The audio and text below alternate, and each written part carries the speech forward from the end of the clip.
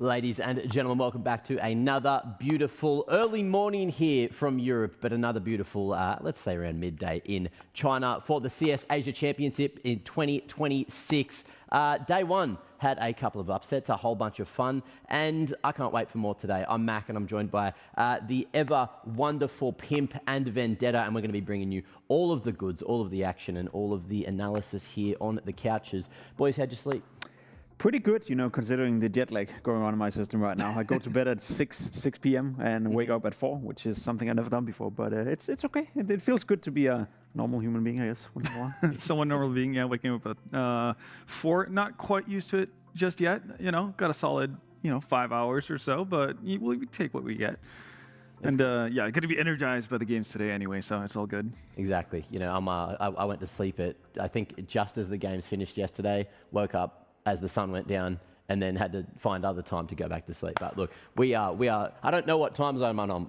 I am on, which you can probably tell. Still, words going everywhere. Need a bit more caffeine in the system, but the Counter-Strike should surely wake us up once we get there. Let's recap what went down yesterday, and the two teams already locking in playoff spots: Legacy and Falcons from Group A. Of course, that's going to be a very interesting game once we have a look at that. I believe that's tomorrow, but today is where we say goodbye to a lot of teams. So turn your attention down towards the bottom side of the bracket there. NRG up against MOUZ and BC.Game and Pain, going to be the two elimination games from today, which will be interesting. I'm not too sure which way these are going to go, but we'll touch on those in a little bit. And then if we jump over to Group B as well, or Group A rather, you can see that it is a similar affair up towards the top there. MIBR and Bait going through. Bait with a big win over MongolZ, and arguably I don't think too many people were thinking MIBR were going to take down PARIVISION, but hey, this is the reality we're in.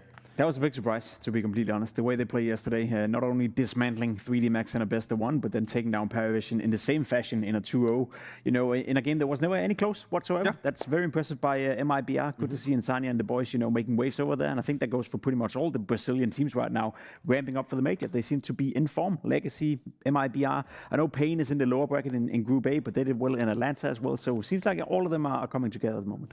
Yeah, they're really shaping up. Again, like pinpointing their form, for the biggest event of the season, really, that's coming up. So that's a good sign for them, obviously. And it's kind of fun to see, one of those interviews or pre-tournament interviews where they say, like, we're coming in with, new things and we're going to do so well. And they actually do it in the case of MIBR. So we like to see that. No, it's a good change, isn't it? And then, yeah, of course, down towards that lower bracket, going to be saying goodbye to 2 more teams, which will be interesting once we get there. However, here on the mainstream, this is what we're going to be covering for you guys at home. NRG and MOUZ to kick off the day, just to see if MOUZ can bounce back after yesterday and see what NRG are going to be able to do to continue their tournament here, whereas that second game of the day, Lynn Vision and NIP, will be very interesting. Maybe a few people didn't expect NIP to be down here, whereas a lot of people did expect Lynn Vision to be in this position. I think that's fair to say. NIP had a rough game against Bait in that opening game. Bait, who's been looking great as well so far in this tournament, so maybe not the biggest of surprises. Whereas for Lynn Vision, you don't really know what you can expect from them. It's been a turmoil period, ever since Budapest, to be completely honest. Yeah. And they're going to get a rematch of the team that kind of sent them out of Budapest as well, right? That was NIP winning like 13-2 or something. And that's pretty much the last time we saw Lynn Vision playing against international opponents. So they have an opportunity for revenge. It's not going to be an easy task, even though we do have a bit of a new look NIP with Stavin in the lineup. But of course, we will get to that once we jump into that second game of the day. Remember, we are back into best of 3s now. No more best of 1 shenanigans, so that makes things a little more interesting. Can definitely turn the conversation, but let's turn that conversation towards this first game of the day. NRG up against MOUZ. Obviously, MOUZ very unhappy with how yesterday went, losing to TYLOO 13-7. It was a great game from TYLOO, all things considered, but it just felt like there's some MOUZ members that need to wake up today or they could be going home. It's disappointing in the sense that they played so well in Astana, right? Where we thought, okay, this is an exertion coming in with renewed energy, in-game leading, carrying, doing a good job. JL had a great tournament, and in general, it was just interesting to see MOUZ finally with new players and in a new constellation. So for them to lose to TYLOO, go down to the lower bracket, was not on my bingo card. However, I think they are more than capable and more than willing to go through the lower bracket, you know, and still be part of the playoffs, still be one of the teams that I have as a bit of an outsider to go very far in this tournament. In all honesty, I wouldn't be surprised if we see MOUZ in a semi-final or even a final, despite off to a slow start yesterday. Yeah, obviously going into the tournament, MOUZ would be one of the teams that you kind of hold in a higher regard compared to their opponents, and you'd expect them to make a playoffs at the very least, even with all the lineup changes that have happened. But again, you know, you should never count out NRG. NRG seemed to be that kind of a team that hasn't necessarily had the most impressive results, but they're always competitive to a certain extent. Can you count out depths, though? That's the thing. Yeah. Can we count on depths? That's something we haven't touched on yet. Bro, unfortunately, has had some emergency situation, so he has had to leave. So Daps is standing in, and he hasn't played since Budapest. I think he had to play Budapest. Yep. So he jumped in there, and then before that, it's been another year or so before since he played an official. So yeah, it's going to be an interesting affair today with Daps in there. How's our faith level in Daps? I mean, if there's any coach who's been in that situation before, he's probably the one who's had the most practice in having to be an emergency stand-in for various reasons. So, you know, that's a good thing. But again, you know, you can't sneak away from the fact that it's never ideal. It's been a minute since Daps has been like a full-fledged, full-time professional player. He's been a coach for quite a while, so even though he is jumping back into the server on a quite frequent basis, it's not an ideal situation, especially because they're losing a player who is a bit of a staple for that team, like who's probably the most consistent performer in Bro. Yeah, I'd agree with that sentiment. It's never an advantage to play with your coach. However, you know, if you were to look at it in the bright side, Depps is very hands-on, as you said, used to standing in as well, the coach of the team as well. So he's well aware of what's going on. So you can still run your same game plan, your same strategies, you name it. But in terms of raw firepower, which was always going to be an issue for NRG in this game, it's not a good looking for them. You know, I had MOUZ being a heavy favorite coming into it, regardless of them playing with Bro or not. Now, Depps standing in,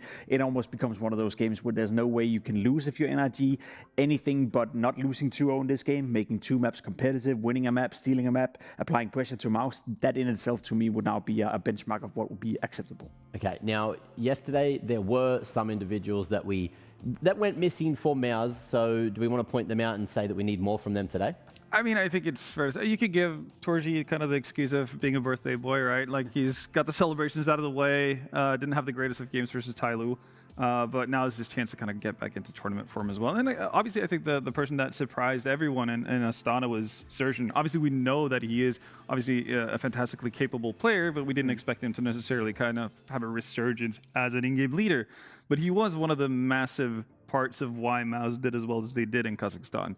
So for him to have a bit of a rough go of it, obviously best of one, so, you know, small sample size, but kind of need to see more out of him if MOUZ are going to find I'll always be looking out for JL. You know, he's technically still a stand-in, technically still on trial, not going to be part of the major as well. They're going to field in Boland for that one. So if JL wants to secure a spot within MOUZ, he has to continue to do what he did in Astana, you know, by playing well, by being this, you know, upbeat mood guy that brings a bit of aura to the team or whatever the youngsters are saying nowadays. So in that regard, I'll always have focus on JL because I think he's right now trying to play for a spot within MOUZ, and so far it's been going well for him individually. Certainly has been. And someone that I hope it goes well today on their birthday, you know, a little bit better than what Torsi had yesterday, is Big Scriv and Naokai, because it's his birthday as well. So salutations, congratulations, and mate, get into the game. Yes, thank you very much. 28 years young, I think that's what they say, isn't it? You know, but definitely... yeah, Neo's been telling me it's official Unk status now, unfortunately. But that's all good. I don't mind. I get to do Counter-Strike on my birthday. I mean, you know, that's brilliant, isn't it? But we are straight into the action here on Ancient, kicking things off for the NRG MOUZ game. It is a bit of a shame, you know. Obviously, the desk have covered it. I was really hoping for a great game here. I feel like MOUZ could be vulnerable, and then you've got your coach standing in super last minute. So, going to be tough here for NRG, and certainly tough breaking in towards the A-bomb site, which is what they are after. Spinks to go down pretty easily there, so we'll see. Should be a bomb plant created, but holding on to more of that. What this is all about. There's a quick rotation in from Torji. Not too much presenting for him, though. He tries to find a head. They are just looking to break back in. Meanwhile, in towards middle, got the right idea here. Checking all your angles, but the Glocks are finding kills, man. Despite the fact that, you know, positionally it looks pretty good for MOUZ. They're just unable to land those all-important headshots at the moment. This feels like a done deal, and NRG should get the pistol. Yeah, time's ticking, right? Surely there's just no chance now to make anything of this, and I think they're already soft conceding. JL It's a consolation kill at that tail end, and I think the same for Torzi, but that'll be as good as it gets.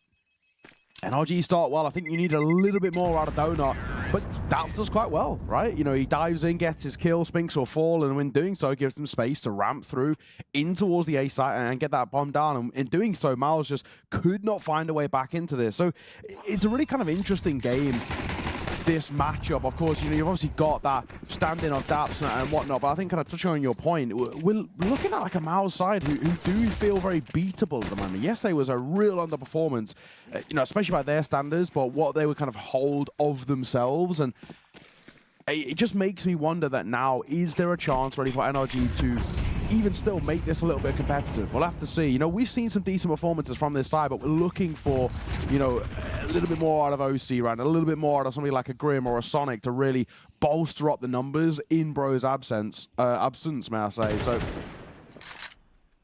we'll see if we get it. I'm kind of excited for this game just to see whether NRG can make this competitive, make this close in any sort of way. And this first map is one in particular where it feels like there is a real decent chance. Yes, certainly in agreement. I believe this was the map that we caught where NRG did look really good in their first half against Foot. Yes. A couple weeks ago. On that team side as well. Yeah, yeah. And then unfortunately got a taste of their own medicine and couldn't close the map. So you'd hope that they've learned a lot since then. A big game, of course. So yeah, lots and lots of tape to go off of, as we like to say. But we'll find out. Bomb going to go down. Probably just going to be a save, yeah, from this contingent of MOUZ. Take what you have into the next round, give it another go. It's not quite worked here. Close to finding a kill on Daps, but that's about all they've really been able to create. So just going to be the save, slightly anticlimactic. NRG going through the motions, looking for a strong start, and they should be able to get it. 3-0 on the cards, but I really think it disrupts that kind of flow when you have the saving force buy. Obviously still going to be very capable in the next round, and sometimes you do see them find good success, you know, so for sure. Yeah, I guess be dangerous. Ultimately, you're really looking to see if you can make it expensive. Like, we're not really expecting them to kind of run away with kind of a round or so. And if they do, it's obviously a sick thing to get, but it's quite rare. But generally, if you can kind of walk away with like 3 kills on a bonus buy, or a force buy, I guess, you're pretty happy. You keep that T-side economy at bay. You keep it in check as well, and that's what puts you in a little bit of a nicer spot to be in. But yeah, 2-0 start for NRG. No real complaints at the moment. Very standard stuff. We're not really seeing anything from MOUZ just yet. Very, very early doors, of course, but we've not seen anything that really has made us feel like there's a bit of contention at the moment. Probably will be more of the same in towards this round. You're hoping that it's a little bit more aggressive here. You know you're going to have money to buy in towards the next round, so you can afford to be a little bit more risky with this force buy in towards round number 3. You can afford to essentially go down, right? Which is one of those things that's going to allow MOUZ to fight a little bit more here. Yeah, I would have maybe liked to see a stack or an aggressive move or something like that, but they have just played it pretty casual, I think it's safe to say. Sonic, first one spotted, flash comes over. It's not quite good enough, unfortunately, so I think NRG should be able to see this one off quite nicely. Spinks trying to get away, trying to survive here. And you know, if they'd swung together, there was an opportunity to find a kill. Unfortunately, it gets away from them. So NRG looking good. No difficulty here. And if they can find 2 flawless rounds back to back, you know, the money is going to be ballooning in a big, big way. So MOUZ, quite quickly here on Ancient, have their work cut out for them. Yeah, no, I think you're absolutely spot on. Daps should be another one here. He will eventually fall. So far, so good, though, for Daps. 3 rounds, 3 kills. No real complaints at all. That's a pretty impressive performance if you can keep this up. It's obviously going to be a vastly different feel of the game, and especially pace of the game, once the real guns come into play. It's obviously looking to see if he can get anything else with this MAC 10 at the end. Does feel like even if he saves this, you're not really going to use this. You've got plenty of money to work with. He, of course, will be buying back in and upgrading to that AWP. Does have half armor, of course, so it's a worthwhile investment. No fights come his way. The first 3 rounds, Pretty simple stuff for NRG, again, not really being made to work for them. Now is that true test. All comes into play for Torji, full buy alongside it, and this is where we get to have a real look into what MOUZ have on offer. And of course, we were less than impressed with what MOUZ had to offer up. Of course, yes, you can talk about best of ones and all the rest, but that 13-7 loss against TYLOO on that Inferno, that was rough. They never really got in towards the game. They never really offered up what we, want to see from a side like MOUZ, especially with the expectations, the new players coming in and all the rest. It felt like there was so much more to be wanted that we never really got. So hoping that they can make up for it here. Early mid-control taken, Spinks playing anti as he's up close, but at the same time, there's really quick presence being taken towards the A site, but Torzi will open up proceedings. That AWP will rattle off for one as Nitro will fall, but Grim quick to find one himself and level the playing field. Molly, though, will force him in towards Cave. Very little space here to get anything done at this point. NRG just kind of slowing down a moment before getting the bomb planted, see if there is any more craziness to come. Zelex with a big find. He will be traded instantly. Actually get off the bomb in order to do that, though. So again, it's opened up windows of opportunity here for MOUZ. A little boost up in towards CT, see what they can spot above it. And OC is out on an island. Big find from him there. To stay alive, they are going to push him down, though, as that smoke falls. And it does indeed start to reveal itself here that there's some kind of a flank, some kind of a late play. Now, interestingly enough, Daps has taken the exact same route as the majority of the team. Oh, he just spotted there? I think, yeah. Yeah, they are now moving together. Torji does take a tag. Daps not quite able to land it. That is unfortunately a bit of, rust on the server. MOUZ, though, deservedly get that first. You can see the workings out. We just didn't get it to the right answer. You know what I mean? He knows what he's doing. A little bit of tag on towards Torzi. He knows there's probably a player up close as well. Tries to isolate that fight, but yeah, unfortunately not to be. Still, MOUZ being made to work for it, and I think this is kind of a positive for NRG, the fact that they can still make these rounds kind of competitive. They just would have loved the bomb plant there. If they get that C4 down, it puts way more pressure on towards MOUZ in that round number 4, but will be the case. But technically speaking, it's a bonus buy, so you don't sit there and take too much stock from it. Grims takes a lot of damage getting out through elbow. Molly and a nade in his position. He'll start the round at 38 points of HP. Daps and Sonic also start out round number 5, taking lots of damage to the util. So positives early for MOUZ here in round number 5. Not what you want when you're trying to bounce back. Yeah.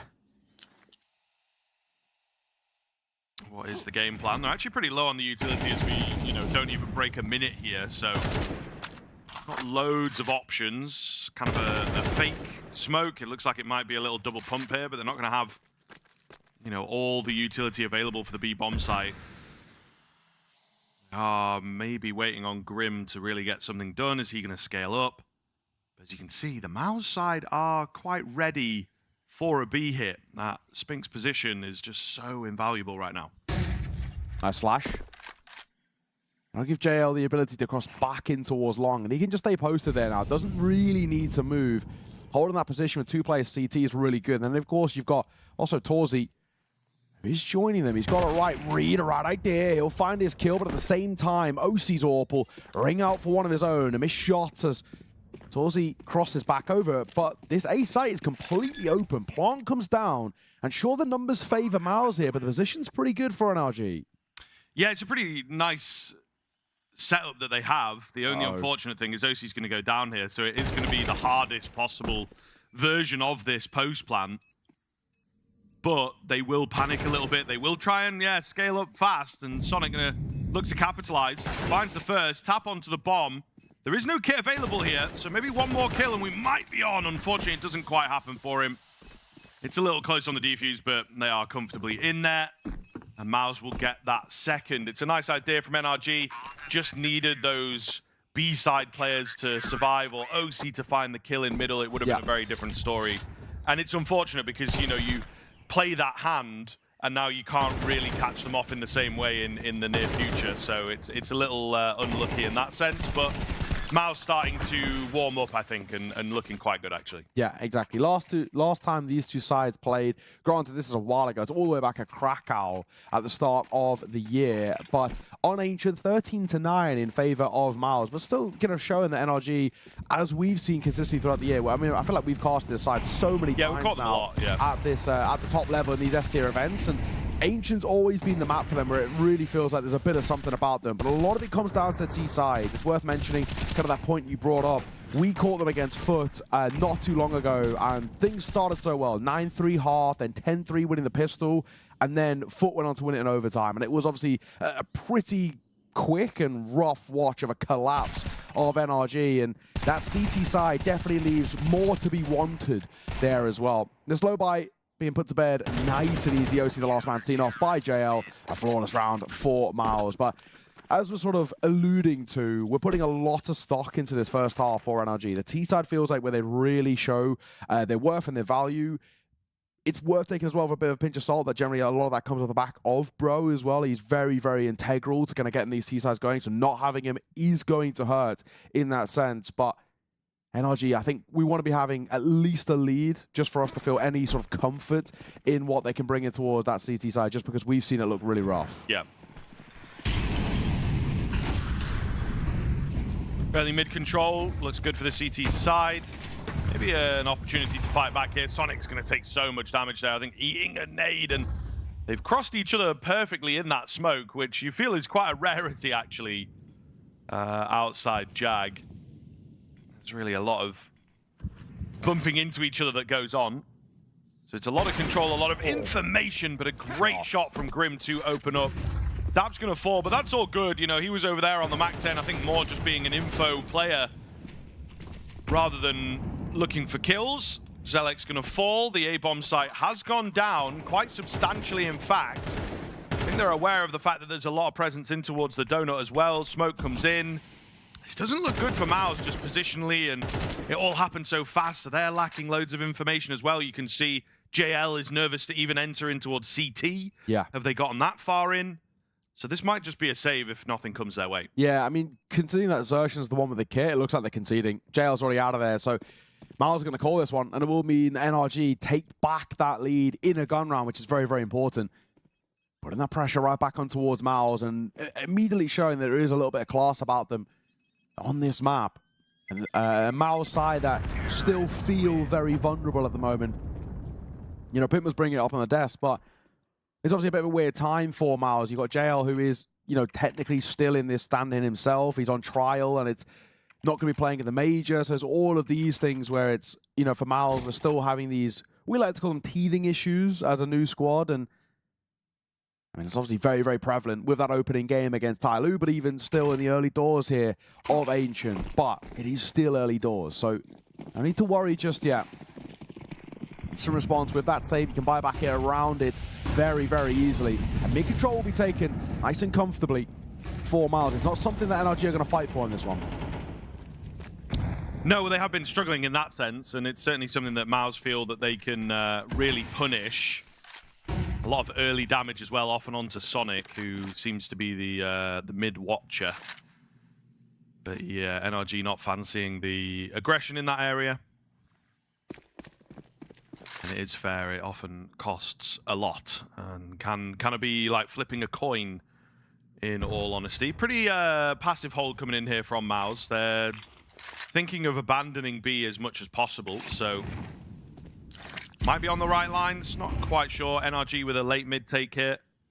I like this. You know, a re-aggress that comes through. Break on that smoke as well. You leave Xertion up close, posted on the angle. His innate timing is absolutely perfect. Nitro spam down now, calls from the grave, and time starting to tick for NRG. 45 seconds on the clock, and this might be a late move back towards A, which they've had success with, but there's two players here to meet them. Yeah, they're very, very ready. Zelek's in a great angle. Gonna have to play this well. Both of them swinging around the same time, or, you know, just Sonic absolutely destroying him. Spinks, however, yeah, is in an overlooked angle. He does go down as he swings for more. Xertion, meanwhile, forced forwards. Only 20 seconds to get this bomb down now, so it's looking pretty good for MOUZ. OC with a big find, but can you get that bomb planted? I think the answer is going to be no, unfortunately. Daps continues to dedicate to the lurking role, and there's no chance. Downey will go as Torji is ready for him. MOUZ with a pretty big find there. That was once again another nice looking round for NRG. You can see what they're trying to do, but the individuals, the AWP in particular, coming out on top. Yeah, absolutely. A couple of things go really, really well, but I think in particular, TYLOO, both of those kills are vitally important. There's that quick trade on towards OC, but it's this one in behind as well. If Daps can find space, there might be a world in which something brews there for NRG, but I think you were kind of touching on it as well. Time was really of the essence, like 14 seconds as Daps is starting to make that move in that wrap. So, bit too little too late. You get a force buy out here for NRG. 3 AKs, a MAC-10, and a Tech-9 to round it out. Not the best of buys, and if they fall flat here, especially without a bomb plant again, financially are going to be very, very feeble. And they come, they're moving forward in the spam. JL and Yuanshen combine well, it'll be Grim first 2-4, but Nitro a quick trade on towards TYLOO brings the numbers back level. Yeah, it is more Yuanshen. He's pretty deep in cave, right? So he's something that they've got to get through. There's a team kill on top of each other. This is one of the things that cave player just really keeps them caged in. Daps has been waiting so long, and he still can't find the kill. Now, this is one of the better looking MOUZ rounds that we've had. Yes, they concede the bomb plant, but super dominant, only losing one player, really quick on the retake. So it is starting to go from bad to worse. You know, the snowball effect, I think, for MOUZ is coming into play in a big way, and we'll see them take the lead for the first time in this game. Yeah, absolutely. And now it's a chance to really start kind of scaling with this. I mean, you're looking at where we're at now, and for this MOUZ side, as they've just brought up perfectly, the graphic, 5 out of the last 6 rounds. And this is kind of now where things are starting to click. You know, we like to break it down a lot where we talk about this. It was something, a point we brought up a lot with kind of the BC Game Falcons matchup as well, where we spoke about, you know, scoreline close, and at times it felt very close on paper, but actually, where are the gun rounds coming in, the actual vital rounds? They are the ones going the way of MOUZ. We're going for something quick here. JL going to be caught off guard by a full blind. Down he goes. And Sonic will open things up, and this gives them the opportunity to get a quick plant towards B. Yeah, they'll be happy for consistent bomb plants. Oh, whether they can hold on or not is another question. Zelex with a clean double. He does go down. Oh, hold on. Spink's gonna fall, and nearly Yuanshen at risk there, but it's looking pretty good. It's looking very good, in fact. NRG, it's kind of about them. OC goes a little early, grabs the information. It's going to leave Nitro all by himself. Maybe not a position that he wanted to be in. TYLOO is low here. Down he goes. And now just looking to play the time as much as possible. And the old guard of N8 Counter-Strike gets it done. Makes it look easy. A big round for NRG. Yeah, that is huge. Nitro stepping up when it matters. A bit of a rogue round, but a really nice kind of simple call. Let's hit B. We're on a half by here. Let's get the Tech-9s up close and personal. And it works really well, but just the isolation of fights here by Nitro, really, really solid. So all tied square, what a response. Still, I think for my own confidence, I want to see a few more gun rounds come through. Like, it's nice to get, you know, a force by success and all the rest, but it's not something that you can really build in terms of consistency. However, Sonic will open things up. Oh, so he's going to find one of his own as well. A quick trade by JL on towards Nitro, and he'll dip back in towards the site, but the numbers still favor the North Americans. As we were talking about this B hit, Sonic starts setting up a really nice lurk here. TYLOO, he gets his kill. OC will fall for free, but Sonic is a complete oversight here. A lot of confidence has been refound for NRG. Is it perhaps too much? A lot of walking around going here, so, you know, lack of information. They seem weary of the fact that mid could be compromised. Maybe he has pushed in, but I think he's slipped that net almost perfectly. They really are unsure of where this guy is at. Bomb moving out on towards a free plant for now. Depends how long they take to get here. Meanwhile, Sonic, yeah, just retracing his footsteps. Really great find. Dap's going to go down on the backside. Bomb plant will come in for CT. So it's an odd game state here, but certainly workable. Grim as well gets off that bomb in good time and catches JL. MOUZ have missed all of the timings. NRG, lady luck on their side for sure. Yuanshen finds himself low, and he will go down. May well have argued for the save, to be honest, right? You know, their money is not fantastic going into the final round of this first half, but all the same, NRG keeping things very, very interesting. That forced by win is a really big deal. Yeah, absolutely flips the script, and it really brings so much momentum back over to NRG. But that lurk by Sonic is so smart. And I think, you know, as you kind of touched on, Lady Luck, I think is a perfect way of putting it. He just gets so fortunate. His timing as he moves through in towards Temple, near perfect. He just slips the net of kind of that rotate coming over from the B side, but Torzi playing on towards A itself. So there's probably a little bit of a miscommunication saying, I'm not seeing anything here. They're probably going to be something like a late move in towards Red Room or a late move Donut. Let's keep eyes trained. JL starts to wrap through Donut, doesn't see anybody as well. Then the plant comes through for CT, and it's all really, really nice. Over 100 AR for Sonic at the moment, but that's such an important round from him. And NRG, we said we want to see this side take a lead heading in towards the second half, just to feel confident in them, just because we've obviously seen the downsides of their CT. They've got a pretty decent opportunity to do it. There's only 2 M4s in play for MOUZ, and then B9s to round it out, but there's really not a lot of utility for MOUZ to work with either. So if they're forced into a retake, it could be really kind of spicy. It's true, and I mean, NRG have been forcing the retakes quite a lot, actually, so I think it will work out here. Boost above the smoke. Daps has somehow managed to get in below them. I think he really has no idea the smoke's going to go down, and he should get caught. Ooh, AK up. He creeps into the corner. Oh, man. He does get traded. The double was on the cards. I think they really had no idea about him. I don't think he was getting checked there. All the same, the old lurking Daps does indeed hit some impact. Good information. He knows that he's tagged that guy up as well.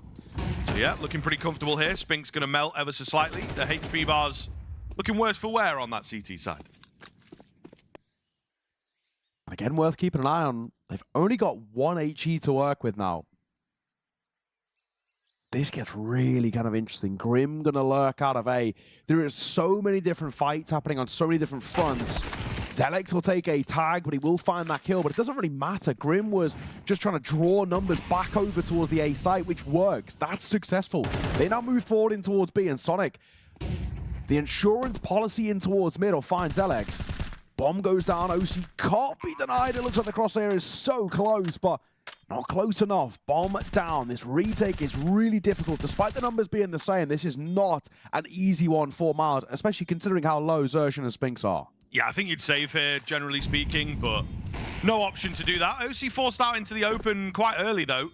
Keep an eye on Spinks. Around to really trade him. Yeah, this flank could be big. Sonic does indeed have half an eye on it. He's not going to be drawn away. They've done well to just dedicate to their angles. It's all on the low HP Xerxes, and he will be spammed down in the end as well. NRG squeeze out the lead, and at one point it was looking like MOUZ were really in that groove, you know, just steamrolling ahead, but it was that low buy round. NRG really with the break in the pattern. Yeah. And a fantastic recovery from them. Yeah, absolutely. So a lead taken. You get a pistol as well to start things off for NRG, and there might be a bit of belief that this Ancient can go their way. For MOUZ, we're still waiting to see a couple of players get activated. I think this round of your screen in particular, we've not really seen enough from Spinks in this first half. He's really struggled to kind of get his impact. I think Zelex as well, we're looking for a little bit more out of him. And generally speaking, you'd kind of imagine on the T side, they're going to get a lot more opportunities to really kind of thrive in a way, but MOUZ still feel like a side that is unconvincing compared to, I think, like name value and especially their kind of rep over the last 12 to 24 months as a team that can go consistently really, really deep in tournaments like this. We're still yet to see it. So NRG, the little team that could at the moment, and showing that, you know, with this stand-in buff, in air quotes, that there is a little bit of something to like. For Daps, it was 3 kills in the first 3 rounds, and then he gets his 4th in the final round. But all really looking for is bits of impact from him, and it doesn't even need to be literal kills as well. Like in that round, drawing rotations away, getting numbers out, getting people low as well, allowing for the real stars in this NRG side to shine. Wow. Look at what NRG are getting away with here. They have managed to boost players up in towards Shelf. Oh. JL caught off. I mean, yeah, all these guys just hiding round at elbow. Yeah. Not swinging, man. They're really quite dedicated to the tactic, as it were. OC will get caught. And all of a sudden, the A-Crunch doesn't look too bad, but it's not a full reveal, right? They might think there's less presence in towards the donut than there actually is. Nitro staying cool, bailed out by the hot hands of Sonic. And all of a sudden, it's down to Xerxian. Not a chance, you would say. Maybe a kill or two here. Get that bonus in. There's a lot of low HP bars, but it's the Julies that will see him off. NRG with a really keen win on that pistol. Very dominant stuff. And man, they get away with so much. Not even like half an eye, you know, shoulder peeking round. To just see what mid looks like for a moment.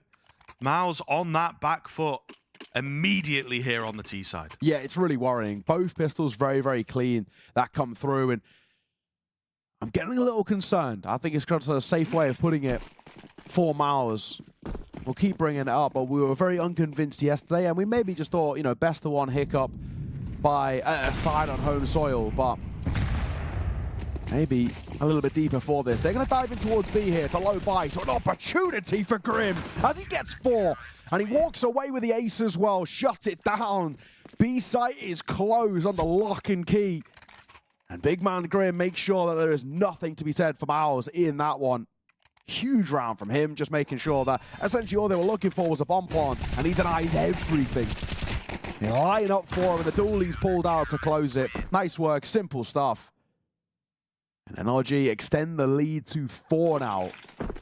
So MOUZ back in towards the buy. And again, this is that similar kind of point we brought up in the first half that, you know, even when the game was close, it felt like MOUZ were winning more of the gun rounds, but the pocket rounds here and there that NRG are getting, especially off the back of the pistol and the force buy going their way, it really can be enough.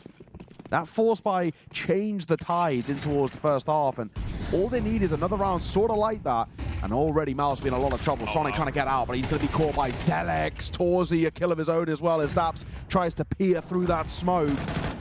Now, this is looking a lot more like it. A site taken. I think at this point for NRG, I'd be going for an early save. It's fast. The utility is just perfect. Really great from MOUZ to just set this as your baseline, actually. Something you can maybe fall back to. They're halfway thinking about it. Grim's in a good position. See if he's able to create anything. Unfortunately, Nitro is not really going to be able to join the party too easily. But Grim does find a big kill. Active exits here. Nitro inside of a smoke, and they are walking past him.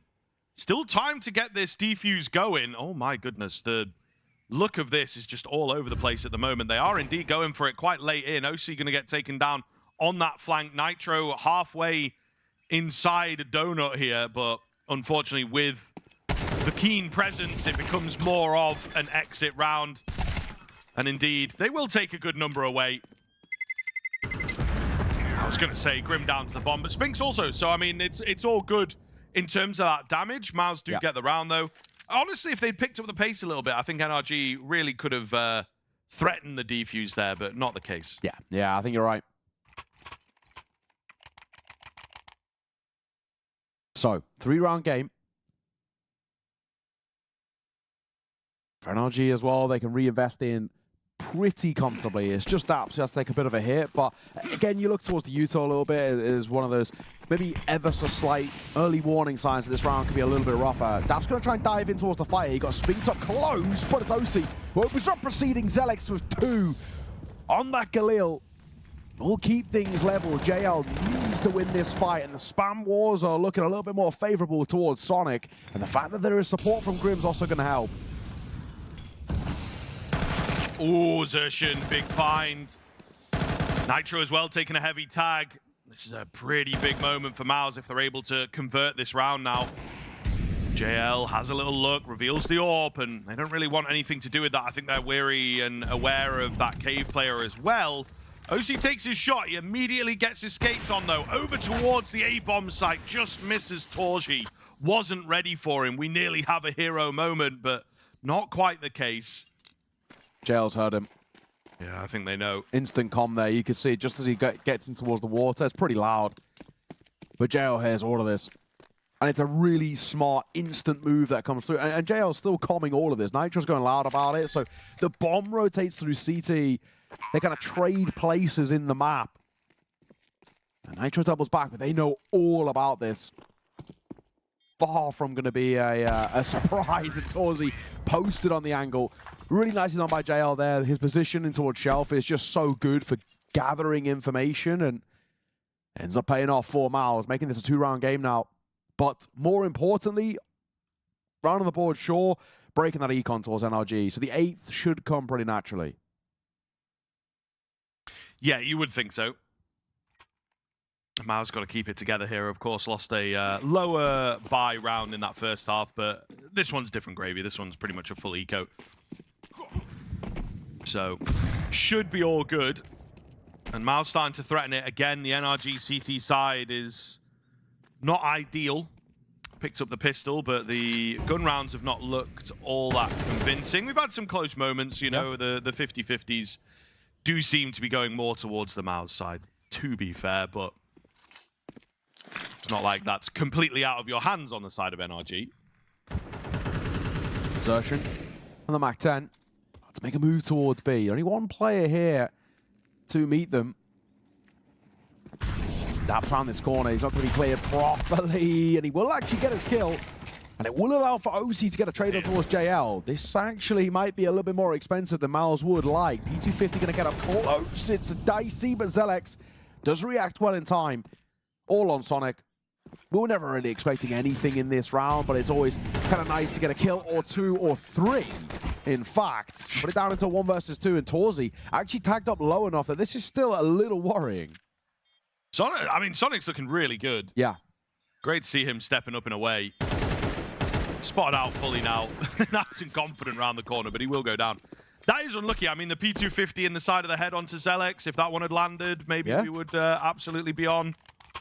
It's very costly. It is very costly. NRG, you can kind of feel it's those eco rounds especially where you really do just get a sense of like how loose they're feeling, you know? It's like, damn, we've got a difficult situation, but we've got to back our boy, you know, hope everything's all good with bro and whatnot. Yeah. But yeah, just play with no worries, you know, and just kind of let's go through the flow and see how we come out the other side of things. So it does seem sometimes it's nice to have those games chucked in, but yeah, you can kind of see the hit that they take, unfortunately. May well be in a much stronger position here. Daps is struggling, which you would expect, right?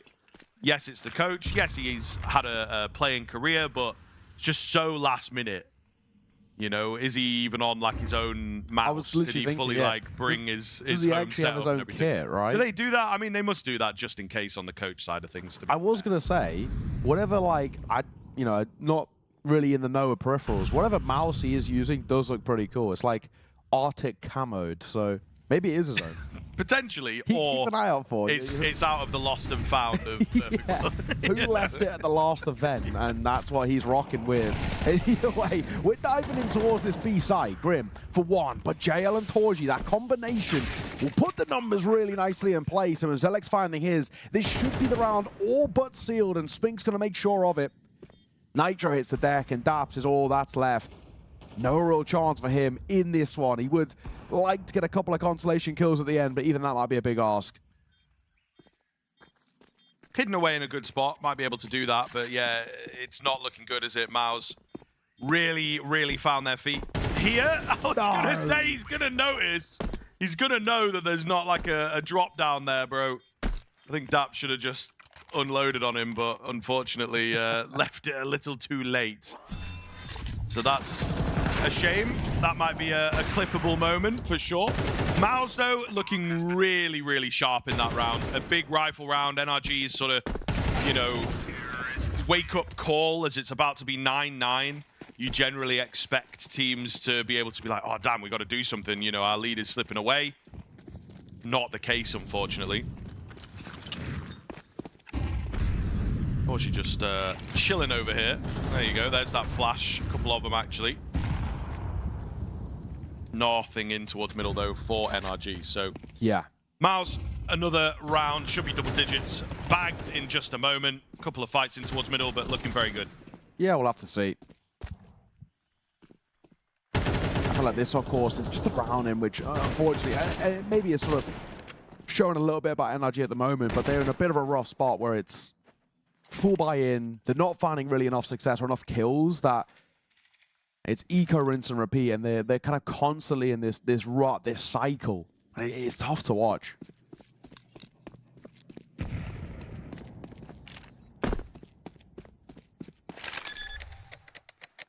Bomb plant comes in.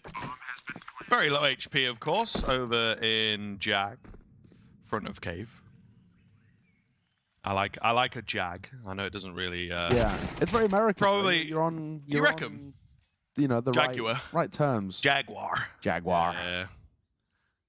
For goodness sake. Because we like in EU, it's a bit more like cave or cheetah. Yeah, right. I think cheetah is quite popular.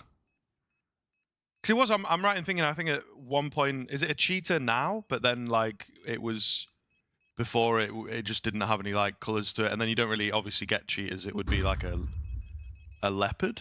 No, Yeah. you even get leopards in the jungle. I mean, it might just be, to be honest, North American education systems. No. Well, you said jaguar is North American, which I think is right, and that you get those in the jungle, Yeah.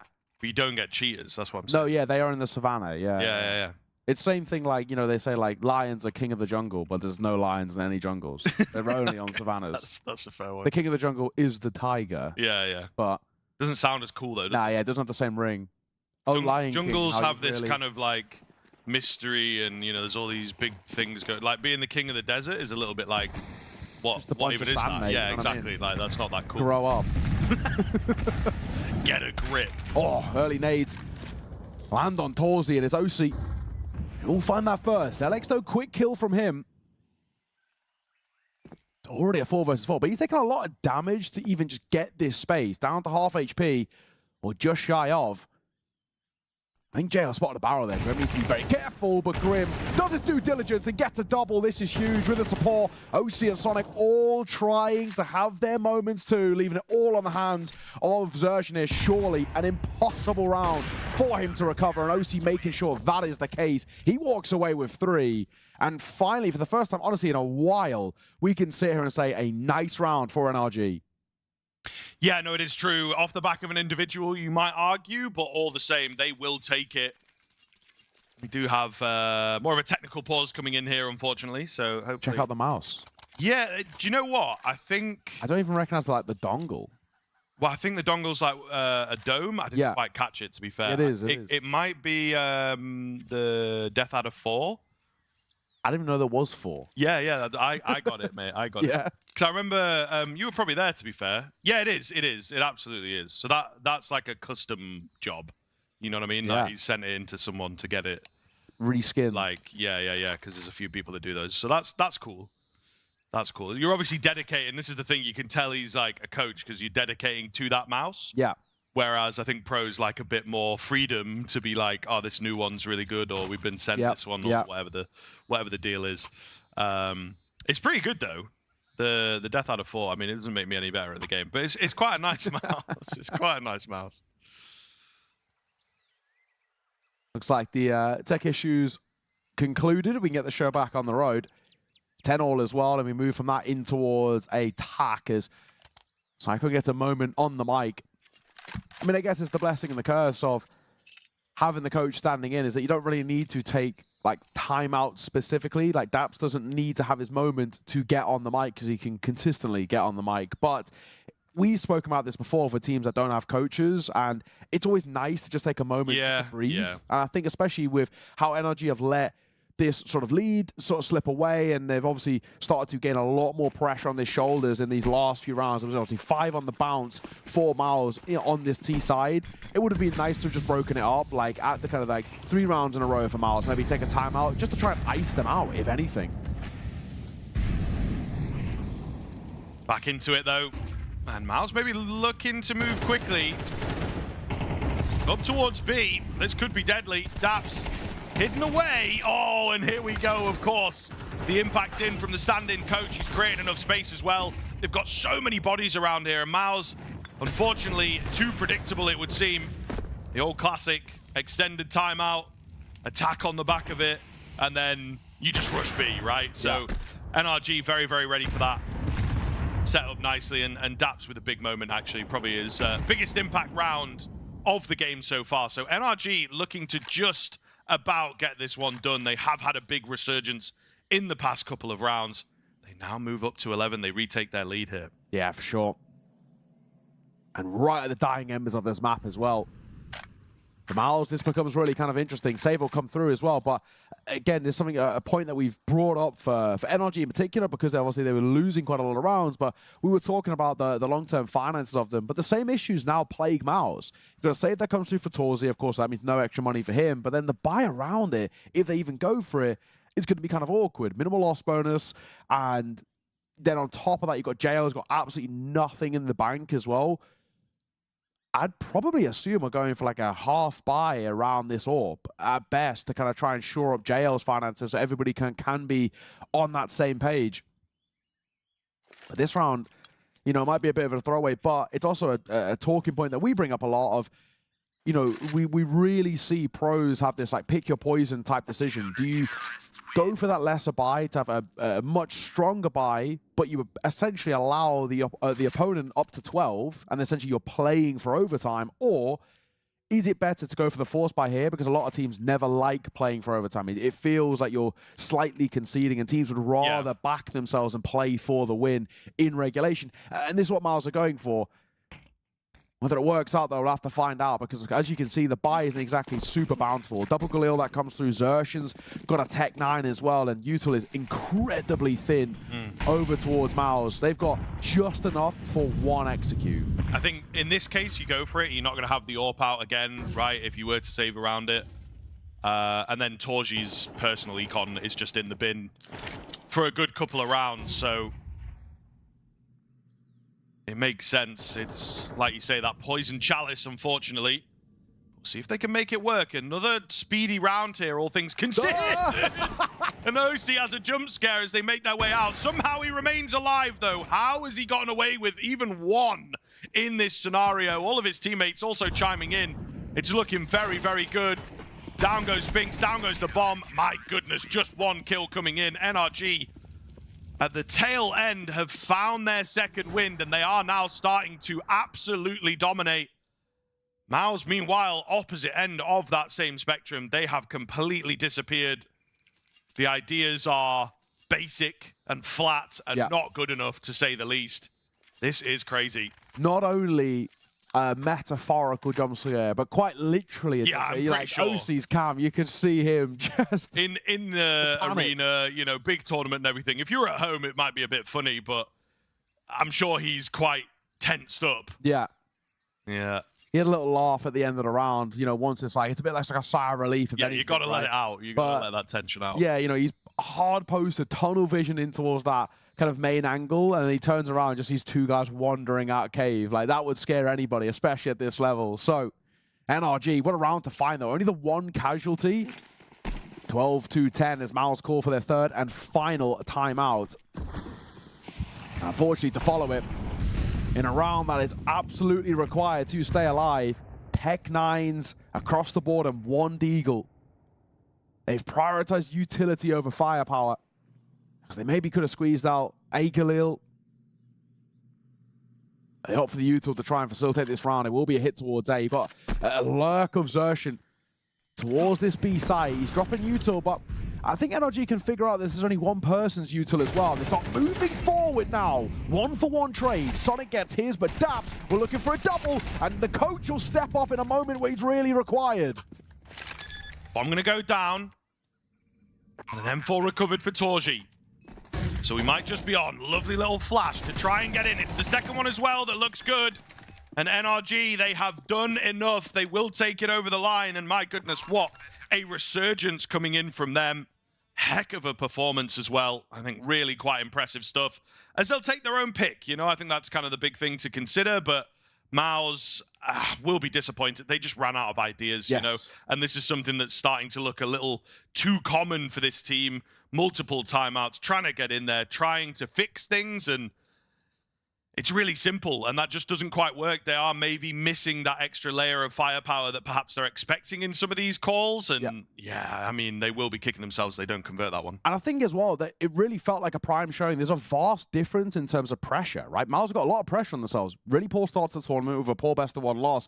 And then it's like, we can't be dropping a map to, first of all, NRG just in general, but also NRG with the coach standing in. So I think they've put so much pressure on themselves, whereas for NRG, they're like, all right, guys, we'll just do what we can, right? We're playing with Daps, right? We'll just try and do whatever we can in a series like this. We're obviously already the underdogs, and now even more so in this sort of situation. So credit to them. Ancient continues to be a really decent pocket pick for them. And I'm interested now to see, looking forward towards this series, if MOUZ actually are just flat for this tournament. Yeah, no, it is a very good point. I think that there is a lot of danger of that now as well, is one of the key things to consider. So yeah, it's really going to be a challenge moving forwards for the side of MOUZ, to be honest with you. I think that there's a lot in there that is just missing. Yes, maybe you have this like stand-in situation and whatnot going on for them as well. And is this the roster you're going to have moving forwards? And all these kinds of questions and things. But big change-ups have just not really worked for them here. Yeah, they're not clicking. And I think that for this series, it gets kind of interesting now, where I think for MOUZ, this sort of 10 to 15-minute break in between the maps is going to be kind of quite, you know, intense, right? Saying, you know, we're actually one map away from losing this series and, you know, bowing out in a really kind of unceremonious fashion. I think for NRG, again, this lack of pressure on their shoulders, it allows them to play really free. And you can see them taking chances and taking gambles. And do you know what? Credit to him for Dabs, who doesn't really get, you know, he's had a few decent stand-ins at times. He has stand in, I think, more than most of the coaches. But he still is like holding his own for what we'd require of him. Yeah, he's not running away in the server, right? But he's having his moments. Yeah, it's kind of fun. I think that they, you know, switch things up, leave him to his own devices and just sort of let him, if he wants to play a slightly different angle or, you know, go on a lurk or something along those lines, which is kind of good to see. And then, yeah, like you say, I think they all really do trust him and they're behind him, and there's a lot of experience there. He's just kind of shaking off some of the rust, getting back into the server at the end of the day. Yeah, he got a couple of 2Ks at the end. I mean, especially that one in the final round. I feel like it really shows that all we kind of require from him is like a kill or two every now and again, and that feels like it should be enough. But you know, we brought his name up all the way throughout, but Sonic continued to be super impressive, walking away with just shy of 100 ADR. I mean, that's really what we want to see. Yeah, absolutely. I mean, he looks fantastic alongside Grim as well. But yeah, Sonic kind of stepping up. I mean, he's one of these players that you forget he can kind of do this at times. I think he's a pretty heavy role player within this squad and, you know, filling the gaps and whatnot. And at the moment, he's filling the gap of Bro, right? They turn around. They're like, we need a bit of an individual performance. We need someone to be comfortable. And indeed, it does happen. So yeah, really looking good. And I'm sure this highlight package is just full of him at the end of the day. Yeah, and I think as well, when we look at this, because they've obviously got a bit of a difference in terms of how they're probably setting up. Like, Dabs is doing now a lot of lurking, where, especially on the T side, we'd actually want to see Bro, and he would be a lot more kind of involved in the pack as a whole. It's a bit of a change up in terms of how they're approaching it. And the T side actually wasn't like super convincing, especially in the gun rounds. It was actually their CT side, which is, I think, the most shocking thing of all. We obviously, like we said, we caught them recently against Foot, where that CT side fell so unbelievably flat that it was so worrying. And I felt like a 7-5 wasn't enough, and that MOUZ might be able to just pull away. And especially when they tied that game up, we hit 10 all. For me, that felt like it all locked into place. But the worst possible time for MOUZ, the money ran dry. And then on top of that, their last kind of chance at a real like force buy to keep them in the game, 12-10, it fell so flat. That was the OC panic round kind of thing. But they got completely massacred. Only the one casualty for NRG. So things clicked at the right times in the right places. And I think ultimately, you know, you're into a spot where for MOUZ, it still is a gross underperformance for the standards that we and for they set for themselves. Yeah, absolutely right. And I think they are just really missing the extra part of the recipe that they need at the moment. They perhaps don't even know what that is, you know? Yeah. Can they necessarily replace it? And I mean, this is what we've been saying coming into this tournament, and as people have looked at them for quite some time, were those moves a bit too aggressive? You know, is there something perhaps a little bit behind the scenes that, you know, we never really know about, like the locker room, as it were? And it seems to be hitting them. But yeah, we do indeed, you know, have Sonic there on that map. I think a pretty clean showing from him. All things considered, those stats speak for themselves. And particularly, again, towards the end of the game, he is chiming in, he's having a big round in there as well. So, you know, just keeping them really in the conversation where it was starting, as you say, to look like it might be shifting the other way. Yeah.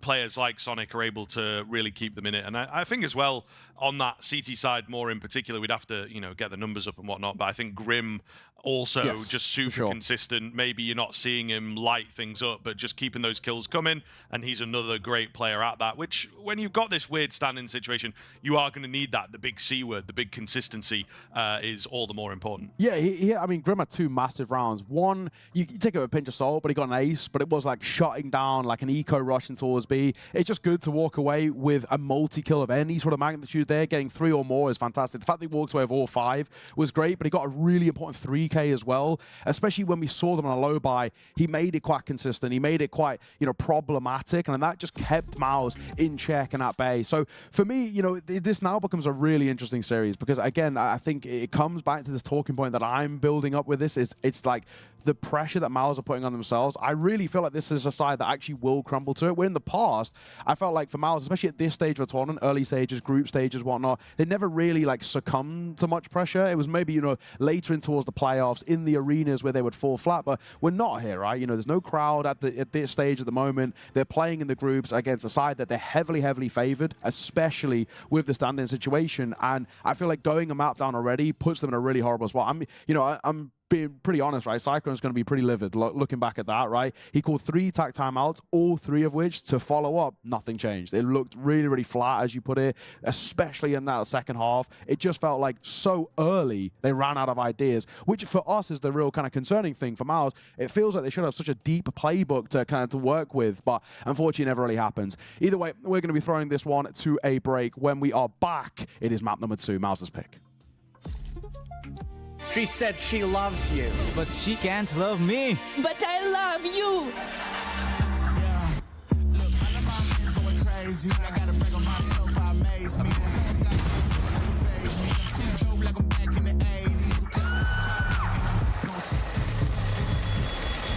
I won't play window anymore. What's going on? Play your role. 1xbet. On to the next one. The human body was built to move. Not trapped at a desk in one singular posture for 12 hours a day. It's time your chair evolved. This is Secret Lab Titan Evo. Ergonomically engineered for you. Gamers, hybrid workers, artists. Backing your every move.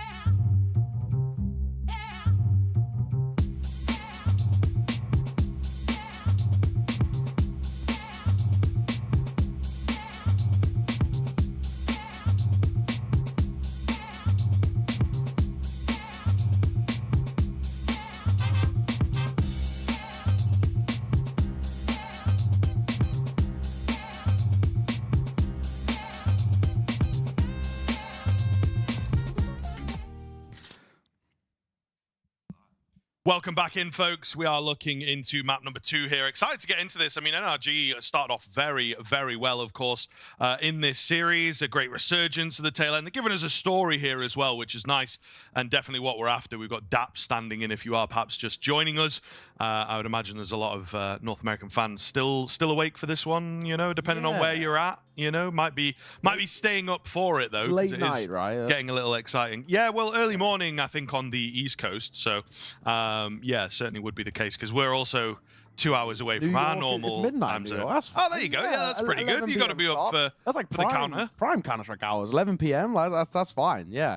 So I think you're absolutely right. You know, we've got the North American fans staying awake for this one, and they've been treated to open up this series. A 13-10 taken by NRG in a very unlikely fashion, and we kind of keep saying the little team that could, especially in this scenario with Daps in.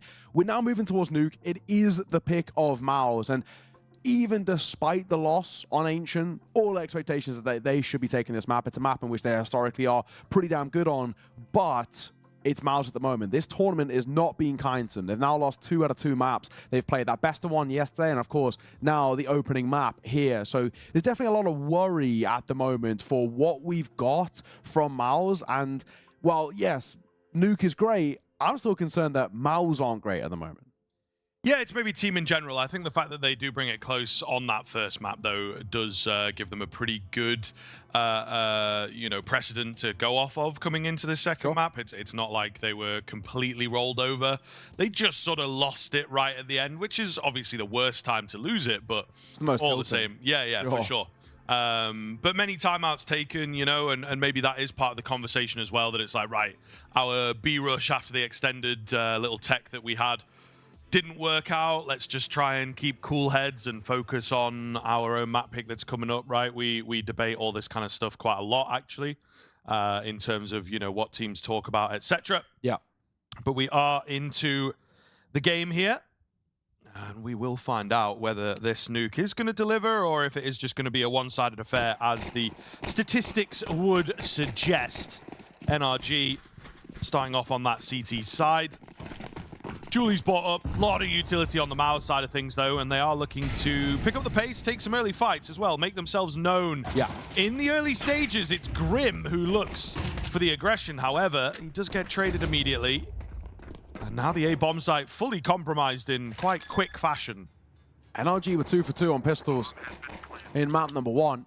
And they love to continue that Sonic finds one through the smoke, and it's a double play in towards heaven here. This could be kind of interesting. Nade lands right at the feet of Zelix, but it's that flash that's fantastic. DAP supporting Util is excellent. Sonic Nitro combined so well, and it's all on the shoulders of Torzi. The birthday boy a couple of days ago, and a sharp shot on towards the coach. Leaves it all on the shoulders of OC, and he might just try and stick this no kit the full 10 seconds, but Torzi's not nibbling. He's got to start looking. He sees him on it as well. It is pretty damn close in the end. But it's TYLOO who walks away with a 1 versus 2 converted, 3 in total, as MOUZ kickstart their map pick of Nuke well. Yeah, that's kind of scary, isn't it? NRG in a really great spot. A lovely move out from heaven with the HE and then the flash, like just kind of confusing sensory overload in towards the A site. And it nearly worked for them, but yeah, losing out a clutch like that is not a great sign for the early portions of this particular map. As we say, really quite a poor one from NRG. It's the obvious punish in quite a lot of their series. Yeah. Maybe the Dust 2 as well, but this one has like more reps and less success. So yeah, you really move towards this against NRG. Quick kills coming in. MOUZ with speed. Actually looking pretty effective. Nitro on the CZ. Will manage to drop one and get his hands onto an AK, but the round itself is looking kind of all but over. A miracle required to get this one done. If he can save this AK, though, that'll actually be a real nice positive. Dap saves the MP9. Could actually be a decent sort of second attempt in towards round number 3. But this one should be all but confirmed in place. They've just got to get the bomb to join insertion will. So the plant comes down towards A, and that will confirm it. The AK will go and save, shell up somebody, or somewhere, may I say.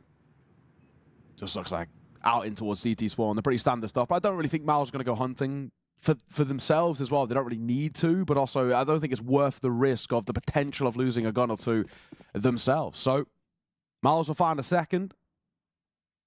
And with 3 kills coming through on towards NRG, it's not one of those rounds where it's a save of the bulk of the 4 spy, so you get a second attempt at it.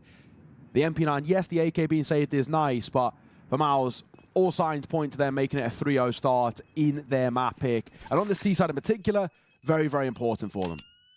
And, you know, you look at this veto as a whole, and it's definitely not like the strongest map in the pool for MOUZ, but it's just the fact that it's so poor over towards NRG. It's such a kind of a pressure point for this side. They've only got 1 win, you know, for them played out of, what, 8 times in the last 3 months. And even that, you got to take it with a pinch of salt. It's, you know, it was at Frag against Foxtrot, who knows even who's on that side, right?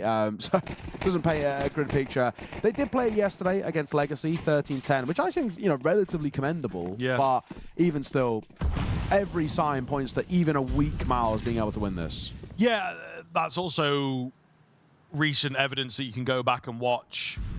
And you would imagine that NRG trying to put their best foot forward there. So yeah, you got to be very, very careful on the NRG side of things. Scaling up with this AK, trying to burst outside. Could actually be effective, never mind. Zelex drops him super, super easy. Dap's going to be the last one left. He's looking for some kill bonus if he can. But the round itself, again, is not going to get happening here. So, I mean, looking very, very good for MOUZ. Really quick, really aggressive, but really successful start for them. And certainly what they needed, you know, after the way that first map ended. There's Daps making money, nearly making a lot of money, in fact, but they will get it done. Very, very key game here. I think MOUZ checking out of CAC quickly would be a really poor result headed into the major, especially. That's sort of the big conversation coming into a tournament like this. You know, we've got the run up to the major, couple of them back to back for these squads, traveling all around the world, you know, really... Yeah. Where being a pro, you might question your decisions at like 13 years old and trying to dedicate to this, I'm sure. Lots of jet lag and not very well slept at times. But either way, we're into the gun round here. MOUZ looking to keep this success going. Who are we to judge? We're in the same boat, I guess. It is true. It is true. But, you know, I can do this quite easily, this whole casting thing. Yeah, a lot less pressure than, exactly, than playing, I guess. Yeah. Waffling comes natural to us both. Well, yeah. To be honest. NRG, this first bite. It's a contact play towards ramp, which I love because there's no one here. OC's doubling back. He's going pretty loud about this. He's just going to walk straight in towards the crosshair of JL. And just that lack of early ram control, so costly. But Xerxion's also made a move down vent, which, again, should all but short up the round. You've got the complete split that comes down towards the B site. Bomb will go down in a second, and there's just no real chance for NRG in this one. Obviously, some really massive gaps that MOUZ expose, and it's a very easy first gun round, which is really worrying for NRG. Yeah, you unfortunately have no other option but to save it. Maybe if they had one player really close to the site, deny plants, things like this, but there's just none of that happening. Super dominant. We could be in for a pretty one-sided showing here. MOUZ, it's a perfect start. I don't think it gets any better than this, to be honest with you. And they look to continue it, looking for some exits here. Deny those saves. Perhaps going to go down. Maybe one more if they went digging for it, but they will instead choose to go for the flawless round. So, steamrolling ahead. NRG have got to give us something. They might just buy around what they have here with that loss bonus and the saves and whatnot. It looks like down the middle, though. Actually, not going to go super aggressive with their economic choices. I think, generally speaking, 3 stay alive. You can force buy back in, kind of no issues. At least 2 can drop over. But 2, it's a bold decision if you do go for a full force. Sure, yeah. Like you said, down the middle, that half buy for them. Nitro in towards a CZ. Scout and an MP9. Around those 2 save them 4s. And it's both of those 2 who hold the bulk of the utility for NRG in this round.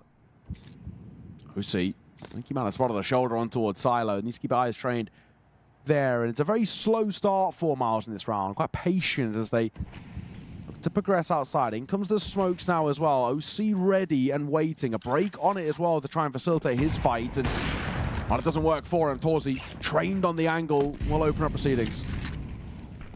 Yeah, that's a stat we should definitely start tracking, is like how successful are your own breaks. I just feel like it's kind of half and half. A lot of the time, someone will break a smoke and they just die. Someone waiting for them to do that. I think when it sort of first was an idea, it was pretty successful. Grim's in behind, though, while we're chatting away here. Somehow managed to pull off a pretty disastrous flank. It could be devastating. He's going to start crunching them in, moving quick. Nitro as well. He will go down, unfortunately, but, you know, they were in decent spots, kind of all over the place at the moment for MOUZ. Still have that stronger weaponry, of course, and the bomb going down on A as there are big gaps in the defense. Now another decision to be made. Grim has a kit. I think you're buying in the next anyway. So I feel like you do maybe give this a look, but it seems soft saving, you know, if there's an obvious kill that comes their way. But there just isn't. MOUZ moving up to 5.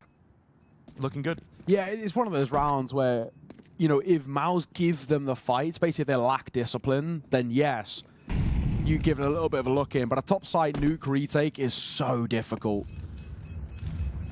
So in the end, MOUZ walk away 4 staying alive as well to find their 5th. They're steamrolling the C side at the moment. We use this term quite a lot, but it's MOUZ who just aren't breaking a sweat. That's just how it feels. They are coasting through a lot of these rounds. They're not really being forced to, like, even, like, delve into the strat book, really. Like, it's a lot of, like, quite defaulty rounds at the moment. Take a bit of outside control, wait for the fights to come towards us, or go for, like, contact plays towards ramp. It's simple, it's effective, but it's really working. Torzi in the way at the moment. Over 100 ADR for him. He's definitely winning out that head-to-head against OC at the moment. Speaking of, it might get tested towards outside. He's boosted up on towards blue box. Nothing spotted from it either. I don't think there will be anything, in all honesty, as NRG looking to just really turtle up on the sites and play the general setup. OC's kind of aggressive. He's looking for an early fight if it comes his way. Break open of that smoke as they start to dissipate here. Another one as well. OC going to use that to his advantage. Will be a fine for Sonic, so not a bad start for NRG. A response over at ramp. It's all come together quite nicely, hasn't it? NRG looking for their first. I think they will get it. Xertion looks sharp, but the rest of the team have abandoned him. He does have a bomb to recover all the way outside. There's plenty of money, so no point trying to, you know, save or whatever. Yeah. Take some guns away if he potentially can. And, you know, with the way things have been going for MOUZ, why would you not believe that you could clutch this out? He's still 100 HP. Yeah, for sure. at the very least, can make this expensive. I think he wants to kind of draw in a fight if he can. He made his presence known, the break in the window towards lockers and a smoke down front main. It's just about trying to draw out fights and really sort of test NRG in terms of their discipline themselves. I think as we hit the 10-second mark, he might even just double back, scoop up the AWP, drop it over towards Torzy, and that'll be that. So NRG finally on the board, and it needs to be one of many, to be perfectly frank. We need to see them really start scaling in a little bit. That's nice to get the first. It just cannot afford to be a flash in the pan. We have to find some real consistent success if we want to start believing in the 2-0, right? Like, you know, we kind of, maybe tongue-in-cheek, we're kind of saying it coming in towards the map. It'll be cool if we got a 2-0 here. Just the story for NRG, but we know this map doesn't favor them. Definitely a real pressure point for this side and a real punish pick. Of course, not the start. If they can start putting up 2 or 3 in a row just to keep MOUZ on their toes, then we can start to entertain that idea again. Yeah, this is true. So a pretty big round, I think, for both teams to really get a feel of how things might shift here, or if they do at all. Flash is ineffective. OC in the right place once again as he looks to take over this round. Not just the one kill to start proceedings. He's looking for multiple. He will go down. One more would have been absolutely brilliant. Not able to get it, but still a couple of really nice finds. Perhaps getting them in, making things look good for NRG. And we do have 2 bodies down below now as well. So pretty hefty behold, you might say. Sonic trying to distract away, breaks that glass, draws attention towards himself. Just under a minute on this clock, and MOUZ stuck for ideas. Still got decent belts of utility at the moment. Grabbing a freeze, see if there's an overstep. I don't think it will be the case. NRG with a great opportunity thanks to OC. Yuanshen making his move. And it goes loud. Nitro holding 4 that. Sonic going to find one of his own as well. And this is starting to look very doable. It's all on the shoulders of Torzy now. And he needs a quad clutch to make this a doable affair. I think with that shot being missed, there's really nothing he can do about this. It might even be a case of sort of saving in plain sight, but Nitro's got other ideas. NRG, back-to-back rounds for them. And another one with 3 staying alive is really going to be nice, not only for the mental state, but also just generally for the money as well. OC does so well to start. Getting 2 kills in that spot is huge. And I think Desertion, if he had gone quiet to move through towards radio, he could have found a really nice gap. But unfortunately, as he makes steps, it just alerts Nitro to it.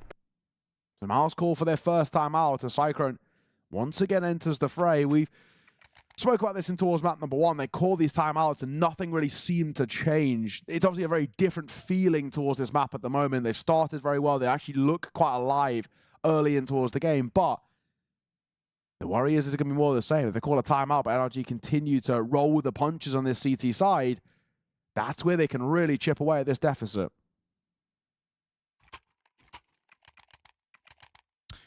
Yeah, we'll see. I like the idea of it. Nice and proactive, nice and respectful as well, that NRG, despite all these numbers, you know, don't believe in that. Just go with the feel of the game, and they could certainly come back into it. So MOUZ giving them full respect. Starting to run out of money now as well. So I think they understand pretty important to keep this going and remain in the lead. These T rounds are so valuable. Early smoke's coming out. Sonic with a different spot, to say the least. And he is in the right place at the right time. Torzy was on the lineup, not expecting it at all. So Sonic with the easiest kill of the game so far. That's for damn sure. Man advantage netted, and MOUZ an uphill battle once again. Frontside main smoke has faded. Flash over. I don't think Sonic realizes just how perilous his position is. Zelex for 1. Grim with the trade, but JL and Spinks all combined so well to give MOUZ space towards the A site. But that is a sharp shot from OC.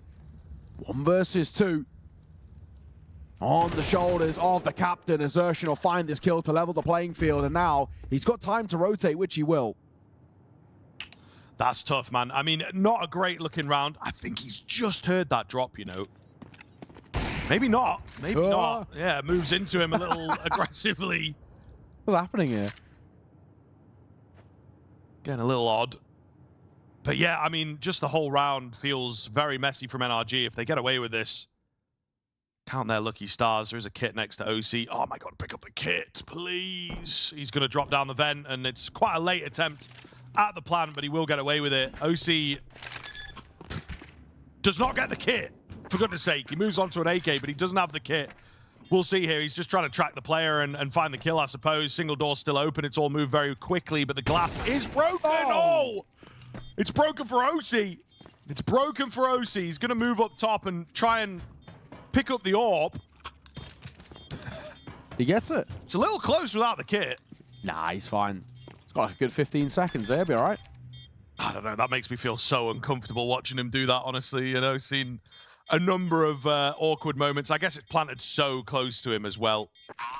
But all the same, a big clutch. NRG nearly slips away from them, but it's their third round in a row, and another situation where MOUZ take a timeout, and it results in nothing. Yeah. So they're really struggling in that sense. Yeah, absolutely. It continues to be sort of a pain point for MOUZ that these timeouts aren't changing the proceedings, and well, now money really has run dry. This is the last proper kind of buy they've got to work with. If this one falls flat, even, you know, we kind of talk about how maybe the bomb plan and that 2.9k loss bonus can alleviate some of the pressures, but financially still going to be in a bit of a weird spot.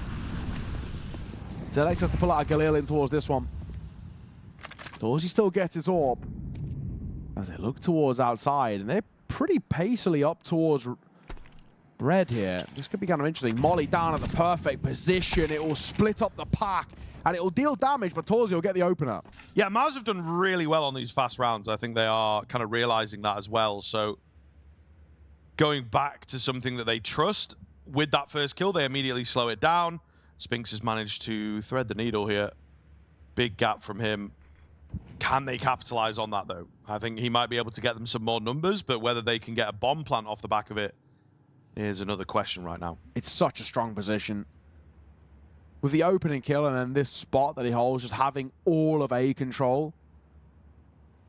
Maybe early to say and quite premature to say, but it feels like an unlosable spot to be in. It's just the only thing that is a difference maker is that the bomb is on the back of Torji, and he's all the way over towards Secret.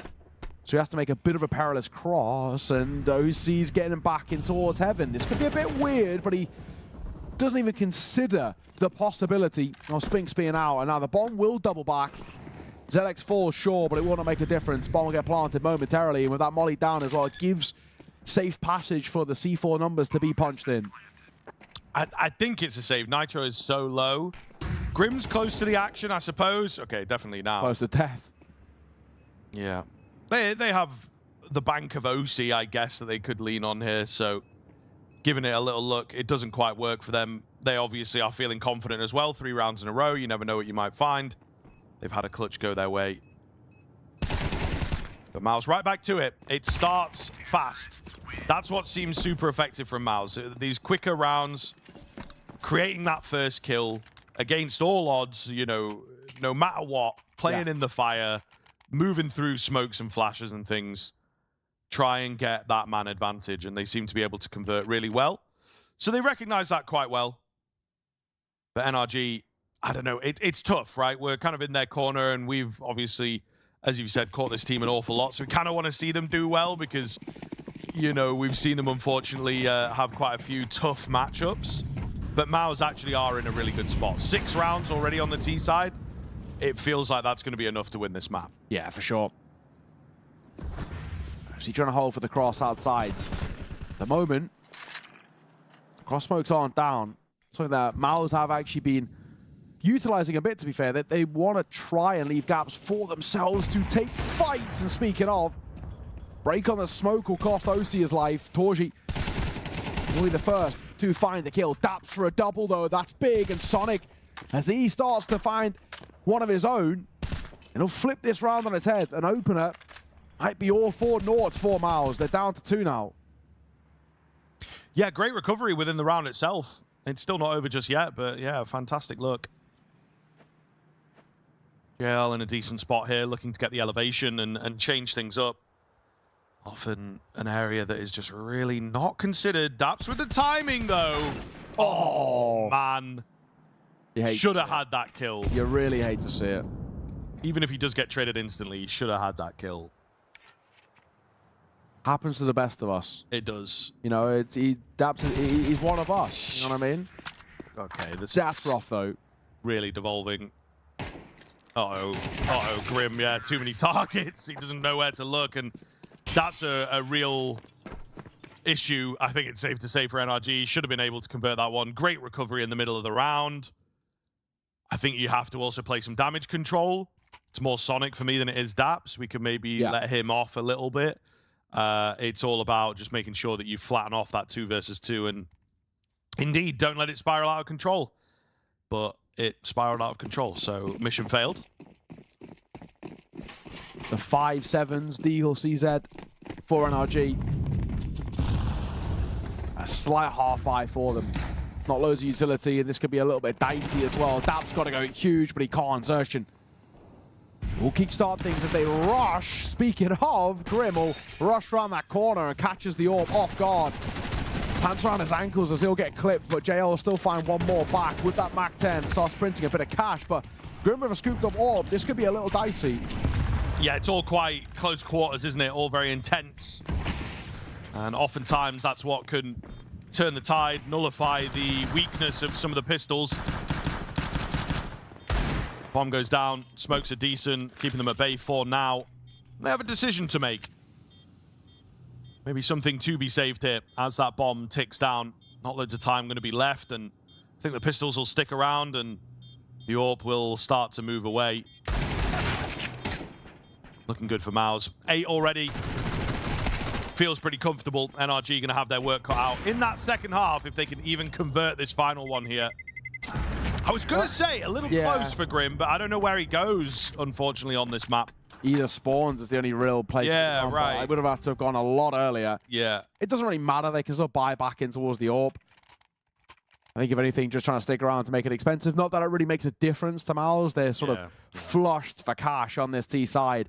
Already hit 8 rounds as well. We always like to say golden round of 5. If you can get 5 rounds T side, we feel comfortable. They've superseded that and some. So, unfortunately, it's super unlikely that NRG make anything of this map. And it should be a simple one to see off on MOUZ's CT side, but especially if they can get a 9th here to close out this first half. Grim going for the AUG once again. Wants the scope.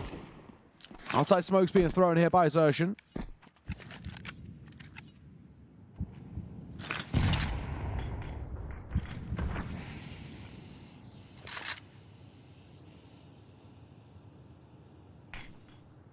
A lot of utility. Not really much behind it, though. They will burst out on towards A. MOUZ again enjoying their fast rounds.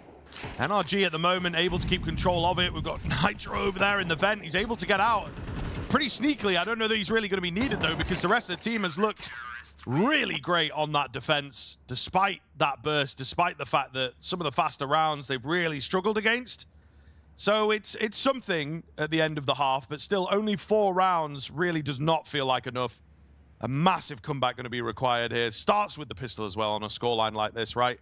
You have much less breathing room to work with, but curious. I mean, NRG have already shown that they do have a level to them on that first map. It felt like it was going to be a done deal at one point, and it wasn't. So, yeah, we'll see. Now that they're on that T side, a little looser, a little more freedom.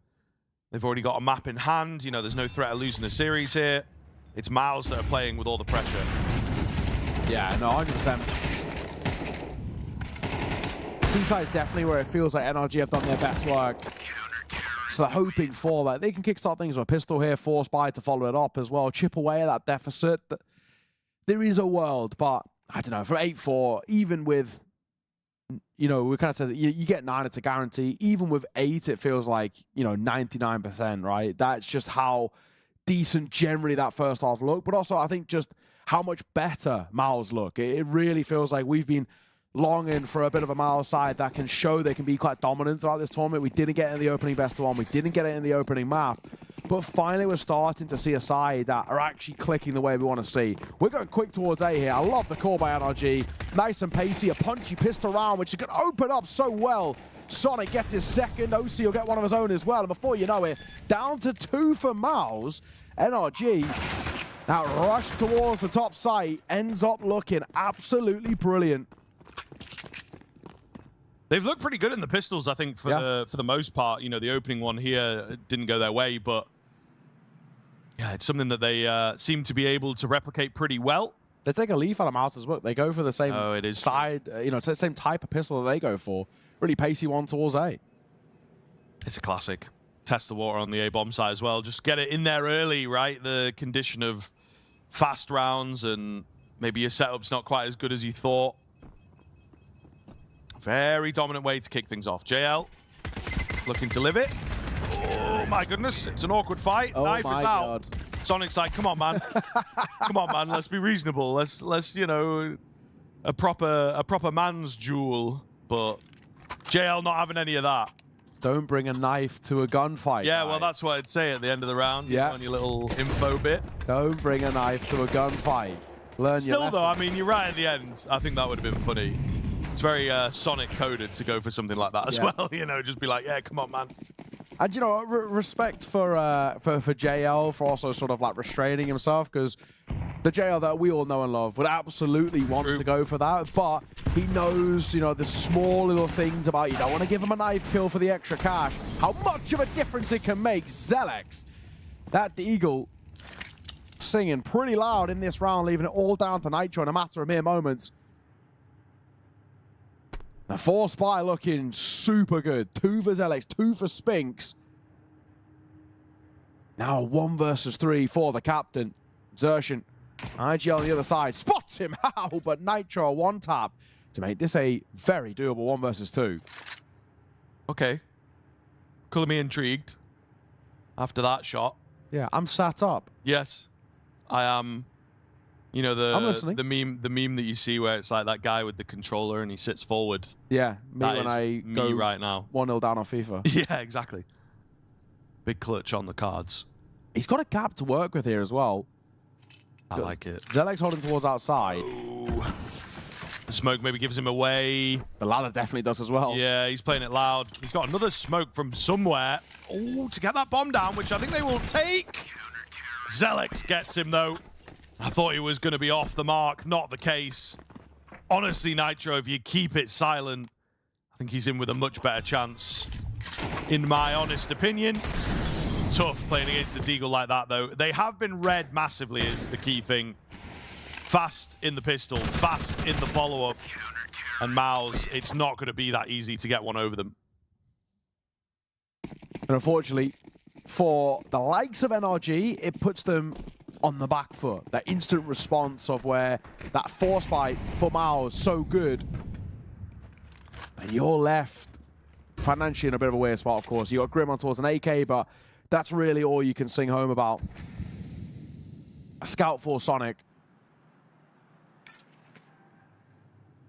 We assume it should be pretty simple for MOUZ to lock themselves into double digits and double the rounds of NRG2. Grim moving outside. A lot of onus on him to make something of this round. Breaking the smoke, of course. Good for Xertion. Just take a little tag on the way out. So we'll see. They're trying to just play this pack mentality at the moment. It's working out quite nicely. Meanwhile, Daps with a creep out on towards A. Big opportunity for the catch. Low HP Zelex. Oh. And he will take him. A really big find. The bomb has made its way down, but now back up. Or does it? Down. Yeah. JL in the nick of time, able to drop that bomb. And that might just be the way back in that MOUZ need. Look how broken the round is now for NRG. 35 seconds. Vent unbroken. Really does give the game away. OC hanging around outside. I think you can get down, pick that bomb up, and get back up. He also can because there's no one around, actually. JL takes out OC. Bomb plant, not going to happen. Yeah, they've positioned really well there. Lovely trading of places, and MOUZ will hit the double digits. And respect as well for JL staying on his toes. Like, it's very easy in a spot like that. You drop the bomb in towards vent. It's very easy just to sit in vent, but it's actually not a super strong angle itself to hold. Yeah, you're actually going to find a little bit more efficacy if you're moving around the map, which is exactly what happens for him. I'm kind of a big fan, game theory-wise, in probably 2v2, maybe not quite 3v3. Just leaving the bomb. Yeah, you know what I mean? I think it's this like variable that you remove from the clutch factor. It's more of a pain point for the T side than it is for the CT side as well. This could be a really huge nade, and it is so much damage as Zelix gets 3. Spinks one of his own as well, and this pistol round being put to rest nice and easily. Sonic is being spammed, a known quantity and a dead quantity at that. Flawless for MOUZ as they inch closer and closer to taking their map pick. And that decider of Mirage looms as well. Unfortunately for, you know, this NRG side, they've just never really got going, to be honest. It's just, we know it's a pain point in the veto process. We know it's that real punish pick, and, well, it's really showing at the moment. They've never really given us anything. You get a pistol to start off this half, and everything since then has been one-way traffic. Yeah, which is a shame. I think they really just, you know, had the wind knocked out of them, losing that force buy. Maybe had us going for a moment, keep it competitive. Can they defy the odds? Well, the answer is ultimately no. It's in the bin. Big opportunity here, though. Decent buy, of course, coming forwards. Spinks will find one before being traded. Xerxen as well. They know about him. There's a man down below in the form of Torji. It's just all over the place, you know, guessing who's playing where and how they're playing and what sort of style they like to employ. It's an off angle for Torji, and that's a lovely kill from him. Nice and easy as well. The one shot required. We are somehow avoiding each other. Zelix will get dropped. I think they were very clear about the fact that there should be somebody around here. I don't know where he's gone. It's a chaotic round. All these kills happening before that minute mark. Bomb going to get planted, and I think MOUZ will just give this.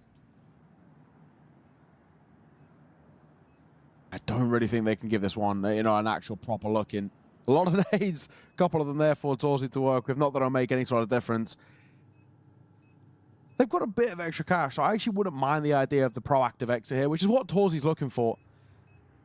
Even just getting one more on the way out does keep a lot of weight on the shoulders for NRG. Makes that reinvestment all the more harder.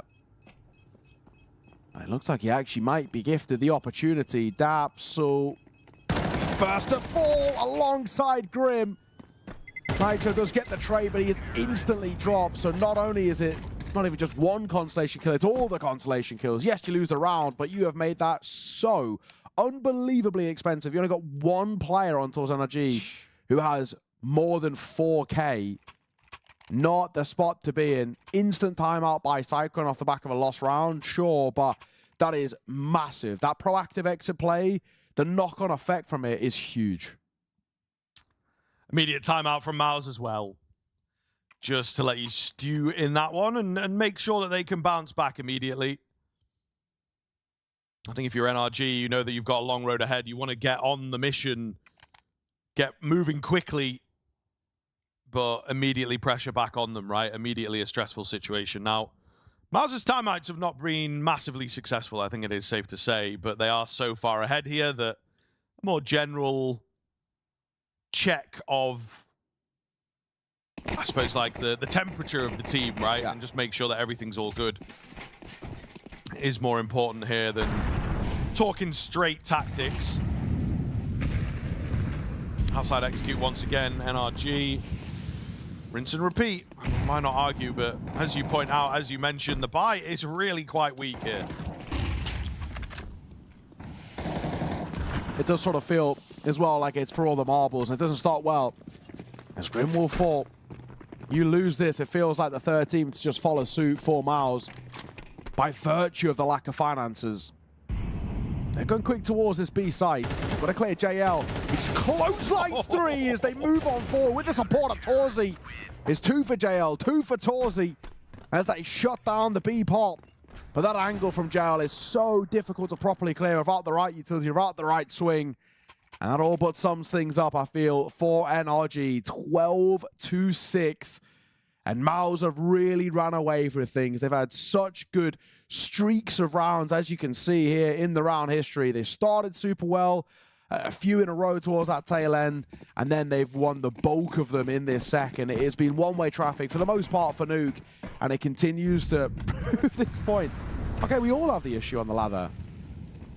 It's not just my dumb Premier team that gets stuck up there and we're stopped for 5 seconds. It's kind of like the guy at the top is more concerned with making sure that you know, move to the side and all that and don't block anyone. The guy at the bottom, he can just go straight up. So he's probably like, you know, doing the faster movement, and then it all gets a bit confused, doesn't it? But it's all good. My Premier teammates, though, when they've never heard of a well, they don't. When you're like, bro, you've got to, you know, make space, move to the side. AD fella, you're going pretty slow, and they're like, I don't know what are you even talking about. It looks to be a formality here as MOUZ clean up shop. They will find the victory. They will take us to a third map. And they do so in very, very quick fashion. Absolutely brilliant stuff from them to bounce back in such a manner. And I think kind of expected. It is unfortunate for NRG that they're not able to impress. They're not able to fully defy those odds. And now we have to ask a question of whether they perhaps have run out of steam, you know, used it all up on map number 1. Because that was a pretty dominant display. Yeah, they really just couldn't get it going at all. And I think the real worry is now that, is this going to be the storyline for the rest of the series, right? Of course, you've got this Mirage coming up next. And the concern is that now MOUZ actually are looking really sharp. That's the worry. Very, very puggy map. Yes, it's actually, if anything, it's kind of maybe a blessing in a sense to have this Mirage, because it is, you know, a simpler map to kind of slot daps into, as one who at least will know. We all know it, right? But it is a real worry. We're going to throw it back to the guys on the panel to see how they break down that Nuke. What a masterclass from MOUZ, but I think it was definitely an expected result in the last 3 months. You know, we did see, I think, NRG only won 1 from 9, and that makes it 1 from 10. So it wasn't the best performance, but as mentioned, not expected. That was kind of what we expected coming into the game, you know. That was the MOUZ we were expecting on the first map, the MOUZ we're expecting on the second map. Now, the big talking point for me is that we're going to a third, which means that obviously MOUZ didn't live up to the expectations in the first map on Ancient. However, they bounced back here on Nuke, and at no point was this game in danger. It was a MOUZ in full control. Sure, NRG came back alive, you know, second part of the first half, you know, managed to get a few rounds, managed to win the pistol, and then we thought, okay, maybe there's a world where NRG is going to make another surprise. Then unfortunately for them, they lose round 14, which is the force buy coming in for MOUZ, with Celix having a massive impact with the Deagle, and at that point the game was over. So in overall, you know, assessment of this game, well done by MOUZ. Good to see them bounce back, but just the fact that we're heading into a third is already, to me, a little bit disappointing when you consider what happened against TYLOO yesterday, what happened on Ancient as well. It's clear to me right now that MOUZ are not playing their best brand of Counter-Strike, and I'm afraid that's needed if they want to contest for the trophy at CSE. Yeah, I think that it comes down to the fact that we hold MOUZ to a higher regard, really. We just expect them to have a baseline level that's going to be playing against a standard. You know? Yeah, exactly, right? Like, so there's so many things going against NRG in this matchup that you're expecting MOUZ to quite, you know, comfortably make this a 2-0, but you know, I'll give credit to NRG, and you can kind of tell how much of a difference and how big the contrast is between how they play on Ancient compared to how they play on Nuke. Like, their CT side on Nuke starts out with basically 2 buy rounds that are just complete gambles. First buy round, they leave ramp entirely open. It's not like you're doing the I guess the cheeky thing where you have your rotators start secret and then have one guy backing up ramp. They just straight up just don't have players ramp. Unfortunately for them, that's obviously where MOUZ decides to attack. Yep. And that just kind of sets the tone for the entire game. But it felt like NRG was so reliant on actually having like a gimmick or like a move to start off the round that would give them a large benefit, and just kind of take out the entire opportunity for MOUZ to play like mid to late round CS on Nuke, because NRG did not feel comfortable in those scenarios whatsoever. Of course, and one of the players that made them feel quite uncomfortable today, not only on the first map but also on the second, is Torsi, who has turned it around from that best of 1 yesterday, which is great to see. You know, that birthday luck, you know, didn't want to leave that there. Brings it into a new day, and as you can see, with just purely the numbers, he is here to make sure MOUZ can have the best opportunity to make it to the playoffs. Yeah, it's important to get Torsi activated, without a doubt. Not only for this game to stay alive in the tournament, but also, as we spoke about, the aspirations of contesting for the trophy. Without an AWP presence, without Torsi playing well, there's no way MOUZ is going deep into this tournament. So for him to bounce back and find impact, especially on the T side of Nuke, that's a great sign of life from Torsi. As you said, he also were one of the few players on Ancient who stepped up at moments. So far, today is a much better day for him, individually speaking, but still, I need a little more, from MOUZ. I need them to come in here on the third map to do it in a clean fashion, to make sure that we ride away the poor start, and then we can start talking about, looking ahead at MOUZ for the tournament. Yeah, exactly. Then we can start talking about MOUZ at a playoffs scenario, right? And you need Torsi for that. Another player that I don't really think we got to see kind of shine on Nuke, and not necessarily on Ancient either, but someone we do expect to actually shine for MOUZ is Spinks. I think he got gradually more and more into it, had more and more impact over, in the second half of Nuke, but he's been one of the players that has remained rather quiet ever since we've seen that obviously large change up in MOUZ so far. And he has obviously been one of the more integral parts of this MOUZ lineup. So whenever we've seen them reach semifinals, whenever we talk about MOUZ being a dark horse for tournaments and whatnot, and there's no doubt we've seen that from his days in Vitality, we've seen it from his days in MOUZ as well, that he does have an incredible ceiling to his gameplay, but we haven't really seen that all that much, really, when it comes to this new iteration of MOUZ Sports. And I'm hoping that's not a continuing trend. I'm hoping that's not going to be something that we've become accustomed to seeing, that Spink is just kind of just middle of the pack type of player, because he should be able to have more impact. And look, going onto a map like Mirage, it's not just him, like the amount of highlights I've seen from the majority of the players on this team, including, JL. The amount, do you remember that cheeky one tap on, I think it was IEM Sydney, way back when, and he got that cheeky one tap to Van and just like, or a looked at it coming, yeah. Like, there's just so many moments where a lot of these individuals there, except for, Zelex, he's that newer name, so we'll see how they sort of bond, how they sort of go together. But the scary thing is, there was 4, 5, 6 rounds from NRG there on a map where they're just not winning.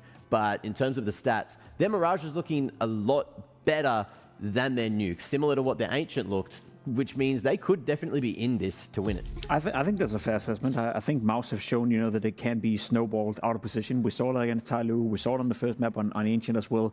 Mirage is a map that allows for individual freedom and a map that allows for a quick pace if you're able to be successful with it in the NRG camp. So, yeah, it's not a MOUZ that has given me any, there's a guarantees that they're going to go in here in Mirage and get the job done. I could definitely see this be a messy one. I could definitely see this be a close one. But at the end of the day, we do expect MOUZ to win. It's just what kind of fashion it's going to happen in, and I think that sets the tone for the rest of the tournament. Now, let's play with the idea that they lose. That would be a massive disaster, and that's also the one thing NRG got going for them. There's no one expecting them to win right here. Playing with depths, playing with a coach, it's pretty much a freebie, and going into a map like Mirage in a freebie in what essentially is the best of one, that can be a scary prospect. Yeah, again, I'm from a personal level, I'm very worried for Daps going into Mirage. Again, yes, it is familiar and everything, but the type of players who tend to thrive on Mirage is not the player type of Daps. And it wasn't during his career either. That's where you do expect someone like Sonic, Grim, Spinks, Xertion to kind of take charge and lead the way. So I'm a little bit curious to see how NRG are kind of just going to hide Daps away, or potentially use him as a bit of a meat shield to set up their other players, because I think they need huge performances out of someone like Sonic, like we saw on the first map, right, of Ancient, or someone like Grim, for them to kind of be able to keep pace with MOUZ on this map. Well, we'll see, because he can either be that utility bot, he can either be the meat shield, but he can be something to try to set them up for success. But my eyes are on OC and on Sonic to try and make this one happen for NRG. But let's see if that is going to happen just after the break. She said she loves you. But she can't love me. But I love you.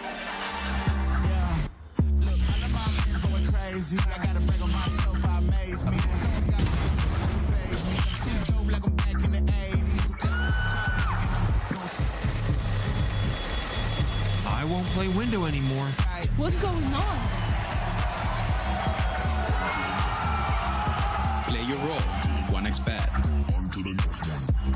The human body was built to move. Not trapped at a desk in one singular posture for 12 hours a day. It's time your chair evolved. This is Secret Lab Titan Evo. ergonomically engineered for you. Gamers, hybrid workers, artists, backing your every move.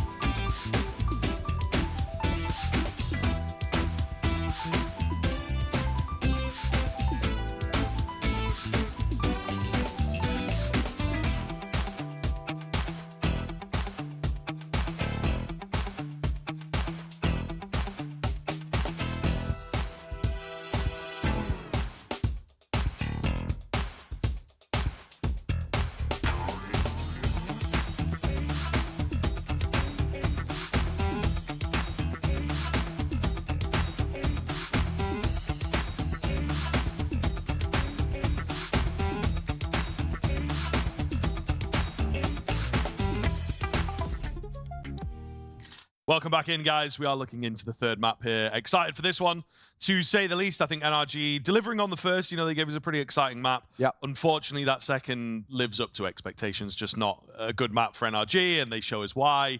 MOUZ, though, waking up, potentially. It's true. So now we have to kind of find out. I think it was Pimp that mentioned, a bit of a thing that we like to throw in as well. We got this Mirage as the third and final. Pretty great map to land on, I think, given the NRG situation, playing with the coach and everything. So anything feels possible on a map like Mirage. I feel like Mirage or Dust 2, you can just slot players in. Like, it just feels a little bit easier. Like, anyone can kind of like play a role. Like, you could have on both sides of Dust 2 or Mirage, you can just put Daps as your Bianca, right? You hate to say it, but it is just like an easy position to kind of drop in. I know plenty of you at home also play the Bianca position. Bit rude. You included. But it's just an easy one where, you only get tested every now and again, and all you really need to is get one and try and stay alive, right? And that's all we're really looking for Daps. But it is that kind of worry for NRG that MOUZ are warming up. Like, they look sharp, I think, is the big thing. I think Zelix in particular looks really crisp again, which is good to see. Like, when Zelix is going, he's really good. You got TYLOO hitting a lot of shots, which is, on Mirage can be an absolute field day for him. This is where we get concerned. Just for NRG, like, do you actually have the firepower to compete here more than anything? Like, we break this down to what's essentially like a best of one pug, and all signs should point to this being pretty damn easy. It is, of course, a map that both of these teams play. They, you know, they don't shy away from it at all, right? But it's just like, what is the ceiling like for both of these sides? And no matter, even with Bro in the team, like, we'd still lean the same way and say, yes, like an underperforming MOUZ right now, but like their ceiling is so high, their individuals are so good that it surely should be enough, right? We're getting a bit more out of Spinks. We're getting quite a lot out of Xerxen as well, you know, calling around himself, but playing really well. And this is that worry that I just feel like for NRG, unfortunately, like maybe, you know, the roads run dry a little bit here for them. Yeah, they're really giving us a lot more on the MOUZ side of things as well. You know, I think that they are perhaps taking a bit of time into this tournament and getting a feel for their opponents, right? This is one of the key things that you have to remember. We've got all these tournaments going on, all this travel and everything that we've been kind of touching on. Are you able to do the super direct heavy prep? Probably not. You're looking to shore up your own game, yes, and work from there. So I think, yeah, given over the course of a best of 3, they understand how you sort of like to play, and also building confidence on their own picks and things. Like they have been getting better and better. We really do have this, you know, black mark against them in this tournament, which is the fact that they lost out to TYLOO in pretty one-sided fashion. That's not a great way to kick off your tournament, right? So, yeah, just sort of a lot of caveats in places. We like the idea of NRG. I feel like we're both quite hopeful guys, but unfortunately we have to be realistic about it, and I think it is just going to be a bridge too far here against the likes of MOUZ. But we'll see. You know, you take it a bit loose and see how the Nuke goes. You're already a map up. There's no real worries on that second map. Perhaps in between maps here, they've been able to, you know, turn to coach and player Daps, the man who can do everything, to see if they can fix up some of those gaps that appeared on map number 2. Yeah, absolutely. I think as well the start will be really important here. I think, you know, for both sides, you look at MOUZ, who would actually, I think, prefer to start CT side. I think for NRG would prefer to start T side. I think that would actually be that sort of handshake, and well, we're going to get exactly that, to be honest. And I think that for me feels like where this first half is going to be absolute paramount to how this map's going to essentially play out here. And another thing that's been quite impactful throughout this game so far has been the pistol rounds too. They've really been opening things up for both of these respective sides and giving them a nice sort of runway to work with. NRG, their pistols so far have been pretty basic, but at the same time, basic isn't bad, right? They've been going for a lot of kind of quite punchy pistol rounds, diving in and just hoping that the firepower alone can bail them out, and they're looking towards A. Smokes coming over the top. Not taking it super quick, you know, waiting for those smokes to go down before bursting forwards here, NRG, so making sure they get it right. Dap's going to entry in to break open on the cards here. Zelex looks good on paper, not able to get anything done off the back of it though. Torji does manage to find at least one head. They're not rushing the bomb plant here. Moving in towards CT and scaring them away. So a decent post-plant position for NRG to be in. They've got the advantage, and little do they know it actually looks really quite good because everyone coming in from the same sort of angle. Well-timed flash. JL does well. While blinded, crosshair in the right place, but unfortunately the numbers just get worse and worse. Spink spots the back end of a heel. Really want to go at this one. There you go. But he is moving to save ultimately, so NRG going to get that pistol. Yeah, nice way to start things off for them. A kill for Daps, a couple for Nitro. The leadership team behind NRG, giving them a little bit of leeway to kickstart this Mirage. Spinks running out of ammo as well. He's trying to stay alive here as well. Daps diving around with a knife. I kind of respect it. They won't get away with anything. So that armor saved, but how does Force Spy look for MOUZ? Spinks got himself a FAMAS and a bit of utility. MP9 out for Xerxen. A scout for Torzi. So he's actually a fairly feasible Force Spy. We saw that Force Spy that got converted on Nuke was really important for them to run away with things on that map, and especially in that half as well. So I'm hoping they can go for more of the same. Mac 10's out for Sonic and Daps, a AK for Nitro and a double Galil. So firepower better over towards NRG, but what is the plan here? It looks like it might be once again the same call. Smokes down on a move towards the A site. Yeah, rinse and repeat here. We're trying to see what the reaction looks like. Slightly different in terms of the timing. Those flashes come out. Looks good. I think they should be able to break into the bomb site pretty easily. And it is a question of whether MOUZ really do want to give this a go. Great flash. They've done very well on the contact plays in just 2 rounds for NRG. With that kill coming in and a full loss of control, they will take the save. So NRG looking good. Back with a bit of a vengeance, much more comfortable on Mirage. You can immediately feel that. They will solidify their lead. Still got another technically low buy, force buy, however you want to put it, but scary weapons to get through in the next round. You know what they say, if it ain't broke, don't fix it, right? And I think that's for NRG. Works quite well for them. Nice little gap, but TYLOO can't make it work for him. This parallel, I'm going to say upgrade, but not really. FAMAS into Galil, I guess slightly better. The Mach 10 had an opportunity to make money, and Daps can't right at that tail end. I think it's more TYLOO gets up to a FAMAS is also what happens here at the end. So a couple automatic weapons that look pretty scary, actually. And a really nice job spreading the econ, get it to Xerxen, he already had armor, things like this. We'll see what we're able to create. TYLOO holding cash for that AWP, more importantly. So it's a pretty scary round on paper. NRG still have to be very careful of this. They change things up and perhaps look to head towards B instead. And so far, just JL playing here. What we always say for the B anchors, it's really about buying time. Nade could be kind of nice. It just go a little deep. They get out in front of it. JL, he's done his job. He's got that smoke down. He's bought time for a rotation to come over as he plays on towards the site on the cross. He'll clothesline the first, but it's Grim and Nitro that open things up, and that will give them the B site and a plan to come forward through it. I think you maybe, again, hold on to bits and pieces. It's a little boring, unfortunately, but, you know, you have that cheaper head armor, you have some decent weaponry here, and ultimately no chance into the round. Again, they're hanging about. If Zelix has another Deagle moment, we're in, but it just doesn't happen for him. So yeah, NRG going to move up to 3. Pretty plain sailing thus far. It's all about MOUZ in this follow-up. How are they going to look with those guns? I just think that NRG, immediately the energy looks way better. Yeah. I feel they went into Nuke heavily doubting themselves, heavily doubting the fact that they would be able to fluke this map. It really does just feel that weak. So a different energy, a different team perhaps into Mirage. Yeah, exactly that. Looks like Spinks and Xerxen will just keep hold of the Galil and FAMAS, which I can get behind. But Torsey gets out the AWP.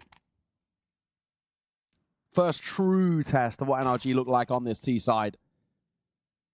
And first look into how strong things can be for them.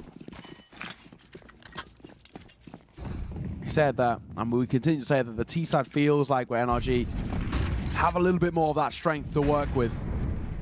They like controlling the pace of these rounds and that tempo behind it.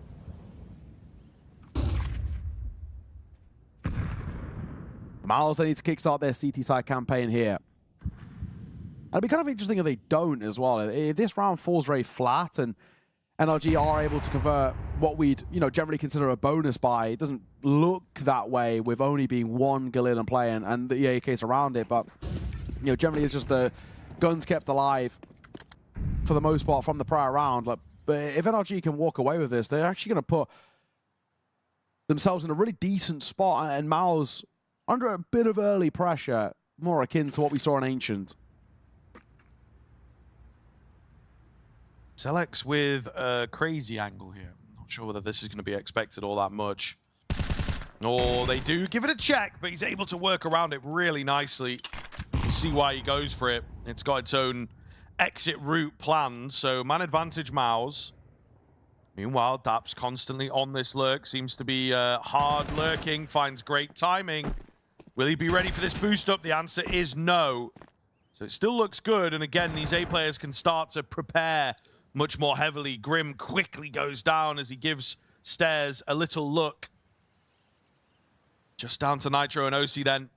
They've got 15 seconds, and they actually consider a new plan, which is perhaps to move to save. Nitro remembers he's got a Molotov, finds an easy kill, but the round is going to be over, question mark. It depends on who survives. hang on. They make it costly. There's just no time. Yeah. Unfortunately. So take some guns away, save themselves. Not the end of the world because they've got, you know, money in the bank. It's not like they're all the way down to the bottom of the barrel all of a sudden. But still, MOUZ getting on the board early is really important for them. Yeah, absolutely. First gun round, first bit of success as well. Yeah, it's a bit more expensive than you would have liked it, especially towards that sort of tail end, but doesn't change the feeling that MOUZ, for them, they're continuing the successes on the gun rounds, especially following that very, very dominant nuke from them. Speaking towards window, you've already had one drop down in towards under, and Yuanshen will make use of that spot as he gets two, and he's got the supporter Spinks as well, who spams the smoke. This round's all but dead in the water. It's flawless, and not only that, not even a point of damage dealt over towards MOUZ. That is a statement of a second put on the board. Yeah, very quickly going to spiral then. You know, you have this moment, could have been a bit closer in the previous round, or we might have made it work if only I got this kill or whatever. You want to come into round number 5, again, being competitive and perhaps getting a bomb plant this time around, but yeah, as you say, a statement, a massive round from MOUZ, I think is honestly going to be a sign of what's to come. Also for MOUZ, right? Proves to them that they can pull off dominant rounds and that they are perhaps very proficient with those rifles. They are perhaps better than NRG here on Mirage. That spam by Spinks was worryingly close.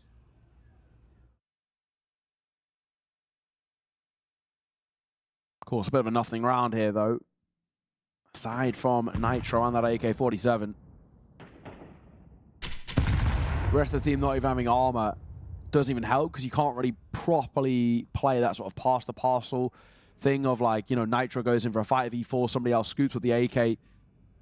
Everyone else is so vulnerable. And the fact that he's now hit down to half off the back of that HE.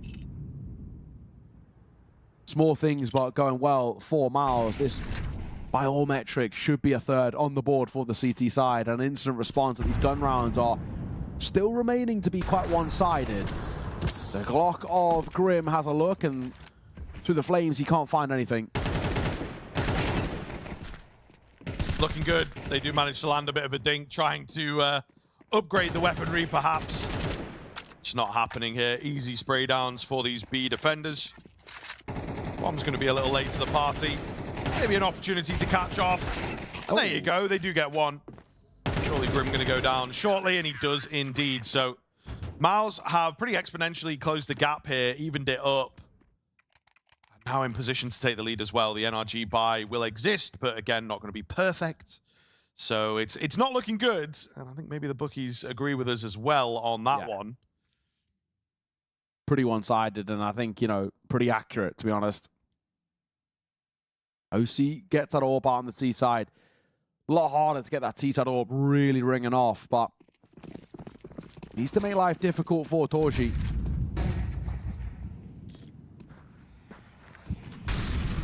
Beats and holds in the corner of window.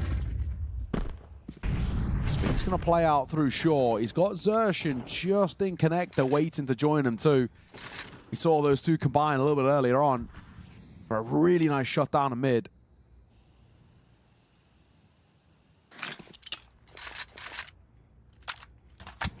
Slow around here by NRG.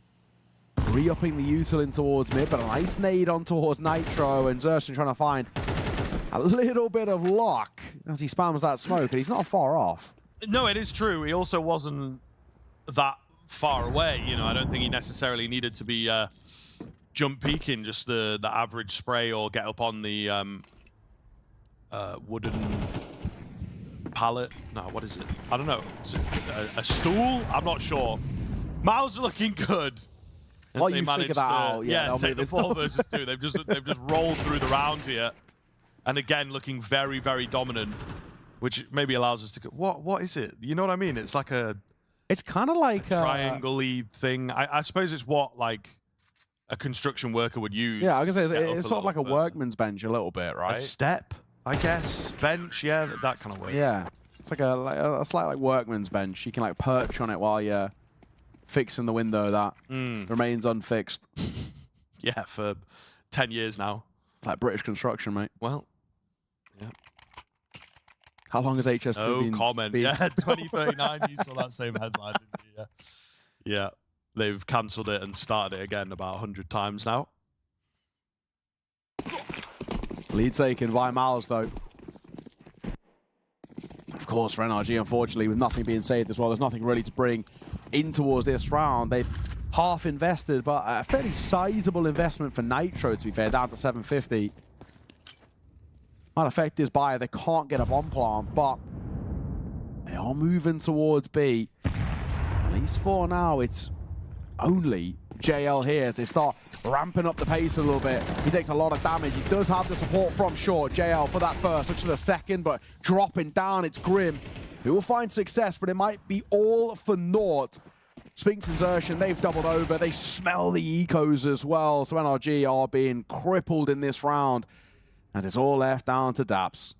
Yeah, it's starting to look really difficult now because not even your like lower by pace change up, go wacky kind of even catching MOUZ off, right? It's all looking really quite nice here from the CT side in a lot of different ways. York to finish it off, and MOUZ will keep that streak going. NRG, I know we've got the coach in the server, but I think a timeout could be good here to just slow things down, ice it out, figure out what the hell is going wrong, because these rounds have now stopped being competitive as well as the streak. So it's not just, we talk about this sometimes, not just like the fact that it's a streak, but also the way the rounds are playing out. You know, if you're really watching and paying attention here, you can tell that this is a very dominant affair, even though it is still quite a small sample size. Good to see as well for Spink starting really strong. He's obviously been definitely a point of contention with this new look MOUZ, that he's just really struggled to have his sort of impact and form, but 10-2 out the gates is nice. Yuanshen 8-2 for him as well. They're finding their moments. Of course, Spink's playing a very high impact position in through short. Doing a good job of making NRG's life taking mid control really, really difficult. Speaking of, he might get tested here as well. You got Sonic, that first fight, rip his head off. Brilliant way to open things up and take the numbers advantage. Yeah, really nice. Definitely what NRG need is a good, calm opener. See what they can do now in this 5 versus 4. Have to be able to convert from here. Sonic going to go walking into the crosshair of Torji, though, thinking he is safe. Maybe the smoke not quite good enough. A missed shot this time around. Torji. Oh, the no-scope. Not quite able to get away. Meanwhile, Daps has moved out. And 180's onto Zelek. So, indeed, the gods shining down on NRG at the moment.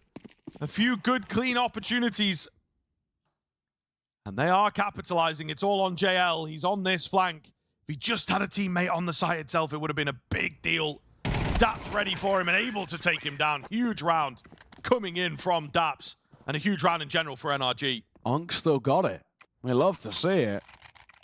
You know, every now and again, you know, it's your birthday as well, so you're joining them, the unction. So indeed, it's good to see the old guard finding their form. I've just turned up. I'm a little late. Yeah, I don't mind though. I've always been a bit of an old soul, so yeah, it's all good. But yeah, just had a little double check. Daps is 32 at the moment, so you know, still just about a playing age, we might say. Yeah, depending on, you know, like an IGL. We've got plenty of IGLs kicking around at that age. Yeah.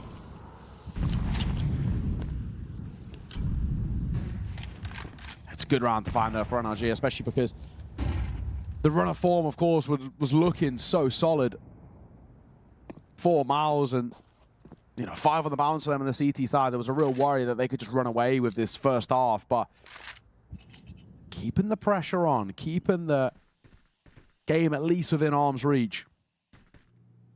The real issue is for NRG is that if they do want to make something of this first half and even get to a point where we feel quite comfortable about them and building up anywhere near kind of 6 rounds, like a tied game at the half, they are going to have to do it the hard way. There's just so much money that MOUZ are going to be able to buy nearly every single round at the moment. You got, you know, Zelek 7K, Yuanshen just shy of 9.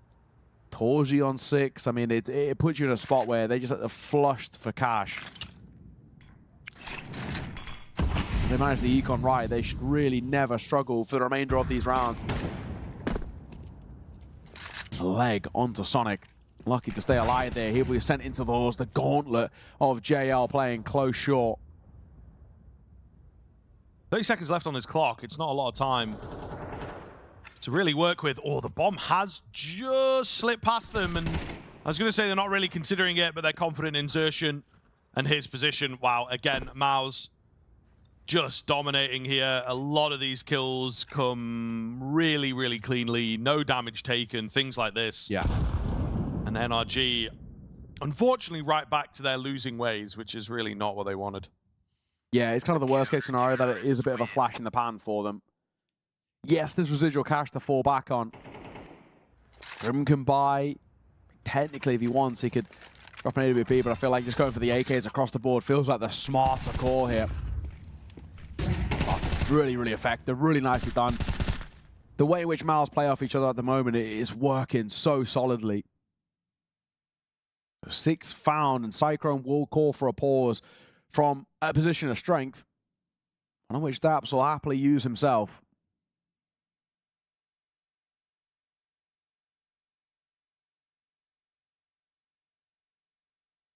Talking it over, looking over the sheets and trying to keep things competitive. They still have that boon of the pistol that just keeps them quite close scoreline-wise. As I'm sure you're aware by now, it's pretty deceiving, but it's still the numbers, the flat stats, don't look too bad for NRG. So if they can find that resurgence and close things out in a nice way, I think they can forget about how things have gone here on the T side. So we'll see.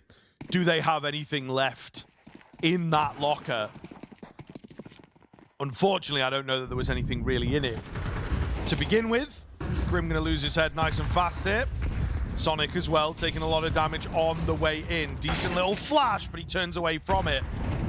So all of a sudden, we might be on for some things. A lot of damage taken by a couple of these players. Oh, JL will get caught. Retake doesn't look too good as they are pretty firmly locked out of this A bomb site right now. So not super confident. Xerxhen with a keen find. He's actually dropped that bomb in all of that. Gets himself another. The Orb trying to get in there, misses his shot.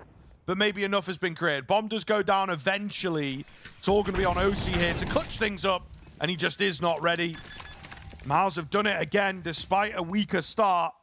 They still keep their winning ways. Yeah, Xerxhen and Spinks again combining well. We saw them do the same thing in towards mid a little earlier, but that's a really, really nice lockdown by them. Xerxhen's kills in particular are so integral to them finding success there. The two he gets around stairs are massively important. There's that first, the second behind it too, that just bails Torzi out. And Spinks will seal the deal. So a lead guaranteed for MOUZ heading towards the final round. They make another 8-4 as well, and you'd assume that all things should lock itself into place very similar to the way that Nuke did as well. But out towards mid quickly here, NRG. A lot of util down to give them this space, but it still won't be able to push Torzi off that angle. He'll get the first. He's so blind that he just stands tall as a turret, but he'll fall a Sonic will swing.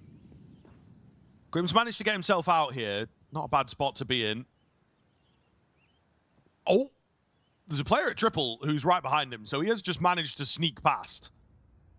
We'll get one. Wants to go for some more, actually.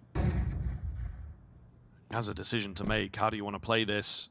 Oh. He might get checked. No way. Wow, that is crazy. Turn around. That is crazy he gets away with that. Xerxhen's got to trade this immediately, though. He's not able to do so. Grim's had a massive moment. The bomb as well, preparing for the B hit. So, yes, they expect another player here, but this looks really good. Sonic, what the hell's he doing there? Great round and a great find from Grim. He's incredibly lucky, but sometimes you create your own luck. Yeah, just the fact that Xerxhen is going to come in through the motor hole backwards is what keeps him alive. 1 versus 3 for Spinks. He's had some nice moments already. 12-3 for him. We need some serious heroics in this round if there's any chance of taking an 8th at the half.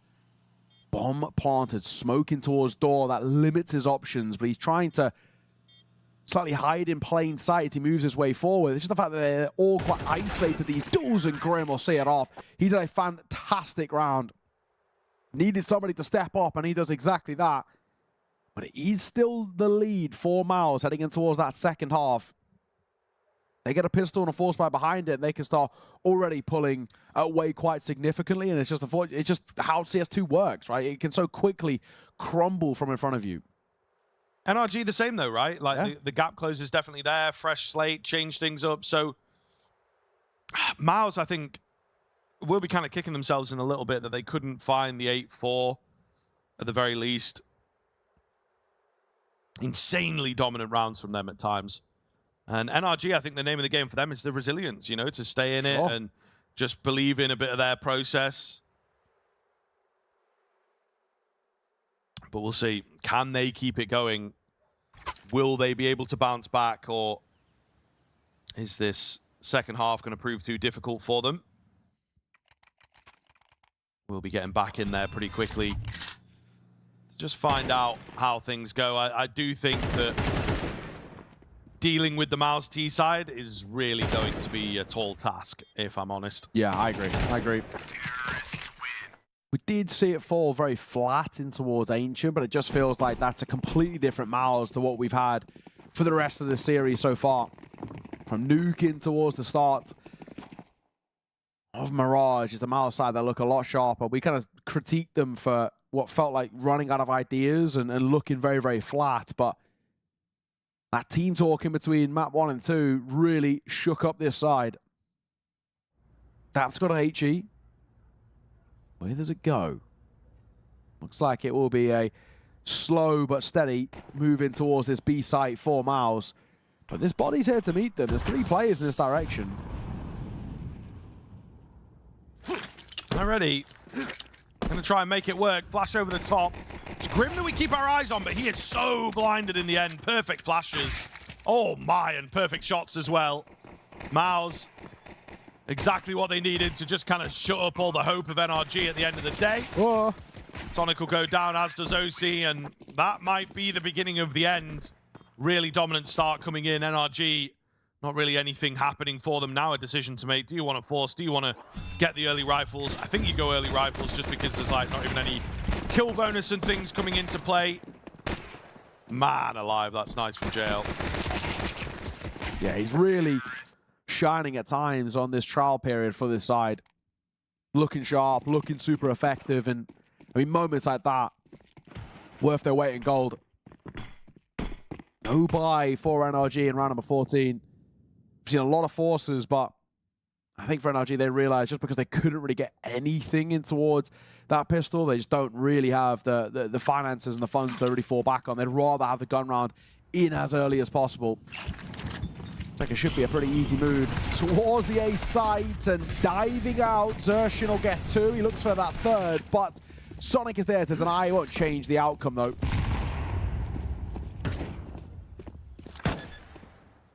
Bomb plan coming in. Daps is still close to the action. Potentially 1 kill. That's what he's really hoping for with his funky stairs angle that he just goes overlooked. You've got no extra mags. Unfortunately, no one going his way. So he might not even see any action. Oh, trying to create it. Here we go. Oh. Spotted now. Does get a lot of damage in there. It's unlucky. But all that just to unfortunately go the way that you would expect. Yeah. MOUZ moving up to 9. Honestly, I think if you win this one, it probably is series over for NRG. Yeah. So really going to have to find that second win that we saw on map number 1, but we've not really seen since. Yeah, I feel like it just locks itself into place quite naturally. You know, it kind of with the current trajectory of how things are looking, and with MOUZ quite seamlessly finding a lot of rounds.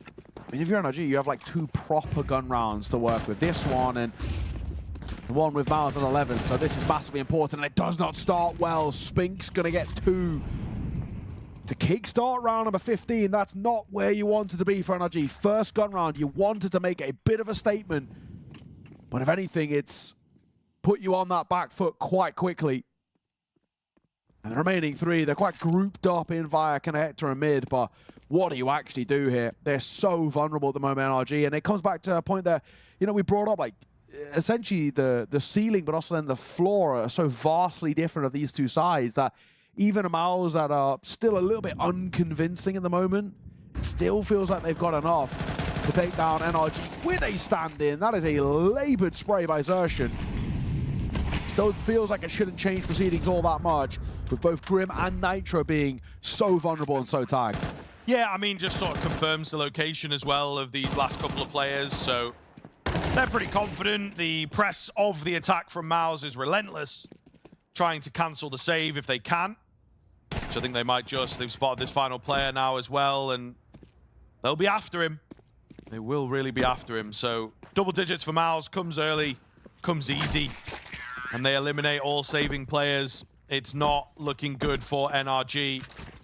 Probably some deagles here, and MOUZ will move up to 11 pretty easily. This is, yeah, starting to feel like a done deal. Yeah, it's running out of time now, running out of chances for NRG. Like you mentioned, Upgraded Pistol seems to be the play here. Sonic has got a scout. No armor. A couple of 5.7s can still always be a little bit scary, but we're not expecting loads, to be completely frank in this one. We like to call them silver linings, the couple of kills that you can potentially get in a round like this, but this late and towards a game, consolation kills and silver linings aren't really a factor that we care too much about. They need to steal away something so unlikely like this round to have any sort of a chance. JL is going to get tagged up by the scout till they'll ever so slight tag back in response, but he knows that's a fight he doesn't want to stick around for. Starts nicely. Now slowly creeping, see what they can get away with. See what kind of space is on the cards for them. Gotta be careful. A lot of presence at short here, could get messy. Maybe looking for a boost up, not going to be the case just yet. 5-7 is distracted, but there are kills that come back in. Not over just yet. Grim moves up onto a Mac-10. We've got the CZ up close as well, and he will grab himself an AK here, so it's man advantage, and weapons getting better and better. Nice return Molotov. They will get the plan in, but Torji nearly goes down to that fire. A lot of this is going to be on Spinks, and he's only 60 HP, so really not a good look. Down goes Torji, nice and easy. It's all going to be on to Spinks in the 1 versus 3, and you just feel like he has no chance here. He's crept in, finds one. Is he ready for the next? The answer is no. And you said NRG needed a big round. It had to be now. It had to be the miraculous, unlikely moment. They do indeed convert it. So MOUZ are close, but not quite in a position where we'd say, can't lose from here. Oh, at least you've got the overtime. You know, all these kinds of things. Definitely catchable. Yeah, you're absolutely spot on. Stealing away a round like that, which is statistically so unlikely, absolutely going to give you a bit of an opening in towards this, but you need to respond with a follow-up gun round to really cement the success of that. If it is just a kind of a force buy and a bit of a random one taken out of nowhere, cool, that's great, but if you can't follow up with a gun round, it's all for naught. MOUZ do have money to buy back into this, a little bit extra in case they need to reinvest in the follow-up as well. And a util towards A, Xertion. The bomb on his back, I'm not sure if they're fully committed to this just yet. And that would probably be the right call if they're not, because there is actually 4 players towards A. NRG are gamble stacking this. It could work. It really could. They're going to try and make a move in towards the ramp as well. Break open that smoke. Nothing there. Grim takes so much damage. It's kind of a sacrifice, isn't it, really? But they get the control of ramp. Yeah, the greater good. And we'll see. Does it work for them? I feel like Daps is making the odd step, drawing the way. Grim goes early, but he finds success all the same. Oh, we're waking up a bit. This is getting a little exciting. NRG bring it down to a 5 versus 3. They've also dropped that bomb. So MOUZ with their work cut out, and I think actually now start to give it up. May consider a save. They're a bit too deep behind enemy lines for that, though. I think leave JL to his own devices. Spinks waiting for opportunities to come to him. If it doesn't happen, it will be a save here. NRG, a perfect follow-up. This is what we needed. This is getting interesting. The force buy in isolation, it's cool to get, but it's not exactly super impactful. It's the follow-up gun round that shores up your confidence a little bit. This does now start to really get quite intriguing. I wouldn't be surprised if we see MOUZ take a timeout following that round. It fell apart so quickly. I feel like for Cyclone, he'd love to sort of plug the gaps. A ship that's taken on water quite rapidly, and this lead can slip away at a moment's notice. So it feels like a prime moment just to take a beat, take a breather. But a 3-round game. You can buy back in, kind of. Double AK. With one of which being the saved one by Spinks. He'll then drop one over. They are going to go for the big investment here. Upgraded pistols will round it out. This is a good opportunity. Especially, you know, you find this next round, money's broken towards MOUZ. And before you know it, that's within 1 for NRG. That's reaching distance. I'm not counting them out just yet, the little team that could.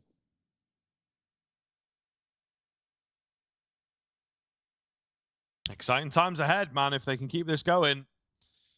MOUZ do indeed take some considerations, and they will buy up. So let's see if they've got a plan here. Early smokes coming out. But not really much mid-presence. It seems to be more of an A lean at this point. Keep it simple. They're going to execute on towards A and just try and get the bomb plant, right? Maybe a fake out towards B. Lots and lots of ideas being thrown in the arena here for MOUZ.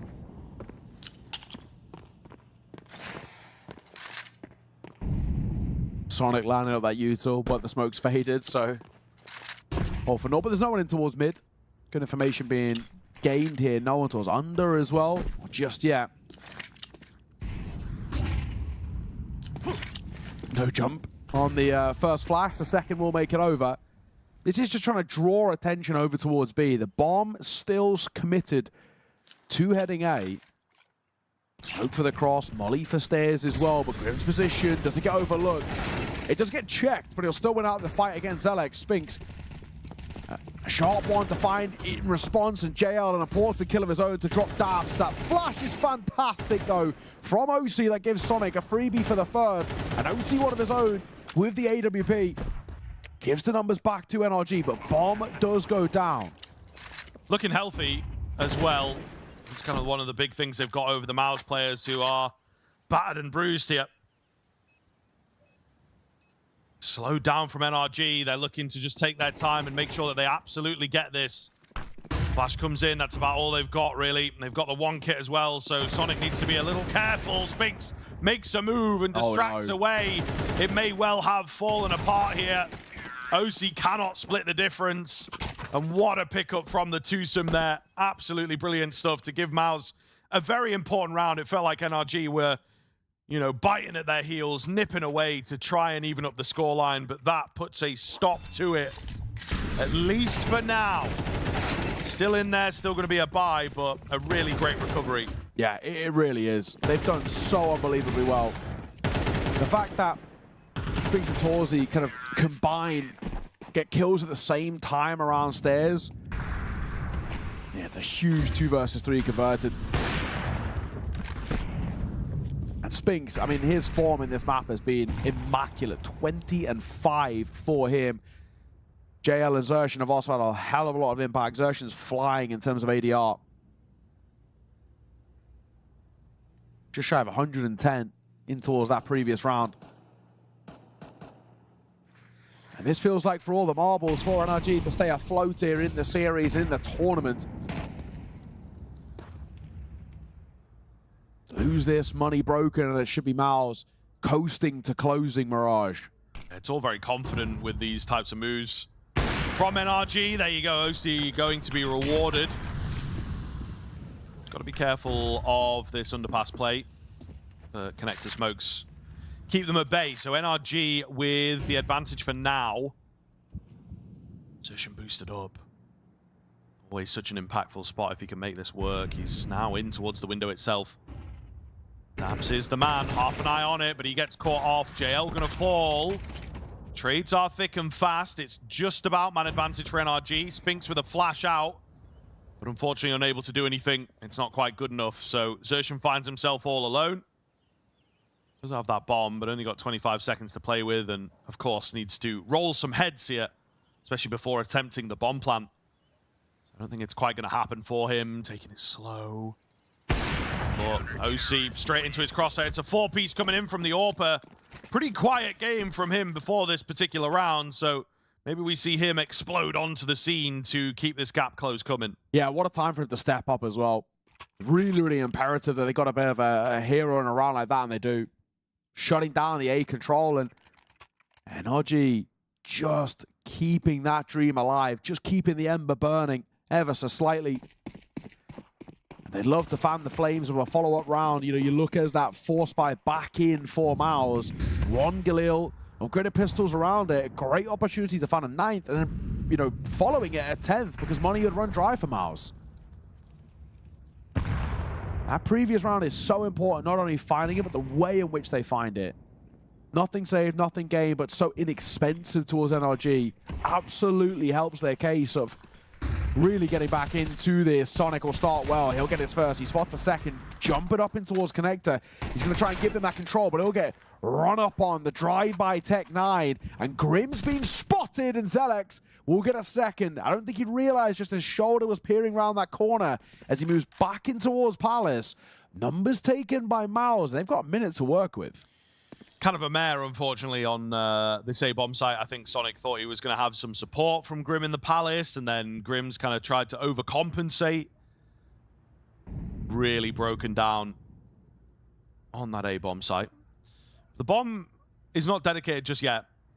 Daps his patience. Ooh, I thought was going to pay off, but Torji knows what's up. They're looking to try and join him here as well. Nitro on the unlikely secondary AWP does take out a lurking presence, and OC's still kicking about on that A-bomb site. Daps needs this if he wants to go for it. He's really thinking about it, but just misses out on where Torji could be, and that could be a big difference maker. The bomb's gone down. OC kind of allowing that to happen. Shots. JL takes his head clean off, and indeed, that is the shot I think heard around the map at the very least. Not quite the world just yet, but a real important find that I think will help see this one over the line. 12, of course, going to happen now in NRG. We're trying to build them up, trying to keep them hopeful, but unfortunately, it is too hard of a task. 4 rounds in a row going to be required from NRG. No saving of the AWP, so they'll obviously buy here. It's going to be worse for wear. Would have been lovely to have that AWP in play, but it will not happen now. Oh, or maybe it will. Did Nitro just maybe buy it and, you know, just try and put all their chips into that? Yeah, I feel like money go down quite quickly, actually. If OC's really feeling himself as well, if he does have the hot hands a little bit as he's warmed up towards this tail end, I can understand it. But JL, that Deagle shot is so sick. They did. Double M4, AWP, MP9, and a 5-7. They've hobbled together an investment in towards what potentially could be the final round of play for NRG here at CAC. We talk about glass cannon quite a lot. This is more of a glass pea shooter for Nitro, unfortunately, which is not really what you want. Oh my goodness, what is going on? Grim going to be left low, but Daps has found a kill. They're so good on these low buys at times. Yeah, and another as well for OC. You know, he's been playing up towards just generally around Ticket and CT area for the vast, vast majority of this map. He's changed things up, though, with that more impactful weapon. He'll play towards B, and he'll have himself an important kill. But not only that, I love this. He's going looking for information. No one in towards apartments. It's obviously risky in its own sense, but I feel like if you're NRG, you can have 4 to take risks being on a 5 versus 3. He's playing up close, and he can limit the options and also just keep relaying the information that they are nowhere to be seen near this B site. The only gap is short, and that's the gap they're taking. Yeah, I mean, Grim's incredibly low, right? So he's more of a con watcher. I mean, are they aware it feels like they might be, especially as Daps gets deeper and deeper. Grim going to go down as he does give it a look, so that starts to confirm the notion. Oh, Sonic could be huge for him here after finding that kill on Torji. He's already landed a dink. He reacts quickly enough, and OC around to help him out. It still looks dangerous, but NRG, a lifeline, as they will stay alive for another round. 3 more required. Yeah, timeout taken by MOUZ. But you can see the money's run dry here. It's in a bit of a weird spot where enough of the players on this side are in double eco that you actually sort of have to go for an investment. And that in itself is really a concern here. This falls quite flat, and then by flat I mean not getting a bomb plant. There's no real follow-up behind it. There probably wouldn't be anyway with it being a force buy, and therefore you look at it being the full 24 rounds required, and potentially a few more on top of that. So NRG are keeping themselves in a really competitive spot. You got Spinks towards a hero AK essentially, and upgraded pistols around him, and a little bit of util across the board. 3 smokes, 2 flashes, and a molly is what the T-side have to work with. So just enough for an execute, and now they use it. Molly in towards mid. A couple of smokes down towards mid as well. A lot of onus on this util towards mid control. Nade down, Nitro panicking as he wants to just try and get himself into a bit of a stronger position. He can't confirm the kill, and now he's being swarmed. They start surrounding him, but he's doing so well as he gets 2. Wow, how has he managed to survive here? Kind of wild, still alive. Oh, Spinks! He gets 2. They might be able to get the bomb down. They will indeed. I mean, after a moment like that, you just have to respect it, have to give them space. Spinks as well, he's got very little window to work with. Finds the timing on one, looking for another head here. It's getting awfully close. Torji finds Sonic. Not like this. Surely not like this. Spinks goes wide, finds the kill, and NRG, it has fallen down around them. They tried to build it up. They tried to mount the comeback, but it has fallen apart in a big way. OC gonna overlook the angle. Down he will go, and NRG unceremoniously check out of the tournament. That is absolute heartbreak. What a round to take at the end as well. What a recovery. Things were not looking good, and somehow, some way, MOUZ find a way to dig deep. That is a massive one to be taken, and I think, you know, it really sums up the recovery from MOUZ in towards not only this map, but I think this series as a whole. There's a lot of people to really highlight. I think Spinks in particular, what a map from him. I would say with this new look MOUZ, that potentially is probably the best map we've seen out of Spinks. He's really struggled in terms of his individual ability. Xertion looked great, Cold great, and JL had some really nice moments. So what a fantastic showing. They were made to work for it, absolutely, but Mirage in the series taken by MOUZ. We're going to throw it back to the boys on the desk. We'll catch you for Series 2. What a way to close it. 2v5 from some of the OGs coming through from MOUZ there. But yeah, a bit of a heartbreaker for NRG. Poor Grim, caught in the crossfire, innocent bystander, and everything was just looking so good for them to potentially make that comeback happen. Second last round looked clean, and even in that first half, NRG definitely looked like they were competing, which is, you know, what we sort of touched on coming into Mirage, but maybe a little closer than we ever really wanted it to be. Yeah, I think that's a fair assessment and a fair way to look at this game. I think normally you'd start by praising the winners and congratulate MOUZ in this instance, but I would rather focus a bit on the NRG, to be completely honest, because I agree with you. They played much better and put up a much better and stronger fight than anyone really could have anticipated coming into this game.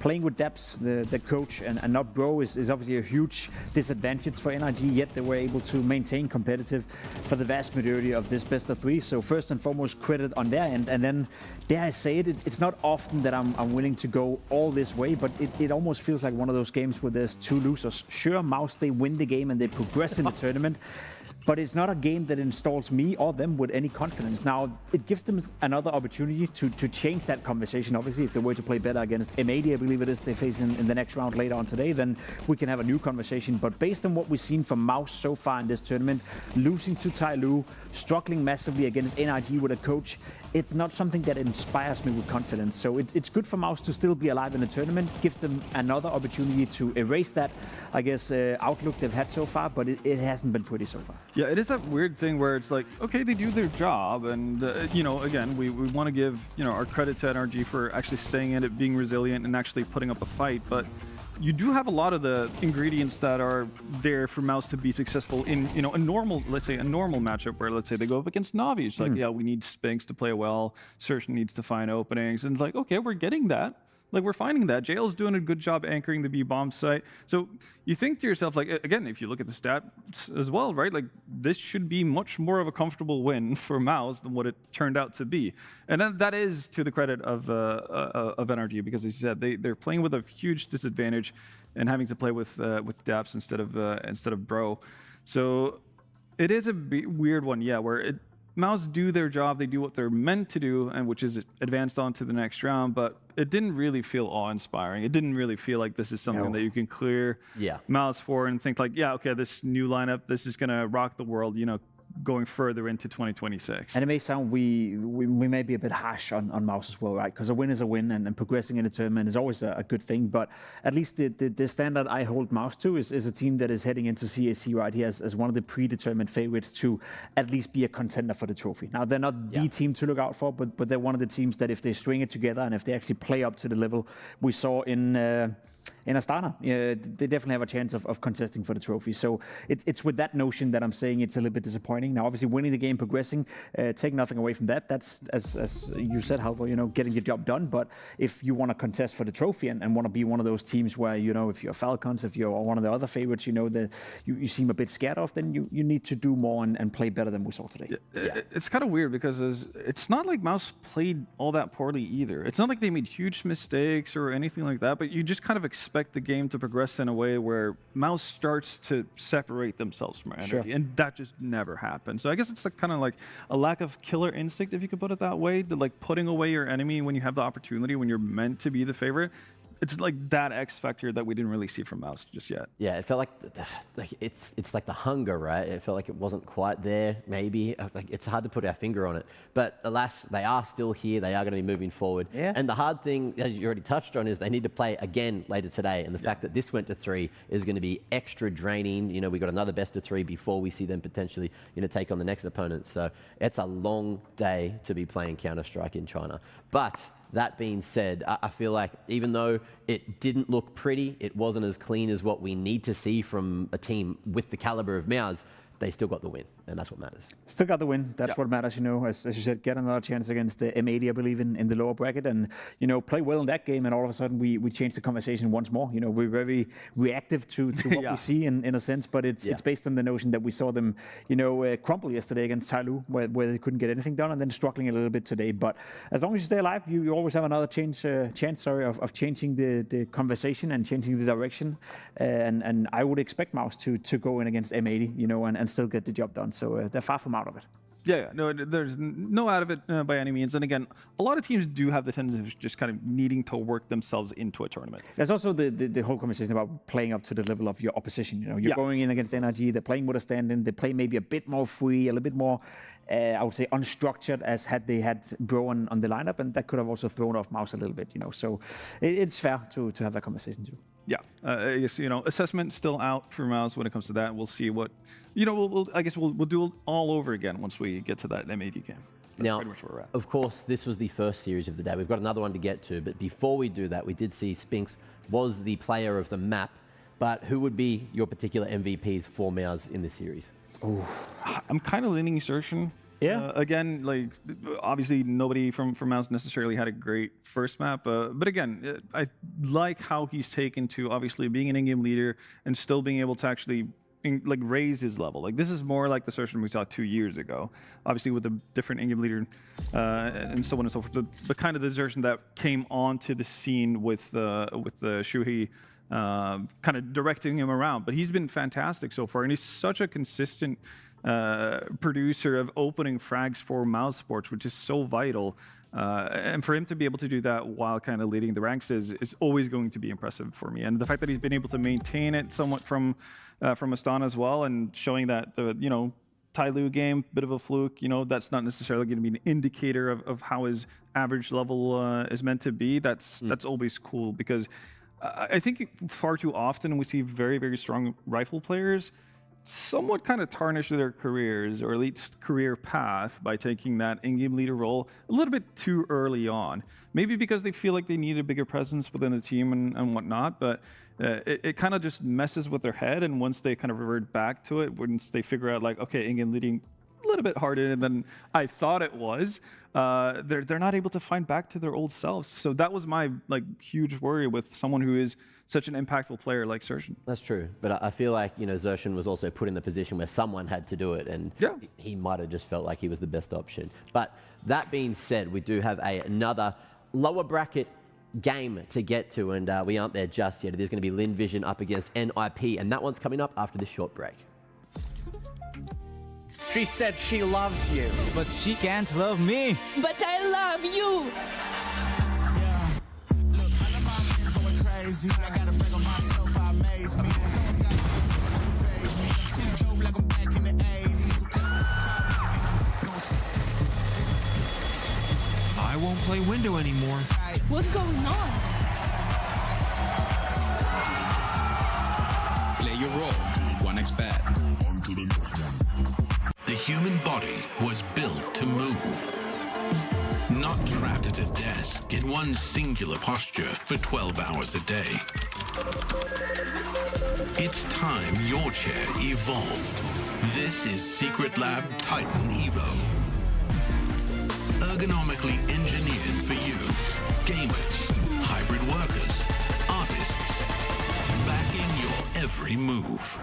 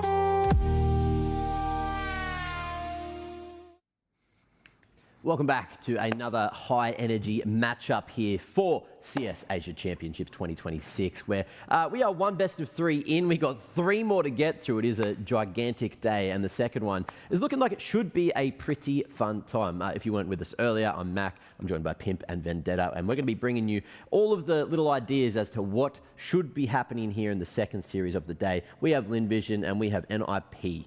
And NIP, of course, have had a slight shift in the lineup this year. So what are our thoughts on NIP going into this? Really good question. I think this is a massive game for NIP. One of the few teams at this tournament, one of 3, that is not at the major. So for them to do well here is essential for their VIS aspirations and aspirations of re-establishing themselves at Tier 1 tournaments. You know, right now it's not looking too great for NIP. As you said, they made a roster change. They've slipped down in the VIS ranking, didn't qualify for the major. So for them to come in at CAC and do well, gain points, and basically put them in a position where they're once again relevant at the higher echelon of the scene is mega important.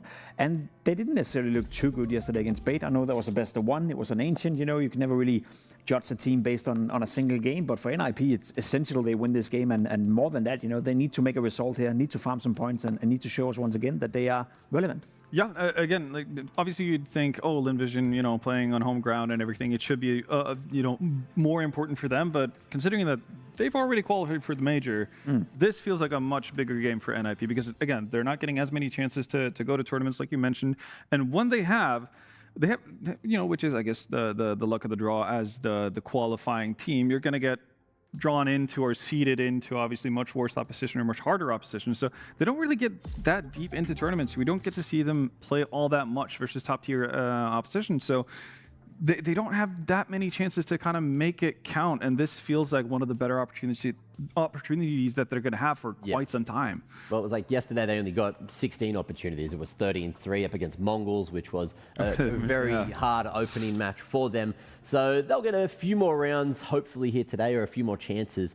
And up against the likes of NIP, maybe, you know, that EUCS, even though they do have a relatively aggressive style with a few of their individuals, like Lynn Vision, they could be on for a bit of an upset. I'd still call it an upset. NIP, they are a formidable opponent. Yeah, I'd agree with that sentiment. You know, NIP are the favorites in this matchup, but Lynn Vision is not to be messed around with, especially when you look at what their win conditions are. It's going to be that, you know, in-your-face Counter-Strike. It's going to be the heads-up Counter-Strike. It's going to be the individual-based Counter-Strike, which is something NIP have struggled a little bit with in the past, you know, when the game gets a bit messy, when certain players have to make individual decisions, something that Snappy has talked about a lot. You know, he's sometimes trying to simplify the game to a point where he avoids, you know, having the players to make too many in-round decisions, and that's why, you know, the whole out of spawn calling has been kind of like a stigma in Snappy's teams, you know, but it's a way of kind of masking for the fact that you maybe don't trust your players to make too many individual decisions, and that's something we will have to see whether or not NIP have worked on, and something we'll have to see if they're ready to do. Brought in a lot of experience in Stown as well, obviously in a new role with the AWP. Curious to see how that's going to work out, but that's a crazy move on it. Let's be honest. It is a crazy move, but it is, you know, just to build the whole essence that you have a Snappy, you have a Stown, you have an Exist as a coach. You know, there's enough experience for you to be able to beat a team like Lynn Vision without even playing your best brand of Counter-Strike. Yeah, no, it should be. Again, and that's a weird thing about this NIP lineup, because I like all the pieces I think they're good players for their respective roles. Right? Shoes was, at times in Heroic, one of the better, if not the best anchor at times, in Counter-Strike. And he's not, fallen off terribly here. Like, he's still a very solid player.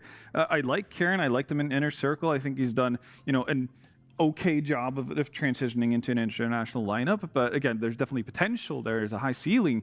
As for Stavin, I guess he's the biggest question mark in this lineup, but overall, again, it's solid players who've been proven in their roles for so many years. So it's weird to see them, I guess, not necessarily having better results than what they had. I'm not expecting them to obviously go into S-tier tournaments and, push Na'Vi to the brink or something like that just yet, by any means. But I do expect them to kind of topple teams like Monty, etc. And that's kind of where they've been faulting. Like, they'll win a game versus Big, and then they'll drop a series versus Monty, and you never really get to see them go further than that. To me, it's the European version of Liquid to some extent, because I look at that lineup, but I look at it and I like the pieces. I like all the individuals. Kaspersky as well. Fantastic. I think he's gonna, at some point, like, it's gonna be tough for NIP to keep him within their range unless they start to produce results. So I like everything I see. I see the potential in each single individual, but as a unit, as a cohesion, that's when we need to see them come together and show a bit of that life, I guess, and soul. Well, that was the thing yesterday, right? Like, they lost in the best of one to Bait, but then Bait also managed to get another solid best of 3 and qualify to the playoffs already. So Bait could have just had a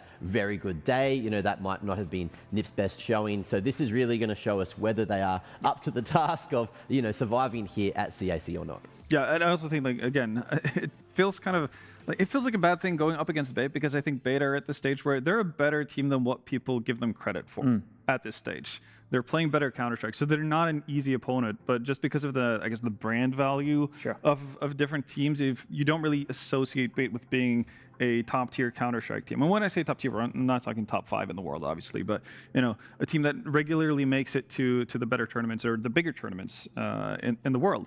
So it gives a little bit of an unfair kind of angle on how you view NIP's prospects and how they've done and so on. But I think going into a matchup like this versus LimVision, they need to be able to grab a win here, whether it's 2-0 or 2-1. Even that's the thing, and that's why it's such an important game for NIP, as we already highlighted a little bit. LimVision have a chance of redeeming themselves at the major, whereas for NIP, they can go on a summer break, perhaps playing some of the smaller tournaments, but not tournaments that we will have an eye on, because all the focus is going to be at the major. So if you're NIP right now, you're potentially one best of 3 away from ending your season, more or less, whereas if you're LimVision, at least you can try to redeem yourself at the major. So I'd say the pressure is on NIP here. It certainly will be. And to bring you all of the pressure for the second series of the day, we still have Neokai and we still have Scriv. Happy birthday once again. Get into it. Here with the birthday boy. But yeah, we're looking forward for this series. I mean, I think Pim's point's absolutely spot on, right? NIP are 1 best 3 essentially away from having a nice chilled out summer, where for LimVision, they've still got a bit of scope for this season. Even if this tournament doesn't go well, they can still go in towards the major and hope that they can kind of turn things around there. But they would like to, on home soil, go deep in a tournament like this, right? They would really like to prove what they're about. But for LimVision, they've just felt so unconvincing for such a long time. Like, it doesn't really matter what changes they make. It's a side that kind of feels dead in the water, but then sort of Nip, right? I think kind of the way Pim put it, I kind of love it. They're the Liquid of EU. I think is actually not a terrible way of putting it. This is a side that have looked and felt really unconvincing for such a long time. Yeah, no, it is true. And I mean, we really look towards this Nip team, I think, in that rostermania that usually comes after a major. I feel like this team is going to be a big part of that. So, yeah, we'll keep our eyes on them in a different way. But as mentioned, as is evident, not at that major, which for an organization like this just feels really quite poor. All the same, we've got to zoom in here and now. We've got LimVision starting off on this CT side. Amelia with the Julies getting a little aggressive and able to gather some information to work with. There's a burst out attempted through middle, but nothing much followed up. I like this pick for LimVision at the very least. Dusty feels like a really nice map for them to go into, and quite a decent punish pick on towards NIP as well. So feels like a decent chance to really open up this series quite well. That Nuke is quite a spicy one. Obviously, it's NIP picking for themselves rather than kind of picking against what LimVision struggle with. So that could be spicy, to say the least. But I feel like, for LimVision in this series, I feel like they really require this Dust 2 if we want to have any sort of longevity in this one. And it starts quite well. Westmoreland and Call Me Sue will open up proceedings. Zach are going to find one of his own as well, so all things are slotting into place for the CT side. Astari in the back line to find sure she leaves it all on Snappy, but it is flawless. Full Lynn vision to start. Bits of damage, sure, but all 5 stay alive. And that's the perfect way to proceed for Lynn vision. Really, really nice round to start. I really do feel like this is a winnable game as well for Lynn vision. I think that they could certainly surprise a few people against this NIP side. We do start to ask a lot of questions. Of course, a recent enough move with Stown coming in, you know, feels like something that might be able to boost them ever so slightly, but still, it's not really a great-looking team. It's tough, though, because the pieces feel kind of decent, you know? Yeah. Ex-Kaspersky is someone that a lot of people, including us, I think are really quite big fans of. So you maybe look towards more the engine room, as I call it, right? Like, are we going to put Snappy and Exist under that microscope? Are those the kinds of moves that need to happen into the second season of the year? Or are NIP going to try and stick with this project? I think a really quick checkout here as well would also make management pretty upset. So, yeah, hoping to stay alive here. You get knocked out by Lynn vision. I think you do really have to start looking at changes if that is going to be the case. Yeah, for sure. I will say, though, from what I've seen of him so far, Stown actually looks pretty solid. Right? I feel like he's offering up a fair decent amount with that kind of like newer role of the AWP. It's obviously one that he's not shying away from. He spoke about it, that it was definitely a move they considered back in the heroic days as well. Zaka, Amelia, start well for them. A swing through, more for Westmoreland. And Story will see off Snappy. So this force buy, or I guess sort of half to force buy, he had a scout in and upgraded pistol, offers up absolutely nothing. Don't even get a point of damage. Simple stuff for Lynn vision. Snappy might go back-to-back in the scouts, to be fair. We see that become quite a common thing on Dust 2. On this T side, you bring a scout in on its own, in towards that first round, and a second behind it. It'll be Stown to wield it here in this. With the first proper round for NIP to really see what they're all about. The opening series, you know, it was okay for NIP. Like, they lost to Bait, but like that is a completely expected result. Bait are considerably better than NIP at the moment. 13-9. It's not a terrible loss by any means. Lynn vision, though, their start was really poor. They got decimated by the Mongols. 13-3, and they never really looked even close to the level required. All right. Opting to jump there is crazy rather than just swinging. Classic Amelia start. Obviously, a bit of a joker we got to see last year. A bit more personality out from this guy. And he is pretty funny, to be fair. But he will open up into this round. And again, big information gained. Yeah. I got to say, I love his friendship with the Brazilian streams. Yeah, that became a classic clip. Yeah, real. And, you know, he had a few of them. He like, after that one, he would come on every single time, and they'd have a little conversation. It was always a bit of a laugh. Shooting at a graphic on the wall. We'll bait out about this scale up towards the A site. Is there a flash here? Yeah, there's a couple to come through. Pretty nice. Oh yeah. Really nice for Call Me Sue. You can't be serious. Oh my goodness. Ultimately can't wait to see that from his perspective. They must have been so insanely blind. Stown here, tagged up and isolated. He should go down. It's all about whether he's able to find one on the way out. Not going to be the case. Lynn vision. Nobody's died yet. So this opener is really looking good. The early rounds, super dominant.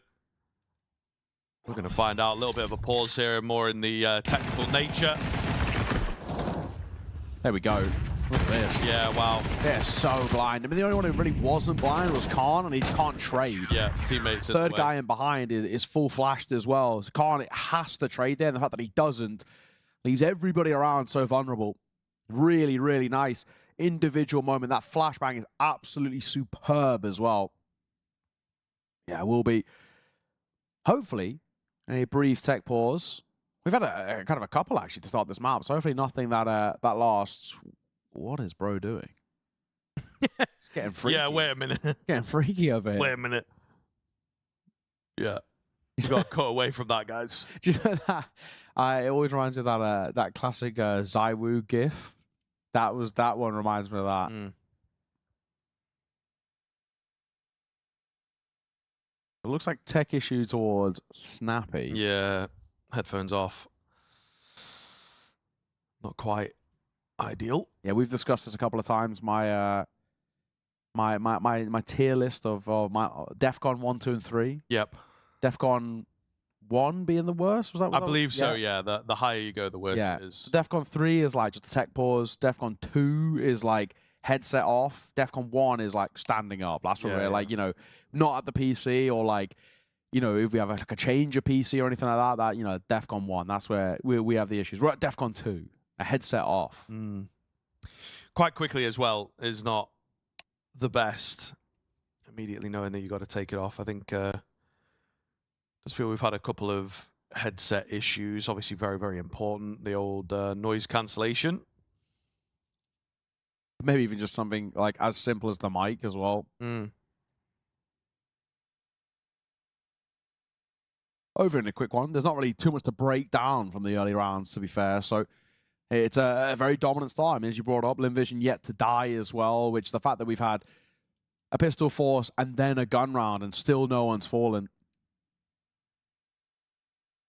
is really impressive. But yeah, quite the conversation being had here. Uh-oh. Second set of head. We've got, you know, what, 4? Including exist. Headsets off. Uh-oh, made that 5. Go on, get yours off, fella. There we go. DEFCON 2, ladies and gents. Might be a little bit of a reset. DEFCON 2. At this point.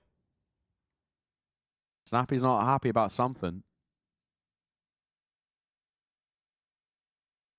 Yeah, not quite sure. We'll try and update you when we get the information.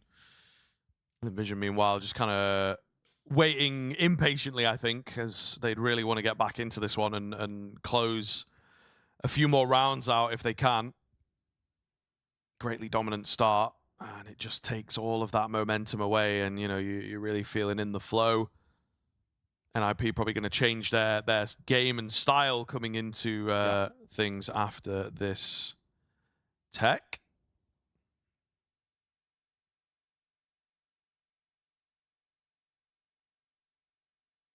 They're talking. They're certainly talking. Yeah. Something's happening here. I'm trying to, you know, decipher what the issue might be. Yeah, I wish I could lip read. Yeah, times like these. Yeah. Times like these. Maybe some login issues and things like that are often painfully common. What is the problem? But I guess for LynVision, there's kind of like another side to it as well for them, where when you actually had a bit of a hot streak and a nice start, it's a horrible thing to have to like sit there. Yeah. Like if anything, you cool off a little bit. Well, we talk about this quite a lot, where it's like how would a certain player, you know, deal with this? Like what goes through the mind of a competitor? I would hate this. You know what I mean? Like obviously the not talking aspect, but just sort of like in your own thoughts. And, you know, maybe not so bad right at the start of a series, to be fair, but if you're like a map deep or for sure 15 rounds in or something like that, I think it can be a little bit difficult to just remain fully present. But the longer it goes on, the more distracted you probably get. You just want to get into the game, man. Does give you maybe a bit of a chance, right? If you want to be more of a cerebral player, just read through all these notes and things that have obviously become very, very popular. Like if it was like, you know, a tech issue to this level at home, you know, if one of the boys has dropped out, you know, 2 minute tech pause or whatever, I'm on the reels like immediately. Yeah, for sure. I'm dead. I'm on the reels immediately.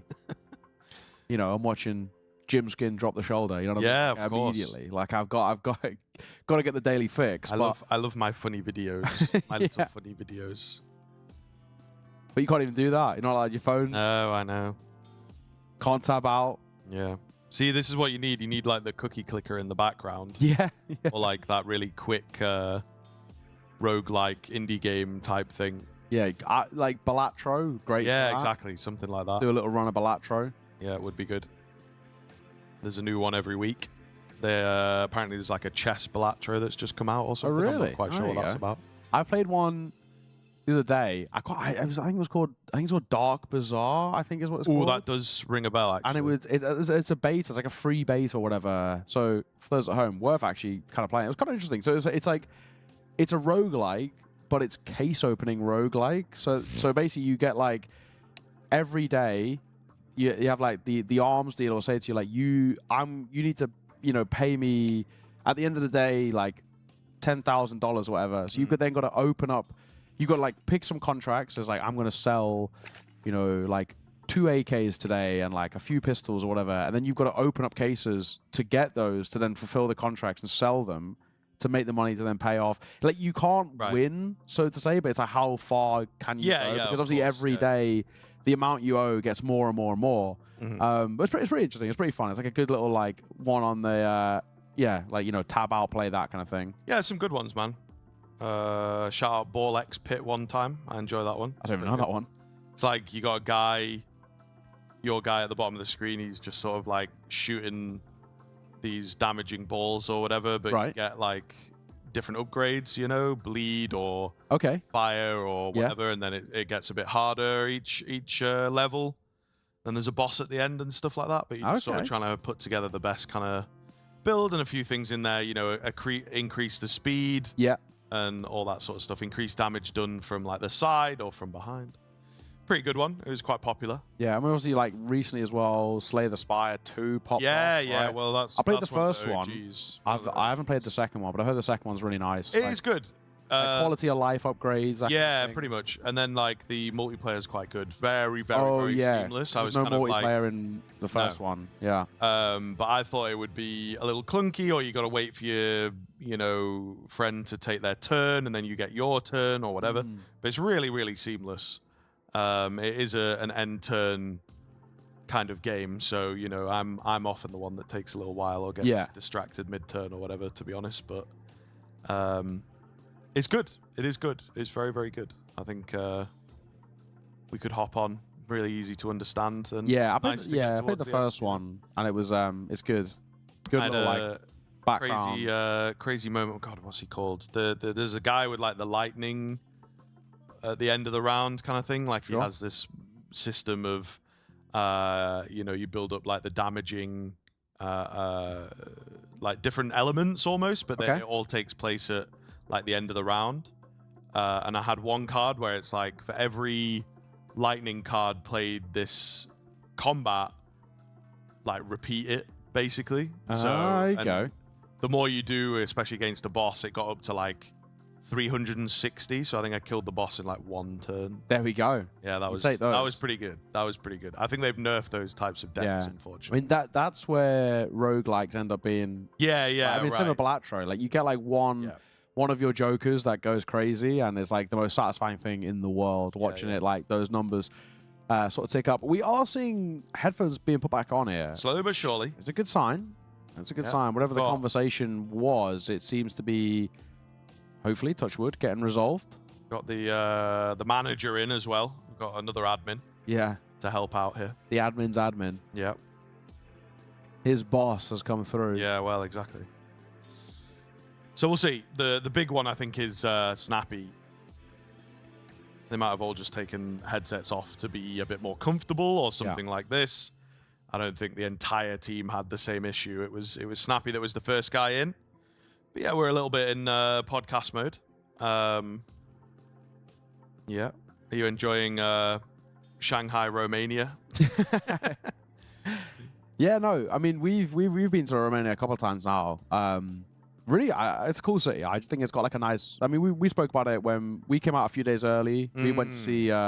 It's called Brashov, but I think most people kind of know it as just Dracula's castle. Is sort of its like nickname. A neighboring town. Or, But yeah, really pretty. Like I just think like the pace of life in Romania is pretty chill. Like I think that's like quite a big thing that you just don't get in London. Like London is breakneck speed all the time. So it's nice getting this sort of like you can just saunter around. Like you know, you don't have to have like an agenda of what we're going to do today. We can just get underway, like this game, for example, which I'm seeing the timer ticking down. It was that round number 4 is about to begin. So whatever issue there was seems like it is resolved for now, and we can get this show back on the road. It is a 3-0 start, of course, for Lynn Vision. Still, no one died yet for this Lynn Vision side. We've got a scout in play, forced down, and just a few upgraded pistols around. Of course, that force buy, or that full buy, may I say, in the previous round fell so unbelievably flat with the heroics of MongolZ. Lovely little 3-piece from him and just shutting down that long presence. Yeah. Now, a different kind of skill, you know, that doesn't often get employed by high-level teams. Maybe your tier 2 guy is going to be more used to it. It is just checking back in, picking up where you left off, and remembering, you know, what it was you were kind of going to do, or the sort of approach that you were expecting. How do you counter things like this? So being able to do that, as I say, is a skill in and of itself. Well-timed smoke. Still thinking of potentially going through it. There's actually quite a big gap at the back of it, so it's not quite as difficult to move through. But with no utility, Zaka is absolutely going to have a field day. Eventually traded out with a really nice shot. Can they brute force the bomb plant? That's what they're after. Unfortunately, maybe not. Westmelon around, and it falls really nicely at his feet there. He will go down to the Glock of Stown, but really all we're going to be expecting from this one, he will be dealt with. So a couple of kills, but no bomb plant. That's what they were really, really after. Yeah. Help to bolster the buy into this next round. I think they will just about go in for the AWP, but Lynn Vision in a very, very good spot to start dominating. Yeah, that bomb plant really would kind of flush out the cash quite a bit. But you can see timeout now taken. Exist wants to pretty quickly shore things up. It's really not been the start to D2 that they've been wanting.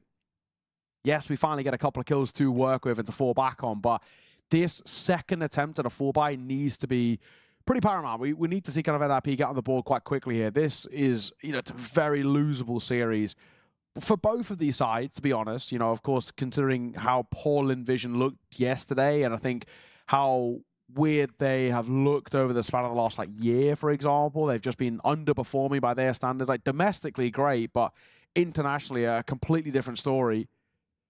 And then you've got NIP, of course, who have had their woes throughout 2026 and even leading up into it.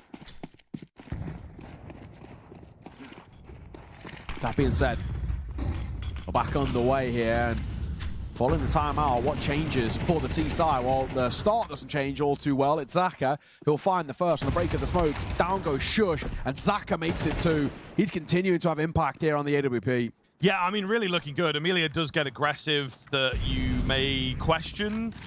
To be honest, you're in such a good spot. I don't know that you necessarily need to be going for that play, but Lynn Vision, the Dust 2 is looking good. Yeah. Have their own little style, as you would expect, but at the moment, NIP really struggling. We've got late aggression up short here from the CT side. Seems to be somewhat thought of, but only briefly. Westmelon takes out Stown, and Snappy gave up the position. Ken's made his way out on towards B, but does not check his angles. Will be punished. Despite some nice ideas, NIP again are going to fall flat here. Snappy left low. Down he will go. And Lynn Vision keep this flawless run going. Yeah, really, really nice to see that they can just continue to find form. Both Zaka and Westmelon 7-1. Call me Sue 6-0. And the worrying thing for NIP is that, you know, we critique this quite a lot, but it's a tactical timeout taken. They take a beat, they take a moment to kind of just discuss what are we going to do back in towards the gun round, and it still falls so flat that doesn't fill us with a lot of confidence. Only a couple of kills that come through for NIP. It's simply just not good enough. 5-0. Lynn Vision side that this streak to start off their Dust 2 is pretty damn good. Interesting as well that NIP decide to start T side too. Lynn Vision's pick, but didn't want that T side start, and so far it's not paying off. And they could put themselves into a position where it's really quite difficult to recover in towards this map because of how slow the start is. Even if they do rekindle the flame a bit and find a bit of form, it could be to a point of too little too late. So back into a bit of like a half investment here. And we said this for NRG in the previous round, that you kind of need a bit of a statistical anomaly of a round to normally kickstart things a little bit, and this would be huge. Putting a lot of onus on Kaspersky with that Galil, a scout force down as well, and some upgraded pistols alongside it as they look to head towards B, and it's Starry and Amelia to meet them. Light flash over towards short just to try and distract away, but this B hole does look pretty good. It's late on the utility though, and caught out in the open is Starry. There's a flashback round. Amelia, heroic, needed. And they will just about find themselves a man advantage, but they've lost control of this deadly B bomb site, of course. Infamous for its difficulty to retake. There is an AWP as well for Zaka, so not really ideal. Definitely a chance for NIP to get this one going. It's Ken that we look towards in quite an advanced position, and definitely now as the nade finishes off down. Perfect nade onto him as well. Ken inside the smoke, not been considered, and does land the double. Oh man, Zaka's going to be moving down to that USP. Is it enough up against the Tech-9 here around this smoke as they try and play around? Where has he gone? Completely lost track, but Ken steps, gives away his position. Not a lot of time left now, and he's looking to just play around that. A big clutch coming in as NIP, desperate for their first, will be given it. And it's all 5 as well, an ace for Khan. That is huge. Off the back of Amelia's 3K, I thought this was surely enough. Numbers advantage, but it just shows the strength on a B-side post-spawn, and Khan getting all 5 in a miraculous fashion does so well. Zaka dropped the AWP as he was looking for a rifle of any sort. It would make that 1v1 considerably easier, but he just couldn't find one. So he scoops up the AWP again, then opts for the USP, and it's not enough. The Tech-9 wins out that duel. What a round to find, but Scriv, I ask this question every time we see a round like that. Is it replicable? Can you rely on Khan to get an ace consistently? No. So we've still got to find better ways to win for an AP, but that's a nice way to just break this deadlock, break the ice a little bit, and finally kickstart something on towards this map number 1. But they've really got to build upon this now. And for Lynn Vision, credit to them. Immediate respect being shown, immediate timeout as well. They'll get Gum on the mic, and he'll, quite quickly try and flip the script back in Lynn Vision's favor. Yeah, we like it. We like it. We'll see if they are able to do just that. Ooh. What's happened there, then? Where's that gone? There's also I think the molly to, stop it, potentially. Is that what that's about? That might be the case. I saw that creeping into a few maps and moments. As the one on Ancient at the minute that's kind of creeping in. Depending on how you like to play it, if that is a smoke that you're really quite fond of. Yeah, it's really, really common over towards Nuke as well, for the outside smokes, get the molly down to break it up and stop the bounce. Mirage window, I feel like that's why we maybe are starting to see the top short smoke come back in an interesting kind of way. Was initially there as a much quicker option if you want to go mid fast, and then people figured out the instance on window. But yeah, now it's crept back in. I guess it would be for the molly that might go down, and then also the breaks with a HE. Yeah. Makes them a little less effective. But we're here with some classic Dust 2 smokes as they are trying to get out short. Zaka able to drop one. They're pretty aware. 3 players ready to go. Komisu does fall quite easily. Zaka as well now put under pressure, and there is presence out towards long. He has to be careful. I don't think he's really aware. He's going to get backstabbed. He's given it half a look, but the reload was only halfway done. Westmelon reveals himself in a really good spot. Might just have given them a chance back into this. That flash is fantastic. That's going to give them a little bit of a chance to scale up here and try and isolate Kaspersky, and they do. It's all on Stown. The jump, the tag, still the lack of plant as well needs to be stuck, and Starry knows too well about this. P2K pulled out, and Stown will fall. God, that's so unbelievably close. But it's Lynn Vision who walk away with the response. Now that's all we asked for as well. You call a tac timeout, you immediately get the round back, and that's the value of those tac timeouts. But where we've been quite critical of them, where they don't find success, Lynn Vision, that retake gets really good. It's this flashbang in the 2 versus 2. It just gives them the ability to jump up on towards the boxes, and Starry does very well with the P2K.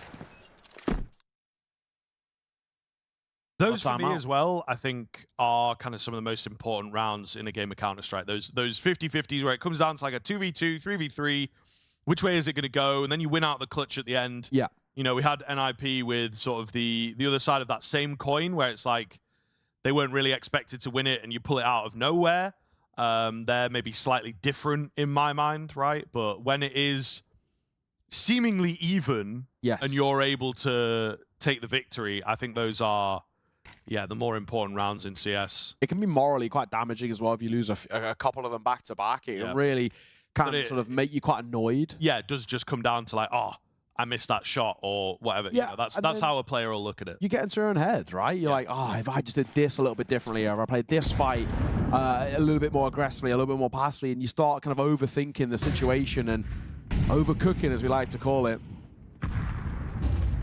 LynVision, at the moment, it's pretty quite, basic stuff in a way. Not that that's a bad thing. Like, they are just playing the sites. They're inviting in pressure. They're giving NIP a lot of early control of the map, but it's not a worry. Now, normally, something that we value a lot is how proactive is a CT side. It normally feels like quite a good barometer for actually how strong they are on a map. Like, what ways they like to get aggressive, what ways they like to take points of the map, or take bits of control, or take opening fights. But LynVision really aren't needing to do anything too difficult. And potentially if NIP start to warm up a little bit on towards the T side, they'll be called into a bit more of kind of the deeper strat book of, right, let's start taking a bit of short control early, or go for like a mid push, something along those lines. But at the moment, sitting back, inviting in this pressure, and just waiting to see what the reaction is working. So why would you change things up?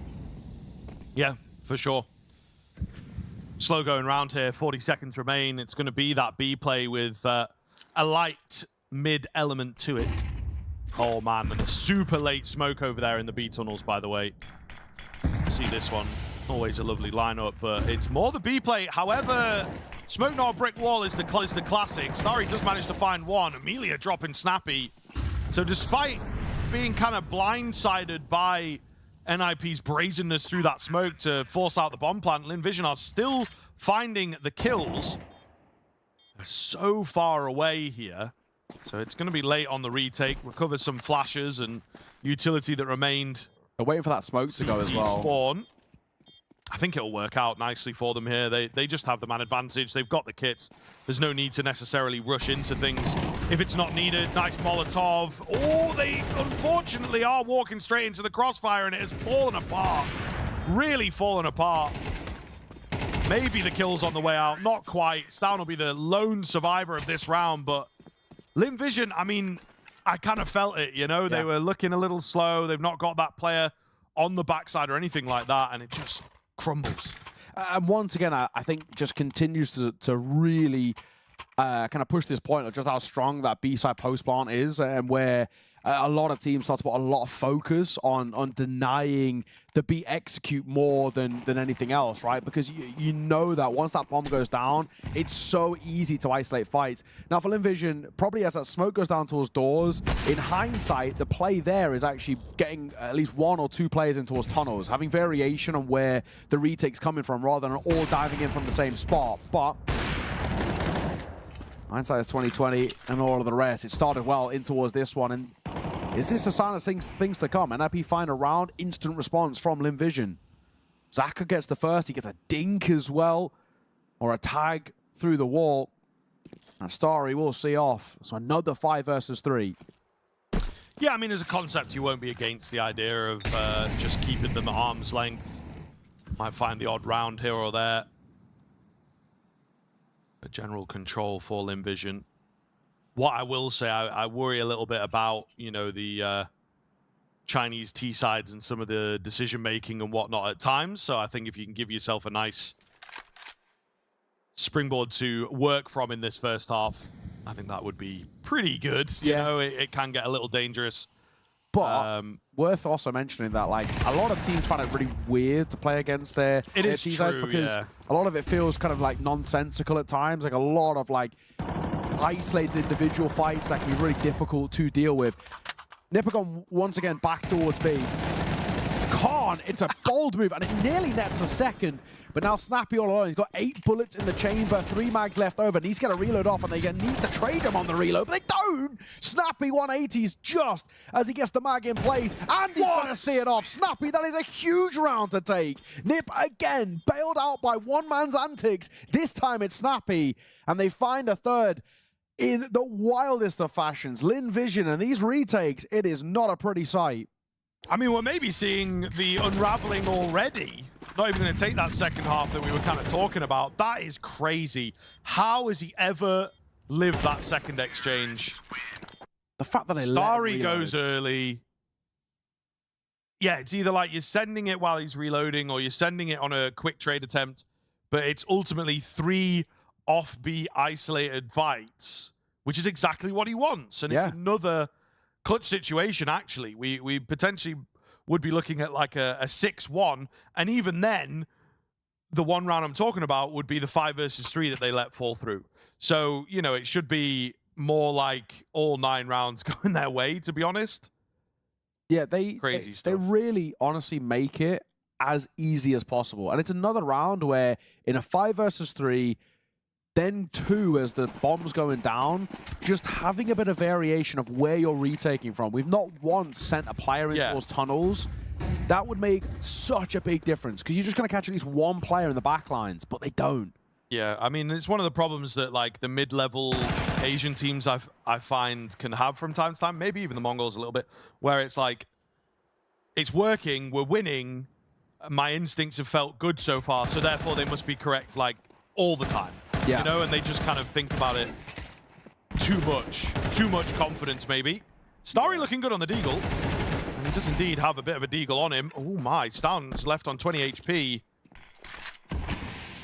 Not impossible. Unfortunately, the bomb's gone B. So I think you might save some weaponry here, but the round itself is just not going to happen. Yeah, just keep hold of what you've got, really. 2 AKs now to work with, and they're so far away from the action, so it will be exactly that. We talk about this a lot with, like, especially kind of the EU teams. I think they can overcook situations, but it feels like at times Lynn Vision are undercooking them. Like, it's so basic. It's too easy. This round was always a bit of a write-off. So the fact that they actually walk away with 3 kills and 2 AKs being saved is actually like a small moral win in a way, but Nip are within reach and distance now. Only 2 rounds of difference, and they can make this T-side really start to click into place.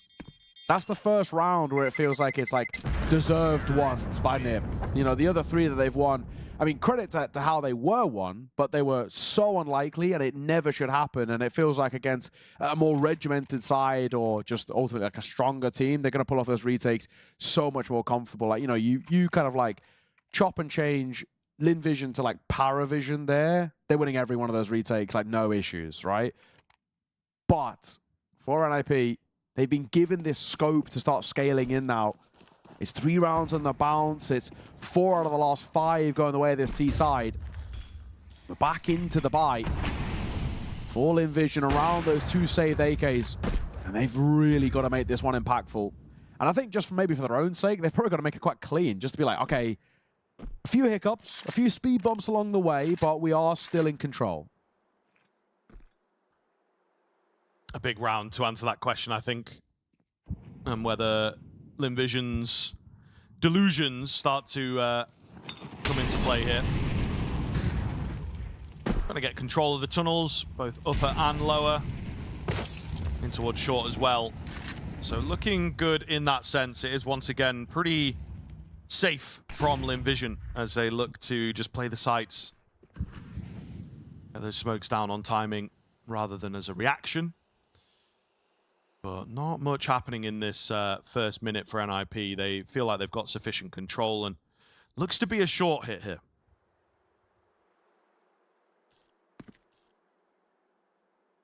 $40 seconds to work with. Flash over. Looks like momentarily a re-up of the smoke, and there it is. Next Kaspersky can't get out in front of it. The question is, do they cancel or do they just commit through this? It's risk both ways. Timing-wise, if they cancel, but going through it, it's Westman on the other side as he waits. And his position's kind of strong for two reasons. Not only, of course, because he's close behind the smoke, but he can actually deny the drop down in towards CT, which is so common. But the flash behind by Zaka could not have been timed any better. And he gets 2 kills just to sweeten the deal here in round number 11. 5 seconds to play, and Shush is nowhere near the action. So he will just shell up and save, and there will be a response, and a flawless one at that. So it's exactly what we were looking for. You're back into the bye. It doesn't matter, well, obviously it does, but winning the round is one thing. It's winning it cleanly, just for their own mental sake. Just to be like, okay, it's fine. These things happen. First map of the series can always be a little bit janky, a little bit weird. We're ironing out these issues nice and early.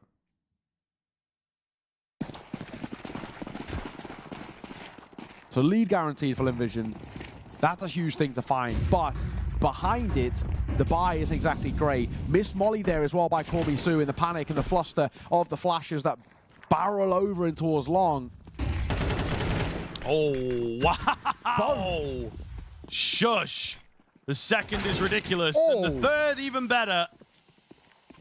So sweet here for NIP as they look to find that fifth and keep things as close as possible. Something they've not done all half, to be honest, is just a straight burst out, a straight rush, you know, playing the rounds. Maybe a bit too methodical, they argue. So 7-5, it's the difference of a pistol, but still a lead for Lynn Vision on their own map pick. Going to be feeling confident. I do hold out for this second half, though, man. I think they really do have to know themselves and realize that this could get very, very messy, given the way that some of these T-sides generally pan out. But a flawless response from NIP to find that fifth. Certainly a game on our hands here on Dust 2. Yeah, things start well for Lynn Vision, but because of these squandered chances, the bulk of the round towards the tail end and half go the way of NIP. So despite being at a deficit, there still is a bit of confidence there towards NIP, more so than it feels like they really kind of should be. We should have been 9-0 really to start things off for Lynn Vision. I think they'll know that as best as anyone, to be honest. A 2-round game, the difference of a pistol, as you put it, is spot on. If NIP can find a pistol, the force buy should come quite naturally behind it, and already then, this lead starts to go in a really rough spot. I mean, it should be tied up, and you can even consider NIP, who have looked a little sharper towards that tail end of the half, in a spot to steal away this map and heading towards their own of Nuke pretty confidently.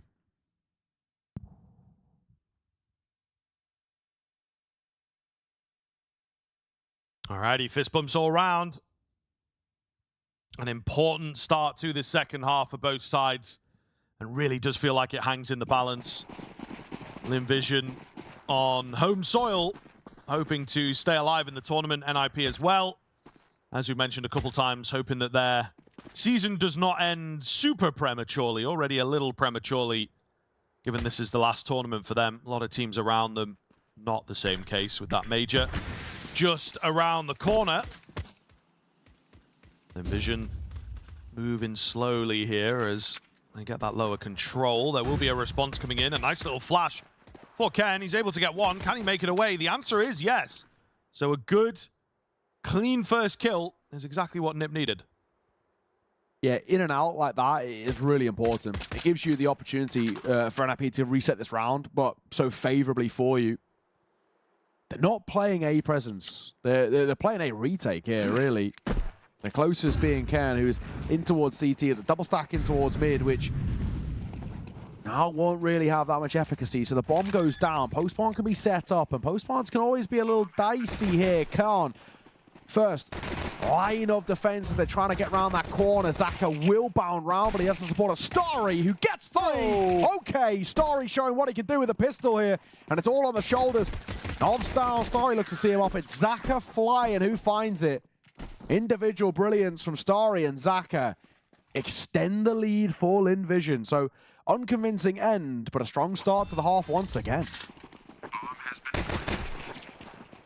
Yeah, really great to see Lynn Vision able to compete and looking very, very competitive while doing so. The final two in this little exchange. He's just out of range as well, you feel, to find that last headshot. So yeah, really nice look for Lynn Vision. NIP going to force in. So Lynn Vision really do have a chance to hit the double digits quite fast into this second half. And then find that rifle and start to think about closing out the map. So there's really not loads and loads of work on paper to be done. Yeah, you're right. It can quite naturally slot itself into place just by virtue of that CT economy being broken. Like a loss of the force buy here for NIP could be unbelievably damning. That could essentially, should be double digits for Lynn Vision. This is vitally important that NIP either find this round or save enough that they can reuse the buy-in towards the next. But it doesn't start well. It's down and Kana, the first 2 fall. As Westman and Amelia open up proceedings, I think they might just retract from this. Yeah, they're going to pull away.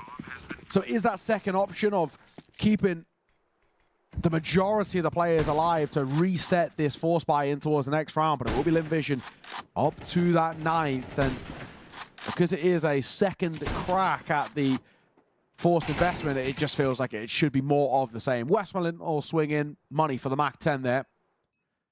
His second kill of the round. Will he expect the 5-7? He won't, but it's not exactly the best thing in the world to scoop up for Kaspersky. They're not going to be too annoyed about that being dropped in towards enemy hands. No, would not have thought so. Lynn Vision going through the motions here, and that'll make it a lot easier as well, right? There was kind of some arguments about whether we drop that scout and then Snappy had a 5-7 and, you know, all these kinds of things as well. But as it is now, you have one less player with weaponry at the end of the day. So any kind of names you can take away from NIP going to be important for Lynn Vision in a moment like that. But we do have Stown on the scout. He's had a quieter showing here, unfortunately. See if he's able to make himself known. Then again, so is everyone really, bar Khan. No, that is true, actually. No as I said that, I was looking down the list. No one's really stepped up. Khan, of course, had his ace. That really bolsters the stat line. But no one positive towards NIP. And there's not been loads of positivity from this side. I do like this move from Kaspersky. Break on the smoke. Yeah, he should be able to get one here, but he doesn't. Amelia, he 180'd. And he finds Kaspersky. Starry gets one of his own. Westmelon will see off Shush. And before you know it, this is all gone up in the air. Call me Sue will close. Wow, that second kill from Amelia. I'd love to see that again in the replay. That looked just instinctual, holding that mouse one and flicking round and hoping for the best. And it connected. I was going to say, I think, it was. Yeah, he was up at top middle. Okay, so it was Westman on towards the box. I was going to say, if Westman 180, because he did turn, if he hit that shot, that is bonkers. It's Amelia's the insurance policy. Yes, and quite a good one at that. Yeah, and NIP are going to call for their third and final timeout. And, well, pretty safe to say that this is a necessity. Things continue to not look strong for NIP at the moment. And as they buy back in, it's as close as make or break as we can kind of get at 10-5. You lose this NIP, 11 locks into place. Yes, you've got max loss bonus, but the buy would still be a little bit uncomfortable. And then you're force buying out the rest of the map, and that's never good. Against Lynn Vision side that look unbelievably sharp. Zaka, 14-7. Starry, 15-6. Westmelon, 14-9. Kormisu, 10-5. I mean, it has really been a stalwart showing across the board, and Amelia was playing Bianca, which was the only real pressure point that worked for NIP in that first half. Yeah, and you start to worry as well. If this goes super dominant, it's not an awful map in the form of Nuke for Lynn Vision. Maybe classically as well, one that like the core and whatnot are going to be really comfortable with. So, yeah, we need NIP to give us something. The B defense is the first question, and a 1-for-1 might not be good enough. Kaspersky underneath the window, and unfortunately not able to get anything done. The Cardinal at sin, all. Right? Turn away from window. Yeah, well, that's it. Dedicate to your angle, my guy. Yeah, you got to live and die by the sword. Yeah, if you're holding window, you're holding window. The second you turn away, the CS gods look down upon you unfavorably and give another player swinging through. This looks bad now, doesn't it? 11-5. Yeah. We do have the save. NIP may be able to fight back, but I feel this might just be over in the next couple of rounds, to be honest with you. And yeah, then I really do start to worry. For NIP in general, they've not given us an awful lot into this second half in particular, which is where I kind of thought Vision would start to struggle, but it's not been the case. If anything, they look better. Yeah. They've looked considerably stronger. I think as well for Lynn Vision at the moment, they've got a very simple realization that I think is very apparent to all of us. They are just better at the moment. They're so much sharper. They're so much crisper. And I think having that sort of like brazen confidence is actually what benefits a lot of these Chinese sides. You see a lot with TYLOO as well. Like when these guys get on a bit of a heat streak, they're so difficult to stop. Like their snowball effect is incredible. And I think Lynn Vision are showing exactly what they can do themselves. And kind of that worst case scenario for NIP, not only, of course, having to go for a really horrible save there. Like the save's good in itself, but you don't want to ever be having to do that. 3 staying alive. And then the fact that there's no more timeouts, so you can't get these sort of injection of ideas from Exist either. So he just has to wait in the wings and hope for the best. But nothing's changing for NIP. 11-5, and they are pretty close, and that is...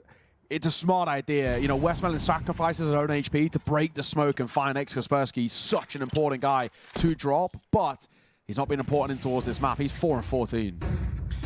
No, but it's good to have the advantage here. A missed shot as well from Stown on the AWP. He's got to be careful. The gap closing towards him. Snappy has managed to get one back, but he gets traded eventually.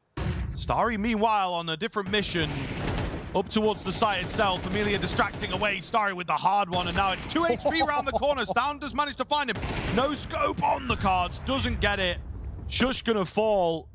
And again, it's wacky. It's all over the place, but it's Lynn Vision coming out on top with NIP scrambling to put a buy together. I think they'll have the rifles here, but going to be lacking the niceties. Limited utility, no kit available, so yeah, not looking good. Lynn Vision with their own map, starting very, very strong, and now they start to raise an eyebrow, start to make us think about that second and whether NIP can actually just match off against this team here today, which feels like a wild thing to say, but I think we said right at the start, this one felt winnable for Lynn Vision as a series. With a statement like this on the way, I think indeed people might start to agree with us. Yeah, and one of those where for Lynn Vision, a lot of these rounds feel quite simple in a sense, but the flash is good, but it's not good enough. Kaspersky gets one, but Amelia, Westmelon kills a piece down or find one full blind just on the edge of that smoke. So 2 versus 3 now. Shush, very vulnerable. Smoke and a molly. Stown on the crack angle. You got Zaka up on towards Carl, but the bomb can get planted. They know where both of them are now. Zaka should be dead to right, and he is. Stown looking for the Kukli, can't quite find it, looking to isolate, and he can't. So Snappy sees off Westmelon, keeps them alive for now, but an incredibly long and treacherous road to recovery for this CT side that feels nigh on impossible with the level we've seen out for NIP thus far in map number 1. I think coming back to your point as well, you know, saying about this feeling winnable, couldn't agree more. And I think on top of it as well is that I really feel like Lynn Vision have not had to delve in towards anything in terms of the strat book. Like, they are fundamentally quite simple calls, and actually kind of credit to Westmelon for going about it that way, right? At the moment where his players are looking so crisp, just utilize them, right? You know, he's got so many different spearheads to work with. Why not send them into as many fights as he possibly can and see what they can come up with? And at the moment, that's absolutely working for them. They're flying in towards fights, they're backing themselves as individuals, and they're winning out nearly every aim duel, especially in terms of openers as well. It's a really good showing, and it's a worrying sign that in towards Nuke, Lynn Vision could just do more of the same. Like, they're not having to go that deep in towards Westmelon's ideas or Gum's ideas. They can just play so, you know, mechanically in a way and just back themselves as individuals. Yeah, well, I mean, we saw it a little bit towards the tail end of the first half, right? With some of these really dodgy retakes and, you know, overswings and things. They do like playing instinctually, and if that's working for them, brilliant. But they can sometimes overstep that line, and I think you do generally get more punished for that on a CT side. We've got a quick move here as Shush gifted a kill. Double AWP as well, by the way. Yeah, on the secondary, so Not bad. Starry going to be tagged up early. Nip have started things off in quite a good spot, all things considered. Yeah, and how do Lynn Vision now approach this from her numbers as advantage? It's felt quite common that we've seen Lynn Vision start off these rounds really well, like very, very positive in the opening duels. Up until this round, Zaka was 5-0 in opening duels. Now, of course, 5-1. 3-1 for Amelia, 3-3 for Westmelon. Like, they're so consistently getting these advantages and then capitalizing upon them, but we haven't seen many where they've been at the disadvantage to start. And they're trying to scale up, but Stown is here. Finds Westmelon as they're looking to move in towards A, and they're just being hit by a brick wall of Util and Orbs. Still could get through, though. The AK is always going to be capable. A nice nade find, a fake out on the bomb as well to try and draw some players out. They want to be taking a few more fights there, it would seem. And they are getting them. They are winning them. I mean, they're so very low here. You'd say surely not. The bomb has been spilled. 20 seconds remain. Yes, they've evened up the numbers. Against 2 AWPs, however, it could get a little funky. I think they must know that some of these players are low. Shush has got the pistol out. They'll recover that bomb. Give them plenty of space now. They have managed to slip through on the Nip side of things, though. Shush comes round and finds them both comically on the USP. It gets a bit close. Lynn Vision will have the plant as well, which does help their campaign in terms of finances, but NIP keep grinding out those rounds. In this second half, Shush has really come into his own. He has really come alive in quite a big way. You know, off the back of that first half, it was only really Khan that we could sort of sing the praises of, and, you know, a lot of that was essentially down to 1 round, which he got 5, but he's quieted down a little bit. He's been stuck at 11 for a while, but Shush has really picked up the slack, and he is keeping Nip in a position to still fight through this. 5 rounds now, the deficit, and that's to take us to OT. It still feels highly unlikely, and I probably don't even entertain the idea until we're at like 12-10. But we'll see. Well, what will happen with that smoke then? It might be Shush again to get another opener, and he does. This time it's Westmelon, and they're looking to dive in towards B, and he's isolating fights easily. Westmelon and MongolZ, too simple. Spacing very poor, but it's actually the util behind it. Where are the flashes? Yeah. The 2 they have on Zach there, you know, there's useless. a gap. Yeah. That Valve designed for you to throw flashes. I don't know. This is what I was talking about, though, with the Lynn Vision T side, right? It's happened a bit later, but it does tend to happen where I think they just get ahead of themselves. Maybe it is because they're on 12.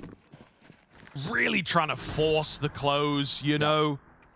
And you have to be careful with this mindset. I think it's better to imagine it's immediately like 10-10 or whatever works for you, but a lot closer than you might think. I always bring up the football analogy. It's 0-0, guys. Yeah, There's exactly. a goal that goes in, whether you score or they score it, it's 0-0. Do not get ahead of yourselves. You know, it's a point that we've been bringing up. If it was 12-1, sound. Yeah, crack on. If you want to do something a little bit wacky, weird, and still wonderful. Dangerous. Yeah. But it's a point that we've been bringing up a lot. You know, we've been talking about the hair effect, right? This, you know, you get towards the finish line and this inability to close it, and it seems to plague.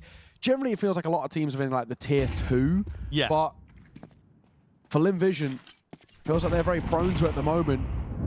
Since hitting map point, they've really quietened down.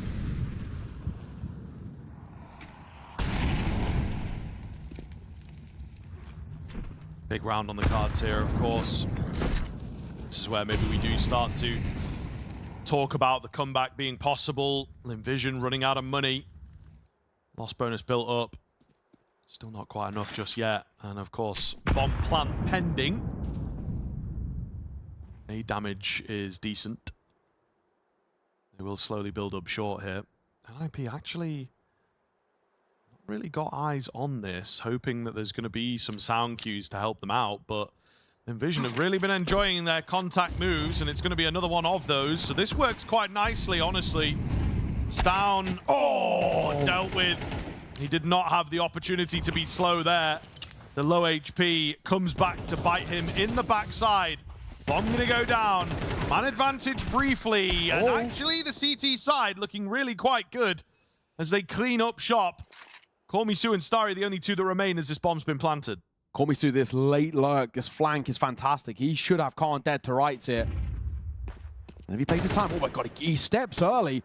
And Kong gets that early warning sign, but he just can't turn around in time. Is this curtains here? Time is ticking. Smoke front sight as well as Starry looking to isolate. It's MOUZ to close. And it's Lynn Vision who take map number 1. Now, sure, they're made to work for it a little bit towards that tail end, and they take their sweet time in closing.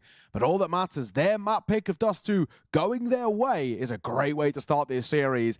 And Script, I think it's safe to say we have plenty of question marks about NIP, but there's one guy in particular that I really want to highlight. Westmelon not only called a great game, but he played a great game. He looks so sharp. So for me, he's my MVP off the back of that map. Yeah, for sure. I would certainly agree. We'll have to see what the boys have got to say on the desk. We have plenty to say.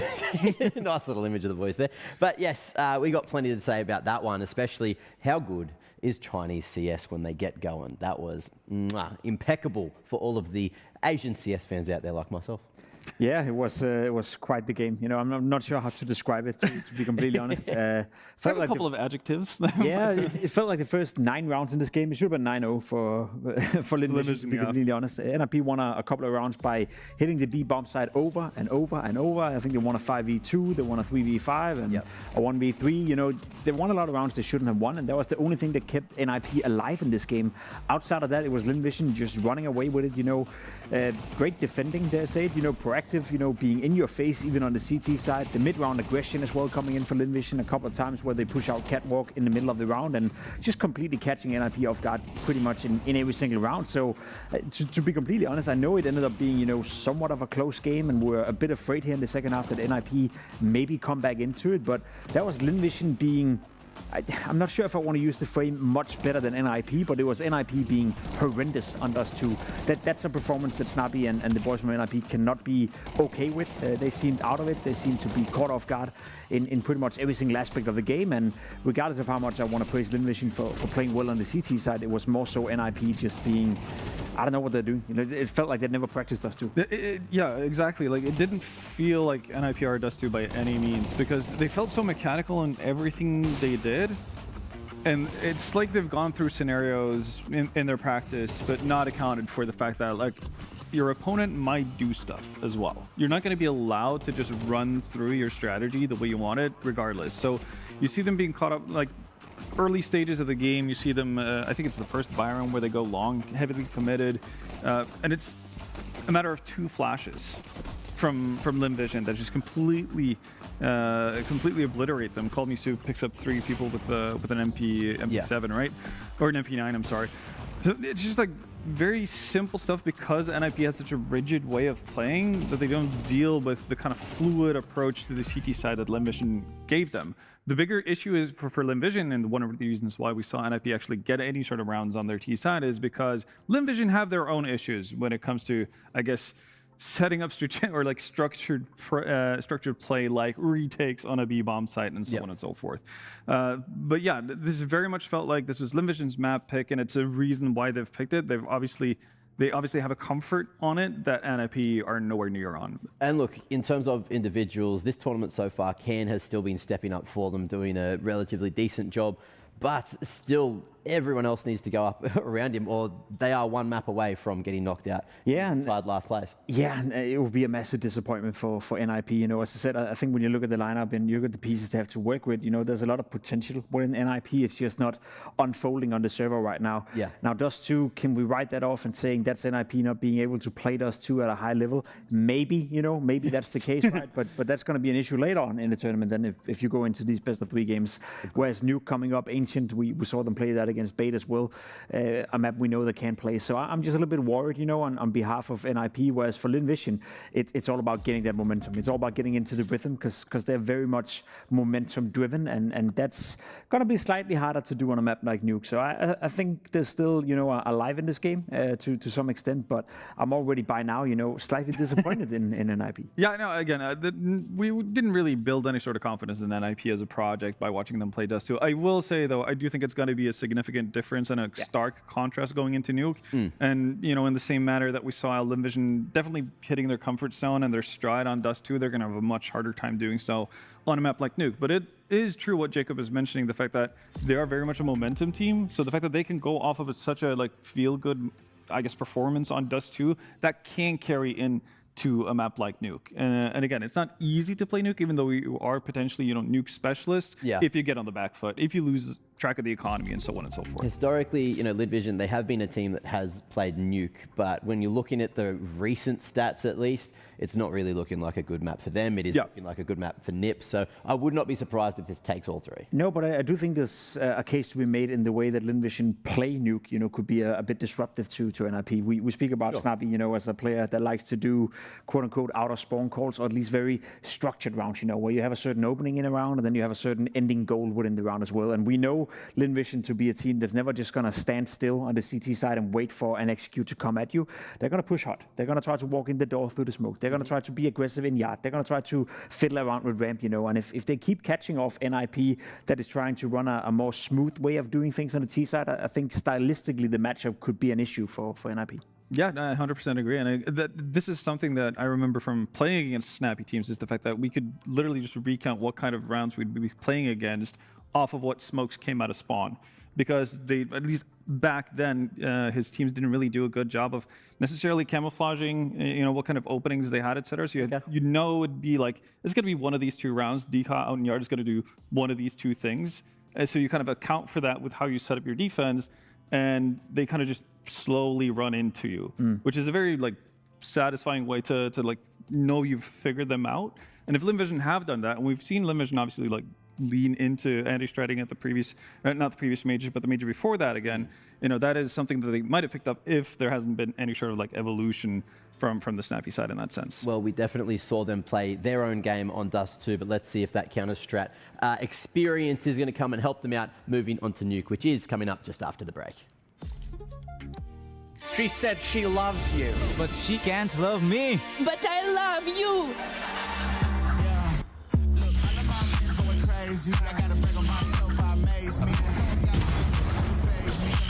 Like I'm back in the 80s. I won't play window anymore. What's going on? Play your role. 1xBet. On to the next one. The human body was built to move. Not trapped at a desk in one singular posture for 12 hours a day. It's time your chair evolved. This is Secret Lab Titan Evo. Ergonomically engineered for you, gamers, hybrid workers, artists, backing your every move.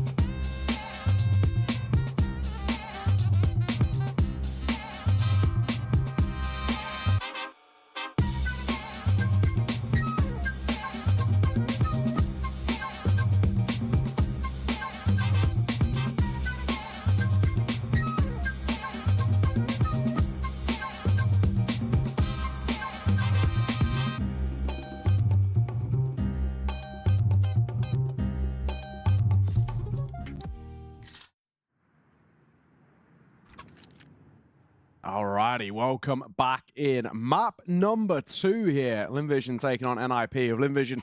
And a start to this series, a 13-8 on Dust 2. And now we look towards NIP to see if there is a response more than anything. It was underwhelming, I think, Scrivers, though. It's probably the nicest way of putting it for NIP. They really didn't look that comfortable at all on that Dust 2. But more than anything, you know, we can talk about the comfortability. Linvision just looks so much sharper, and Nuke has the ability to be more of the same. They start on that CT side. So see if NIP have got anything left in the tank. Well, yeah, this is a big question that I think we're going to have coming into this map, right? Whether it is going to be more of the same or if there will be a change up here for NIP to extend the series. They'll start off rushing outside, playing quick, and it's the USPs that come out on top. Starry on his P2K also chiming in. So looking good, but definitely not a done deal just yet. Khan has worked his way in below Westmelon. 2 versus 2 ensuing here with a very confused CT side, I think, in terms of where this bomb is going to end up. They know where both of them, I guess more aptly, were, right? So they can get at least a decent read on that. They should have decided that the only real gap is now towards A, where Westmelon's corpse remains, but how do they play this? Khan going to dive down, bomb on his back. And he can plant for heaven. It's a pretty decent post plant to kind of be, and you know, clearing this heaven position is going to be really, really difficult for them. They just don't have anyone in that spot to really get rid of that position. So Style staying up there is so strong. Yes, he's now in a 1 versus 2, but he has the positional advantage as long as his head doesn't get clipped by the dualies like that. Amelia. What a way to start. It's normally such a strong post bomb because you just have such an advantage that you know they're not really going to have the utility to clear you out. No molly, no smoke to get rid of you. So you know you can just sort of dip and dive and take fights. But Amelia does really well with the dual leads, and Linvision start as they finish Dust 2. Very strong and looking to take this series in 2. Yeah. A really great way to kick off, and obviously a bit of a tilter. I think NIP felt like they were in a good enough position to win that round, and we would certainly agree. So just all of these compounding issues now for NIP. Going to be very, very difficult. They do have a decent buy here, opting to go heavy on the utility, in fact. So see what the game plan is, trying to make it look like a regular buy round in terms of that utility. Outside execute comes in. Looks to maybe be trickle smoke, get a player down in towards Mini, and that's exactly what they're doing. Ken moving fast here, will get taken down. Unfortunately, enough of a gap for Westmelon to work with. 5 versus 3. They head towards the ramp. Call Me Sue is ready. And might just have spelled the end of the round. A little bit of a difficult fight here, but surely not. Snappy, so many players around him. He's able to get away and pull off that reload. What's happening? Starry gives the shot to Stown instead. Still man advantage for Lynn Vision. It just looks slightly better. Oh, good timing. Good timing. That bomb was going to try and sneak downstairs. Not to be. And now the IGL, incredibly low, should be dealt with momentarily. Yeah, Starry does need to be careful. He's definitely overlooking this position. He'll eventually fall. 1 versus 2, but just by virtue of his low HP, you feel like there's no legs behind this. Oh, this could be awkward. He's underneath Zaka at the moment, so he's going for the long flank. Bombs will need to be scooped up as the issue, and I think by his movements, I feel like that might be a save of the Galil more than anything. If he was wrapping down ramp, I can understand he's going for like the long rotate to go and pick up the C4 that way, but yeah, no real chance. 10 seconds left, so this round is all but done. Concentration kills would be nice. Not to be. He doesn't even say it to Galil, so in the end, want to die. Yeah. It's all 4-0. He knows that there's more value in probably having a little bit of a shored up econ. And actually going to go for the hero AK as well. Drops over towards Kaspersky. A 2-0 start for Lynn Vision. A really, really poor map from Kaspersky by his standards. 0.49 rating for him. You know, of course, we speak about his value. Anyone's standards, by the sounds of it. Yeah, very true, very, very true. But, you know, we're going to speak about him being the real focal point in terms of firepower for NIP, and they really needed him. We just didn't get to see it, and that hero AK just doesn't find anything. Oh, hang on, though. The trades are okay. Not ready for the next player, though, are they? Get caught on top of each other. One guy had a nade in hand, so it's a little unfortunate they're not quite able to capitalize on the initial kills. Even the bomb plant now seems to be out of the question. Snappy, the last one left. You know all about him. Legs spotted. Early shots bring off, and indeed he will be finished in the end. So, again, some moments, certainly going to be a dicier, harder run here, but Lynn Vision still looks to be the stronger squad. This is where we will start to see if NIP can bring a S-tier game, as I think they are actually going to have to be able to tap into to beat Lynn Vision, even on Nuke. Yeah, it really feels like 110% required by NIP, especially off the back of that first map. Do get that full buyout. Galil for Snappy, but AK's alongside it. Yuto isn't completely flushed out for this T side, so definitely worth keeping an eye on that. The cross smokes do come through. Deep cross smokes as well, one into towards front side of garage, and one all the way further back. That gives them the comfort in taking outside control, and Lynn Vision are going to allow them to have garage, to have outside. It's very kind of similar to how they play their Dust 2, right? Where they're more than happy just to shell up and play the sites itself, but it's not always the nicest spot, especially when they can get the backlines like that. Westmelon with a keen find. Kaspersky, great spot. He's gifted the kill. So maybe looking good now for NIP. Spotted a barrel. Takes out Starry, who just seemed really quite unaware, was hoping that that was not going to be the case. He's not going to scale up that quickly, but unfortunately goes against the plan. NIP in an unbeatable spot now, you would say. Lynn Vision probably going to take these final 2 players and save it. So NIP just being short, but they will get that bomb down, and I think that'll be the beginning of the end of this particular round. Really great opening gun round from them. Yeah, I think it's good as well just to get an immediate kind of response that comes through. Do need to make sure that Call Me Sue gets himself to a position of saving. Obviously below the site itself. I think, I'm not really too sure. You don't really see too many players save here, so I'll see how much damage he takes. Still have full HP, of course, and armor, so should be okay. First on the board, it's more a case of, oh, Westmelon save. Elevated angle, but an uncleared one for Khan and Kaspersky. Both of them fall at the same time. Westmelon still trying to desperately stay alive here. Flash round. And actually, They end up making it quite expensive towards NIP. Only one that survives. Silver lining in a lost round, and of course, plenty of money to rebuy in towards next. That was a bonus buy ultimately, so they're not super annoyed with how that ended. Yes, they lose the round, but you save one, you get 4 kills off the back of it. You still keep that T-side economy in check, and of course you can kind of see that in terms of the investment a little bit.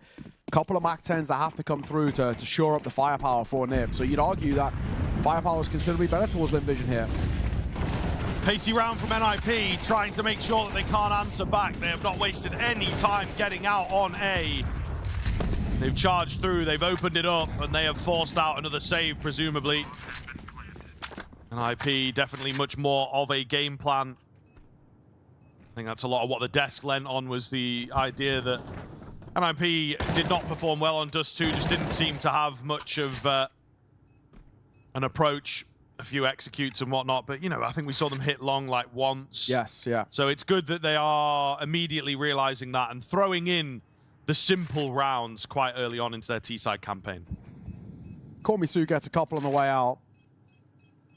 Again, just trying to keep this T-side economy manageable, but it will be a second for NIP. And a very nice round as well. They've got 2 Mac 10s to work with in that one, so they should go with something a little bit pacey. And a punchy round that dives in towards the A site, and Lynn Vision just can't deal with the pace. There's, of course, that molly as well. That trickles down to that close angle just out of heart. The flashbangs are perfect as well. Beautiful stuff. You see there in the comparison as well. It's a map that we touched on a little bit. It does feel like one that is kind of even, but you've also got to take it with a pinch of salt for Lynn Vision that they're winning against. It's a lot of kind of these domestic opponents that aren't like the strongest. Thunder Down Under, that team from Australia, Haunted House, who, great name, don't know the team. You know, Chingus Warriors, Alter Ego, 1-1 lost one against them, and Chingus Warriors too. So all within the span of the last kind of 3 to 4 months or so. Yeah, not quite as scary as their Dust 2 might seem. Yes. So worth mentioning though on the other side for NIP, yes. You know, we kind of talk about the kind of the caliber of opponents. There's some like fairly, I would say, beatable teams that they're taking down. Right, I think, you know, like Monty, for example, we've kind of spoke about them maybe slightly overinflated as a team. Sharks as well. That was all within the kind of the CCT Global Finals. Liquid, very beatable at Rotterdam. This retake's on though. Kaspersky being so low, a lot of the onus is on Snappy to sort of bail them out. MOUZ rounds the corner, gets his the last round of Kaspersky, 11 points of HP, and he's very slowly wrapping through. If they had stuck that, honestly, by the time he gets round, it would have been past the 5-second mark. They don't have a kit, which obviously makes it harder, but MOUZ does his due diligence, double checks, has a look, and sees it off. So Lynn Vision get a response of their own. Keep the lead and that buffer at 2 rounds. Yeah, pretty nicely found. I mean, it felt like it was slipping away from them, to be honest. You know, you see this early round situation, but they catch a good couple of players off guard. It's this from Zaka as well that has really allowed them just pure panic in the NIP camp. And this is what Lynn Vision do, right? You've just got players all over the place. Maybe there's a little 2-man duo buddy system, but it's not super readable, super predictable. And a lot of the time, maybe it doesn't even make sense, you know, as you lose a round like that. NIP will take an immediate timeout, potentially trying to make sense of it, but also just trying to stay in this conversation, get a return gun round. Their econ's not fantastic, even despite the bomb plant. So there's an opportunity here for Lynn Vision to find a pretty hefty lead if they can string them together. NIP, of course, looking to stop that. So what changes off the back of the timeout? We've critiqued this already in that first map. The amount of timeouts called where nothing changed for the better for NIP. Gotta make this one sing. Styles got that T-set all power. Snappy loading a Mac 10. Shush of a Galil. So it's a full buy, but it does have a couple of lesser weapons, so to say. Outside smokes again. 3 of them, a break on it as well, but nothing behind for Starry to utilize. Same with the second. Zaka's position is pretty strong. I'll re-up that smoke. And they can hear these steps moving towards outside. Starry spams the smoke and he does well. Zaka can't hit the flick shot. It was a difficult one to connect with, and it actually will give Star an opportunity to catch him. Yeah, wow, that's kind of wild that they're able to get that return kill and suddenly opens up the round in a big way. Vision have rotated a lot of players downstairs. Seem pretty adamant, but Nip with a nice change up here. Amelia got to find this kill. He does. Really well found. They do have Snappy downstairs. He's spotted, but doesn't want to give them another kill here. That bomb looks to be going towards A. I like the idea from Vision, but there's just so many players down here that they've sacrificed so much map control. But they're moving quite fast. They are at the very least in with a game plan that it's like, right, let's pick up the pace and move towards A. They're going to start to be heard. But again, how many sets of footsteps is it really?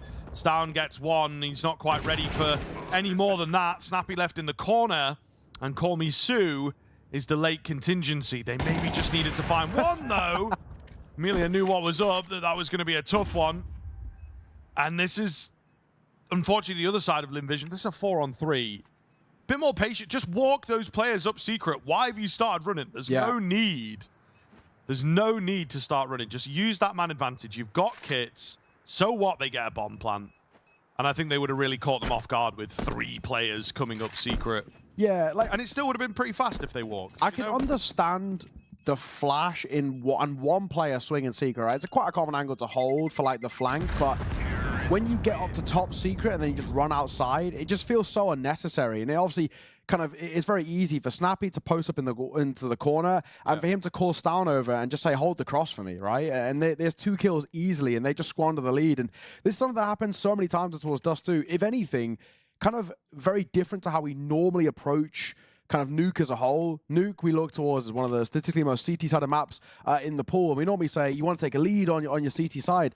We maybe even the way that Vision have been playing are saying, right, let's just make sure that the CT side is okay for Vision because the T side we have a little bit more favor in, judging by what we saw in Dust 2. It feels like that's where it leans in towards this side a little bit more, which is so against the grain for Nuke as a whole. Yeah, I think it's something that Asian teams in particular just like so unbothered about what side a map is and stuff like that, you know? Like sometimes you do see them playing their CT side a bit more like a T side almost. So we'll find out as the game goes on. Starry is going to go down early and a bit too easily for my liking. I think with B-Bomb site looking pretty heavily compromised, it probably is just a save now for Vision. Yeah. Depends where this bomb ends up, but it looks like it will finish on B eventually. Yeah, I think they're hoping they just double back and overthink the situation, but you can kind of see already Exaspersky bomb on his back and he'll open Deke on it, and this should be a simple plant. Round will be all but 1. 1 kill is all that was required. Starry. Was that player? Shush. Does bailouts down there. That looked a little dicey. Saving is going to be quite difficult for both sides, to be fair. I think they realize that heading out via T-spawn is not an option. Total's ramp will go, which generally feels more perilous, but NRP going for the hunt, they've actually kind of wrapped in behind. This is the safer spot to stay and play. So Nip will tie this up quite quickly. These rounds are really fast as well. You know, we kind of contrasted towards our previous series, a lot more drawn out in terms of the approach and whatnot. We're getting like 2 or 3 fights within the first sort of 15 seconds of play.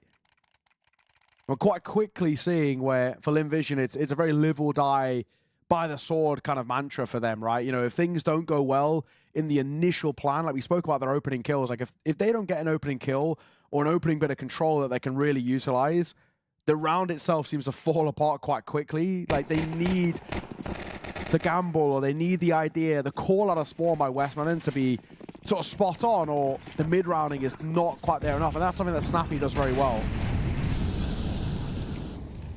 Nip finding the past 4 in 5, so starting to look pretty dominant with the guns in play, the drive-by.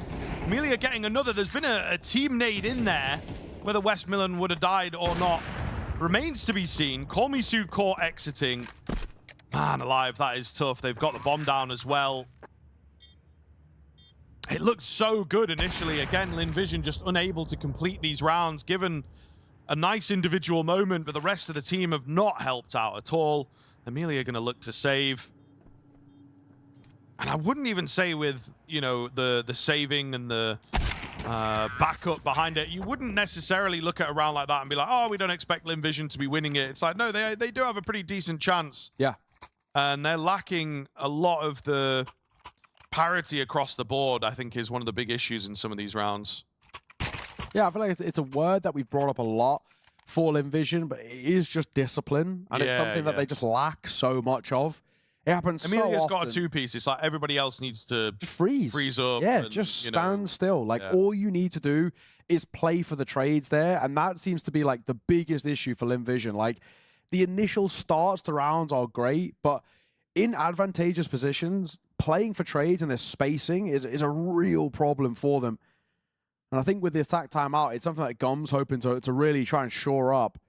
But it does worry me, because obviously nothing's changed from map 1 to map 2. And, well, to be honest, nothing's really changed for Lynn Vision as long as they've been this iteration of Lynn Vision, to be honest. It just seems such a common issue for them. It's 5 individuals that are mechanically so good that it can work some of the time, especially domestically as well, but against EU opposition who have a little bit more of depth in terms of the game plan and are definitely a lot stronger when it comes towards mid-rounding on the fly. Lynn Vision seem to fall flat against. Westmillan, a lot of damage taken from him. So that's not the best of starts. Not what you want. Stown, however, he's also tagged up. Starry in the advanced position could be big here. Spots the shadow, but Ken is just too quick. A really sharp shot to kick things off for Nip. Yeah, needed that. And the fact that it's clean as well.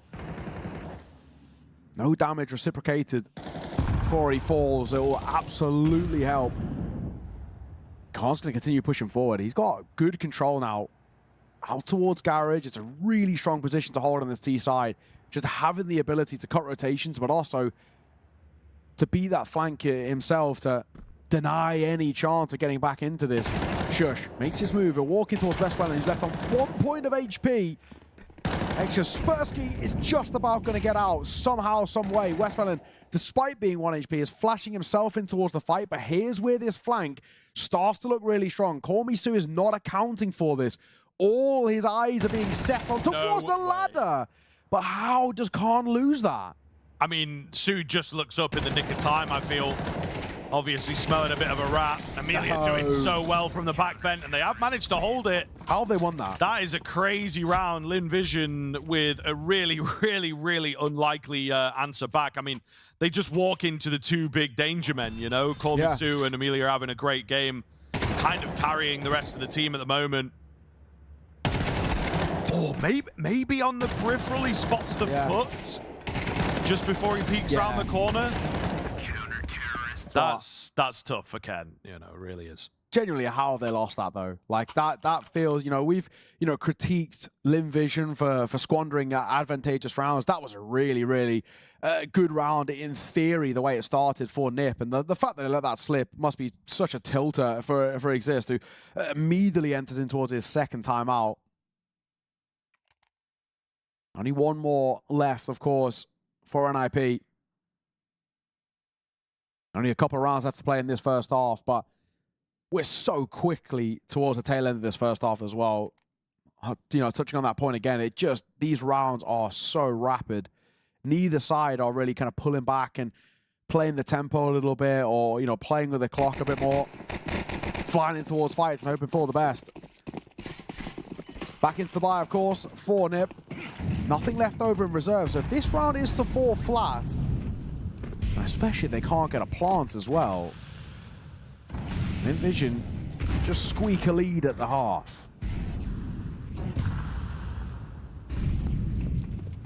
Down, picking up the pace, looking for a fight. Might get it. What are we doing? Yeah. What are we doing? Starry, why is that ever an idea? Right, like, right. do you know what I mean? I don't want to be heaven anymore. Yeah, so yeah, rather than take the safe route down the ladder, I'm going to fly out of heaven, take 40 points of fall damage as I drop in towards CT. Yeah, no, so true. What is he actually doing there? Okay, well, that's a freebie to open things up, but it is still level. Back into the 4 versus 4.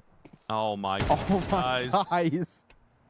Where have we got the confidence to walk out there? You've lost outside control. Your garage player can't hold for that. Call Me 2 does get a double, and Amelia will get one as well. So they're actually in for a chance of taking this. But Westmelon's back turn, that was risky as well. The nade will come through. It will soften up both. What is going on? Why has Westmelon got his knife out, man? I know, knife Just out in back the turn way through a smoke as well. Just like in the way of his team. Snappy could be anywhere, and you know that he's towards outside somewhere. They've got to recover that bomb. You know he's in this direction.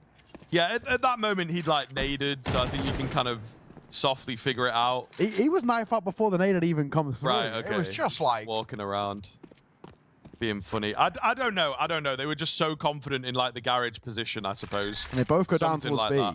Yeah, Westmelon's a big distraction here. What is going on? Guys, I mean, they're just play together, please. I think they're just fully playing like some weird distraction stuff. Amelia was in a good spot, but still, what if? You know, what you have to bear in mind some contingencies, a lot of trust. There we go. Oh, man.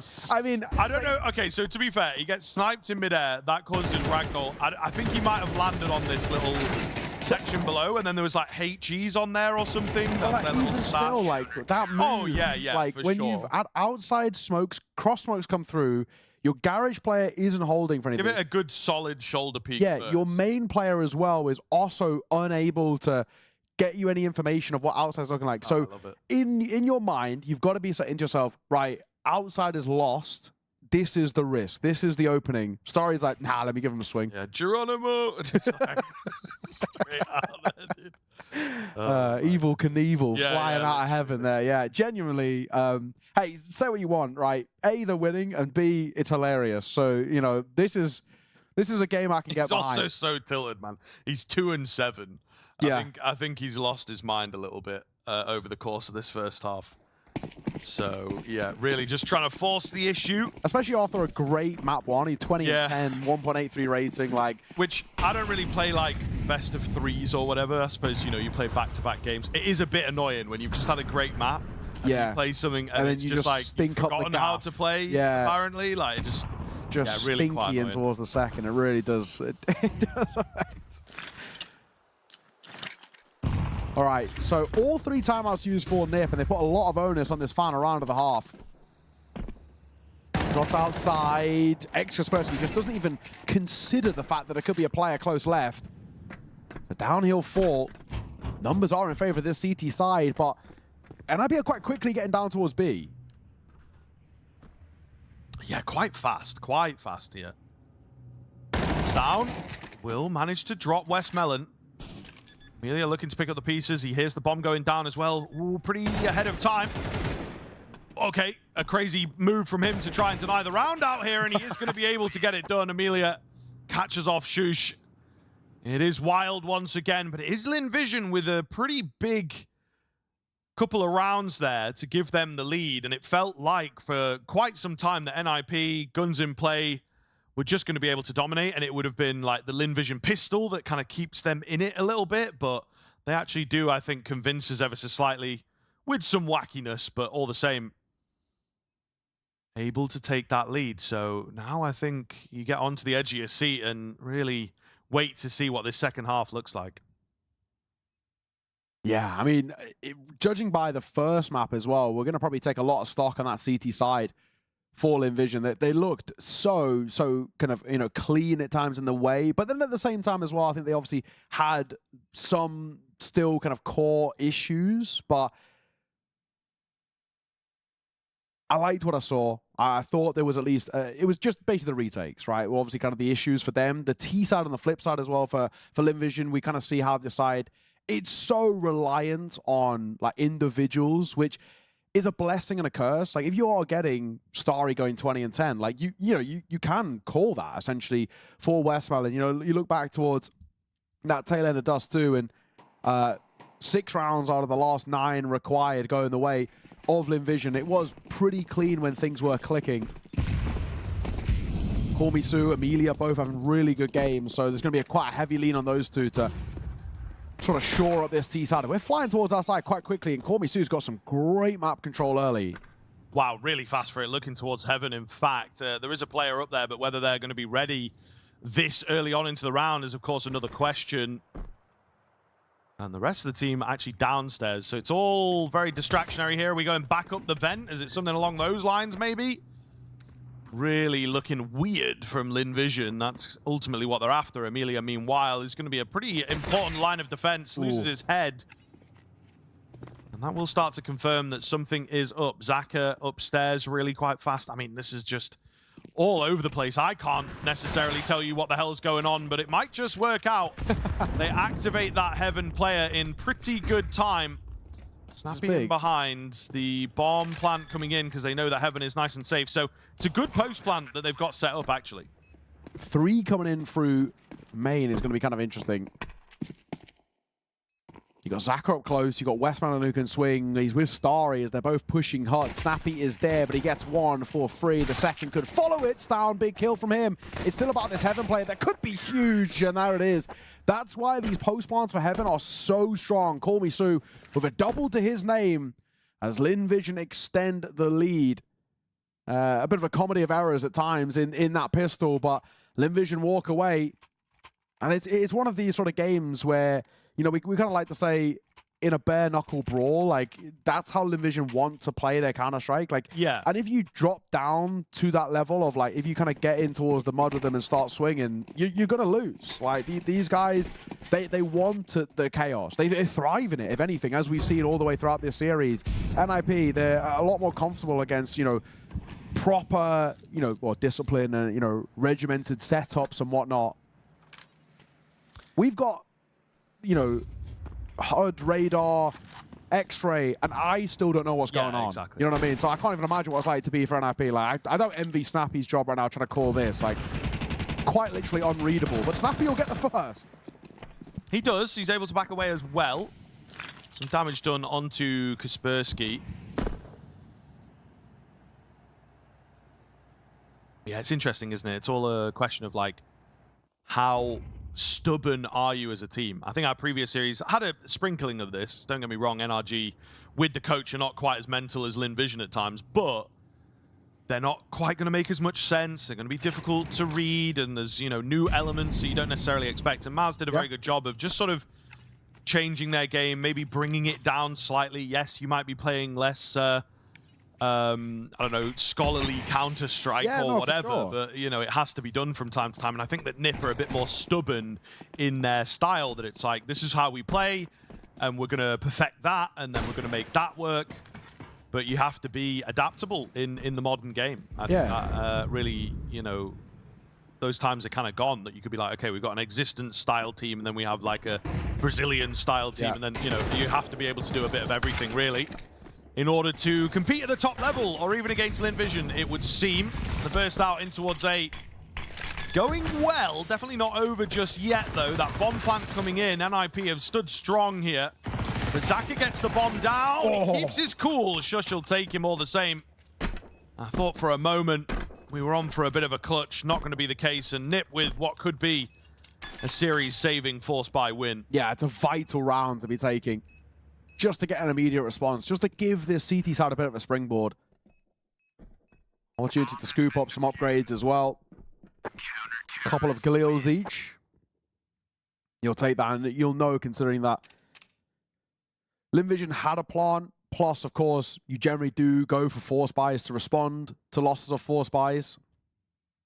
But I guess the blessing is you don't have to. With that bomb plant, everybody is 2K or better. You technically could take a step back, go for a lesser buy, 1.9K loss bonus, have the AKs in towards the next round. However, this is Linvision, so all expectations that we do get the immediate force buy back in. Amelia tries to sort of carry the team through a round like this, and I mean, so far he's been so good.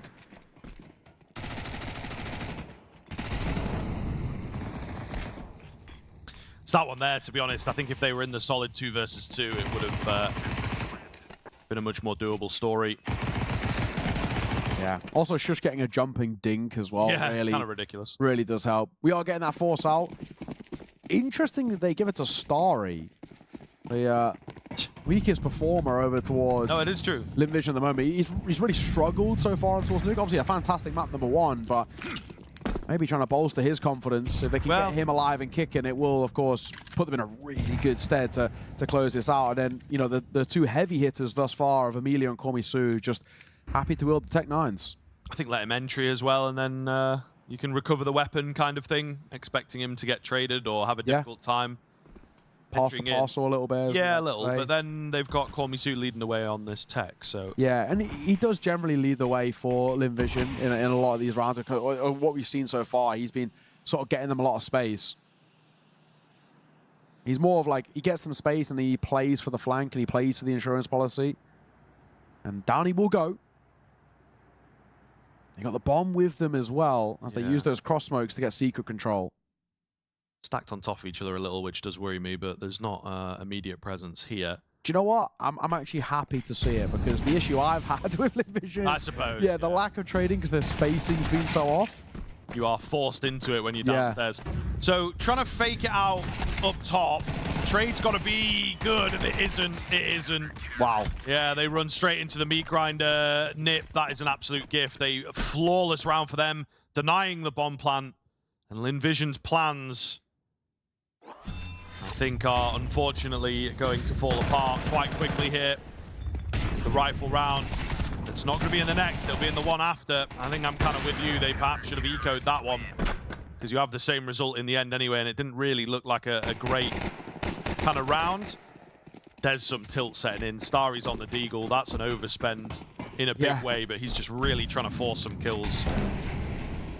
Yeah, individually definitely struggling and a bit of a worry. Nade towards Silo, minimal damage though, on towards KomiSu, only 9 points. The flick can't quite connect, but neither is the deagle shot. Starry will cross to red. Down sees another as well. React in time, but it's information gained nonetheless. There's his first, as KomiSu will get clipped on towards roof, and now they all start to lock into place. And well, that deagle investment's not done much, that's safe to say. Nice shot from Stown. The last man of Westmelon will follow suit in a second. Nade at his feet, but a barrage of Galils that are taking face. Sorry, I got 3-point AK. You can get an AK armor, no util.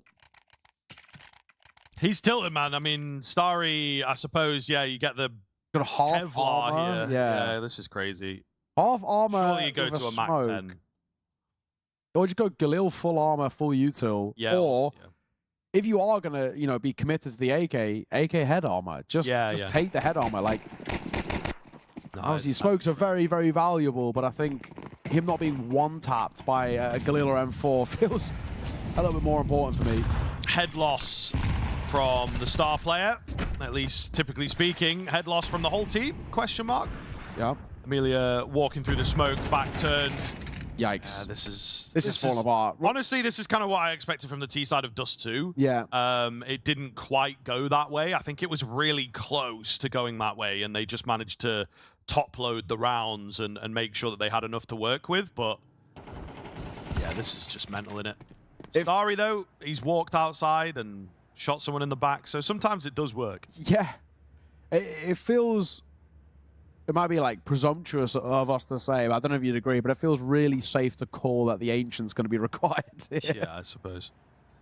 But you just never know with these Chinese teams in particular. Look at what's happening here. Is Starry waking up? There's a double. Play towards heaven. Get that bomb planted for it. I mean, it's not a bad post plant, to be honest with you. Yeah, KomiSu won the pistol from this spot, but being completely exposed to single door is interesting, because Starry's not accounting for that. And now they've planted for Heaven. Hello. They're not holding Heaven. They don't have a Heaven player as he's fallen. And the last man of Starry, well, he can't do anything about this. He's trying to deny. He gets nowhere near. And that'll be that. So one of the post plants of all time there from Lynn Vision. It looks so good on paper, man. Yeah, until everyone's in the open and no one's playing together. Yeah, I really don't know what to make of it. No one holding single door, so the AWP just walks out. Call Me Sue exposed to single door, so dies. Then they have no one towards heaven. So the rotate comes through, they go into heaven, and the A player doesn't even think that's a possibility. So he dies from heaven. And then Starry, the last man, behind a smoke, can't do anything. Yeah. Yeah. I mean... It's a comedic game of Counter-Strike. It is a comedy of errors, for sure. I would certainly be a big fan of, you know, getting in the comms, and obviously I'd need a translator, but just knowing what it is that they say in moments like that. Call Me Sue going to be the first one to fall here. Starry as well getting spammed down as he tries to follow some traces. Amelia makes it down the vent. Half the man he used to be, but he makes it down there. 5 versus 3 now with Cairn posted up and ready. So I don't know that you're necessarily going to be even on for the bomb plant, let alone the round itself. I think the last round was your trade-in of the wacky get out of jail free card, and they did not capitalize on it. So I think Nip will be much better prepared this time around.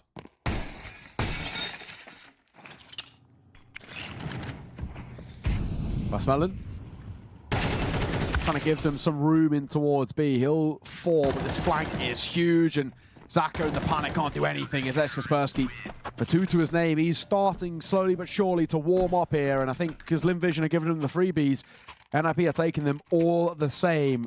Double digits. The first side to find it is Nip, which is kind of shocking considering how the first half looked. Timeout taken. This is of a technical nature, though, rather than attack pause. But I feel like Lynn Vision can really do with attack pause at the moment. Just a moment to get Gum back on the mic again. But where have Lynn Vision gone? Absolutely nothing on offer in this second half.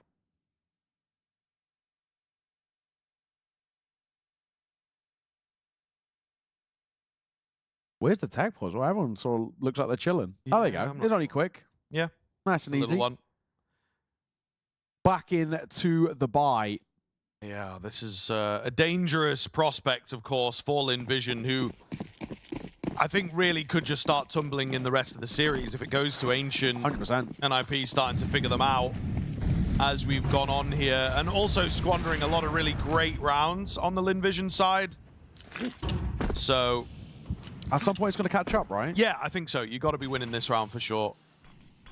And just remaining in that conversation, even if you don't necessarily win the map, a really important kind of belief moment for the Chinese team here.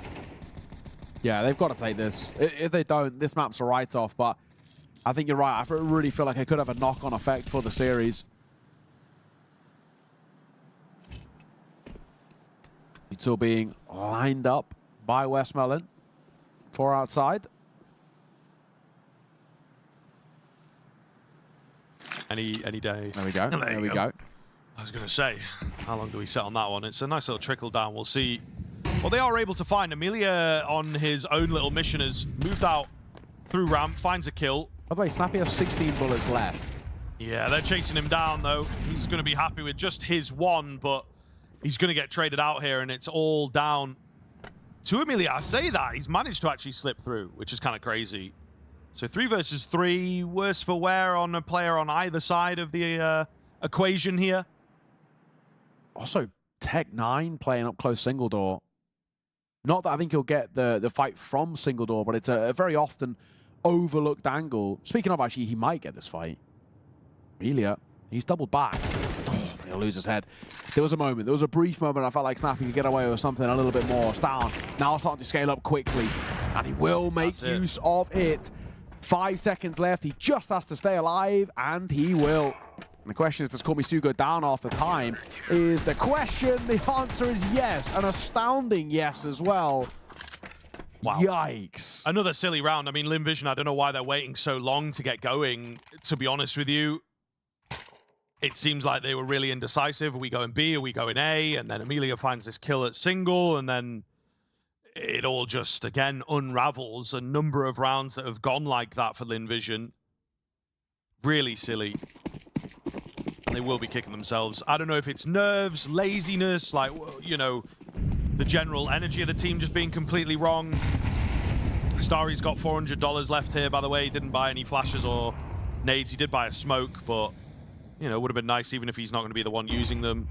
Another important round here, of course, but I think capitulation, and it again strikes me as a deceivingly close scoreline, even at 11-8. Yes. They found both pistols. Yes, they lose the force buy here, but, you know, take that away, you've only got 4 rounds. Ooh. Big damage done onto Stown. He's lucky to be alive, but not looking good for Lynn Vision at the big picture mode. Kaspersky, he'll double in. The flash actually pretty good, but he can't capitalize upon it. Zaka will get his. Starry does fall. The swing out from Zaka as he looked for a second is ineffective. 3 versus 3, but the HP towards this CT side is unbelievably low. 3 versus 4, may I say. You got Snappy and Stown, 5 and 6 points apiece. Shush on 33. They're so vulnerable. And it puts a lot of onus on Khan to carry them through this 3 versus 4 retake. Surely winnable here for Lynn Vision. They've got to at least make it competitive. We can't have another really bad loss. Don't get ahead of yourself. Shush. Let's go down. No, I hear what you're saying, but I just feel with these HP bars, everybody really far away from the site. I've learned not to trust Lynn Vision in this map. I know, but... Oh, okay, they're calling it. I'm at the end of my tether with it, you know? Call me soon, gonna stop him saving. Ken will be the only one left then. He does take one down with him, but he will manage to hold on to the AK. Lynn Vision in the nick of time, able to find a round. But just imagine, you know, even that last one, it's now 10-10. And then we've had another one, it would be 11-9 in their favor. So, you know, I can't stop being frustrated with Lynn Vision. There is still time for them to recover this, though. That is, of course, the beauty of Counter-Strike. Yeah, it's not impossible. It still just feels quite improbable. It is the real issue because they've just not done enough to convince us. That's the first gun round that they've taken. And I think I probably wouldn't even really entertain the idea unless we can get to a scoreline of 11-all. If they can immediately tie it up, then potentially I can start to believe to some virtue, but it really feels like the idea around these rounds has been less than adequate. Move outside. You got Khan, who's tucked into a secret already. Molly, that'll tick once on towards his position. And I'm actually unsure whether that was heard. The drop down should have been heard. One of you, surely. Oh. Zaka kills Starry way after Khan dies, and then he goes down to an HE. What a round is Karma. Snappy will then find Westmelon. What in God's name is happening in this game? A quick kill in response from Call Me Sue. It's back into 2 versus 2. No, there's no way Lynn Vision can win this round. Just pure carnage. I mean, this is it. You know, it just comes down to moments like this. The swing out from Kaspersky felt risky, but he manages to land the shots. It's all going to be on Call Me Sue to save yet another questionable round. And he can't do it. For goodness sake, what is happening? They do so well because he's in a great spot. He's not been heard clearly, and they're not expecting him. He lines them up, and the first player takes it down. And then... It's so long, like, in like... The grand scheme of CS, it's like a good half a second after Khan's died. Zaka just deletes Starry. He's just clearly not aware of the fact that the player's actually died, and he's just shooting at the noise that seems to be hurting him. Which maybe even sort of attests to like how flustered and how, you know, pressured Lynn Vision are right now. I know, it's crazy. If they were just playing a little looser, a little more belief, it really could be their map. Yeah. But there's just so... Like I say, I don't know if it is a bit of, like, nervousness or some tilt has gotten into the comms and things like this. You really only have Call Me Sue and Amelia that are impressing at the moment. Everybody else severely lackluster, although Starry was like, right, here's my round, and then bang, from behind you are just killed by your teammate. Yeah, it just adds to the tilt, really. Yeah, he was ready to get like a 3-piece. He was like, oh, that was a, yeah, that feels pretty good. That was a nice quick kill. Yeah. Shouldn't have got that one. I'm ready. Give me another one. And he's just dead to his own teammate. You've got the flip side of NIP, right, where like nearly everybody's having their moments Like, sure, Shush and Khan aren't running away numbers-wise, but they've had these pockets moments here and there. And then Stound's looking so strong. Kaspersky's really lighting up in towards the second half, and Staffy's been quite consistent all the way throughout. And, well, speak of the devil, there might be a little bit of a gap on this smoke for him to work with. No, he will fall, but Kaspersky's down for a second. I think it's curtains here. As Nip look to close, the remaining two of Amelia and now just Westmelon are all that's left to keep this side alive in a comedic Nuke here. Yeah, tragic all the same, though, unfortunately, as it will be that third map going to be required. And I think Lynn Vision, at a certain point, were feeling confident. Yeah. And a lot of rounds as well. Well, this is it. This is it. AK picked up by Westmelon, so it might not be over just yet. He's in a weird spot as well, right? He could certainly catch them. Plenty of time to work with. Bomb on his belt. Yeah, 35 seconds. Like, this it's not impossible here. He's just moving to the wrong side is the real issue. This is one of the very few angles being accounted for.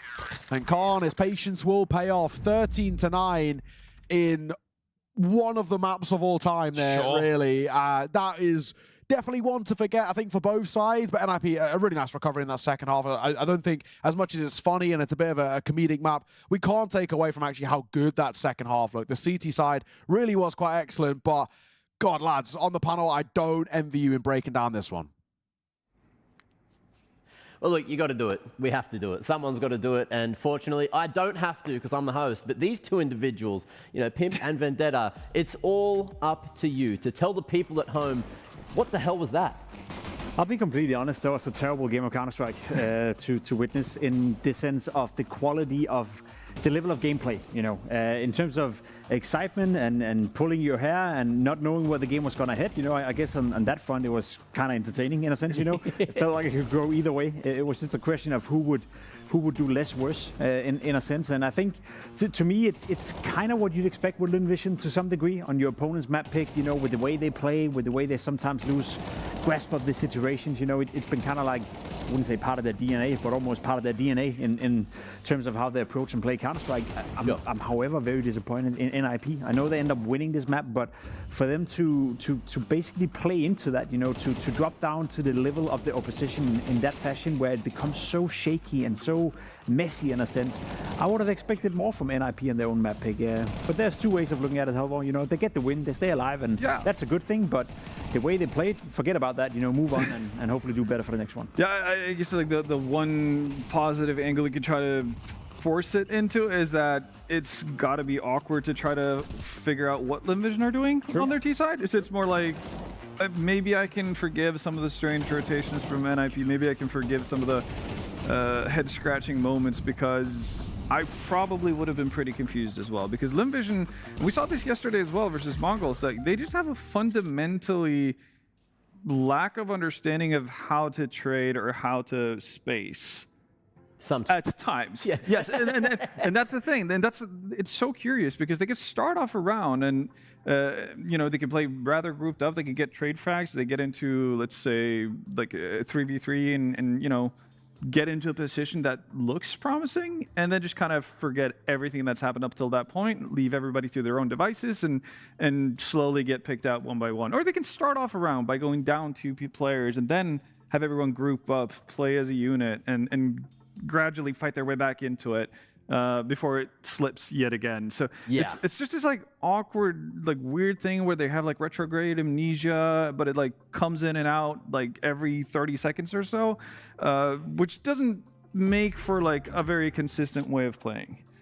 It certainly is a way of playing. As someone that's been watching Lynn Vision play for a very, very, very long time and covering their games, it happens all the time. Yeah. And that's why we love Asian CS, because it's the entertainment factor. And as you mentioned, just some kind of amnesia will go on, but then you'll see them aura farm and just do random 1v3 plays out of absolutely nowhere. So it's an exciting, entertaining brand of Counter-Strike. And guess what? It's not just Nuke that we have to watch it on. We do have one more map to cover, and that is going to be Ancient, which will be coming up just after this short break. She said she loves you. But she can't love me. But I love you. crazy. I gotta brag on myself, I amaze me. Joke like I'm back in the 80s. I won't play window anymore. What's going on? Play your role. 1xBet. On to the next one. The human body was built to move. Not trapped at a desk in one singular posture for 12 hours a day. It's time your chair evolved. This is Secret Lab Titan Evo. Ergonomically engineered for you, gamers, hybrid workers, artists, backing your every move.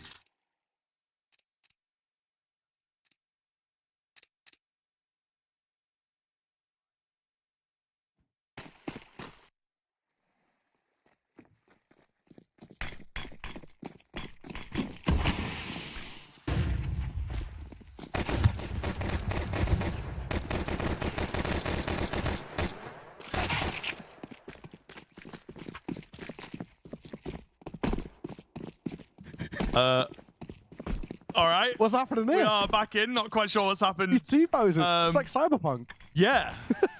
Cyberpunk upon day one release. Indeed. We got back in like a minute early. He's still going, man. He's just still going over I there. need to see. Yes. Oh my goodness. What is this? No, please stay on this. Oh please. my This God. is so good. What is I want to see him on? get a kill. Please get a kill. Oh, yes. This is brilliant. What is happening? The whole game, I hope. The whole game. I hope this is the whole game. Yes. Oh, I think he's fixed now, sadly. I don't know. I mean... We'll have to see him in spawn. No, yeah, I you would think- imagine as we respawn into things, it would... No! Oh, Wait! Oh my God, I don't believe it. We are in for an I don't believe it. timer of a map just following Amelia I'm so T-posing round. excited for this. I've never even seen it. How does it even happen? I'm going to pull out so many lines. I don't know. Maybe just the way that you like load into the map or something, or like the round reset. This is brilliant. We're in for an all-timer here. Yeah. Yes. he's surfing on his back's head. Oh, he's skateboarding around. This is going to be tough to keep it together. Oh my Every Amelia clutch needs to be in third person. Like, this is crazy. Okay, so... I'm crying. He's just stood there, man. He's just fully stood there. This is too much. Oh, God. Oh, Right, we're trying to bring it together here, folks. Sorry about that. A wacky beginning into the map, and it's just sort I'm of crying, man. really brought together by Amelia on the T-pose. They've broken in towards middle, trying to get out towards the A-bomb site here, and Amelia is actually clearing A main, to be fair, so quite an influential position. He's skateboarding through A main. Oh, God. Every angle cleared. This is too much. Okay, so it's great. It's great to go into third person. What I will say, if we're, tacitly communicate, if you keep doing that, we're just going to break down. We're just going to keep laughing. I can't keep it together. Keep corpsing. Oh, that's so good. Holy. All right. Honestly, this is what this match deserves. I know, it's so true. It's Of perfect. any game, for it to get even wackier, how do we make this even crazier? Yeah, no joke. For 2026, like, this is the perfect game to have this thing happening to it. It will be Lynn Vision getting a second. I'm wiping away tears as I'm saying this. Khan's going to keep hold of the Deagle. Whew. Top 10 lock-ins of all time about to happen, guys. Oh my God. Okay, we can find a bit of rhythm. It's tough to cast. Yeah. Sad that he's the only one who dies in this round as well, but it is Lynn Vision who get a second. NIP. Force by unsuccessful. As we lock back in, we've got to look at this series as a whole. No, Not in the replays as well. Not do on the replays. That's not fair. Gliding in on the replays. I need to see him get like a 3K clutch. Wait, I didn't see a T-pose. I think he might be fixed. He's He fixed. is. He's fixed. Oh, okay. do you know what? It's probably for in the a way, betterment. yeah, thank God. We can have some fun at the start of the map, but if that was the whole way through, it's just going to get Anytime we see him time. do anything, yeah, it's just instantly. Exaspersky going to open up proceedings here with a 5-7. Star Wheel 4, the nade should see off 2, and it does. Both Down and Khan were very low, and they'll fall to the HE. Westmoreland and Amelia are going to get kills apiece as well, so this lesser buy is being put to rest quite nicely. The last man is again in towards that cubby, which might be overlooked. This would have been a perfect round for Amelia to be T-posing. He's on for a quad kill as well. Yeah, well, they're adding emotes to CS. Maybe that's what we've just seen. They're trialing it. Hit the emote button. Get out the default dance after your 4K would be pretty good. Either way, really quite a clean start for Lynn Vision. Yeah. Despite all the fun in games. And despite map 2, like, Yeah. we, Yeah. we'll kind of rein ourselves back in, but looking back on towards map 2, like, it was really ugly. Like, they just couldn't get anything going, and it was really kind of tough to watch in a sense. And the worry that we had, and I think a conversation that we brought up towards that sort of tail end is we were kind of talking about, like, is this actually going to seep over in towards map number 3? And you kind of feel for Lynn Vision, who, quite an emotive team. They really do kind of, I feel like it gets sucked in when things are going well, they're going really well, and the vibes are very high. When things are going badly, they can regress and kind of get into a bit of a rut of form, right? And I was worried that this is going to leak in towards the Ancient. But a good start dispels all of that kind of immediately. And you can even see the immediate pressure as NIP call for a pause. Yeah, absolutely. Starting to build up. And this is a map that also really suits how I think Lynn Vision have been trying to approach things, right? Really scrappy, really isolated fights and things. People making their own ideas, their own plays. And Ancient really does lean into that, especially on, you know, the T side of things, trying to control all areas of the map. So NIP trying to nip it in the bud, so to say. Starry going to be flashed off. He is on the other side of the smoke here, and it's kind of worked out for him. He hides away for a moment. Kaspersky will get the trade out. Meanwhile, it's a quick move in towards B. We're not wasting any time at all here. They will line up as Khan sees them all off. Amelia going to be left in the 1 versus 3 here. Able to find that first. Needs a slightly better weapon, he says. He's got an AWP to get past, unfortunately, which is going to be easier said than done. There's still loads of time, absolutely mountains of time in this round. So he can do a lot of anything, and he's decided to grab a freeze, right? Keep them guessing. Did he back off? Has he gone all the way around? Now, Kaspersky, I feel like with where he's at, he probably feels like he should be able to see this player or hear this player trying to make a move in behind. Bomb plant on the cards for sure. It's a 1 versus 2 that he needs to convert. Yeah. Not easy, but doable. Smoking a molly. You feel like with that alone, give you something to work with, but there is a bit of a move by Kaspersky looking in towards Cave, and so is Amelia. Shoulder spotted. Kaspersky will see him off. There was a window there where that could have fallen flat. And technically as well, you know, he had a molly in his back pocket, but there was a molly on the floor too, which he could have utilized. But it's the fact that Khan gets away with 2 there. The AWP's trained on the short angle, so the rifler has to clear long. But they're so tunnel visioned in that he just lines up 2 so easily. And for Lynn Vision, we talk about, you know, a lot in our critiques have been about lack of spacing and the trading being poor, but that felt like the lack of comms, just an unaccounted for angle. Straight out middle once again, this time with a slight adjustment. Oh my goodness. Kaspersky incredibly low, and Starry did have a nade. I thought it might make its way over there, but not going to be the case.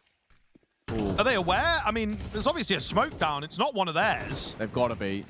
I don't think they are. The smoke's about to dissipate, and like nobody has eyes on it. Surely not. Surely not. Oh, wow. And he's shot as well. That's unreal. I mean, he even expects, I think, that, oh, I'm inside this smoke. They know I'm here. I'm going to have to fight my way out, which eventually he does have to do. I think even finding 1 from there is ridiculous, but yeah, crazy that they just didn't think he was there. Shadow seen, doesn't matter. God, this has devolved very, very quickly, though, hasn't it? You know. At least we got like 10 rounds at Nuke of niceties, and then it, you know, hit the fan, but we're 5 rounds in. Yeah. And you have to bear in mind, you know, we've had some fun or whatever with T-posing, but that's not on the server. That would sort of be on our relay, as it were. So they very quickly just decided instinctually to go down to this. 2 versus 2. After what felt like a good spot for NIP to be in, it's actually slipped through, and Snappy's so low. Yeah. It's really far away. It might save. Either that or getting together at Donut. We'll find out. Oh, Kormitsu, how have you lost that one? Put into the 1 versus 2 for Zaka now. 1's crossed. The second as well. Nice shot by Zaka. The pistol would be enough. Here it is. Through the flames, Zaka will see it off. It is far from a comfortable round for Lynn Vision, but it's a round all the same as they extend the lead by 3 once again. This is wild and wacky Counter-Strike once again, and something tells me, Scriv, this is what we're going to be set in for the entirety of the map. Crazy clutch as well. The fact that he's able to get it done. The trigger discipline. The fire doesn't matter. Absolutely wild stuff. Lynn Vision shaping up very, very nicely in the early stages of Ancient. A big clutch going their way is just absolutely perfect.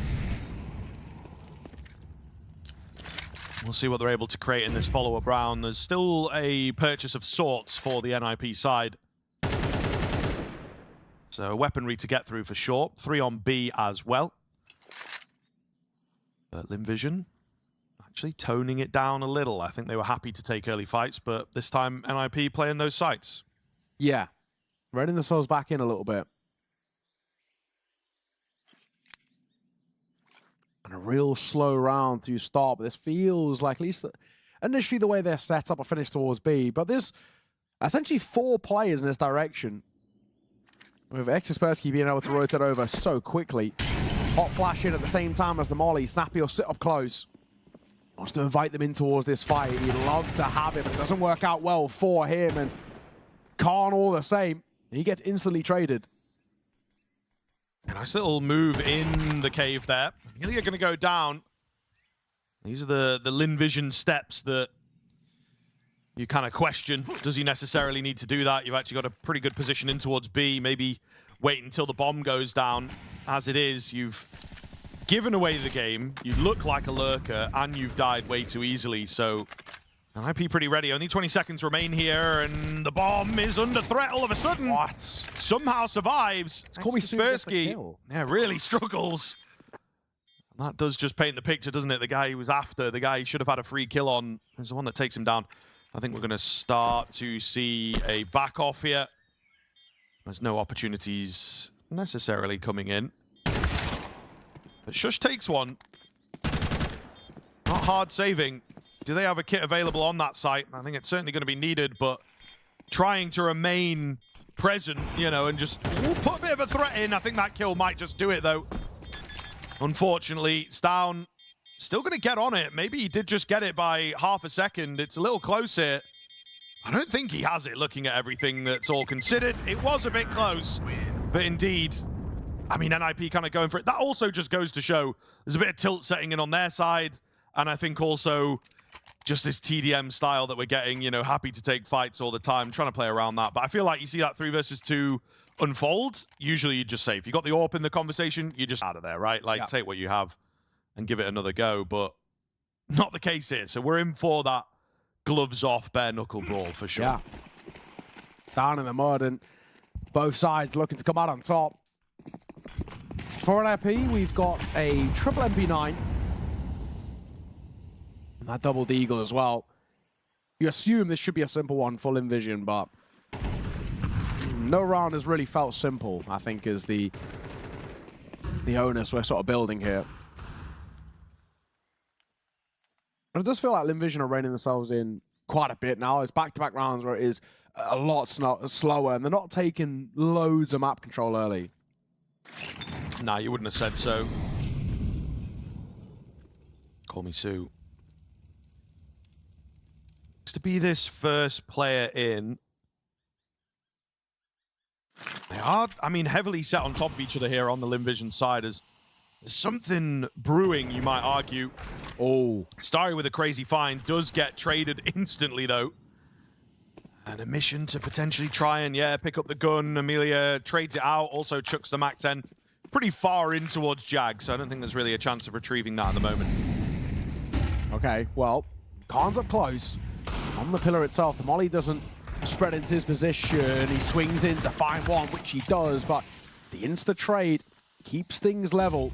At the very least, though, this lesser buy is still causing a couple of problems. Stanley spams, he'll get caught by the swing, but it's still a 2 versus 2, and the bomb's still yet to go down. We need to get this plant in place, but they're just waiting on the edge of that smoke. Amelia turns around, and he'll die.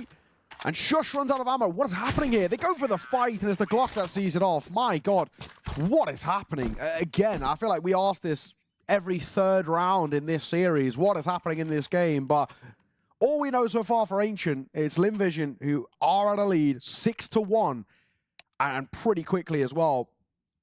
Another timeout will be taken. My assumption is NIP calling their second timeout already. I spoke a little bit as Nuke sort of was getting going about how, like, Nip are a team that are a little more stubborn, sticking to their style. Maybe they read into that a little bit and trying to, you know, conversate things coming into this third map. Ancient, obviously a very different realm of battle. It feels like they've completely lost that kind of identity, and it's all, it's just really nasty to watch, you know? It really is against what they like doing, and I think this is what they're trying to straighten out a little bit. Yes, you can lean in and be like, okay, LynVision, they love fighting, they love dry swinging. I know that if I've got my gun up, if I take a swing here, there's probably a guy actually holding this angle where usually I might expect a bit more space in this particular spot, but I don't think that NIP are able to play to the same way that LynVision can. Trying to clash the styles, trying to fight fire with fire, we might say, and it just is not working for them at all. So what is the adjustment in this timeout? Something a bit pacier to try and pull off the aggression. Actually looks good. They will lose control of the B site itself, but a lot of the extremities are in their hands. So towards shore, there is 2 spamming in towards cave. This is a nice move by Zaka. Gets one, but he can't get the second. Down post on the angle. The nade is nice. A lot of damage on towards Snappy. Now next Kaspersky.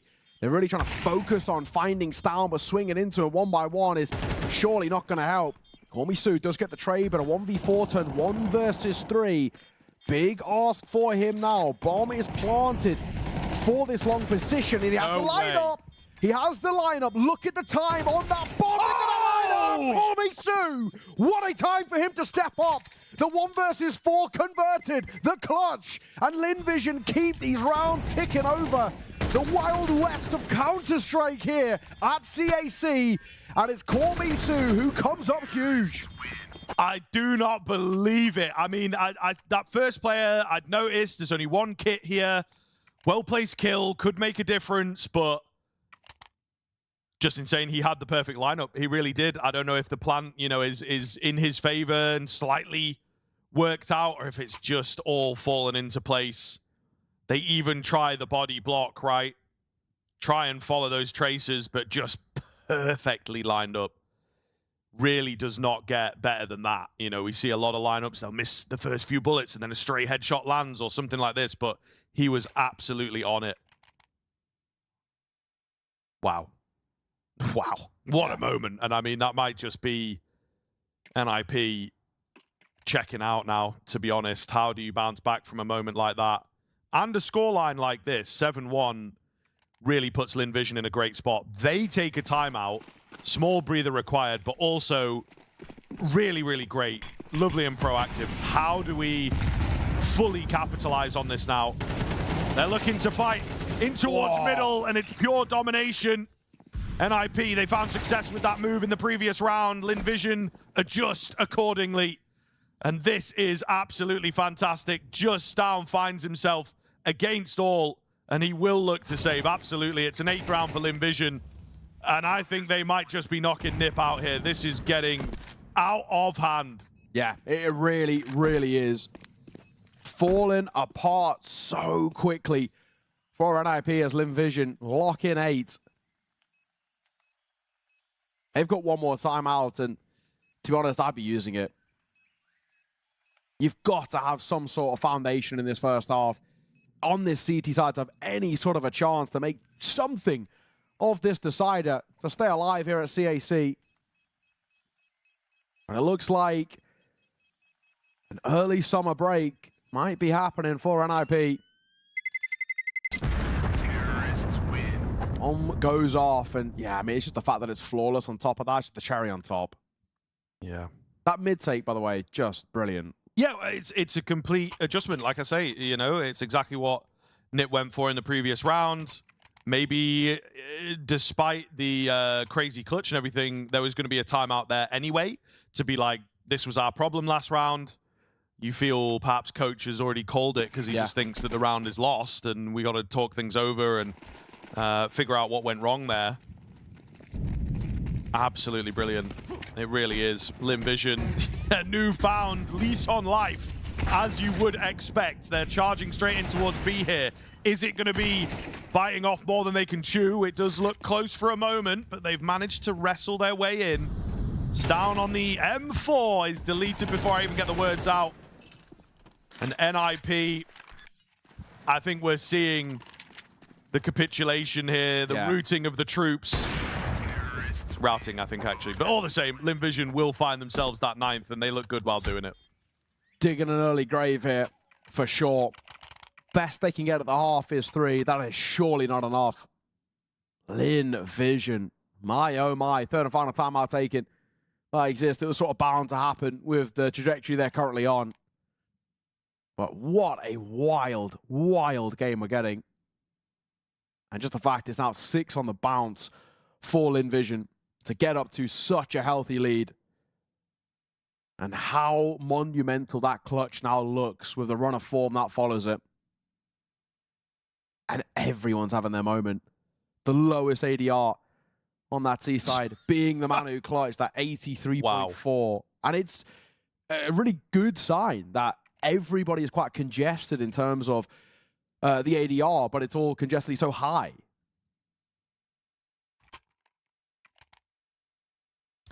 Yeah, the scoreboard paints enough of a picture, right?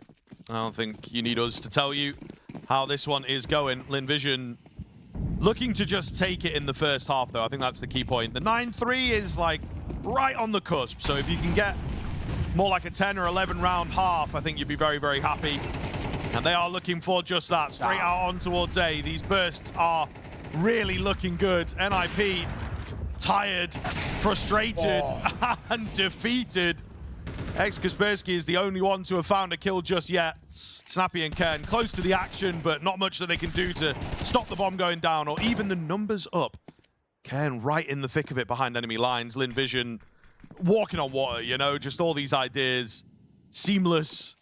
3 players pushing through the temple is crazy. And they're not even going quiet as well. They're stepping all the way, but they know the remaining 2 are over towards that A side, so... What? All right, Sam. Call me Sue, full blinded as he's planting by his team. They're a little excited, I think. Yeah, I think this... I mean, it's devolved, don't get me wrong, but it's a positive movement for Lynn Vision. But I was going to say there might be still something here, but as Snappy falls, it's all on the shoulders of Khan. He's had 1 massive clutch in this series. This is not going to be one of them. Zaka will see it off. Lynn Vision lock in double digits in this first half. I mean, there is about a million different things that have happened in this map already. We had the T-pose to start, brilliant. Then we've had some crazy rounds. We had an insane clutch. And then these last few, it's Lynn Vision playing literally as quick as physically possible. Every Molotov they're rushing through, every smoke they're rushing through, they are not stopping for a second. It's carnage, it's chaos, but I am all here for it, and NIP are not. They are not loving proceedings here in this one.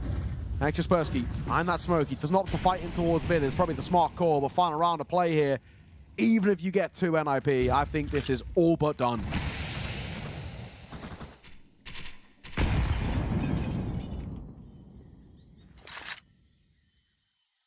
Cave control coming through. And NIP looking to fight for it. As this smoke goes down, they will contact in. It's so very ready. I mean, they've spotted them as that smoke starts going down. Unfortunately, a change in the light. Khan is round this corner. Oh man, the Molotov as well to force a fight out. They actually opt not to take it. So all of a sudden, it looks kind of good for NIP. And they trade things back to an even 3-on-3. Ken as well, unafraid to take even more fights as he looks to stand strong. Molotov comes in, stops his escape. He's now been spotted. Surely you're able to take him here. Smoke goes down. He does find one and lives it. Meanwhile, Amelia has scaled up A, so that might just be their saving grace. Down is in CT. Moves forward in towards Temple. Amelia just completely unaware as to that possibility. Call me Sue again in a clutch. The first was fantastic. How about the second? He'll find Khan. Time is of the essence. 15 seconds in a 1 versus 2 and a plant required, and he will not be given the luxury this time. Kaspersky will close it. So a second found, but still a long, long road to recovery. And I guess the one positive for NIP is that Lynn Vision surely can't play that pacey on the CT side, but I wouldn't put it past them. Yeah, at least to try, right? I think, again, we're going to see something similar to all 3 maps, where Lynn Vision, with a lead, with a good spot, unfortunately on Nuke, it happened within the rounds themselves, but they do get ahead of themselves, and they do start just calling whatever, playing how they want. You know, it does get questionable to say the least. Always possible in the world of Counter-Strike, of course. We can't fully write off the comeback. It's just highly, highly unlikely. I think single-digit percentage points if you were to crunch the numbers. But it is always doable here. NIP. Do they have the stones for it? I'm not so sure, given what we have seen this series. If it had maybe been a super one-sided affair on their own map pick, perhaps, but felt like a lot of Lynn Vision losing out situations, kicking themselves. Should I have a guess? Team starting as a T side, 10-2. What sort of percentage NIP have? This is top 50. NIP? Well, yeah. What percentage NIP have of turning this on its head? 2%. Bang on, actually. 2%. Spot on. Good effort. I feel like we've been doing this for years, and that might be the first time you've got it dead on the head. I mean, hey, it's a hard guess. 1 in 100 chance, but you got it this time. They've dived through in towards B. Bomb Plant comes forward as well, and Snappy here is to hold for the flank, but he'll lose his head to Zaku, who swings around that corner with pace. And now the numbers favor Lynn Vision as they scale up in towards B. Yeah, looking good. Ooh, Kaspersky with a nice find onto West Melling. Gonna know about all the rest of these players, though. It's the big thing here. Just can't quite land the heads. Tap on the bomb, try and draw them out, and it does work, unfortunately. Gonna take shots in the head. There's not enough time. Stown had that one. Dead 2 rights, even without the kill. Big 4-piece from him. Big 4-piece. The percentage points might just be ticking up if they play their cards right here. We'll find out. As Lynn Vision, exactly on cue, right in, according to the script, they will force up. So, NIP, it's 1 round at a time. It's easier to grind it out, I feel, on this T side. You can get away with a bit more. And Lynn Vision will, at least for now, play into their hands. At least a bit of breathing room for NIP. You get a third on the board. If you can follow it up, back-to-back T-side rounds, it does actually open up a door, but still, a mountain they've got to climb to get back in towards this map and to salvage this series.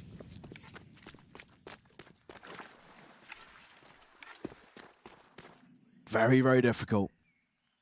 Slow by NIP. I don't want to walk in towards the gamble stack, but unfortunately, there might be. Bomb's heading towards B, and all 5 are here. And I kind of love it. I think, you know, we would talk about this a lot. When you're going for a force buy and it's not the strongest, like just something a little bit gimmicky, I can get behind that, and this is it. Yeah, we are really big fans of that idea, and I mean, it could go south quite fast. We'll lose one through the smoke. That kind of works in their favor a little bit, though. Don't tell me they want to burst through this smoke. I think they were thinking about it for a moment as things start to reveal themselves. Yeah, they might cancel now. Yeah, they kind of figure it out. In the same vein, though, Lynn Vision, they've read into that, and they themselves are moving pretty quickly. It's a double pump, though. Yeah, they are actually going back towards B, trying to draw attention at A. 25 Still seconds. looks like a decent setup here. Oh, man. 2 kills for Snappy, though. Might just have saved the day.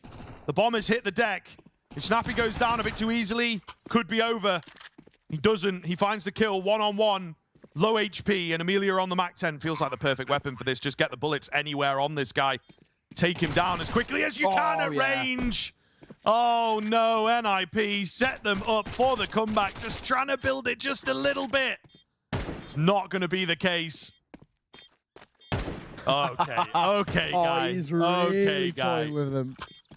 Yeah, he really is. That's not going to go down well. We can get behind it. Hey, when you're 11-3 up, I think you deserve a little bit of BM. The T-posing god himself. Yeah. And what a map he's having, 16 and 10, but you know, what a call, but unfortunately it's just a wrong read by NIP. They hear a lot of presence towards B, and they think they've sold the ruse of diving back in towards the A side to draw away numbers, but they just stand tall in Vision because, you know, for them, there's no real, like, losing point in a sense. Like, if they had just gone towards A, you just save and use that gun round again. It's a force buy, so you just use that buy in towards the next. So for them, they're happy just to stand tall, and they do. They keep the numbers towards the B site. It ends up working out wonderfully for them. 11-3, they are so close to the finish line. And unfortunately, it's force buying out for NIP. It feels for the rest of the map and well, therefore the series, and it doesn't start well. Zaka, nice find for him as he'll drops down.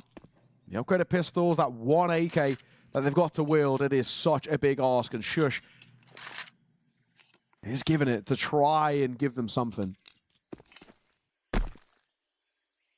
Snappy with the smoke. Are they going to work off of that? I think they will, looking for some mid-control here.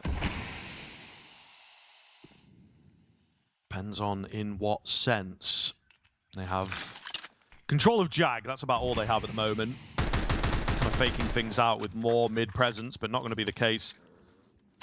I mean, what do you do here if you're NIP? Yeah. The burst on B, try and get the close quarters battle going, does make a lot of sense.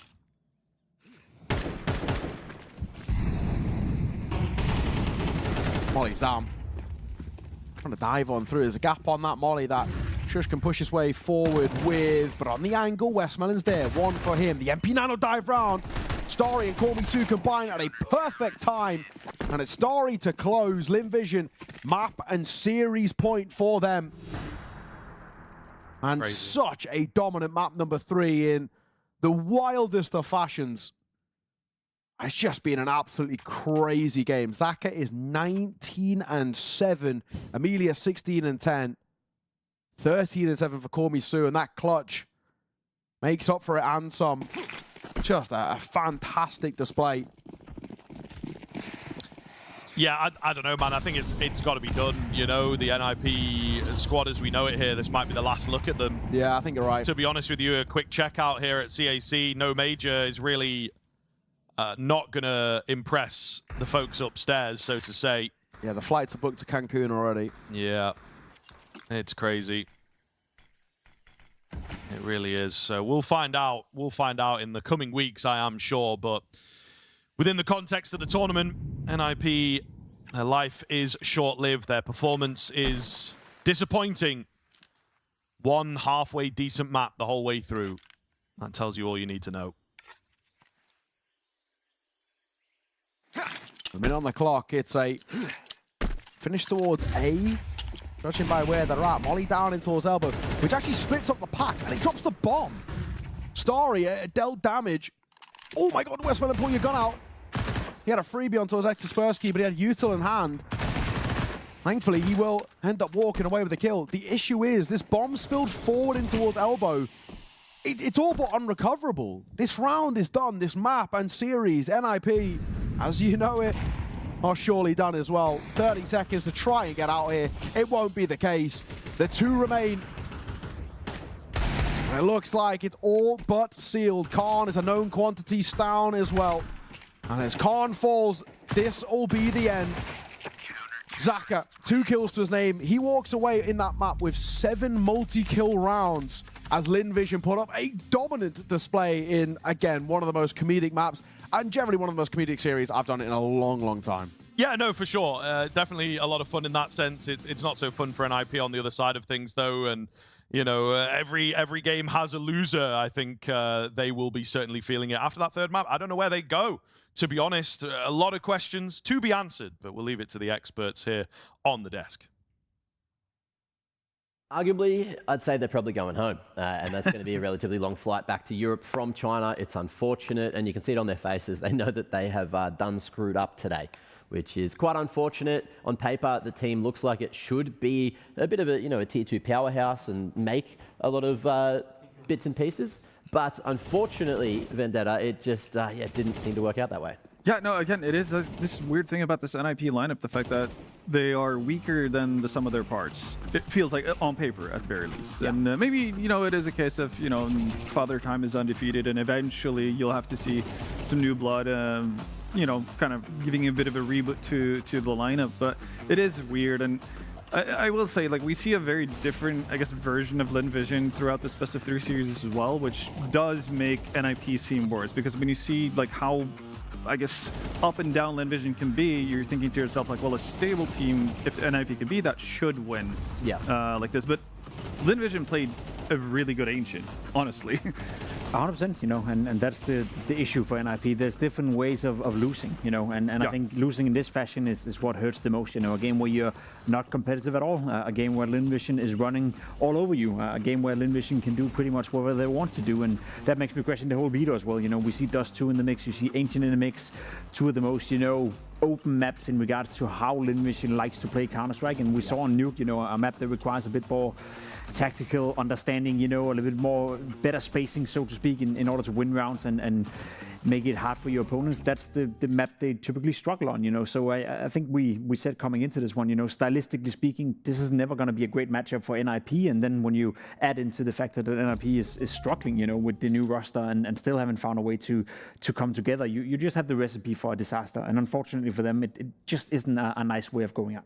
Yeah, it's a very unfortunate position that they found themselves in, and you can see 12 kills at the top there for Stown. They just didn't have time to, or put themselves in positions to really succeed. It was a crazy series of events there. Yeah, no, this is Lynn Vision having players kind of getting off to a hot start and nobody from NIP being able to respond whatsoever. Yeah. The tempo was high. Again, for once, we saw proper spacing from Lynn Vision. You could see it by how they did their mid takes and whatnot. The fact that we didn't have players taking a ton of individual duels. You had one instance with Amelia basically functioning as a lurk and getting a little bit eager on how quickly you wanted to go after they get a man advantage. But other than that, they kept it so clean, and it felt like, you were just getting choked out if you're NIP. And the few opportunities that you had, the few small moments where you might have been able to make a difference, they opt in for the wrong decisions. Right? You have the situation with Kaspersky and Cubby in mid, right? He's kind of overlooked inside of the smoke, and then as a bit of a snap reaction, fires at the guy just disappearing up the stairs, and that kind of just alerts everyone to what's going on. So everything that could have gone wrong for NIP kind of went wrong. I think the best round for me, for Lynn Vision, was that 1v3, 1v4 even from Call Me Sue, where fully lined them up on the defuse from long through the smoke. It was just everything perfectly fitting into place for them. So look, it's good to see Lynn Vision still here in the tournament. Good to see a bit more of the Asian teams, of Chinese teams playing on home soil. So maybe it's something like that that's just given them the secret sauce here this tournament. It's one of those teams that will keep you honest in a tournament like this, because if you don't show up and you don't play proper structured Counter-Strike, you are going to get punished by this in your face, chaotic way of approaching the game. You can think of Lynn Vision as you'd like, I think they have their limitations to them when you play Counter-Strike like this, especially from a consistency issue. But I think it's also one of those teams that in best of 3 scenarios like this, if you're not an honest team, if you're not a proper team, well-prepared team, and your map pool is not strong enough to force them into some more tactical maps, likelihood are that you're going to struggle against them. So it's a team that I don't mind them progressing. I don't mind seeing them in the tournament, because if anything, it's a good test to see, can you handle Envision? Okay, then probably you're a decent team. If you can't, then you're irrelevant. Yeah, I think they are kind of gatekeepers in that sense, to getting a stamp of approval in terms of do you play proper Counter-Strike all the time or not? And for NIP, the answer is very clearly no at the moment. And look, if they play that crazy brand of Counter-Strike as well, and the European teams just aren't able to adapt, it's a nice thought moving towards the major if they're going to have this kind of confidence, maybe get a couple of wins here at CAC, and then moving over to where we're going for the major. That is going to be a whole bunch of fun. So yeah, I can't wait to see it. No, neither can I, and I think that's a fun little stat. Now, we had 3 teams in this tournament that were not going to be part of the major, right? In 3D Max, in BC.Game, and NIP. And guess what? All 3 have been eliminated, from the tournament. Yeah. So maybe there's a reason why you didn't qualify for the major in the first place. And on the other hand, I'm a little bit disappointed, honestly, because this was supposed to be a big tournament for them to come in and get some wins, get some confidence, steer in the right direction, make sure that you get enough VIS points in order to be in contention to some of the tournaments after the major. Now you come in and you all bomb out, in pretty much the last place of the tournament, and that must be disappointing for these 3 teams who are not going to be part of the Cologne major. Yeah, this was meant to be their major. This is where you set up kind of a bit of a positive ending to the season that hasn't gone the way you expected. This is where you kind of already get a bit of a head start going into the autumn season, if you want to put it that way. And they just didn't manage to capitalize. And I will say, the teams that went out did it in different fashions. Some might be able to hold their head high a little bit better than others, I'd say. But it's still end of the day, it's still not acceptable results for the teams in question. I think that's a very good way to put it. But look, maybe roster changes are on the horizon. Maybe a change of roster here on the couch is on the horizon, which is going to be the second half of the day. 2 more best of 3s. We've got MOUZ and M80 coming up just after this break. She said she loves you. But she can't love me. But I love you. Look, I'm going crazy. I gotta break on myself, I amaze me. Like I'm back in the 80s. I won't play window anymore. What's going on? Play your role. 1xBet. On to the next one. The human body was built to move. Not trapped at a desk in one singular posture for 12 hours a day. It's time your chair evolved. This is Secret Lab Titan Evo. Ergonomically engineered for you. Gamers, hybrid workers, artists. Backing your every move.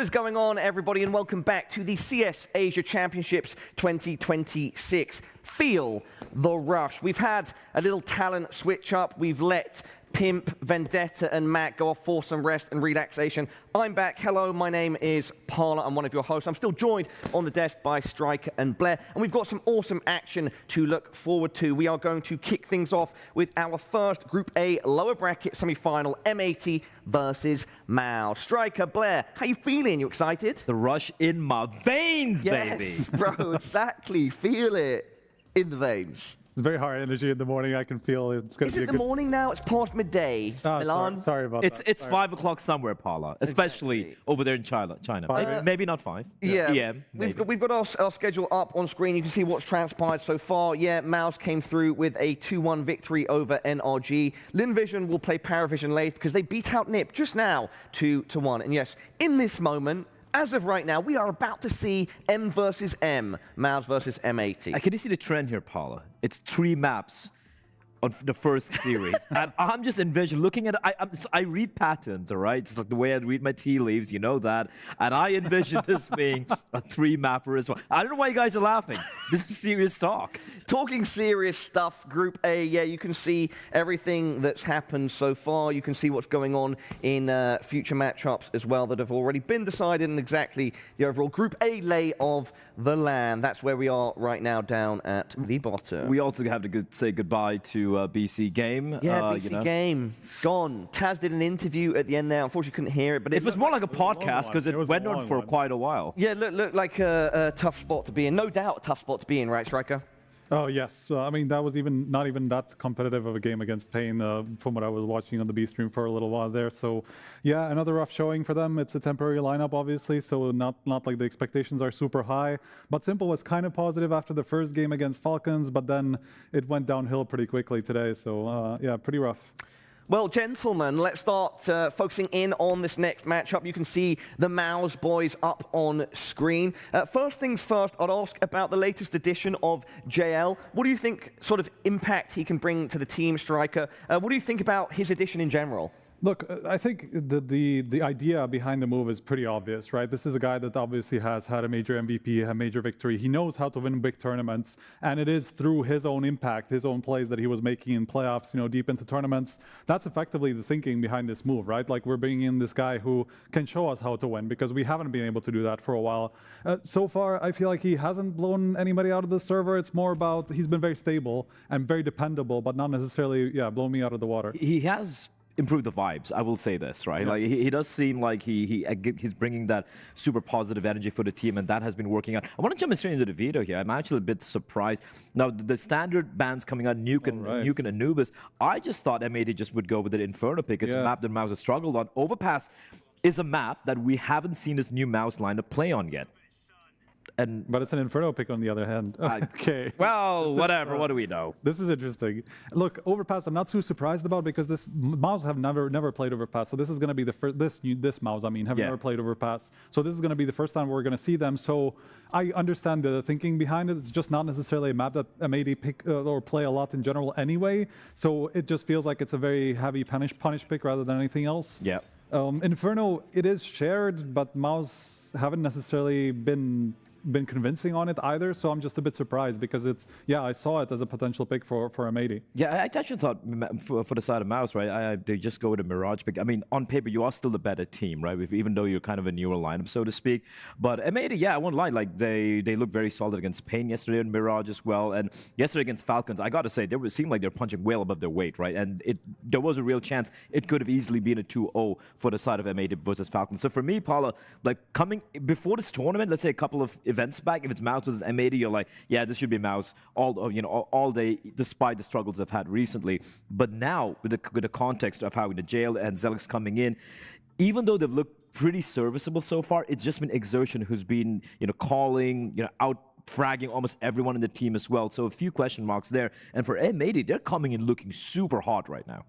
Talking question marks, let's start asking some questions about M80. So you already mentioned the context of how their tournament has been so far, and just to clue in everybody at home if you're not already aware. So M80 started off with a 13-8 victory over Pain on Mirage, a strong start to the tournament, and then they did lose to Falcons, but it was a close 2 maps. They went to double OT on Inferno, and on Ancient, it went all the rounds in regular time, 13-11. So, with that context in mind, yeah, M80 seem to be in a good spot, and perhaps tough competition for MOUZ, Striker. Yes, for sure, because I don't think we had necessarily had huge expectations coming into this event from M80, but I think the Falcons game especially has kind of definitely giving me a lot of faith in what they can do at this tournament, because they just seemed very solid in terms of how they're playing Counter-Strike, right? It wasn't necessarily through some big individual plays that we saw them succeed, right? There was very strong team play. Everybody was kind of putting up their numbers, you know, nobody was really lagging behind, but also nobody was like pulling crazy clutches, you know, to get them into these situations. It was actually Falcons who kind of relied more on those moments, on some of these tricks, you know, and just kind of unpredictable situations. And so, like, for a while, I actually thought M80 looked like the better team on paper actually on both maps, really, because I think even Ancient, they were up 9-10-8 or something like that before Falcons recovered it. And obviously, you know, double overtime on Inferno all throughout regulation. Scrappy map. It was towards the end, it got a bit scrappy, but I think up to that point, M80 were just controlling the pace, really. Blair, can we build on this idea that Milan is putting across, which is that M80 seems to be playing with solid fundamentals, if I'm to sum it up a bit. Yeah. How important is it for M80 to continue that against a team like MOUZ, who are arguably of a higher ceiling? Yeah, but I think the Matt Vito, I want to just harken back to that as well, right? This fact that going with the overpass pick here, it is obviously the punish pick. And also, the thing is, for MOUZ, they come into Astana. Obviously, you wouldn't have had time to really work on the entire map pool, so to speak. They didn't play overpass at all. Then they had no time to prep coming in from Astana, flying in all the way to Shanghai right there. So I don't think they really worked on an overpass. And overpass is a map, especially in a T side, even a CT side as well. You might have scrimmed a little bit here and there, but you still need to have reps, and they have 0 reps, Pala. Oh, what's up, guys? Yes, this matchup is ready to go. Thank you so much, as always, for your thoughts, everybody. Henry, G, and Ans are going to be casting it. Let's get straight into it. It's the first map between MOUZ and M80. Yes, indeed. Thank you, boys. It is going to be MOUZ versus M80. An interesting map, Anders. Overpass. MOUZ have never played it before. New roster and an explosive M80 looking like they're in some fine form. Yeah, I love this. I think it's going to be very exciting. I think Overpass isn't played nearly enough. So let's just get right into it. We're not going to slow this one down. MOUZ are going to be on the CT side. M80 will be on the T side. And already making some moves towards that connector. There is a bit of a setup here. Alex is barely saving his teammate. Gets another headshot to bring down Sin. Fantastic start to the series. Headshots all around. I like the energy you're bringing today, Anders. You're excited about this game, huh? It should be a good one. Like, M80, you might think they're the underdogs here, but they had Falcons on the ropes yesterday. They did. It was looking impressive. They arguably could have won that game. And MOUZ, a little bit streaky right now. New roster, right before the major. Interesting moves. But the fact they have JL in the squad now, I think that's a great addition. I think it's going to pay dividends and help them make deeper tournament runs, if that's possible for MOUZ. I'm not sure, but yeah, exciting times here. Should be an excellent series. For now, though, a 4-on-2, Anders, and MOUZ are playing it to perfection. Give them nothing. That's what we want to see. We want good fundamentals. We didn't necessarily get them yesterday. We didn't get them in that last game. I'm going to try my best not to tilt once today. That's my objective. That's your objective every day. Yeah, I know. I'm just going to let it wash over me. Just say, look, mistakes happen. It's all good. You got to remember the saying, what would MOUZ do? I forgot that. Yes. The last month or so, I forgot.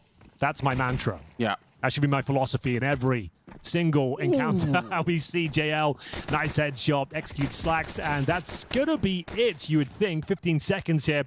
Bomb down, almost 0 chance. See how I've prefaced that. Make sure you give him a window opportunity here, but yeah. Gets the bomb. Is he actually going to plant out of this? No way. There we go. All right, nice round from MOUZ there. Felt like it was already over in the first couple of interactions. Zelex with 2 beautiful headshots from the toilet position. It's going to be M80 with no plant and presumably a full eco coming up next. Especially that first kill was so important because it saved his teammate. Yeah, absolutely. It's a chance there, but I like your attitude, Henry. I must say, I started the day really well. Obviously, you were in charge of logistics, getting us to the venue, so we showed up just in time. You've got that down to a science. And you're kind of in charge of the vibes today. I'm in charge of the vibes. They were almost ruined by NIP and Lynn Vision. That game was rough. That was one of the weirdest, wackiest games of Counter-Strike I've ever watched in my life. It It was. But now we're back. Now we've got reasonable Counter-Strike again. Spinks here, definitely a player to watch in this one. Torshi with 3 kills on the MP9. That's a lot of money. It's never a good thing when the AWPer is getting warmed up like that on a map like Overpass, Anders. Torji, he knows he has to be influential. The AWP on the A-bomb side especially has to do a lot of work. And bear in mind, as Striker said, this is the first time we've seen MOUZ in this lineup play Overpass. It's not going to be perfect, I don't think, but this nice strong start, getting your star players some good confidence, a lot of money in the bag going forward as well. Torchy could actually buy an AWP here, just to know. I guess he won't. They've got 5 weapons already, but that's just how much money he's got in reserve. What I can tell, when they had Jimmy and Brolan in the lineup, they had about 100% win rate on this map with 4 maps played. Okay. So that's probably the reason why they still feel some confidence. When you make 2 roster changes, that doesn't have to carry over. A lot could change. So I guess we just don't know what's going to happen here. With that in mind, though, it could also pay dividends in the sense that your opposition won't necessarily know what you're going to bring to the table. That's a good point. I like that. All they can really do is play their own game. They can't look into your demos too much for that very reason. Well, let's figure out if we're going to be seeing the best version of M80, because you're right, they did put the test to Falcons, and this is one of the reasons why. Sharp shooting from Sin comes out. Spinks has gone down already, and this is early in the round. Remember, Overpass is a giant map, so you actually need a lot of time to move around. Getting that opening there is great news. And it's still considered to be one of the most CT-sided maps we have in the entirety of the game right now. Yeah. Bear that in mind. Losing the pistol. Hello, Miss Monster Smoke. No good. Yeah. Don't love to see that. But let's see if it costs them the round, Anders. They've got a lot of space here, and JL's in a lot of trouble. Great grenade on top of him. I'm actually surprised that he got 1 kill there. That's quite good. Yeah. The flashbang from Xerxen was spot on. Yeah. The round is still alive somewhat. Yeah, I think you're right. And now they're slowing it down. Incendiaries here to make sure the bomb isn't just planted immediately, especially if you want like a decent bomb plant. Oh, jumping. That is action-packed. Exertion gets another kill. Slacks goes down, and Sin is dead. MOUZ have recovered the round with some real Hollywood Counter-Strike coming through. That's a good way of putting it. Leaping out of the heaven position. Zelex flashed in. Plays it to perfection as well. Xerxen mopping things up on that B-bomb site. Even if a missed Monster Smoke Anders, it didn't seem to matter too much. They recover the man deficit and find 3 rounds on the board here on the CT side. And yeah, you love to see that. That's a really nice round for MOUZ. Well recovered, well handled, not too much panic. And that's their bonus round, bear in mind. So now they have the AWP, they have the rifles across the board. This is about as good as it can get for the opening rounds of a Counter-Strike game. Yeah, you win the bonus round, you steal 2 AKs, and you can, like we said... And you had that money for the AWP as well. That's true, yeah, he got the MP9 kills, so it's all worked out really well. But that can all change if you lose against the Tech 9s. Oh, it's not going to happen. Zelex is looking sick right now, holy. Oh, that's awesome. That was so crisp. New man on the team, you come in, you're getting some confidence in the lineup. It's got to be important. Yeah, he came from the academy roster, right? 17 years old, Hungarian, and looking sharp right now. Like the pistol round efforts he had, and a little spray down in an important round. Like I said, against Tech 9s, sure, you should be winning this one, but keeping 5 players alive, not having to break a sweat, no panic on the comms, everyone's chill. It's important to keep these rounds clean. 4-0. Blink and you miss it. MOUZ in full control here. And it will be the P250 dealt with by Xerxen. Everyone contributing right now in the MOUZ squad. Xerxen at 5-0. Torshi 5-1. Zelex, man at the moment, at 7-2. Boy Wonder stepping up. More of this. And again, like you pointed out, this is a CT-sided map. So having this kind of a start. Early timeout called here from M80. I suppose that does make sense. Like you need to calm things down a little bit. You know, maybe get Def back in the comms. Make sure the team doesn't get too rattled early on. Surely important for them here.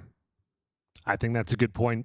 Try and slow this momentum down. I think that's a very good word for it. They are just in 5th gear as we go into the 5th round. It feels like this is going to spiral very quickly unless you slow them down.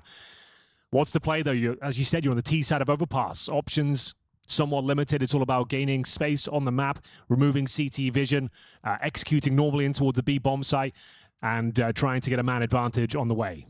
Just to point out as well for M80, right, who did pick this map, again, they're really good on 80% win rate, but it's against a team like Alliance. They did beat Aurora on it, but Johnny Speeds, Voka, so the opposition is going to be different. So we just have to value that kind of a number a little bit differently. So now that they've got this swagger, I was about to say, are we going to see any aggression from MOUZ? The fact they're feeling themselves, you're definitely going to get some aggression, Anders. Okay, that's the question answered right there.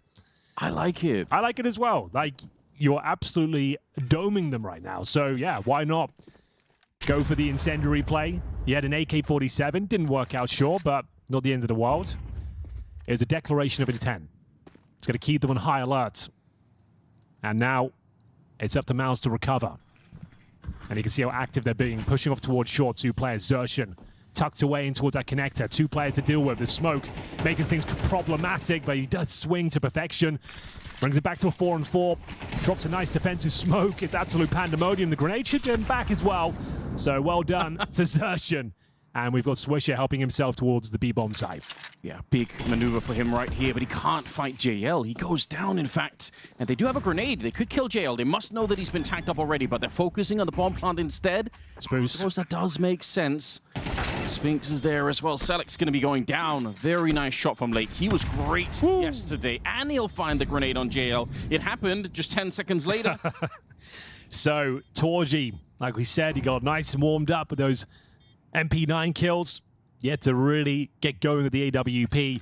Running out of time and indeed space here. And there's the first opportunity. Lake will find himself a hat-trick here. And the first round on the board for M80. 4-1. Beautiful play and shutting down. As we were speculating, is there going to be MOUZ now presenting aggression and trying to dominate the battlefield? Yes, but you can see the Slacks was very ready for that maneuver. I feel like even if you're not going to be committed that hard to the fight over on the A side of the map, just showing yourself there on the CT side is so nice because it slows down the T so much. It's such a counter spot to hold Spinks there in the playground. I assume he knows that's Spinks' tendency. He likes to make that play, but yeah. Either way, still plenty of money on the CT side here. That incendiary that they just threw from the CT side, maybe that's what they needed in the previous round to really set up the aggressive push, because they didn't have that. I think they did throw it. It just didn't land properly. It didn't land deep enough. I think it landed a bit shallow. Yeah, yeah, you could see them confused as to why they could hold so much of that area. Yeah, I think the incendiary missed. Think being the operative word, but yeah, that's what I. It'd be interesting to go back and look, because if that's the play and half the play was missing, that's definitely a bit of an issue. But it's a really standard sort of protocol here. You got one player lurking outside of the B-bomb side, and the rest are operating on the rest of the map. You almost always see this on the openings for the T side here. Well, minute remaining. As we said, it's all about slowly but surely gaining territory on the map through the connector towards shorts. Speaking of which, Yuanshen defending just that. Takes down Sin. Huge pickup, huge smoke towards Monster at the 45-second mark. Applies a lot of pressure here. GL needs to be careful. He knows it could just creep through at any second with a flashbang as well. That's why he's playing so close, trying to avoid the flashes. Man advantage. Zelex holds behind the pillar. It is going to be a B finish here, and it is the flash I mentioned. It catches him perfectly. He is panicking now. He took a couple of steps back from the original position, but it might not make a difference here. Incendiary, he thought he was going to be safe behind it, and maybe he should have been. But it will be Slacks to go down and leaving Swisher in an unwinnable position back here. Wow, they're really cleaning it up. A triple for Exertion and Zelex with a double. Very nice from Zelex once again. A bit of panic from JL. We said he was playing that position to dodge the flashbangs. As soon as he starts backpedaling, catches the aforementioned flash in the face. They absolutely handle it. No problem there. Zelex backing him up, like we said, playing from the pillar. Swings in. He was playing to not be blind there. And he's looking very sharp, very crisp with his silenced M4. Round number 7, and the money is a little busted. What are we doing here, lads? You've got Glock, Kevlar, and Sin. Tech 9s, Galils, AK. It's a weird one. So it's like half in, half out. Partial buy with a Galil, and we'll see whether it can do much for them. They have got quite a lot of util, to be fair. As I mentioned, B executions are the most common approach on Overpass by far. Yes. And M80, from the looks of it, they're a team that really love the B bomb side. It's about 53% B and 29% A. Damn. So that's excellent data. Very relevant. Thank you. It's a significant difference there, you've got to say. And they do also like B rushes, which we haven't seen yet, but they could be very tricky to hold for some reason. It feels like there's not really much to do today. They're just going to try and wait out the util, then execute towards B. They have multiple smokes, a couple of HEs, Molotovs. So we need to see that this bomb site covered in flames. Yeah. Perfect flashbangs, smokes in the correct positions, and you need to find that moment where they're not quite expecting the pounce. Going towards short, Molotov's coming in right now, trying to flush out that close range position, I assume. I like the idea. An ocean of fire on the B bomb side. That could work out. Nice Molotov, no one home. Good intel. Double Nice. grenade. Good protocols. Yeah, they're doing everything right now. Molotov at the barrels, but they haven't killed anyone. No, that's the problem. Yeah, I mean, the grenades are cool, but you need something more from it. We're down to 27 seconds here, and JL, he's doing a little bit of work here, does run out of bullets, and gets overwhelmed. Selix has been the man of the hour so far, getting another double kill. Stay alive, Torji. They can plant. It's all good. That's a good point, yeah. Don't want to fight to the death here. It's the easiest kill of his life. It actually is. Fair play. And there we have it, 6-1. Dude, Zelix is impressing me a lot. Just the way he's approaching every single duel. He's not taking unnecessary risks. He's waiting for his opportunity to come to him. And excellent aim to back it up as well. He looks really calm in all of these interactions. So that is a very good sign for MOUZ here. On a map, we weren't sure how they would perform with this roster. You had to play it officially. I mean, this is the best start you could have really hoped for. Oh, absolutely. And holding that B bomb side again. There are some teams, even teams that play this map a lot, they struggle with it. They just can't find the right groove here. Swisher, oh, he knows as well. Saws the Tracer coming through on the wallbang and nearly takes down Exertion. But the real super weapon of the MOUZ side is Selix, and he's out of the round. True, but we have got Torji yet to be really activated with the AWP. You can see the bait and switch setup. Torji will hopefully get the first kill, enabling Spinks to swing. There's the kill. There's the swing. Can't convert it. Spinks a little bit slow to get started here, the star player. We've seen a few aggressive maneuvers from him. Hasn't necessarily panned out. But damage has been done. Round not over. Sure, a 4-3 advantage in favor of M80, but Swisher, Lake, very low indeed. Torji. Dangerous. When your scope, they could walk in right to your left and you'd have no idea. But he's trusting his position at the moment, playing for a long time here, and sees just the shoulder. Nice work. Did he almost... I don't know, he didn't tag Swisher. He was low from earlier. Surgeon in this position. The most overlooked position in all of Counter-Strike. I was waiting for you, Henry. I knew you wouldn't fail me. Every time. It's so funny, but it is true. 30 seconds, though. JL has the health for it. If he could take down JBA right now, he does reveal his position a bit early, perhaps. He knows they're both out there, so should be a fair fight for him, but nice swing. It's JBA getting a second kill of the round. Swisher with a double. M80. They need these rounds right now, so getting a second one on the board is huge. And the money is in a questionable spot. Not a bad spot, but a couple of concessions presumably to be made, unless there's a decent drop that I missed. It looks like it's absolutely fine. So that'll be the last of the finances. It all started with this play. The spam from the wooden boards with the short push through the Molotov as well. Yeah. Nice idea. Didn't quite work out. And even with an overlooked exertion, it's JBA stepping up in the 2 versus 1, where JL unable to really connect the dots with his M4. Felt like he had plenty of opportunities to maybe win that. They were giving him plenty of targets. Ooh. Speaking of which, Torji will find his. That's JBA removed early.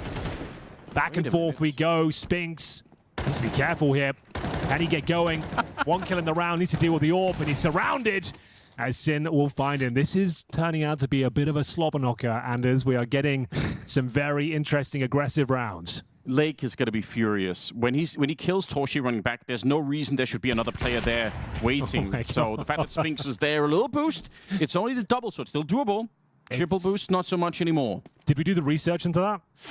Yes, it is a thing. You can't do it at the moment. I don't know if we're playing on the patch. I guess that's the thing we didn't research. Okay. I'll do that. I'll figure it out. All right. Thank you.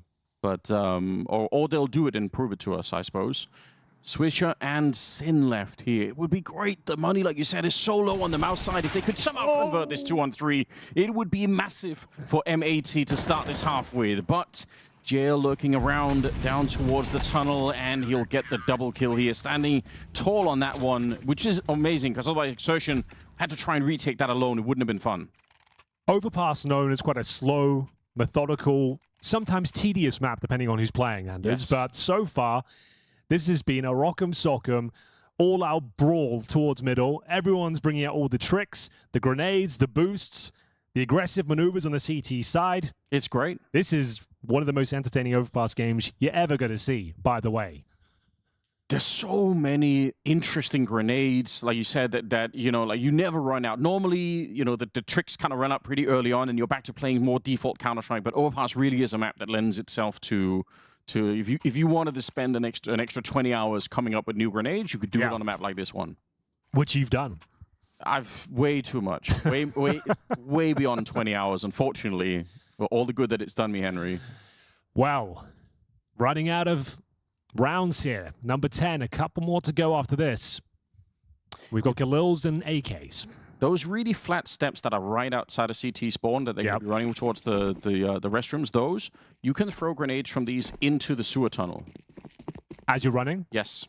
You can land an HE grenade that lands really in the tunnel. That's pretty cool. Anyway. Just wanted to get that out there. Yeah. You got me started on thinking about grenades. At this point, Anders, you're thinking about the set pieces. Okay. You're trying to get post-plant situations. That would be nice. That's what we need to see here, because we haven't really had one of those. Like, trade out like you have been, and try and get the bomb planted, force a retake, and we are going to see attack towards the speed bomb side, but Zelex, he's been playing so well, got the AK in hand this time. Gets the opening kill, not dissuaded from the fight just yet. Wants a second, but wants to maintain the man advantage as well. Will drop off.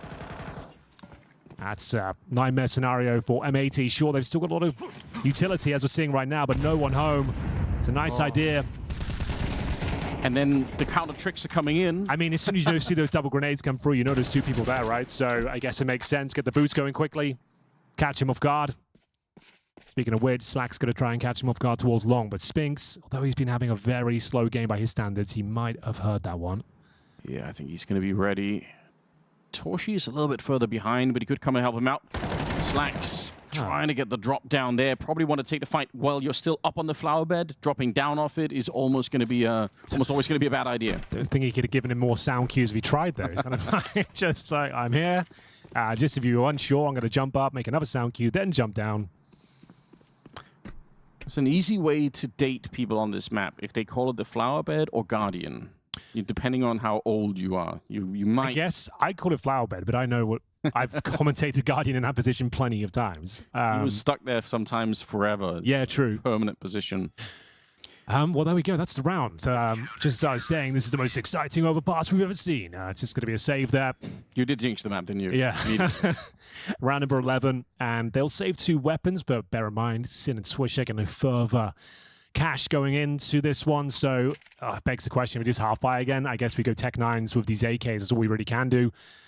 Didn't even get a chance to do the execution there, Anders. They didn't. They got the double nades in, trying to upset the defense, and then the boost came through, and round was over. I still take your point, though. It would be nice to see them just get into a retake or like an after-plant scenario. Get the bomb down, try and defend it. Like, they haven't really been able to do that. It's because MOUZ is playing very nicely on the front foot. Like, and again, here we go.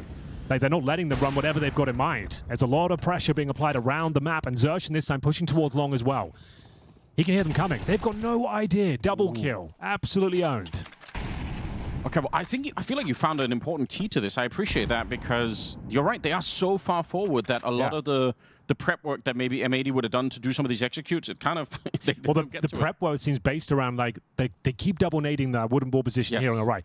And sure, that's a very common position, but we haven't seen MOUZ players there once. So maybe in the older roster, that was a key trend of theirs, but they're putting a lot of resources to try and flush that position out, and no one ever seems to be home. Slaxes, though, was Desert Eagle. Does find one in response, but that's all he's good for. This round is donezo. JBA with the Desert Eagle. Gives up his position. Should be all she wrote. This is round number 11, bear in mind. So one more to go. Do you take another pause before this final round? You kind of need 3.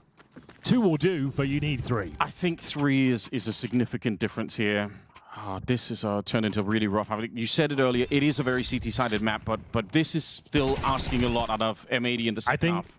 I think that it's a bit shell-shocked now on the M80 side. They weren't expecting this relentless aggression. They weren't expecting like their plans to be sabotage at the start of each and every round. I didn't expect Zelex to be an absolute demon on the B-bomb side. Yeah, there's a lot going on right now. I think, yeah, this was the gamble they took. Look at this. Just choking them out on the side of the map with this early utility, and obviously you can either run through and take some damage, or you can put them out with the smoke. But either way, you're going to be slowed down. on that A side of the map, which is kind of a shame. A lot of speed, though, behind this for M80. What I will say is, though, Anders, the T side is incredibly difficult, as we mentioned. Yes. MOUZ, if they don't win the pistol in the second half, you never know. There's a real good chance they don't get going. The coordination, the timings, the executes, as we mentioned, and just a kind of general feel for the map, very difficult. That's why a lot of teams avoid overpass in general, I would say. But here we go then. Final round. Can they get anything going towards this A bomb site? Oh, some missed shots there from the AWP, kind of costing them a lot.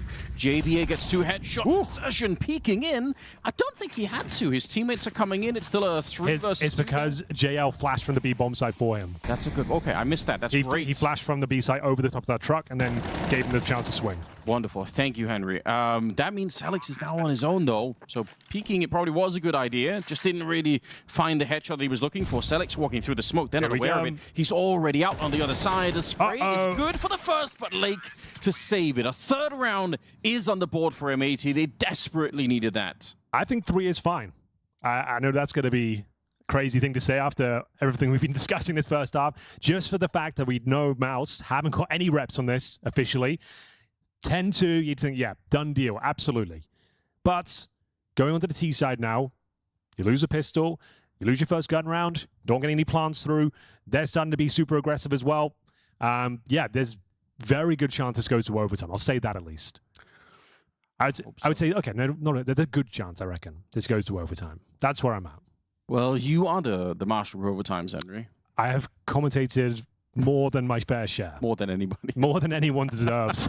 Especially in CSGO, when it was like, when we went to overtime, that was like a 2-hour experience. It was, yes. The MR15. I think Matt and I still have the record for the world's longest Counter-Strike game on LAN.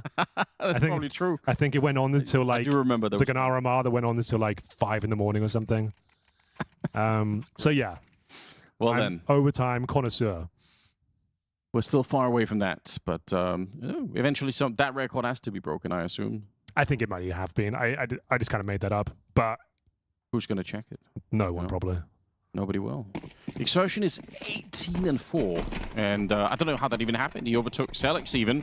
Now they're on the other side, though. Like you said, it's a difficult Exertion as in-game leader as well. Yeah. Showing it.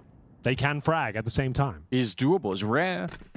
Quite a valuable trait, to be honest. So this is a very important pistol round. MOUZ will alleviate so much pressure, Anders, if they can just get this one done. And this is an old classic. 5 players up towards long.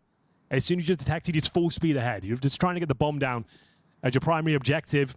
And there's some sound cues here. We've got Lake with the Julies on the other side, and there's a flashbang coming in from his teammate as well. Here we go. All to play for.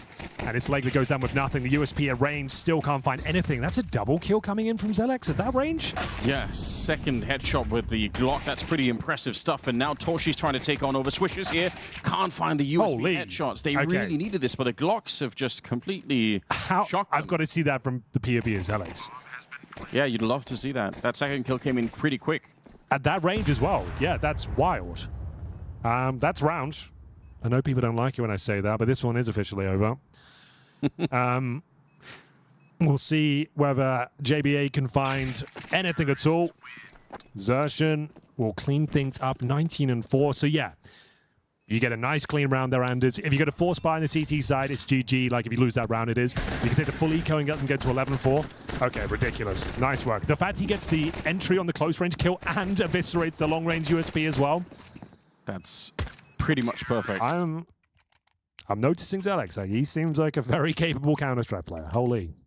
They are going to force buy. It's pick your poison. You take the full eco. They're 1 round away from map point. Just to note, this is the pick of M80. Bit of a gamble, considering they had no data, no tape on MOUZ. That's the gamble you take. They can still win this. It's not over until it's over. They can win this second round force buy right here. And then all of a sudden, the game's back on. Yeah, they're doing this 4-1 split, which, by the way, they do a lot, M80, even in the rifle rounds. This is something that they're really enjoying. Double setup with the HEs. Now, these kind of grenade tricks didn't really work out for them in the first half. They were fun to watch. No, it felt like they were really relying on them as well. Yeah. It was like kind of the backbone of their approach on the T side. Not one of them landed. Back at it again. And MOUZ are playing very carefully. And they have JL on the Mac 10, so there is always a chance that you could throw him into some action, find out if there's a stack or something else going on. A minute on the clock, and they are real far back on the map. It's not a problem yet, but as we keep highlighting, this is a giant map. So if you want to change your mind, especially if you're not controlling connector, it can be tricky to run from A to B. But it seems like they've made up their mind at this point. Yeah, look at the size of it, the sheer scale of it. Beautiful. It is a great map. I wish we saw it more. It's like IMAX. Yeah. We finally have the tech. When can we be VR Counter-Strike? When can we get in there? True. People are talking about that in 2015. I know. People were telling me Mage is going to be watching VR headsets. Anyway, let's get into it. It's Yuanshen opening things up. And that might be all she wrote. You talked about a 4-1 stack. Well, the 4 players went back towards A. Yeah. You might as well save your pistols. What do you think about VR in general? Do you think it's dead? Do you think it makes a return? I don't know. I guess the demand isn't there for it, is that? No one wants to buy it. And have a massive headset, I suppose. I think when it gets to like sunglass size, that's got to be the case. And it's got full body tracking. That's when it becomes interesting again, right? Because the one that I had early on required that you install, sensors in your room, and it's just way too much work. Because I feel like there is, when the technology in about 5-10 years, let's say, if you're watching a Counter-Strike game on GoTV in VR and actually being part of the rush and like being front of the pack and just seeing how that feels, like that would be pretty cool, I think. I will say this, Half-Life Alyx it's like a shared first place best game I've ever played. That's a crazy statement, but I like it. Wild how good that game I got bored after about 4 hours. It just felt like a tech demo to me. I was so I think I played like 80% of the game in one sitting. And I came out feeling like I was drunk because I just had the headset on for so long. It's a wild game. Well, this one is petering out, I'm afraid. We thought this might be the most entertaining map of the day. Not of all time. That might be pushing it out a bit far, but yeah, M80, they'll save some MP9s, some pistols, and they're looking down the barrel of a 12-3 deficit. Oh, wouldn't you just love, though, for M80 to at least get some rifles out on the CT side, just to kind of prove that they could do something? Sure. We know that they could be good on this map. There's no question about that. But right now, it feels like they might never have the chance to prove that, because they just didn't get enough rounds. Anders, you know what the pistols can do. That's true. You know how powerful and how potent a 5.7 can be at close range. If anything, it's overpowered. People have said that for a long time and for good reason. Such a small investment, but very often the multi-kill potential is there. They stack up as well. Good trade. 3 versus 2 now. That's a very smooth kill coming out from Spinks. Yeah. Still plenty of time left as well. He hasn't had many of them, but those contributions have had some impact. That one especially. We've got Torji helping himself towards the A bomb site here in these rotations. Oh. 3B. Nothing you can do, JBA, I'm afraid. 7-13, MP9. They will have rifles next round, Anders, but it's going to have to be the perfect game of CS 9 rounds in a row. I'm here for it if that's what's going to happen. All right. You even got the first one. I'm kind of surprised by that. Does pick up the AK. He's kind of in an interesting spot, I'm not going to lie. Oh. Okay. It's not impossible that could have yielded something more. Okay. Perfect from here on out. 9 rounds in a row to get this one into OT. Let's see if they could just start with one. We're adopting that old Natu mentality, 1 round at a time. Well, scheduling fans will be happy with this. It's been a long day of Counter-Strike today. We've had all the maps on the previous 2 series. So a nice quick one here wouldn't go amiss, I think. The much underappreciated production crews. Yeah, exactly. The rest of us do get to go home halfway through the day, but... So let's see whether MOUZ can close it out quickly and cleanly. 12-3 right now. As we always say, Anders, though, the hardest round in the world to pick up is number 13. That is a good point. Which is a bit of a meme, but also quite true at the same time. Something I hate this kind of analysis, but if you look at the scoreboard on the M80 side, right, like the amount of kills is just, it's so low that you almost have to start there. You almost have to start by getting some frags in some of these rounds because there's a big discrepancy. We can't get to the really fun analysis about, tactics and setups and all the rest of it because they're just not getting the openings. Yeah, you're not wrong there. No one in double digits at all for M80. Yeah. Oh, well, that grenade. That's how you do it. Landed right in his head. It's from all the way downtown. Yeah. Just threw that across the map. Interesting. Boost up here. That is, the T's are going to be throwing that smoke if I'm not wrong. Yeah, absolutely. Because you blow open the door, you go for the spams, and then you can go for boost and have boost into the connected position to see what's going on there. So you throw the smoke to deny vision. Besides set of circumstances that there is a door, but you still have to smoke it because the CTs blow it open. remove it. So that's how it works. All right. Does it all come crashing down here for MAT on their map pick? Time will tell. 1 minute on the clock. Oh, look at Lake. He's pushing up. I like this little initiative. If he's going to find out there's nobody in the restrooms, no one on this side of the map, they should be able to rotate back. Now they might even feel it because they've catch JL, can't get around the corner of Sin there. He's caught by Selix. Very nice kill in return. And now it's 4 versus 4. Still got about 40 seconds on the clock. Swisher, he'll barely get that kill, but he will go down straight afterwards. Spray through the wall. It's nearly a double, but it's 0 in for JBA. So now Slacks and Lake, 30 seconds for the 2 versus 3. And what a headshot. Selix, he's doing it on the T side as well. Grenade, it will connect, but the bomb planted. He just punched that last digit. And that could set up everything for them here. Maybe they won't even get started in the second half. MAT, even one CT round could set them off on a bit of a roll. But it feels like it's never going to happen here. Slacks with 5 kills, goes into Torshi. He is dead. A 13-3 victory in favor of MOUZ. That's impressive. That is very impressive. I didn't see that coming, Anders. As we mentioned a few times coming into this one, MOUZ have not played Overpass with this roster. MAT took the gamble. They took the pick, and we saw hyper-aggression on the CT side from MOUZ. In-your-face Counter-Strike, and Zelix especially. My God, he's making a name for himself out there. It's an absolute bloodbath here on Overpass. We've got Inferno coming up next. We do indeed have Inferno coming up next. But first things first, let's break down what just transpired. I feel like MAT got veto-mogged there, Striker and Blair. Absolutely, and just goon all over them, right? Right. Jimmy's not here anymore. Let's calm down. But you know what? Zelix is still here. Zelix is still here, and maybe he's going to take up the mantle. Because listen, he was having a lights out game, and this is something we really haven't seen a lot from this young gun coming in, right? He's looking very solid in a position he's never played before, and then the B bomb side. Again, the first time they're playing this map officially as well, so great showing from him. Somehow the exertion, I don't even remember his kills, but winds up being a top fragger once again. But, you know, Henry said, you know, they went for the gamble pick, and that's why you don't gamble, kids. Yeah, it was very shallow from MAD, very surprisingly shallow, because how many times did they get picked off by the boosts on the CD side, obviously, you know, where JL and Zelix were constantly boosting on the bomb side. Like, this was happening like every 3 rounds or so. They did have some nice variations in where they're boosting up, though. Yeah, that's true. I mean, it was like always over to the wood wall as well and all these things, but like so many times they got caught off and they never really got a clear entry into the B-bomb side. Yeah. That was obviously a big focus. Anders mentioned it on the cast that is a big focus for MAD to go for this B-bomb side. It was really not working out, and part of it was potentially because they didn't really know how Zelix and JL would play it.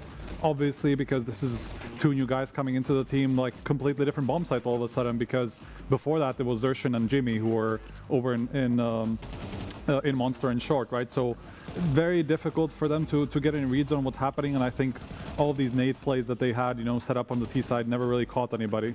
Yeah, for sure. And I also felt like they had some good, cool ideas, like, you know, they were going for this execs and everything, but just seemed so disconnected overall in how they wanted to approach it. So, look, they went for the gamble there, but T side overpass can be quite rough if it don't get off to a good start. But credit where it's due for MOUZ. Like as you pointed out, they were being super aggressive, super in your face. And I think that's the way you want to play, right? You don't want to just be playing this default where you don't have any reps on. So instead, you know you have the better individuals overall in the server.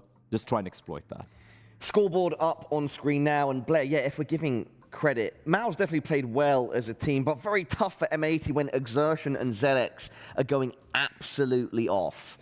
They were there for the B-bomb sites all the time. JL didn't even have to do that much as the monster player. A couple of times he even had a little bit of an overstep, you know, died in a position where he shouldn't have, you know, but he just had 2 guys behind him who were just fragging out, closing out everything even when he was dying. So it was really, yeah, very easy day in the office for MOUZ on the B-bomb site in general.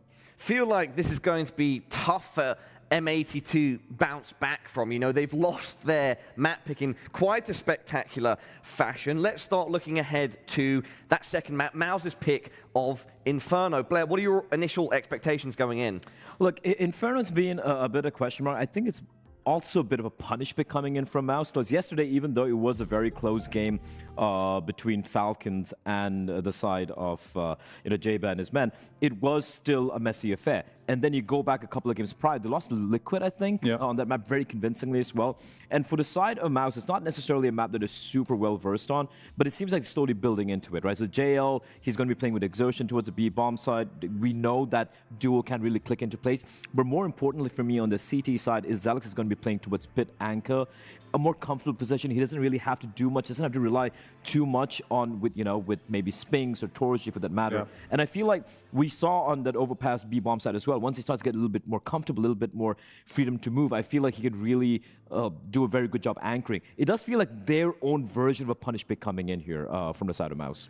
All of this being said though, Striker, if we're just looking at the raw stats over the last 3 months, and also the sample size from yesterday against Falcons, for M80 on Inferno, it's not a bad map for them? No, for sure it's not. But at the same time, you can kind of say it for MOUZ as well, because they were 3-0 on it in Astana. The only time they've lost it in this lineup has been this tournament to TYLOO, the first map that they played for MOUZ side. I mean, probably jet lag. Yeah, so they might just be thinking about, okay, it was the first day and they maybe got off to a bad start. They were kind of getting overpowered by MOUZ in that game. Like, he had so many just like kind of back-to-back multi-kills where he was pulling them out of kind of disadvantageous situations. MOUZ were in a lot of good situations in that game, just ended up throwing them away. And so maybe they're just feeling, okay, maybe it was just a little bit of off day. Like, we still played the early rounds correctly, just didn't quite get there in the late rounds, right? So probably that confidence from Astana, because I don't think they even got very challenged. I think it was like 13-7, 13-4, 13-5 in the 3 games that they played there. So probably pretty confident. And it's also like, if you go back to yesterday's game for the side of M80 against Falcons, right? You could see it wasn't that they were trying anything too crazy. Falcons just giving so many fights, and the B defense was kind of very wonky in all honesty, and that's what allowed them to get that lead on the T side. I don't think MOUZ is going to make the same mistake that Falcons did. I think this is a very good point, Blair. And also, if we compound this with the potential momentum that MOUZ can get from that first map, especially Zelix and Exertion, I feel like this is going to be a tough map too for M80. You can see also on screen now a reminder of what's going on in Group A. Don't forget, this is our one of our lower bracket semifinals. The loser of this matchup goes home, Striker. Yes. I am a bit worried for M80 now because of how the map one went, because nobody was really even putting up numbers. Everybody was just completely off of the server, right? So having that as your first map of the day, especially because MOUZ already played a series, that's a tough way to enter a series against one of the tournament favorites. I feel also the second pistol round, I think that kind of tells a tale, right? We saw Zelix all the way from long with the Glock just tapping away everyone, and there's USBs against the Glock. So while you have the M80 guys struggling individually as well, on the side of MOUZ, it looks like everyone switched on. Even Spinks, who's been having a bit of a quiet couple of tournaments, even he had his moments here. JL really didn't have to do much. Torji was hitting the shots he needed to hit. And Exertion, man, it's like it should be untenable. You can't be calling and performing at his level consistently, but he does it time and time and time again. And also really cool to see Zelix starting to shine. We saw him look pretty solid in the stun on the T side when he was being set up with the flashes by his team and all of that. But now on overpass, sure, it was a rough T side from M80, but still individually he was looking super sharp as well. So yeah, I was hoping for a closer affair here, Paula, but I feel like MOUZ just might run away with this. Striker, Blair, any final thoughts? No, I'm looking towards, you were talking about Xerxes, I'm looking towards him on Inferno as well. He's been pretty successful there. This tournament, I have to say, compared to obviously in Astana, he kind of set a standard that was pretty much impossible to keep up to that Spirit series, right? This tournament, he started off pretty slow on Inferno in that TYLOO game. Then he finally started to pick up towards the end of the previous match that we saw earlier today. And obviously, had another great CT side performance this time. So I feel like he's probably back again. He's probably back to that form. So that's what I'm looking to. Yeah, I think Exertion is just someone you want to watch. For me personally, I want to see Spinks kind of step up, right? This is a lower tier opposition. If you're going to make it to the playoffs, you want your star players, so to speak, kind of deliver. And he's been kind of, I think, struggling with his entire roster shuffle that's happened so far. So I'm keeping my eyes on Mr. Spinks. Yeah, I think if Spinks steps up, it's going to be even tougher for M80. With that said, everybody, this one is almost ready to go. Up next, it's MOUZ's pick of Inferno. If they win it, M80 go home. Do not go anywhere. She said she loves you, but she can't love me. But I love you. I gotta break on myself, I amaze me. Like I'm back in the 80s. I won't play Windows. window anymore. What's going on? Play your role. 1xBet. The human body was built to move. Not trapped at a desk in one singular posture for 12 hours a day. It's time your chair evolved. This is Secret Lab Titan Evo. Ergonomically engineered for you. Gamers, hybrid workers, artists. Backing your every move.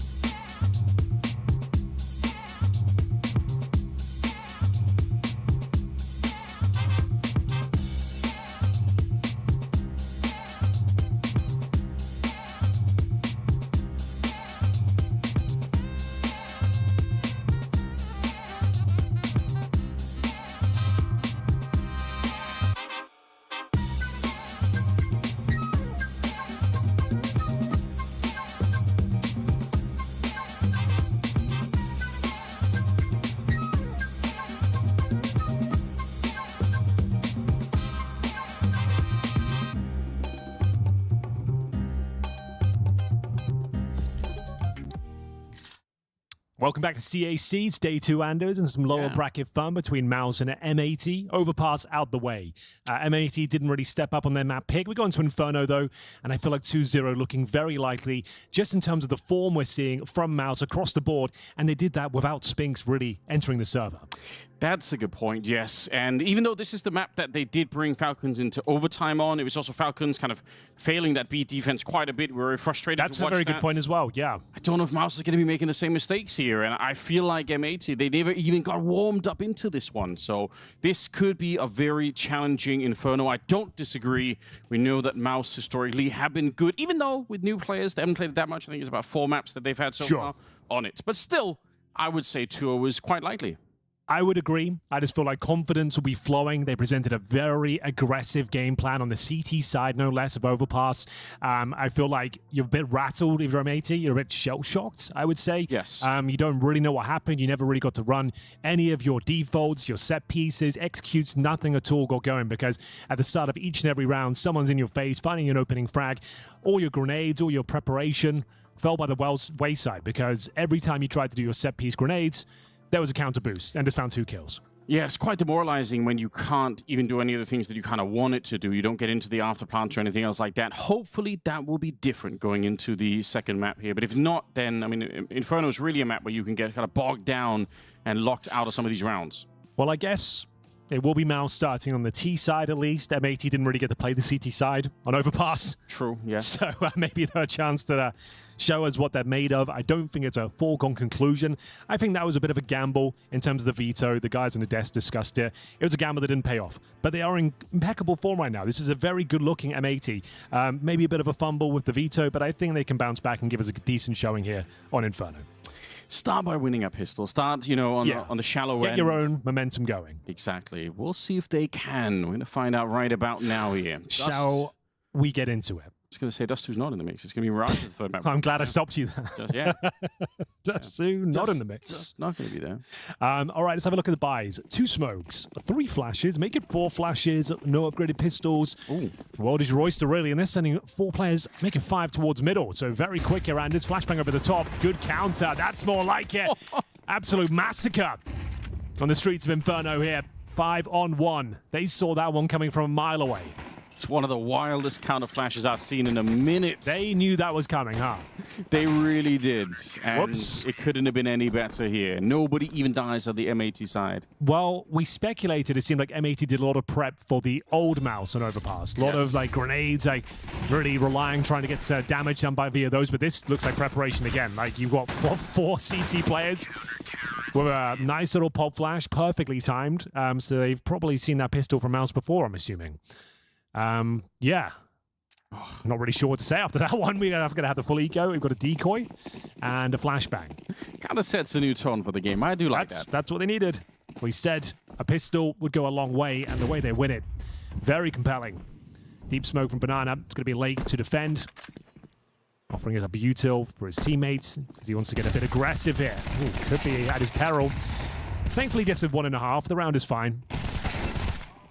Okay, the round is a little bit scary now. Oh, the fact that they give one over. He could probably pick up one of those rifles and throw it over the wall just so that the MP9s can't pick it up. But if he just gets one more kill, it's a very good round. Yeah, you're right. Already more expensive than it should have been. Be careful, M80. You do not need to kill him. You've got... Okay, good stuff. You know where he is. No one needs to run and face check you. It's still fine. It's all good. There we go. Got a bit dicey, admittedly. But it's all good. 3 kills, though. Does put MOUZ in a prime position for this round. If they can win that, it will break the bank quite significantly for M80. But here we go then. Yeah, that's AKs across the board. It's got to be the real dream for them here if you're MOUZ. Just don't let them build the momentum. Get back in early on here. See if they can work. I mean, we're going to be seeing on Banana as well how both teams approach this, if there's going to be a real fight for M80. MOUZ are a team that love that B, Coffins, and CT Spawn execute. Big fans of it. Aggression again from Lake. You can see they've got that nice smoke. Chucked him from CT Spawn. It extinguishes the Molotov at the top, allowing them to spam.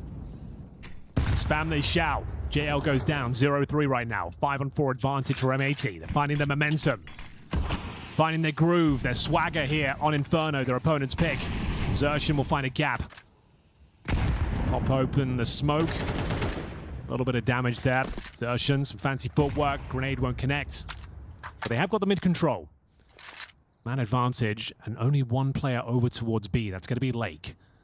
Yeah. I think this is jump spotting right now. Yes, indeed. Just wants to get a pixel of information, drop some defensive util, then call for the rotate. Oh my god.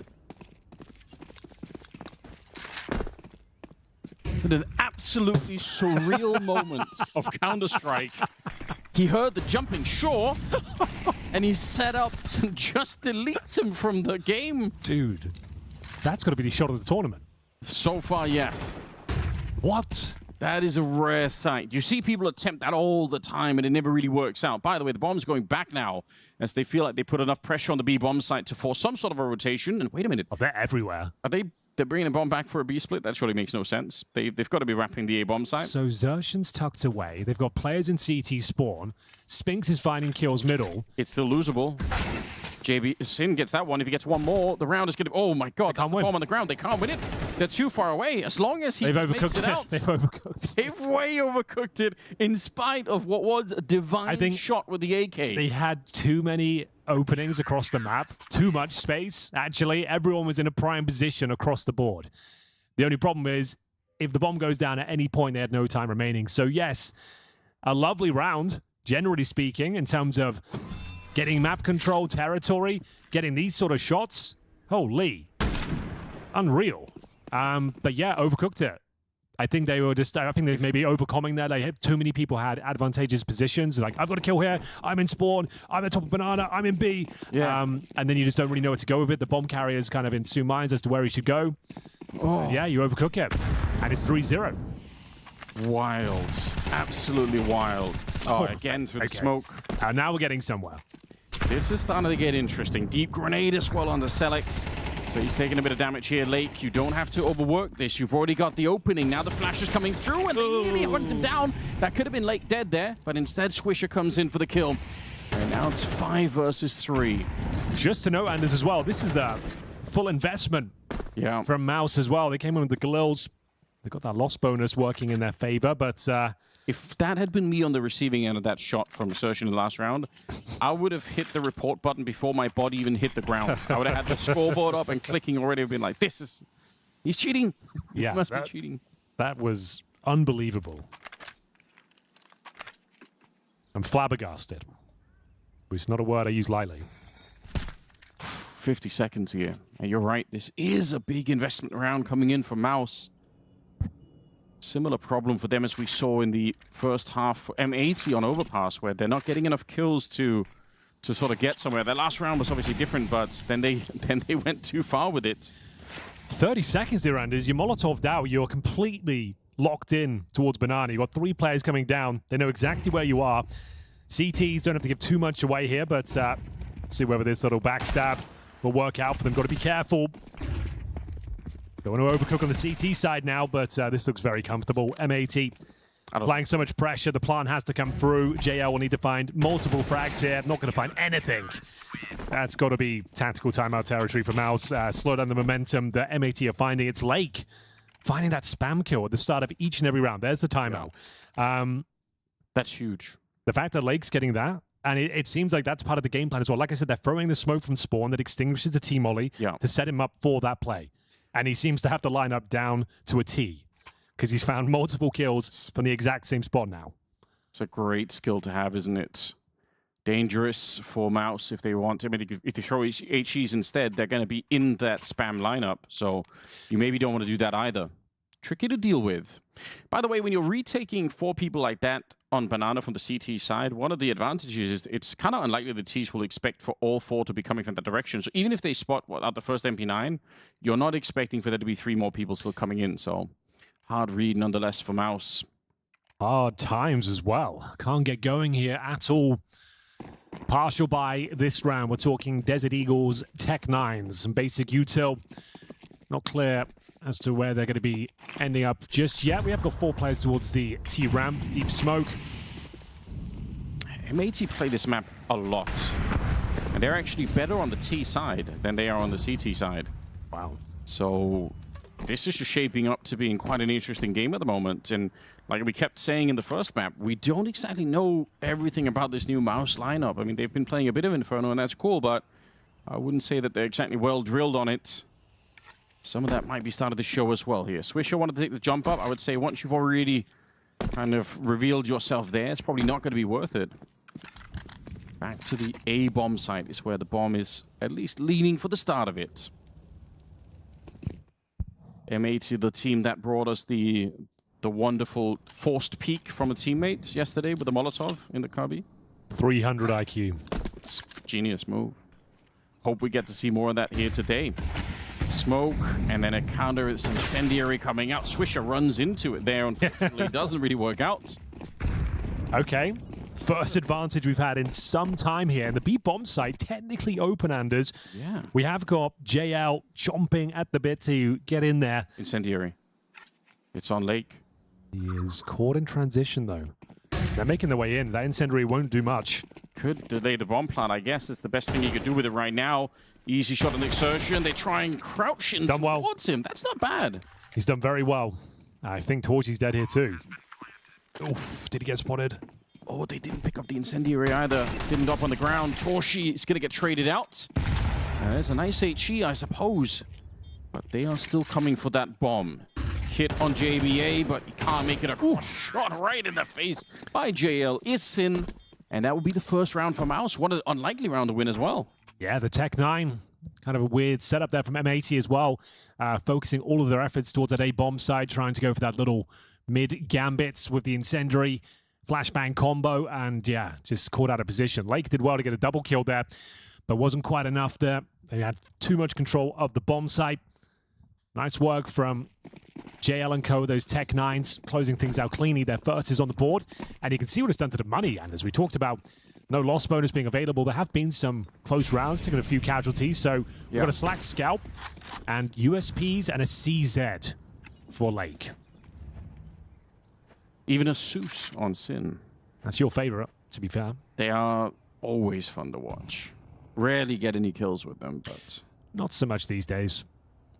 But this is like, I've been killed a few times by a Zeus in that position. That tilts me off the planet. So just once per half, you know, you forget to check. Jesus. Well, hold on. Has a bit of a peak, isn't it? Oh, it's going to work. It's going to work. 100% going to work. Oh, no, he gives up on it. Another second. He would have had it. Perfect. It would have worked. Swisher. See ya. Okay. All good. Nice shot from Slacks. Pretty much all he's going to find, though. Wrong side of the map. A being smothered in utility. And there we have it, 4-2. Slight disappointment for M80 winning these 4 rounds and then not having, you know, more of a bank behind it. And it comes down to some of those, like, you know, odd rounds. There's the one round where, was it Exertion or Spinks, I can't remember, who had the stolen M4 and ended up getting, you know, a couple that was the one I was referencing, yeah. Yeah. So that's a bit of an issue. They are going to be right back in the next one. That was round 2. They had Glocks only. Right. They ended up getting 3 kills total, yeah. Yeah, you hate to see it. Slacks over here. Don't even know. I mean, the scout's probably not even worth saving, is it? On the CT side of Inferno? I mean, you'd probably throw it away. Yeah. Like, it's got to be. You're not going to go try die by anything like that. Sure. But you might throw it away. I don't know. Maybe not. Maybe he's fine using it. Like, there is an AK available, so maybe get that. Great catch. It's got an AK and a bottle. Maybe just get that, yeah. That's probably... Well, you can end that conversation right there. No theory crafting is needed. Thank God for that. All right, nice shot from Slacks. He gets an AK-47 for his troubles. Means he can buy another AWP as well. Drop the AK. See what he can do with that. There's the AWP. Very interesting. CT side AWPing. We saw MongolZ yesterday on Inferno absolutely run wild on the CT side. Yeah. That was fun. He was looking very good. Yeah, Falcons making it through already. See if they end up in the semis or something else later on. But yeah, they'll be playing tomorrow. Is it NIP and BC game that have already been knocked out? Yes, last place. Yeah, a bit surprising. Maybe especially for me for NIP. I thought they'd be able to do more. I was going to say, BC game, surely you're not saying that's surprising. Come on now. Come on. No, I wasn't going to try and sell that, you know. It's too much. Even for me, Henry. Even for me. Some good retake utility. This probably would have been better landing on top of the wall. There's a bit of a gap around it. Exertion trying to exploit that. But again, Lake, he's loving this position right now. And the on the other side, Torshi's got to be careful. If he takes the shot, he could get run down. I think it's happening anyway. Through. Yeah, you're absolutely right. I think inside of the smoke here, Lake waiting for the opportunity. And I think Torshi's aware that something could be up, but there are 2 people on the other side. And he won't be allowed to escape. So still not bad. Still very nice from M80. They maintain the man advantage. They take away the AWP player. And MOUZ have to sacrifice banana control. They're going to have to try and pick up the pieces here. Spinks, that's a nice opening kill to bring things back to a 2-on-2. Starting to drop by the looks of things down towards second middle. Sin. Nice spray down, but only does half damage here. And he's going to force the issue. Going to be running down, making a lot of noise here. Ooh. Just trying to keep Zelex on high alert, rot the clock. You can't go past this. You might be leaving your teammate in the pit in a weird position, but you have to just hold on. They can still run back. They can still make the B-bomb side if you die right now, and Zelex is thinking about that. Baited him in. Huge kill, and with 10 seconds, yeah, they can't do anything anymore. Spinks too far away. That's so annoying for Zelex. Like, Sin was making all those sound cues on purpose. He knew the time was low. Yep. Suggested, I'm going to backstab you if you try and go towards top and middle. Zelex has to respect that, wait for that push to come through, hoping he hadn't read that play, but Sin knew exactly what was going on. Knew it would have done damage as well, so was always going to win that fight. 5-2. MAT back to their winning ways. And again, it's a Lake double kill. Lake is looking good this tournament. He really is. He kind of had a dip in form, I'd say, the last year, but definitely one of the most talented North American players we've seen in a long time. When he's in form, he looks fantastic. Yeah, I really like his style, and I feel like, yeah, there's more to build on, definitely. And all of the sprays that we've seen so far here in that top banana, it's such a pivotal position. It's been on point. So they don't really allow MOUZ to run that many rounds back. A couple for MOUZ, and then it's MAT back.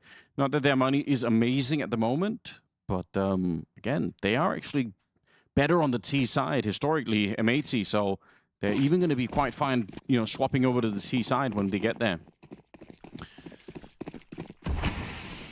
Deep smoke from the CTs removes a lot of T-vision, make things uncomfortable. Trying to push back any sort of aggression. It's Lake this time in towards the apartments. They've completely changed things up. Aggressive maneuver, SMG, opening kill, and you take down Spinks as well, the absolute star player of the MOUZ roster. Take a lot of damage, sure, but you take that 5-on-4 all day long. Retake utility, but looks things he'll see. Flashbang goes in. What's this about? They want to bait someone into that AWP, surely. Nobody's near enough by, though.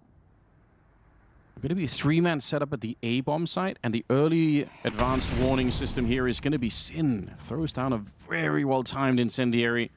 Waiting for the next grenade as they push in. Grenade on top. That does a little bit more chip damage. It all helps. It all helps for the M4, for the MP9, bringing down a couple of players low. Absolutely true. 45 seconds here. MOUZ in a 5-on-4 deficit. Struggling for map control. CTs is tucking themselves in towards the bomb side now. They've still got utility available to them. Yuanshen, sure, you had this sort of space before, but you didn't have the time to do anything with it. Could be the same case again because you've been smoked off towards Moto. You have to go short. With 25 seconds, Zelex, he kind of has to make this happen for you. This double position. He needs a quick couple of kills here, Anders. There's no way otherwise. I think you're absolutely right. It's got to be lightning fast at this stage. We're down to 15 seconds as MOUZ try to turn the corner onto the A-bomb side. Zelex, there's the one, but Lake is still in effect. He gets a double headshot. He's on low health from the start, but that MP9 might have brought them right back into the round. That is wild. 3 kills so far for Lake. And Exertion and Zelex here. They're already beat up a little bit. Can they find a way to get a third one from MOUZ? Good play in front of it. That is really good. You almost have to. Exertion, he does spray down the first, but quick reload, repositions back in towards the pit.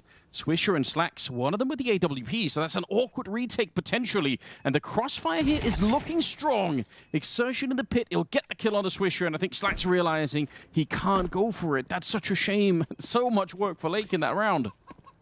What a round it was. It had all the moving pieces you'd like to see.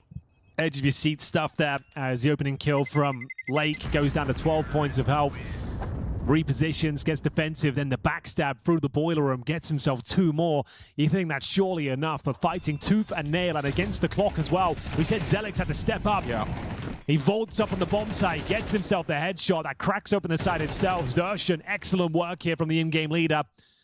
3 kills to his name and 3 rounds on the board for MOUZ.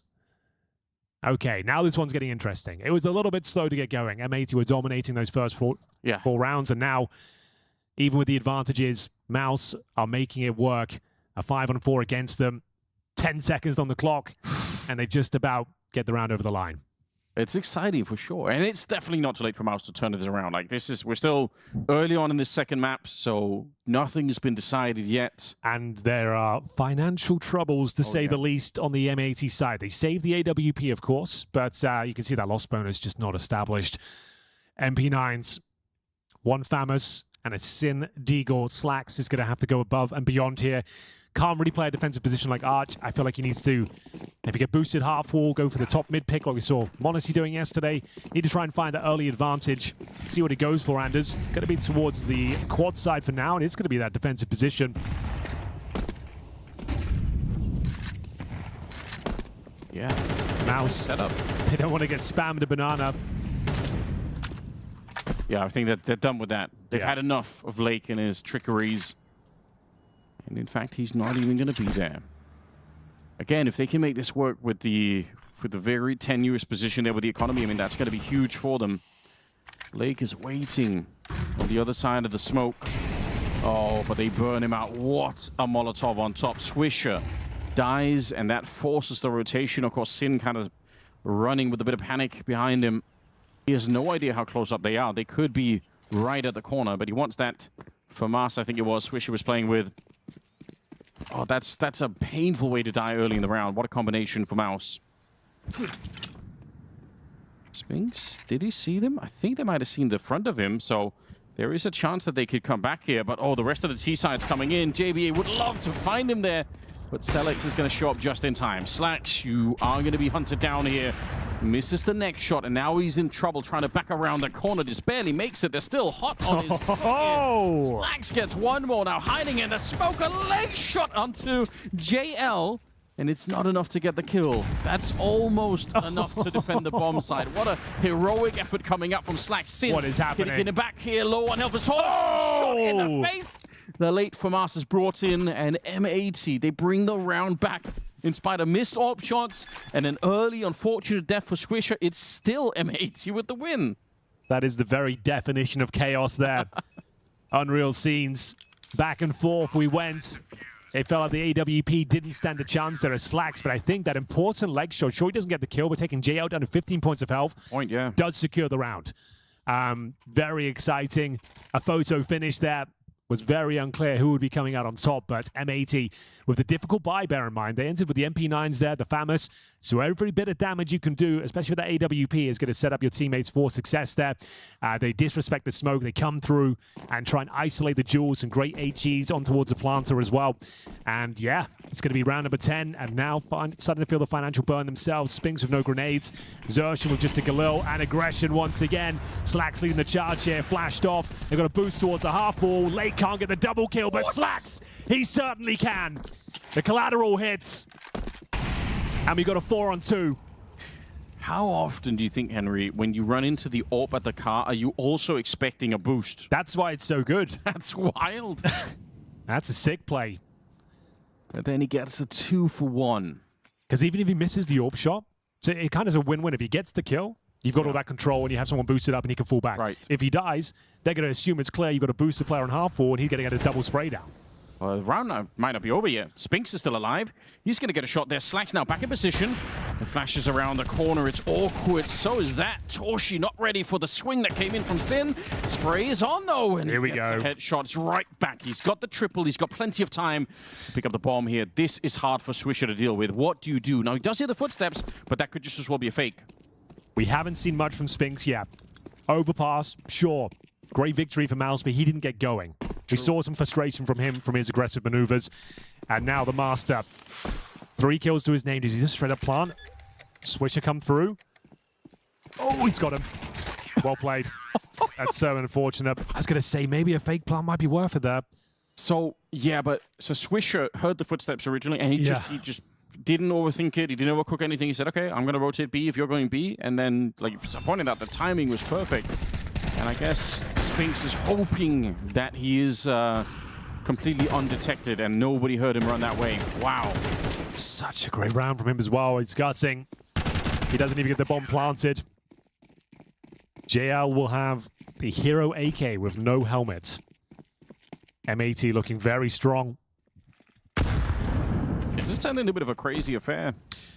We saw this yesterday as well. It's normally like just one player towards B for M80. Happy to run that setup with like a huge reservoir of grenades. And Swish is able to show a lot of presence with these grenades. He layers them very nicely.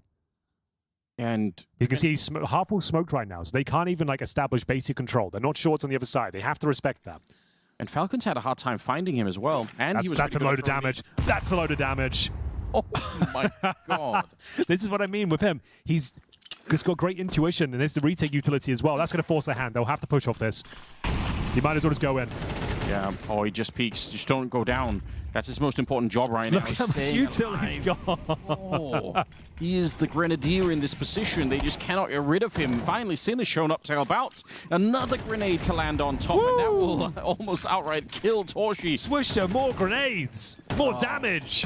Through the smoke as well. They have been shut down. Yes, they get the bomb plant, and I guess that's kind of something, but my God, they wanted a cleaner entry onto the side, and Swisher with all those tricks. Just making sure that could not happen. Well, I'm glad I brought that point up. Yes. Before he did all that, because we saw it against Falcons, and we kind of commended him yesterday as well. It's like, wow, he's actually able to facilitate his team having 4 players on the A-bomb side.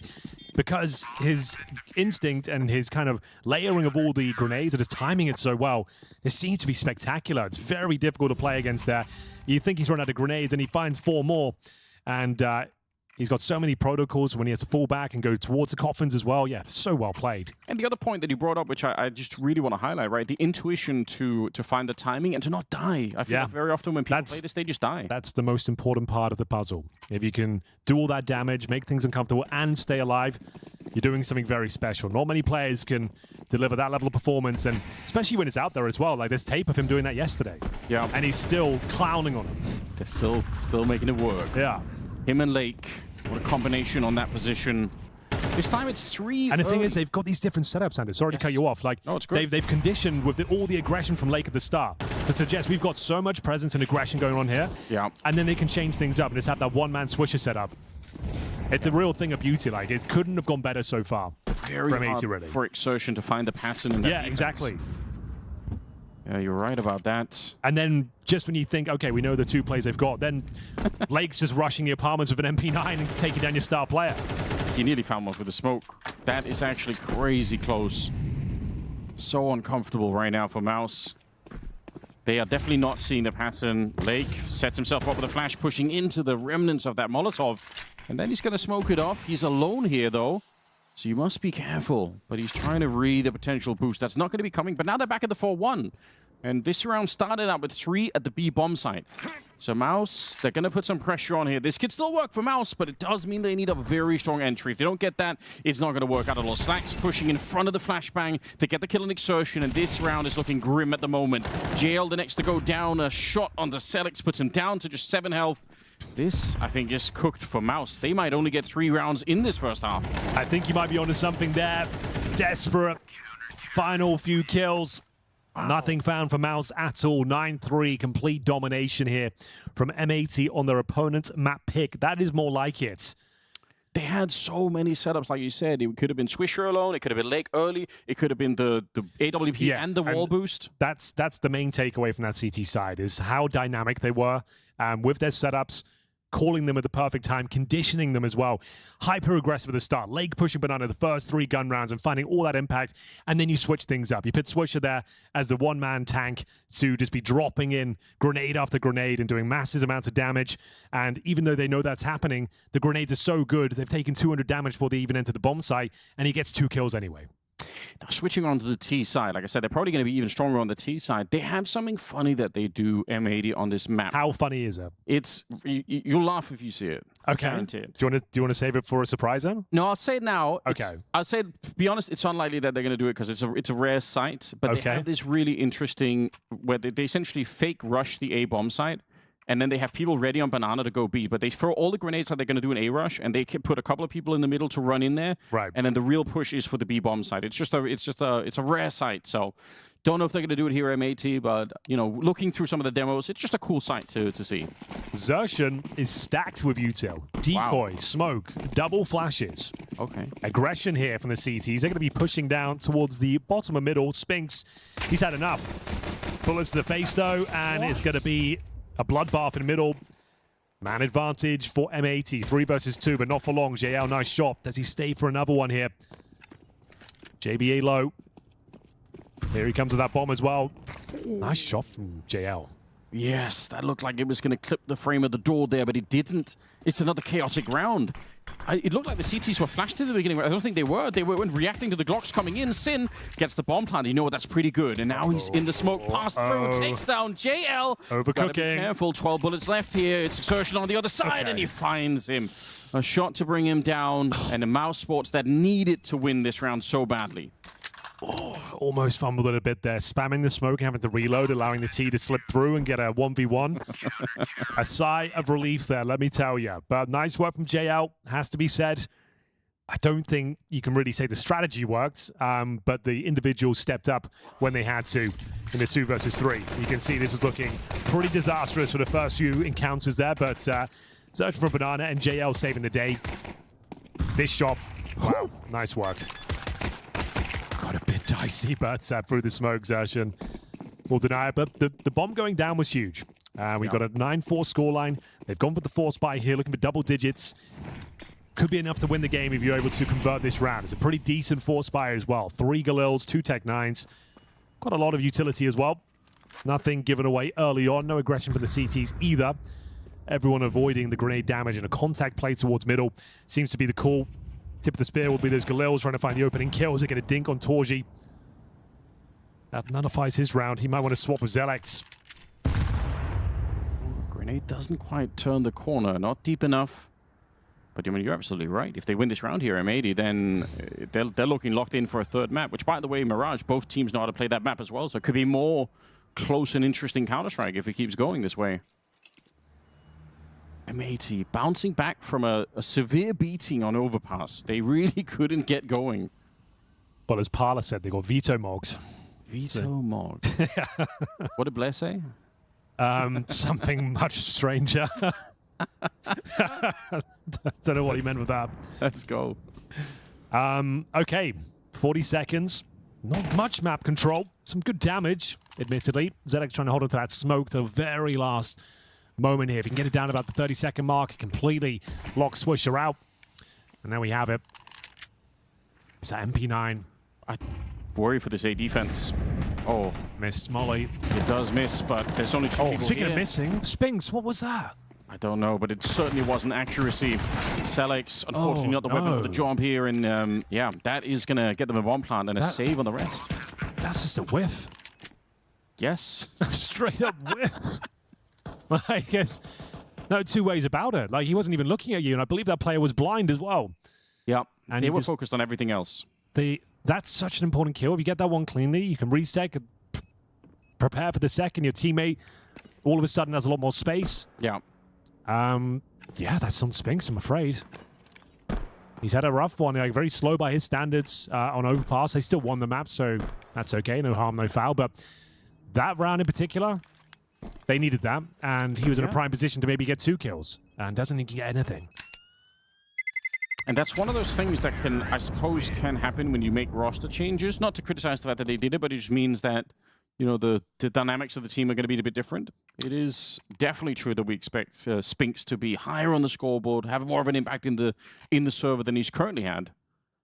Maybe it just takes a while to rediscover what this team is like for him, but yeah, it'd be great if he could start to do that right now. It's a 10-4 scoreline, and with M80 winning that one, they are looking very, very locked in to take this second map. Deep smokes. Worth throwing, even if you're not going to be pushing into the middle from that CT side. And that's that Molotov that you were talking about that M80 kept putting out when they were on the CT side. Yep. So a very different game plan. MOUZ clutching at straws now. Some rifles, some pistols, and a 5-man attack from M80 towards top and middle. JBA to lead the charge here. They've got a lot of space, a lot of time on the clock as well. Very passive, tentative hold. Oh no, Torshi. Is he going to get flashed in here, or is he just going to peek at Raw? This is so dangerous, man. You can throw great flashes in the pit. I guess they don't have that many flashbangs, or none, actually, except for on Torshi, who was doing the peeking. So that's a bit of an issue. A lot of space, like you said, for the T side to move around with the Lake. Great opening, still plenty of time, and Torshi with his back turned. I don't know why. It's just Spinks here with a pistol now. The backup is trying to get there, and actually they get a kill with a USP through the smoke, but the bomb is going to be planted here, surely. Getting a bit weird, getting a bit wacky, is how we like it. That's been the theme for the whole game.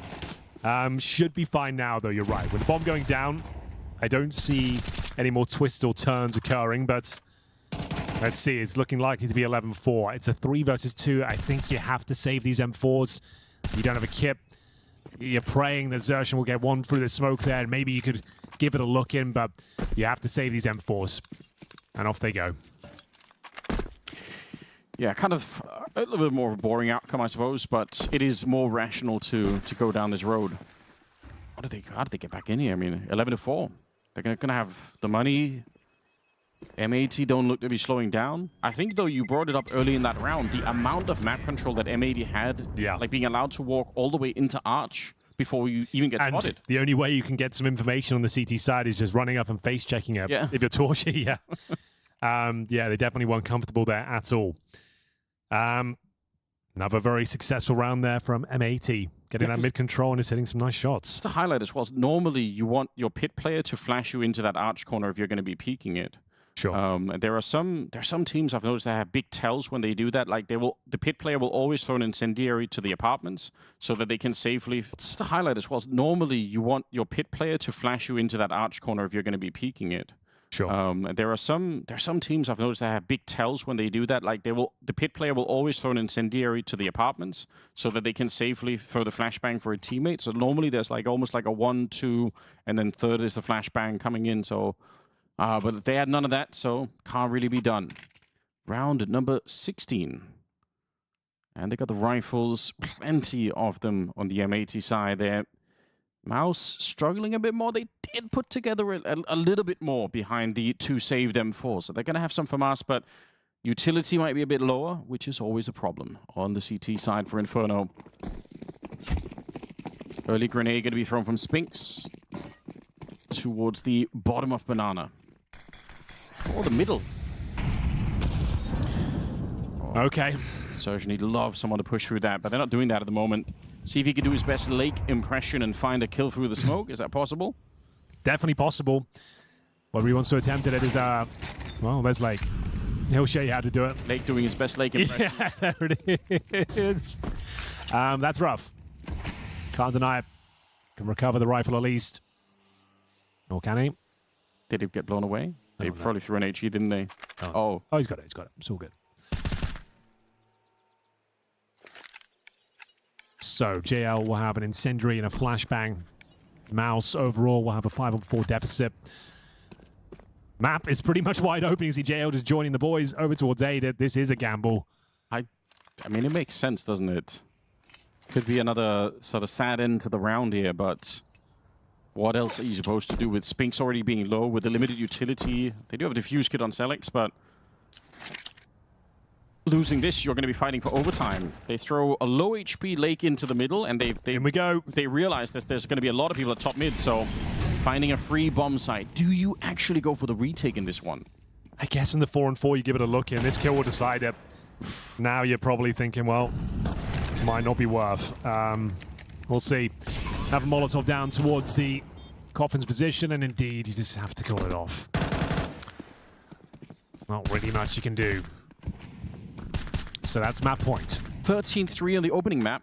This one could be, you know, of a very similar quality, but the other way for M80. Would you like a B stream update? I always would like a B stream update. So, we have a B stream here at CHC, and they've got a Group B lower bracket semi-final. And now, if you don't want to hear the results, I'm giving you a 5-second heads up. For some reason, you don't like spoilers in live sports. Don't know what to tell you, but I'm indulging you. Yeah. Fair warning. It's the second map, Liquid against the MongolZ. Ooh. First map of Mirage goes in favor of Liquid, 13-11. Wow. If you can believe that. That's impressive. Second map of Inferno, MongolZ are up 9-3. So looking like they'll close that one out, and then it'll be Nuke as the third and deciding map. That is the lower bracket, bear in mind. So that could be MongolZ or Liquid going home. Household names, I think it's fair to say. Probably more shocking if MongolZ are the ones. Sure, absolutely. That's why I just wanted to give you a nice update. It's a bit of a spicy B stream today. Yeah, keep both open at the same time. See if you can track what's going on there. I believe Lucy and Brandon were doing the earlier games. Doing a great job, yeah. Yeah, fantastic work. Oh, a lot of utility. There's that smoke as well from the CT side, so I'm trying to make sure they can keep it up. Exertion nicely arranging the grenades, I suppose. That's important. You got to make sure it's all neat and tidy. Don't want any chaos when you're coming back to pick them up. Oh, that grenade's so nice.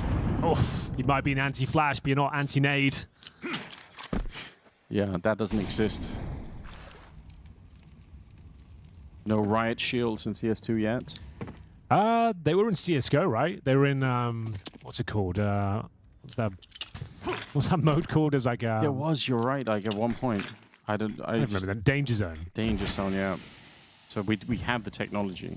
Yeah. I don't even want to say it out loud. What if it happens? They've tried multiple times. They did it in every iteration of CS so far. They had a riot shield somehow, but not CS2, I suppose. You're right. 50 seconds on the clock here.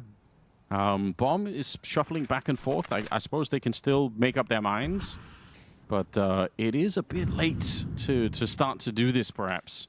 Got to be flashing in towards top of middle, courtesy of Zelex. Got to swing off this. Nice flash, no one home. Oh, wow. not really worked out how you would like. Sure, you've got some information there, but you've gone down with essentially nothing. Zelex needs a double. Bomb in hand, Lake. Yeah, 20 seconds remaining there. It's assuming the bomb site's open, so that's going to be the round. Excellent work from Zelex. He had a fantastic showing on Overpass, and he keeps MOUZ in the game here. 12-5. Need a lot more where that came from. It's going to be a tactical timeout, I assume, from MAT. Well, Def will chime in, help them close this one out. We'll start here. I suppose the trading 1-for-1 at the start here is fine for M80. But it's a bit surprising to me that they overlook Zelex in this position, because he is playing in that pit for MOUZ all the time. So yeah, I guess just a miscom. Someone speculated they saw a player or had a feeling. Yeah, overlook a key position. I would say never run into a bomb site with the C4 in hand like that when you've got 20 seconds on the clock. I would say just as a general rule of thumb. I like that. It's great advice. Just ensure everything's clear first, then there's plants out. Yeah. We had the time. The order of those things is relatively important. I agree. We can always plant the bomb later, but we can't do anything if we're caught with the trousers down the ankles. So, let's get into it then. Is this the final round? It's not over yet. It's definitely not. They've got 2 AKs on the CT side, I'm telling you. Hardest round in the world to pick up, number 13. You keep saying it. Yeah, there's a reason. You're exactly right. Let's see. Apartments is a bit aggressive here for MOUZ. They want to try and see if they can take the fight to M80, who are doing a bit of a silent boost on the other side. Zelex is right here on the other side. He was lights out on Overpass. Flashed completely, though. What a setup. Yeah. I believe you mentioned this flashbang yesterday. Yes, exactly. And we didn't really get to see it there. Yep. That's the standard. That's the meta right now. And I think it was Falcons who weren't doing that. Yeah. That was the note. But good highlight. We appreciate that from the M80 side, showing us how it's done. Now, they will lose JBA, so that's a bit of a shame, though. Traded out. But worth it on the T side, like we always say, those even trades. Now they're going to go back and investigate the apartments. M80 want to make sure that there's no lingering CTs here, which is probably a good idea. And they're also bringing the bomb over this way. So last time they tried a very, very light fake of the B bomb site, and then they went A, and it almost worked out. So maybe they're just saying, let's try it again. They've smoked up towards the arch side. Looks like they'll be focusing on getting out here. They do not have a flash immediately ready to flash themselves into this position for Torshi, so it could be a bit of a slaughter here. We'll see how they do. JL putting out some early shots. Deep grenades, but I'm worried about the lack of flashes to actually get into the pit here. Torshi might have a field day. Spinks now on a bit of a flank, and yeah, there's no grenades going over. They just get shut down. Nice round. Might be too little too late, but they've bought themselves some time here. The timeout doesn't yield the victory. 6 opportunities to close this one out if you're M80. You don't really need to be force buying these rounds. No. You can justify some investment here, I suppose. You've got 4K on a few players, so you could get some upgraded pistols, but make sure you have nice, strong buys going forward. Go for that fake A-rush. Yeah? Coach Anders? Yeah, sign it. Guys. That's my one idea. What about just that fake A-rush? Oh. Smokes up towards the middle. Sin getting a bit close here. See if he could put some pressure on. They do have the rest at the bottom of the T-ramp, so it kind of is that style, but it's not. It's less rush and more of a walk into the middle. Suppose if they would have found a kill, they could have tried something. They can't make it onto Banana either because Exertion is here and Jail is right behind him. This has quickly turned into a different second half from what we were expecting. M80, remember, they got that really early round that made it look like they were just going to crush MOUZ in the second map, but I don't know. I feel like this is right back on. Anything could happen from here on out. Even if Lake is playing out of his mind, 22 kills. Sin and Slacks doing pretty good as well on that side. The rest of MOUZ, no one's running away on the scoreboard, but they're all starting to really get warmed up. There we go. New man on the team, Zelex. Catching our eye today. Oh, yes. Oh, yes, indeed. Very impressive. Individual mechanics seem excellent. General game sense and not overcommitting to fights. Finding his opportunities.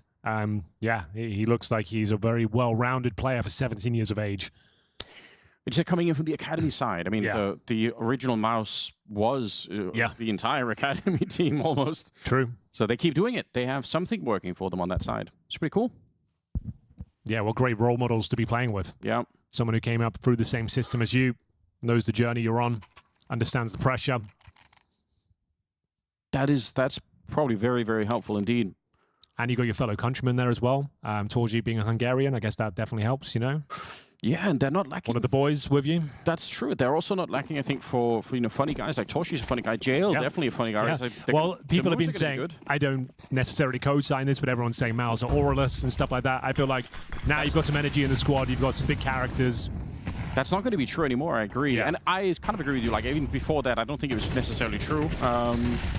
Insertion sprays through. That is very good. Swisher never even got a chance now. The USB has come out and Spinks has taken over. He's actually on the. He's found the bomb. He's going to find the bomb down here.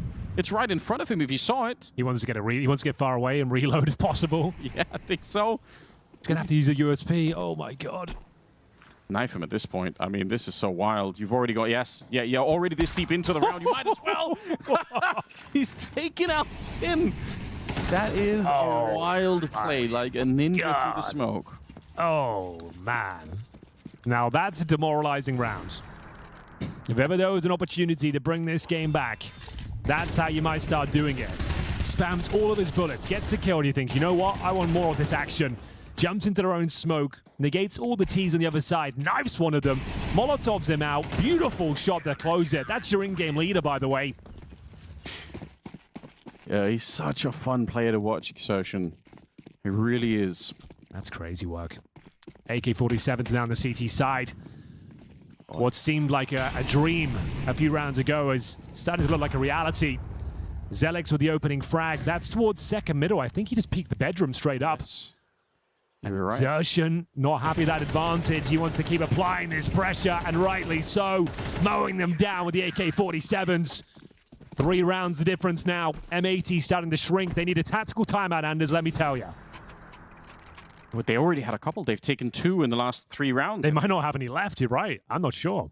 They might have burned through a lot of them already. Now, you're worried. You're nervous. You're like, are we actually going to somehow give this one up? Exertion's got 6 kills in the last 2 rounds, I think. He's just jumped from 14 to 20 in no time flat. If you're just joining us, this was a 9-3 half. Yeah. And then it was the pistol that MOUZ won, and then we got 3 rounds in a row from M80. They got map points so early on. But now 4 rounds in a row. Spectacular rounds at that.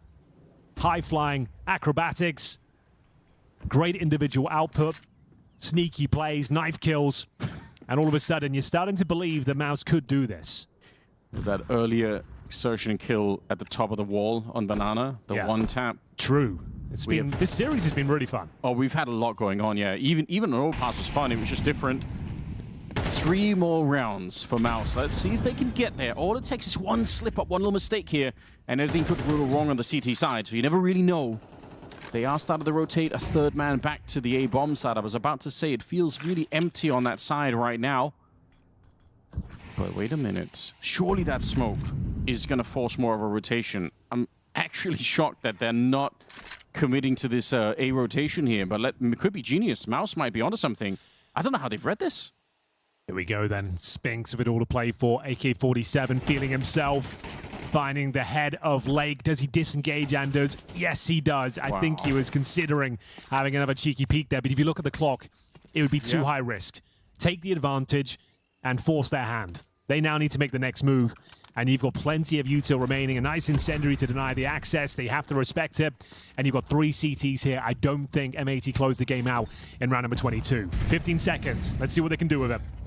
It's now or never for M80. You're going to have to get one nice shot. Cracking entry, but that's not going to happen. Exertion, he cannot be beat right now. He's just so good. Another headshot, and even finds a 3rd. It takes down Sin.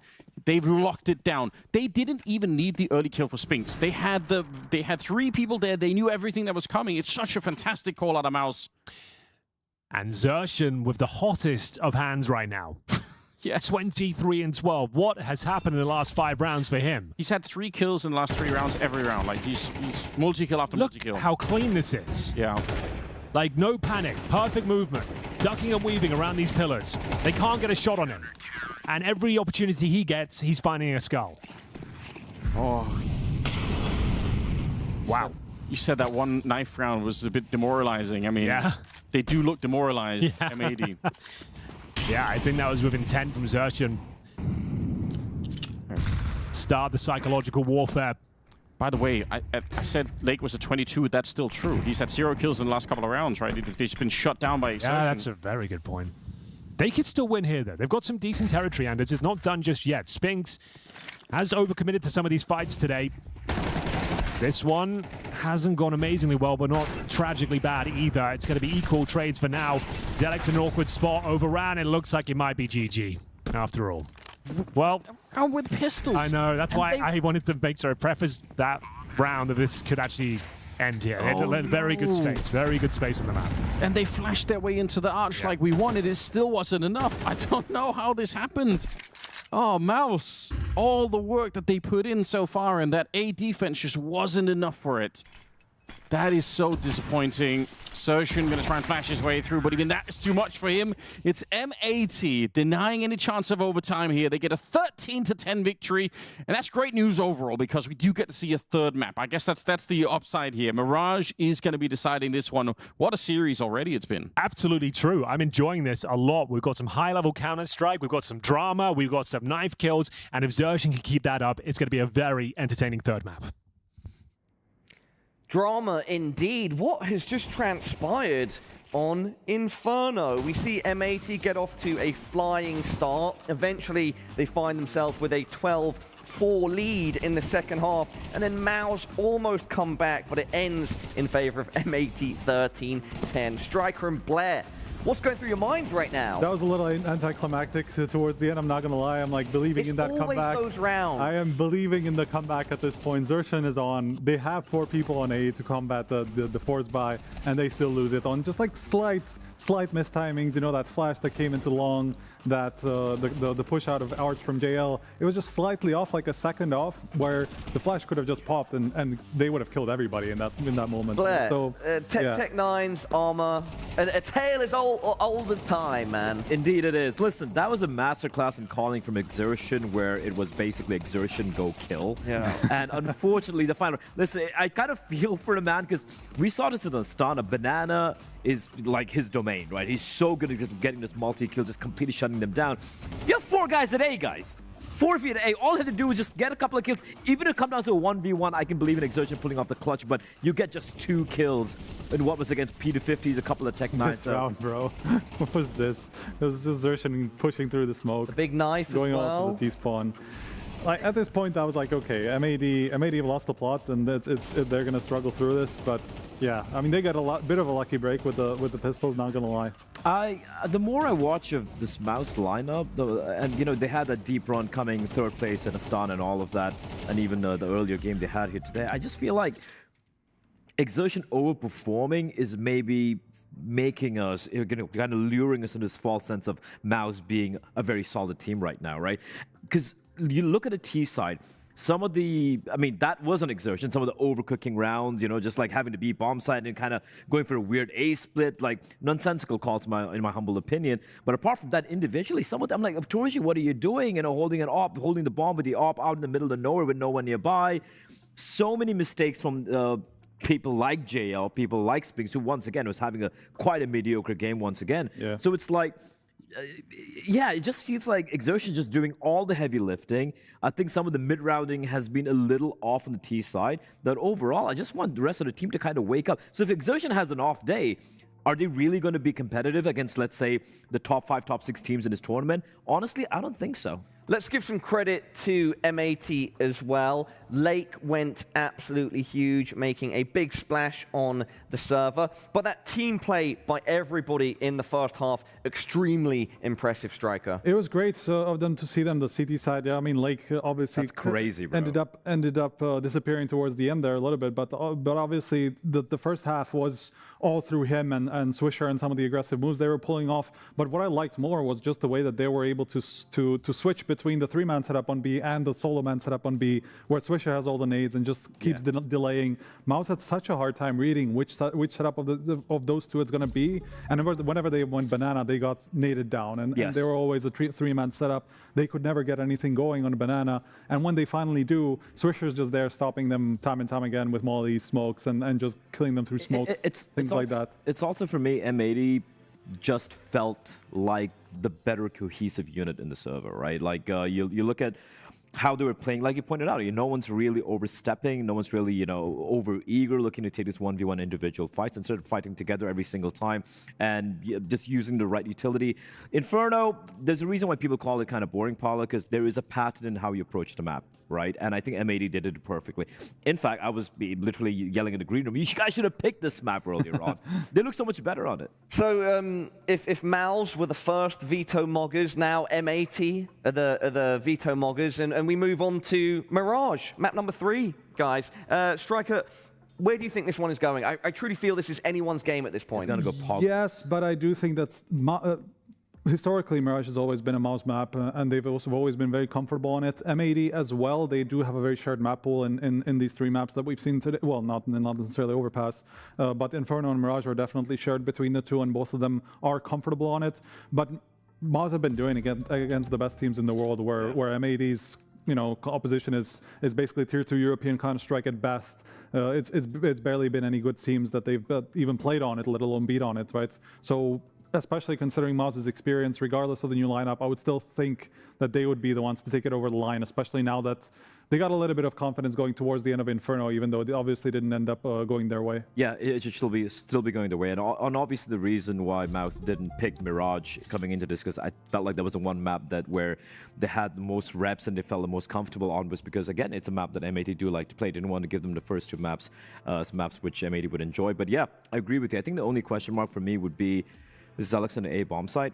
I think he could potentially be a liability on the defense for MOUZ, and I want to see how he works in tandem with Exertion. Obviously, Exertion being IGL is going to think to his con position, is going to be super active. So for me, it's about the double X action, Paula. Some people do enjoy that. Yes, we love an X factor here, and I think Exertion, unfortunately, sort of for the team, he needs to continue the level he's playing at. He needs to bring that level that he was showing on Inferno into Mirage. But here's if some of the other players don't step up, it's going to be tough for them. And it's seeming like it's a tale that's been happening since this lineup change happened, right? Like, no one's really stepping up to the plate. Like, when was the last time, apart from the Overpass dropping, where Zelix kind of popped off, when was the last time you saw another individual have a huge moment? Torji's been okay, kind of average. Spinx has been having a stinker after stinker overall. He did manage to find some kills there on Inferno, but there were, unfortunately, a couple moments where he was just not looking very good, shall we say. That's putting it very gently. That pit I whiff. am being gentle as the host. That pit whiff, the story of Dante's Inferno? Not back to front, but I know the reference. So basically, the idea is that there are 9 circles of hell. Not the video game, Paula. There's 9 circles of hell. That whiff from Spinx was like the 9th circle, which is treachery, basically. Okay. That's what happened over there. Yeah, guys. If we look at the overall scoreboard for both maps so far, the spread on MOUZ is insane. So Exertion's up at 46. Zelix is closest to him with 35, so that's already a big gap. Then we get to Spinx, it's 25. Then Torji quite close, 21, and Jail down at the bottom at 16. Exertion is really pulling all the way hard across the series right now. Yeah, he is. He did it in the last tournament as well. Yeah. He has been doing it throughout. So at this point, I'm like, like I said, I cracked a joke where it's like Exertion saying Exertion, typing Exertion, go kill. But honestly, I don't even think it's a joke at this point, right? For JL, I understand a lot of the positions he's playing is kind of new. Some of the roles he's doing is slotting in, is trying to try his best. But I'm gonna be looking at Torji and Spinx. Obviously, if there was a time for you to step up, you're trying to basically facing elimination over here. You need to kind of help your captain out a little bit, right? Yeah, I was looking through Spinx's stats. In this lineup, going back to Astana, I said something like 101 overall, but most of the struggles come on the CT side, where he's, I think, 0.94 or something. And that is despite the fact that he has kept most of his positions, at least, especially on the CT side, where, nothing's particularly changed. So I'm just curious about what has led to kind of this dip in form, because I don't think that was happening necessarily in the previous lineup, and just something's gone off in this iteration where he's just not feeling as comfortable. We obviously see some of these kind of lack of confidence in duels and some of that stuff. So I'm hoping that starts turning from here. Guys, we are pretty much ready for a break, but I do want to ask for final predictions. I'll set the tone. I feel like M80 could have this. I do think if MOUZ's individual skill across the team, comes out, not just from Exertion, that they should win comfortably, but I don't think that's necessarily going to be the case. I'm going to throw it out there. I think M80 might take this. I have MOUZ for this. I believe Exertion can pull off the 1 versus 9. Okay, all right. And with that said, as always, gentlemen, thank you so much for your thoughts. Up next, everybody, it's the third and final map, Mirage between M80 and MOUZ. The winner moves on, the loser goes home. Don't go anywhere.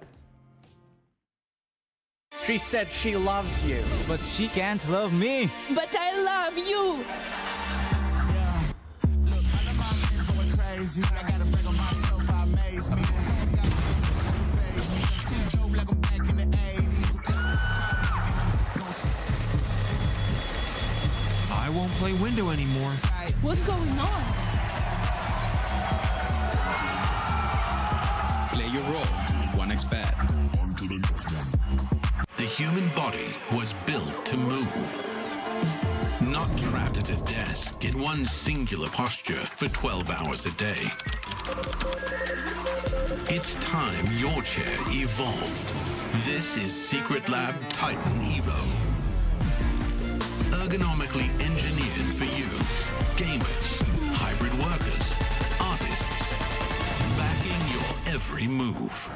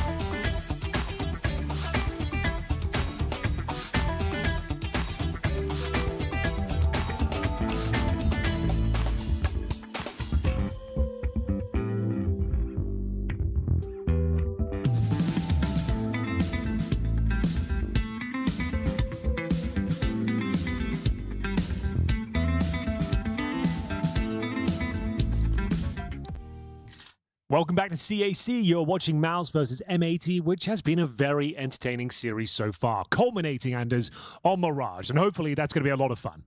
I think it will be.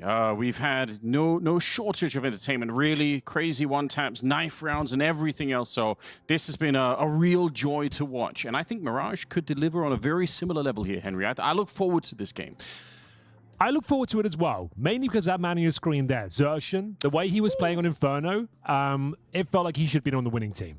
As an in-game leader, with that level of performance, they just didn't have enough runway to work with. That was the problem. They had 9-3 in the first half. They fought valiantly, to be fair. They were down, I think 12-4 at one stage, and they managed to bring it all the way back, but unfortunately, the Tech-9s eluded them.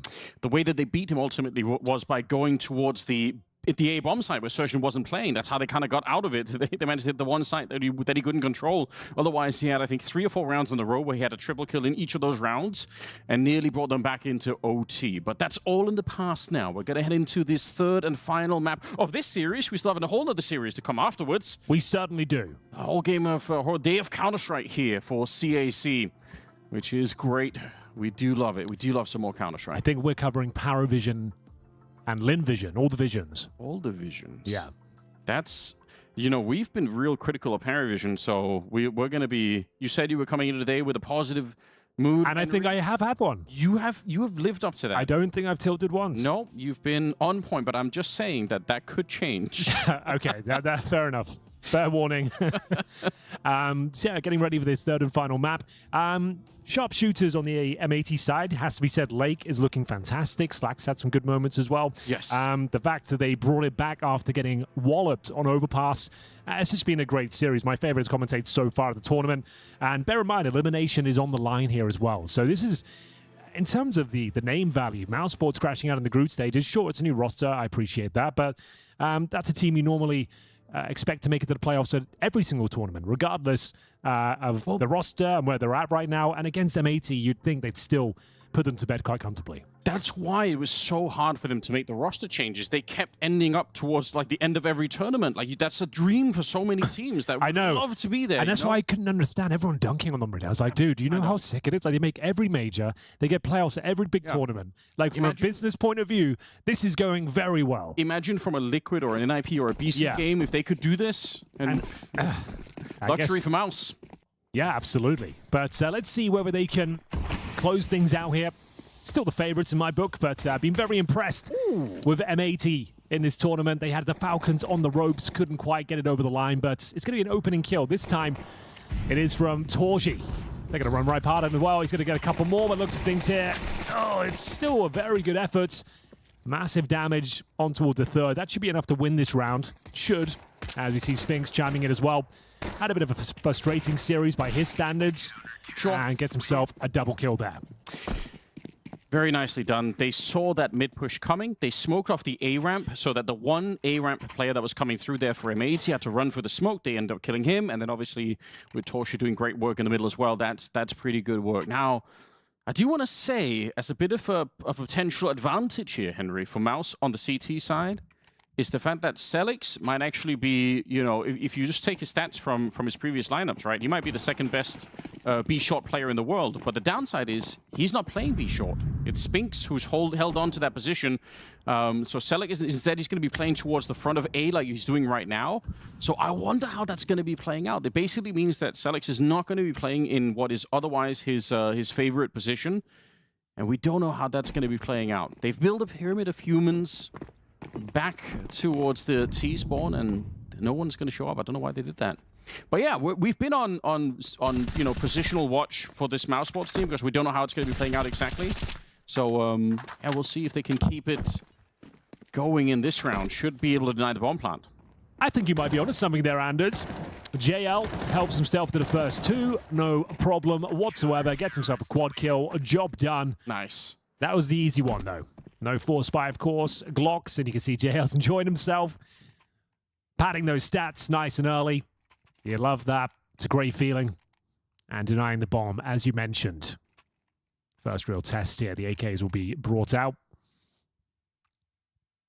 You see what they could do early on here. I mean, for both teams, it's been a bit of a problem getting into the early half. We'd love a third map where it's a little bit competitive, even the first half, right? We don't like blowouts in general. No. Especially if we've come all this way for a third map.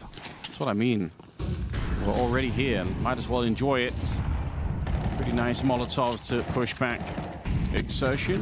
He's going to be playing that connector position quite a bit, and another position that he is actually very strong in. Don't underestimate him. Lake, oh, he's practically dead already. That's rough. That's your star player. Down to 4 HP. His round is nullified, I'm afraid. He knows it. He'll just have to be used as bait now. Looks like we'll be going back towards that B bomb site. Multiple players working their way through the apartments here. Lake will leave a smoke. Sin will drop a couple of them, presumably towards window and connector. Just got to remember that lineup first. They're waiting for it, but going everyone through the B apps, I'm not saying it cannot be done, but this has me worried. And actually, MAT are a team that have really cool B splits on this map, so a bit disappointed that they are not putting more emphasis on this, but we'll see. One flash goes over, but this double setup is so hard to break. Spinks goes down, and JL's still here. That's grenade. In the back. Oh, it hits the wall. No kills coming through, but Torshi's ready to take over, guarding that B bomb site. It's a third kill for him. Honestly, that was more successful than I thought it would be on converting the entries, at least, for MAT, but the fact that it took a little while longer, Torshi got there, it's all good. Well, like we said, Lake going down to 4 HP at the start. All he can really be useful for is going in first there, trying to avert the crosshairs of Spinks and co. They did trade him out, so it wasn't too bad. With JL getting an awkward moment of the grenade, you think there's maybe a chance here, but Torji mows them down, gets himself a triple. Xertion to tidy things up. There we go. It's going to be another eco. I guess somewhat of a partial buy. We have a couple of players with Deagle, Kevlar, but ultimately an eco. Passive hold from the CTs, giving nothing away here. They know the Deagles will be out. Don't give them anything. It's just not going to be worth it, is it? That Swisher going down in the B hallways. I think he was trying to push through the smoke, in fact. I mean, you could do that. Torji all the way in the back here. Does play this ticket booth an enormous amount with the AWP. Well, most AWPers on this map, their primary position seems to be window, as much as they can get away with it. But that ticket booth is home ground for Torshi. Oh, absolutely. Very versatile position. 7-1 right now as we enter round number 5. MAT looking a little bit lost out there. But Slacks has got his AWP. He's currently 0-4. Same story for JBA and Lake. So we'll see whether they can find some footing here. It's early days still. Third and final map. If you are just joining us, I will say it one more time. This is an elimination game. Lose this series and you are done. You are not going to the playoffs. And the fact that MAT are so competitive in itself is kind of cool, right? And we said this yesterday with Falcons. They could have, in theory, won at least one of those maps, maybe even both. There were times it was looking like they were going to beat them hands down. Yeah. They lost to a couple of pistol rounds and things fell apart for them, but still, yeah, the fact they even had Falcons sweating was very impressive. And here we are, third and final map against MOUZ. I think whatever happens, they can leave this tournament with their head held high. Sure, didn't get the results they're looking for, but in terms of the Counter-Strike they played... It's not going to be the same as NIP or BC game. Exactly. You know, like, not at all. I agree. Torshi goes down. He was playing the front there. Slacks just looked like he crouched into the crosshair, but still came out alive somehow. That's a pretty good opening. They're going to be going heavy through this connector, which might work out for them. Oh, the spray is so good, though. Xertion's going to be able to take him down. 4 versus 4 now.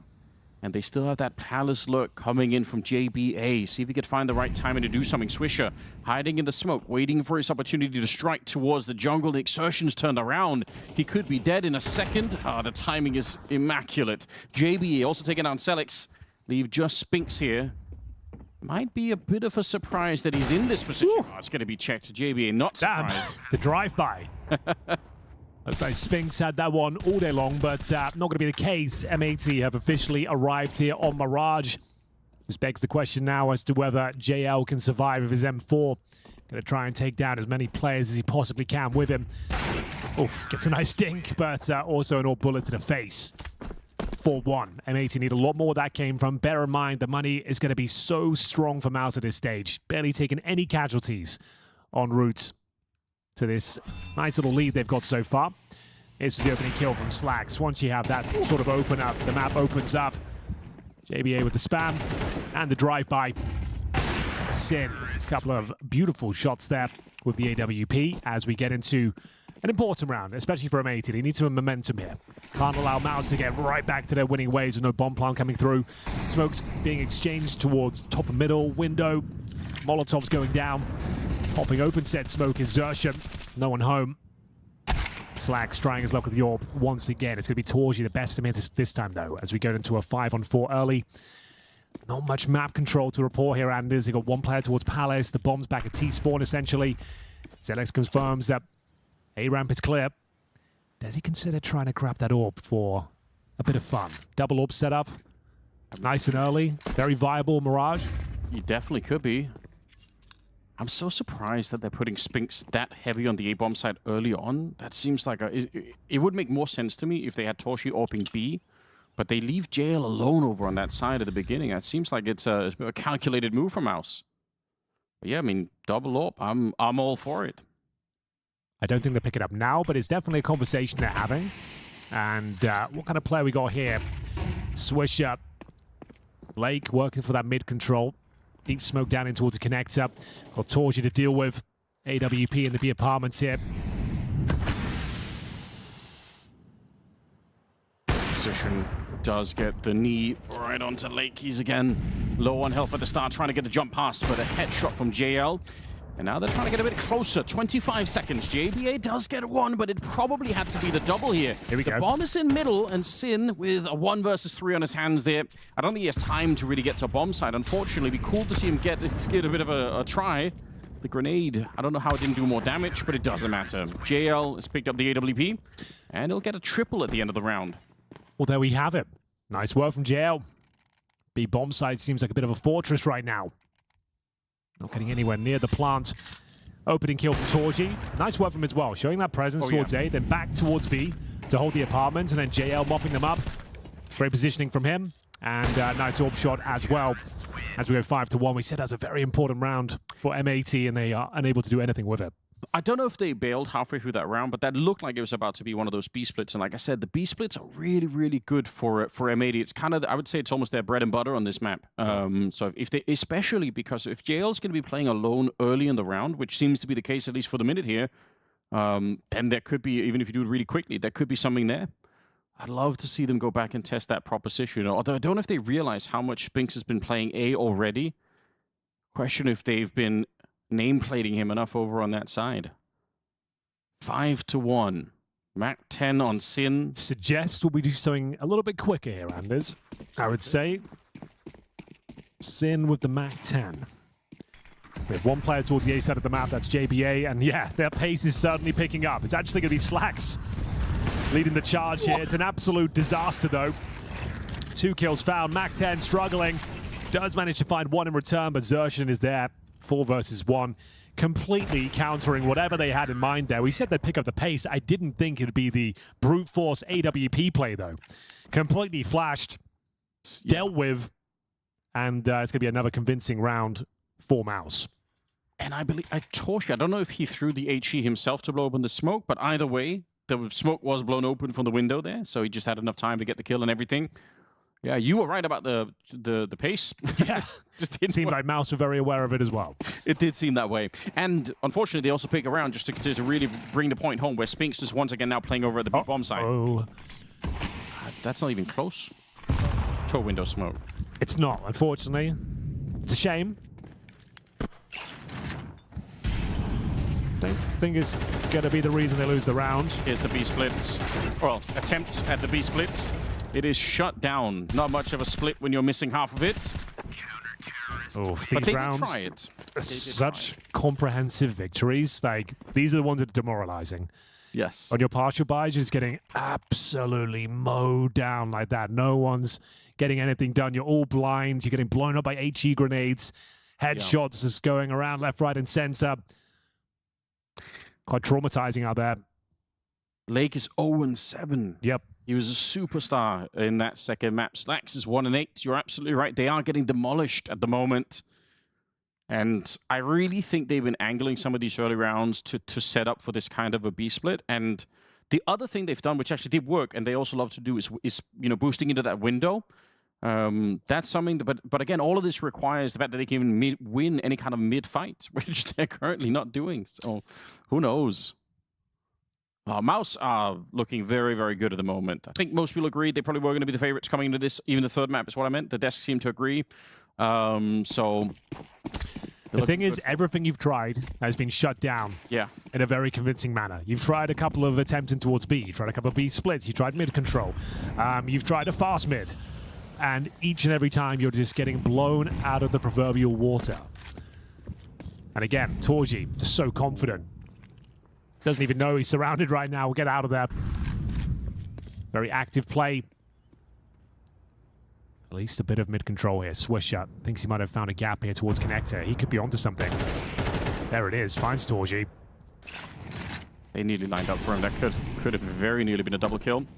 But again, just to point out, Spinx is over here so early in the rounds. It does make this A defense a little bit more tricky, although the bomb is going back towards B, so it might not matter that much.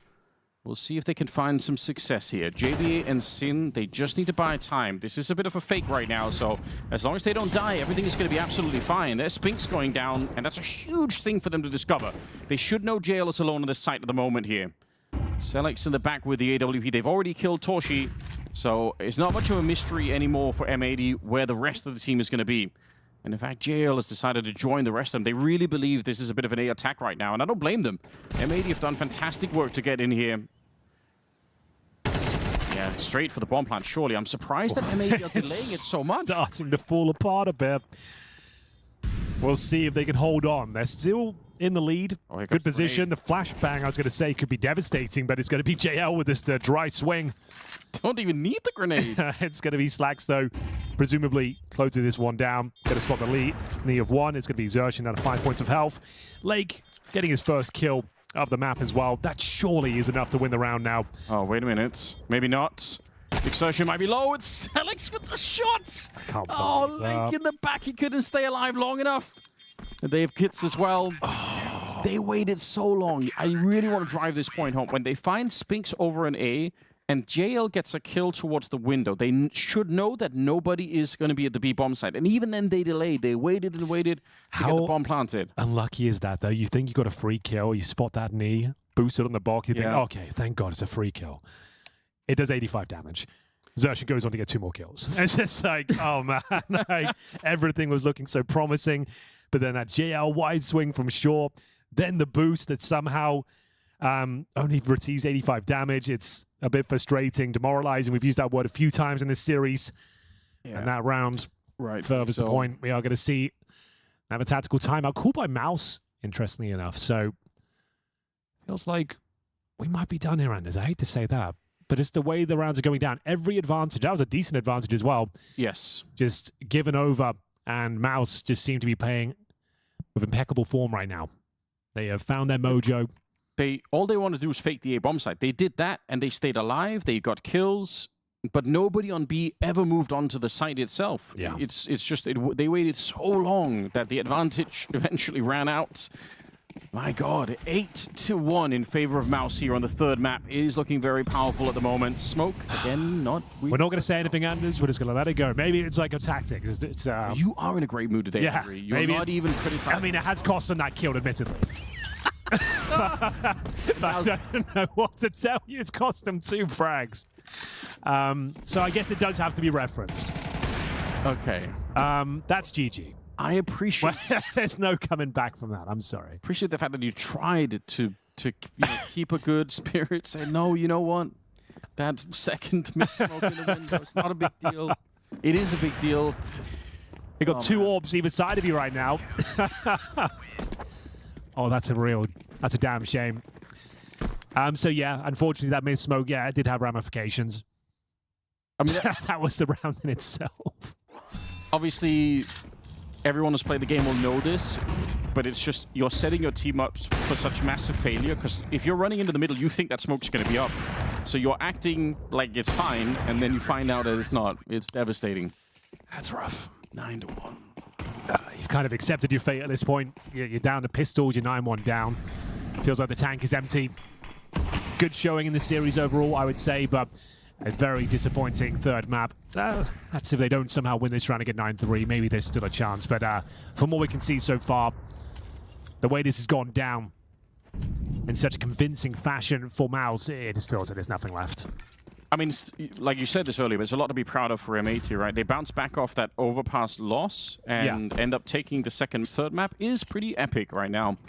Seems like JL has started to find his form. He's been decent, but actually it's the first time that we're really seeing him shine here. Yeah, he's looking like his old self. Confident, well-positioned, not overextending, making sure he does what he can to actually win the round rather than go for the flashy play. 45 seconds. Smoke goes up to the top of connector. Selix playing here. Molotov to this position would be great to force him out. Otherwise, it could be a hard position to clear out because you're going to be focused on everything else. No Molotov's going to be landing. Oh. Instead, he's going to have a free opening on this one. Eventually, if the fire does spread, they will be able to take him down. Okay, that's a shot and a half. JBA able to take down Torshi. And now, it's a 2 versus 3. Just going to be Slacks left. Was a moment in time there when it felt like they could have done something more.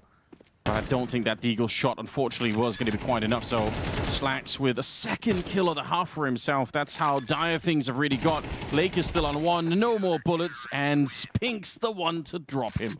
So MOUZ will win the round again. It was a very good start for them here, so I'm not too surprised by it. It's a 10-1 scoreline. We're going into the last round of the half. That 9-3 dream is, well, just that, a dream at the moment. Not going to be happening any longer. Absolutely not. What can you really say about this one, Anders? I wish I had something smart to say, Henry, but that's what's the next series? What did we say it was? PARIVISION, LYNVISION, all the visions? All the visions, yes. We need to think of a funny name for it. Nice punny name. Well, we'll get there. Oh, that's a good boost. And a good flick from Slacks. Able to take him down.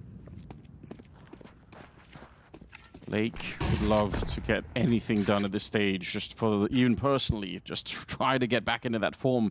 We've no doubt that he could do it because he's already proven that in the series, but start on the third map here, not looking good. Slacks, not put the scope out in time. He still picks up Zelix. That's interesting. I like the move from Zelix there. A little bit unfortunate on the timing. If he gets that kill, it's a round reset. But speaking of rounds, the final one of this first half, looking for 2.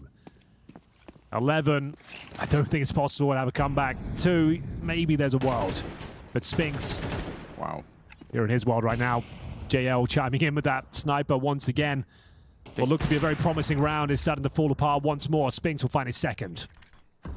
He wins that fight against Sin. He jumped to get the information as well.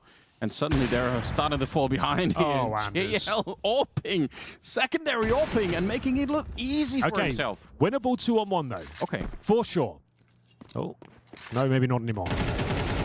Okay, it's back on. There we go. Did want to jump fast through the murder hole. I'm surprised Spinks didn't kill him, I'll be honest, but... Okay. How much does he hear? I think he might have heard the footsteps on the other side. That's pretty smart.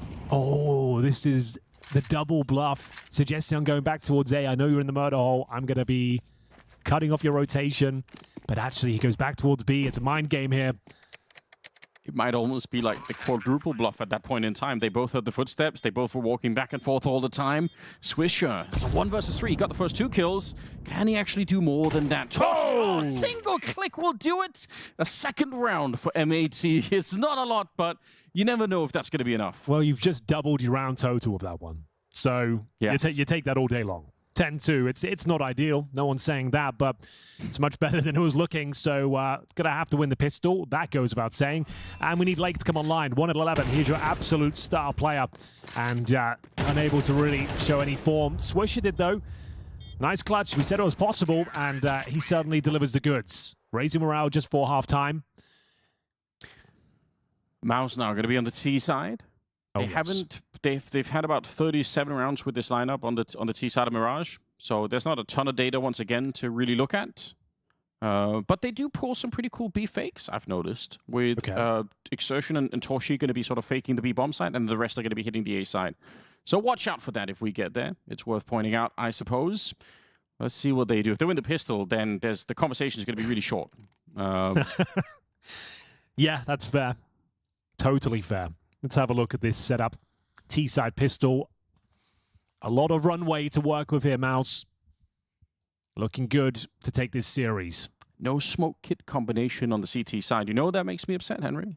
There are dualies, though, out in spades. We've got Swisher and Lake with the dual elites. I want the smoke kits. Well, you haven't got them, I'm afraid. That's it. Okay, I can never have what I want. We'll see whether the next series... I'm sure Jame will bring you a smoke kit. Of course, yes. I think you'll be fine there. Trust in Jame, that's true. So, one player towards top of middle as JL burrowed away. Spots one. Slacks will see him as well. Just holding for any CT aggression here. And it's actually worked out quite nicely. He fended them off, dissuaded them from that push. It's a three-man stack from M80 in towards that B bomb site. Pushing off towards short. Jula leads to range. Difficult to make that work. I do like the aggressive pushing into the B hallways, but I don't know if they'll hit the timing down. Smoke goes up, incendiary towards the jungle to try and create a little bit of space. And they're going to be getting close now with the Glocks. I'm not sure how much advantage the pistols have here on the CT side any longer, but good headshots to begin with. JBA need a little bit more. He's already got the one. Bomb down. Yeah, you're right. 50 seconds. Oh, wait a minute. Swisher gets found. Now it's back into a 3 versus 3. And they've picked up the bomb again. Selix, they keep fighting. They've isolated Lake in there, and the dualies will not get the job done. They didn't even really focus that much on the bomb plant. No. They focused on winning the fight instead. Well, they got so much information there. They knew a player was gushed as well. Yeah. So at that point, it was just like, let's just take him down. No, let's not overcook, which has been a problem today for a few teams. Yeah, there it is. That's going to be a convincing pistol victory. Xertion finding a lot of space in towards the window with a backstab. Zelix working in tandem with him. No bomb plant required. Force by expected and delivered. MP9 scouts, 5-7s. Last chance saloon. Lose this and it is officially all done. Not a great start. Through the smoke. So rough. It's What are you supposed to do? The first bullet that's fired is straight to the head. Not much you can do, unfortunately. Poor old Sin. That's yeah, that's not ideal. I think you just have to laugh that off. It's not even his fault necessarily. Nobody could have seen that coming. Spinks looking around at the palace on the A side of the map. Okay. Torshi's dead. And that's a top mid. Probably going to force the bomb back, but yeah, that's the advantage of waiting and being patient up there. If they come look for you, you're going to have a big chance to win that fight. Swisher with no helmet here. Yeah, I was about to say, it might seem like a even duel there, but the MAC-10 against no helmet, he's got such an advantage. And Spinks not playing his best CS today, but that's a nice shot. 14-5, much better on Mirage, has to be said. This has to be essentially a triple kill for Swisher, because the closest rifle to him is a scout. That's a big statement, isn't it? He's got the MP9, no nades. Gets one, but surely traded out. There's Xertion. We'll finally find him. We know where Slacks is. He's already found a kill. Yes, indeed. So, they will give it a look in, I guess. You might as well. Either way, for this to be some sort of a comeback here for M80, it would have to be a miracle. So you might as well start it with a scout in a 1 versus 3. It does not work out. Nobody is surprised by that. 12-2 here. MOUZ right back. What was it? 13-3 on the opening map in favor of MOUZ. And then, you know, obviously close game on Inferno with the 13-10 there. Gonna have to be a hell of a timeout here, Def. Yes. What do you say? You just have to say the old usual cliches. Right, guys? Round by round, we can still do this. 12 is all they get. 12 is all they get. We're going to try and do an aggressive maneuver here. We can just get a couple in a row and break their money. There's always a chance we can dish out equal punishment they did to us. True. A lot of cliches. You just got to believe. We came here to win, and we can still do that. Need everyone to lock in. Yeah. The real journey is the smokes we missed along the way. Oh, there's missed smokes. I forgot. Why did you bring those up? Don't. Trying to let that go. Yeah, I know. I know. It'll be the last time I mention it, I promise. Could be the last time we see MAT as well, I'm afraid.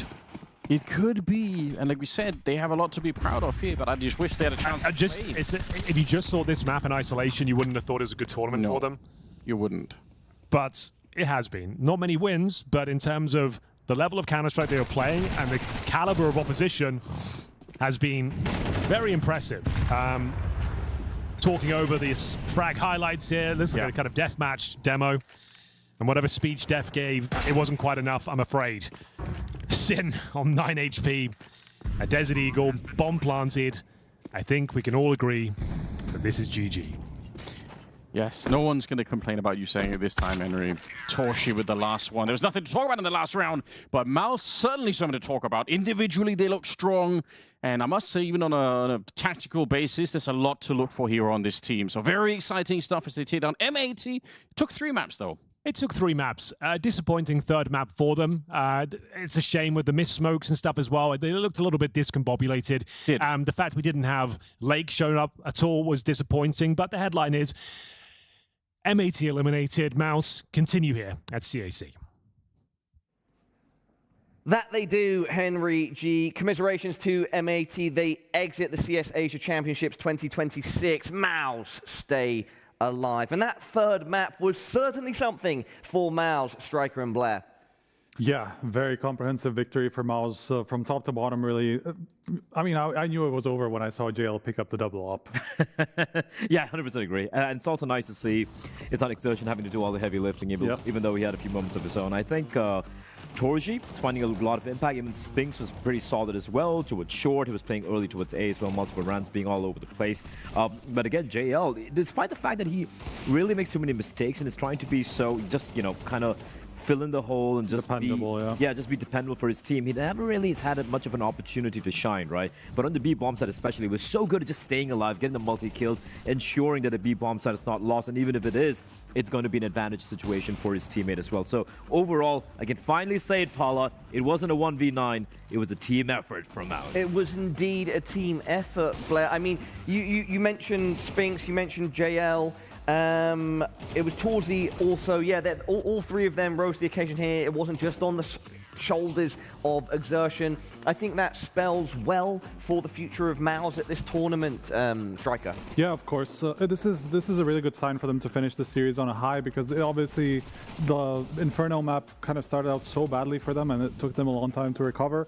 So for them to finish it off with another dominant victory, because the first map was also very, very dominant from them, as we see on the scoreboard. 13-3 on Overpass, which was, basically copy-paste over Mirage, where MAD just struggled all the way through the T side, where just MOUZ had it completely under control, right? So overall, looking at the series, confident. It was one bad half, obviously, on Inferno, which a couple of clutches could have swung it the other way, so even that wasn't so terrible. So I think it is a confidence-boosting one for MOUZ. Scoreboard up on screen now. Yeah, sort of just illustrates some of the points that we mentioned. It was a tough day in the office for MAT, at least on Mirage. Standout player for Mirage was JL. Good to see him on the rise. Very healthy, 120 ADR. Also, something you don't expect the CTB defender to be the top fragger. So for all the B bomb side players in Mirage, this one goes out to them. JL really popping off. You can see this positioning was so good as well. And once he picks up the secondary AWP, double op setup, things are looking good. The money's looking healthy as well. I want to actually go back a little to M80, man. I just feel it's kind of bad for them because it feels like they're just about to break through every single time they played an event. In Atlanta, they got a win. I forgot who it was against Liquid as well. They got a first map. And over here, Paula, like yesterday against Falcons, could have been a 2-0. They could be playing for the for the playoffs right here. Instead, go up against MOUZ. Their map pick doesn't quite go their way, then somehow they turn it around in Inferno and then completely fall flat on map number 3. But it feels inevitable that at some point they will click on through, but just a bit of an unlucky draw, I guess, here in CAC. Yeah, but also they're probably going to be looking still back to yesterday where they feel like that was the opportunity they had. Here, that really... Falcons matchup, that's going to be going through their minds. Yeah, here, this one, I don't really think so, because just how confident it was from the MOUZ side on Overpass and on Inferno, or on Mirage, rather. So I don't think that they're going to be looking back at this one with a lot of regret, but the first one for sure, because it was 2 maps that they could have taken off of Falcons for sure. If we are to look ahead a bit, so MOUZ now move into the lower final. They'll play the winner of TYLOO and Pain. So a potential rematch against TYLOO who beat them earlier in the tournament. I would definitely see, I mean, as we did before that matchup, but definitely see MOUZ as favorites now in that rematch. They should be, right? But then again, you can never really count on any of these teams, right? Like, I'm looking at, look, the thing with TYLOO is they do tend to kind of overperform sometimes. You saw that last year as well. They have fallen off quite a bit, but it's also because they haven't... I've got to cut you off there, Blair, because we have an exit interview ready with MAT. All right. Those games yesterday, you guys could have a chance to defeat Falcons, and today it was just feel like you guys always have some slow starts. So how do you rate your own performance today? Yeah, I mean, we did start slow. Our energy was not high. We came into it feeling stiff and low energy. So I mean, can't really win when you have low energy. People are not bouncing ideas off each other. We don't have plans, and people aren't just not in the game. 确实，我觉得今天我们的状态有点慢热。然后今天来到比赛的时候，我们也发现大家的状态都是有点僵硬。然后的话，各个点位的反应都会比较慢。然后尤其在这种情况下的话，你就没法做到互相的一个很快的支援，所以确实很难在这种情况下去拿下比赛的胜利。 但是纵观这个月 ，MAT 你们从亚特兰大到 CAC， 亚特兰大的成绩其实并不理想，首轮出局。但是在 CAC 当中和强队交手，却能有很多精彩亮眼的表现。我觉得这个势头的升温对你来说，以这样的势头去应对 Major 会有信心的提升吗？ Well, coming from Atlanta, team did well there, and now come to CAC, you guys went close with Falcons, went full stretch with MOUZ, against team like this. Do you think there's any takeaway you can proudly, leave here? Yeah, there's definitely a good takeaway from every game or tournament or event. But from today, I mean, just got to be better. Yeah. 我觉得其实每次比赛的话，不论成绩都会有一个可以去提升、可以去学习到的地方。但是从今天来说，从我自己来说，我觉得我们还要做得更好。 我能看得出来 ，JBA 在这场结束之后，他的整个情绪确实也相对低落。但是你也在说，队伍每一次回去都会有更多的提升，所以你们在 Major 开赛前，后面会着重哪个方面去做好更高的提升呢？What will be the main focus before the Major for you guys? Just playing the game, being warm, being ready, understanding the things that we did wrong and fixing them. Getting prepared. We don't really have that much time going back to NA for like 4 days and then going right to Germany, so it's going to be tough, but I think if we just take away, talk about it, talk about things, and show up with good energy, good mood, we can definitely go far. 我觉得我们就是要多练，然后多打，去把这些问题都讲清楚。其实对我们来说的话，时间比较紧迫。我们回到北美再去集训的话，就有4天的时间，之后我们就要去到德国了。所以我们一定要坐下来好好讨论，把我们这些讲清楚的地方都讲清楚，然后在该在比赛里面展示的时候，把自己的水平拿出来。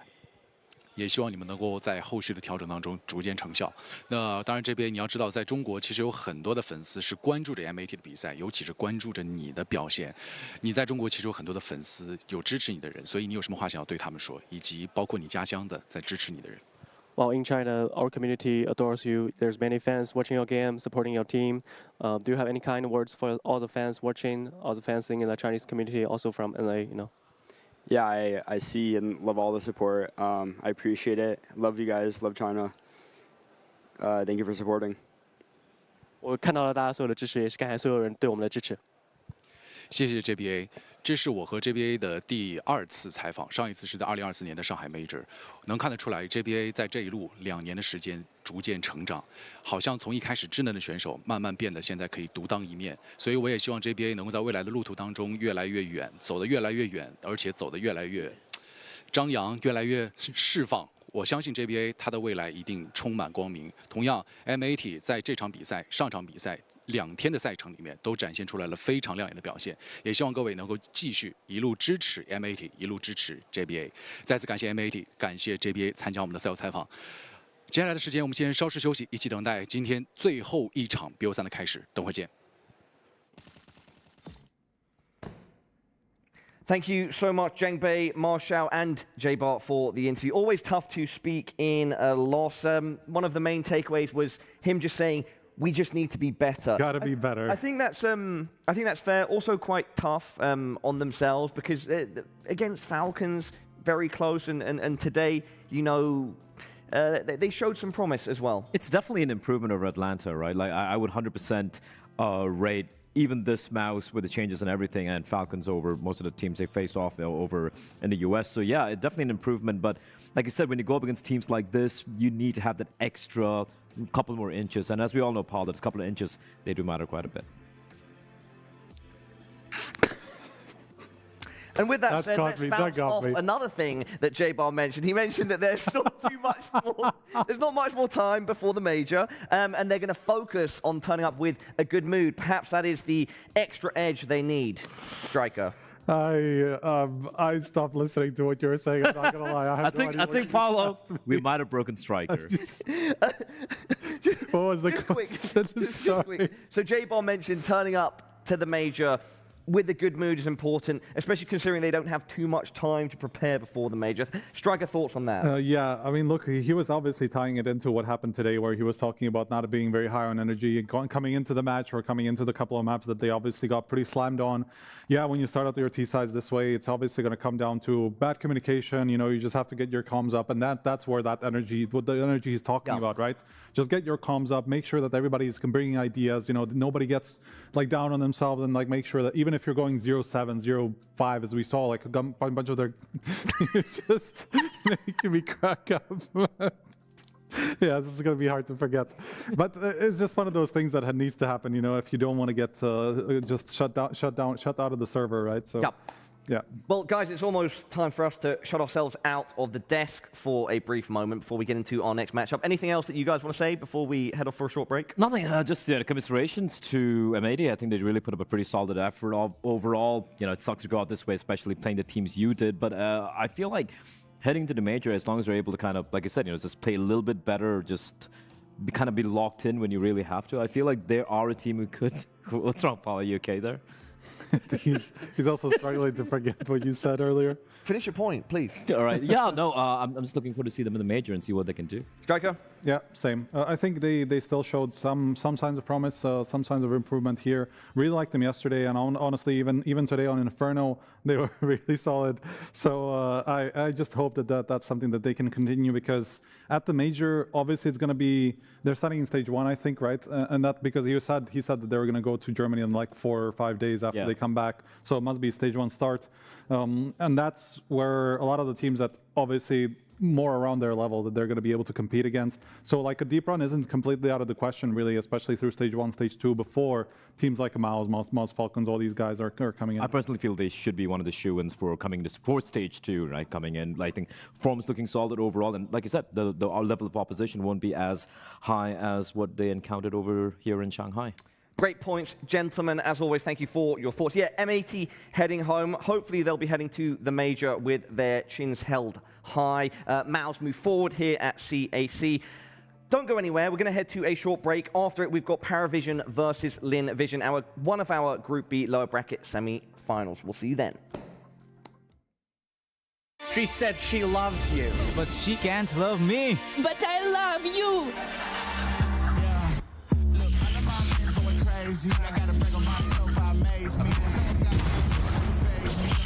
Like I'm back in the 80s. I won't play window anymore. What's going on? Play your role.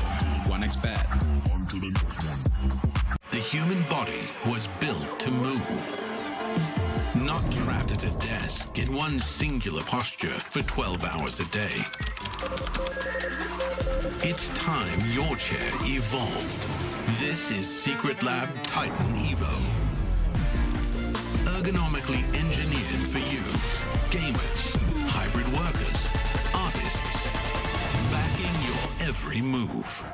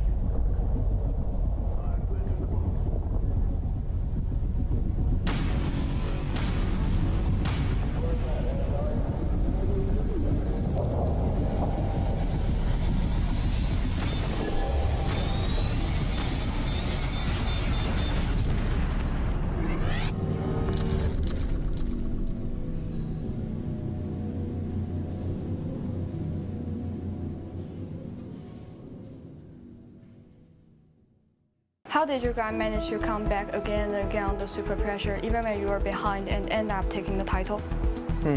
What can I say? Just watch.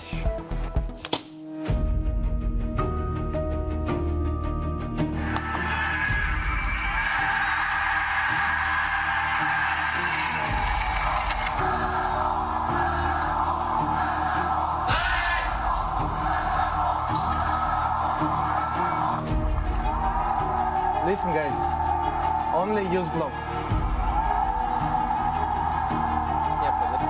Раз, два. Get сукивил, гадовил, забрать. 4 пара. Nice! Just that simple.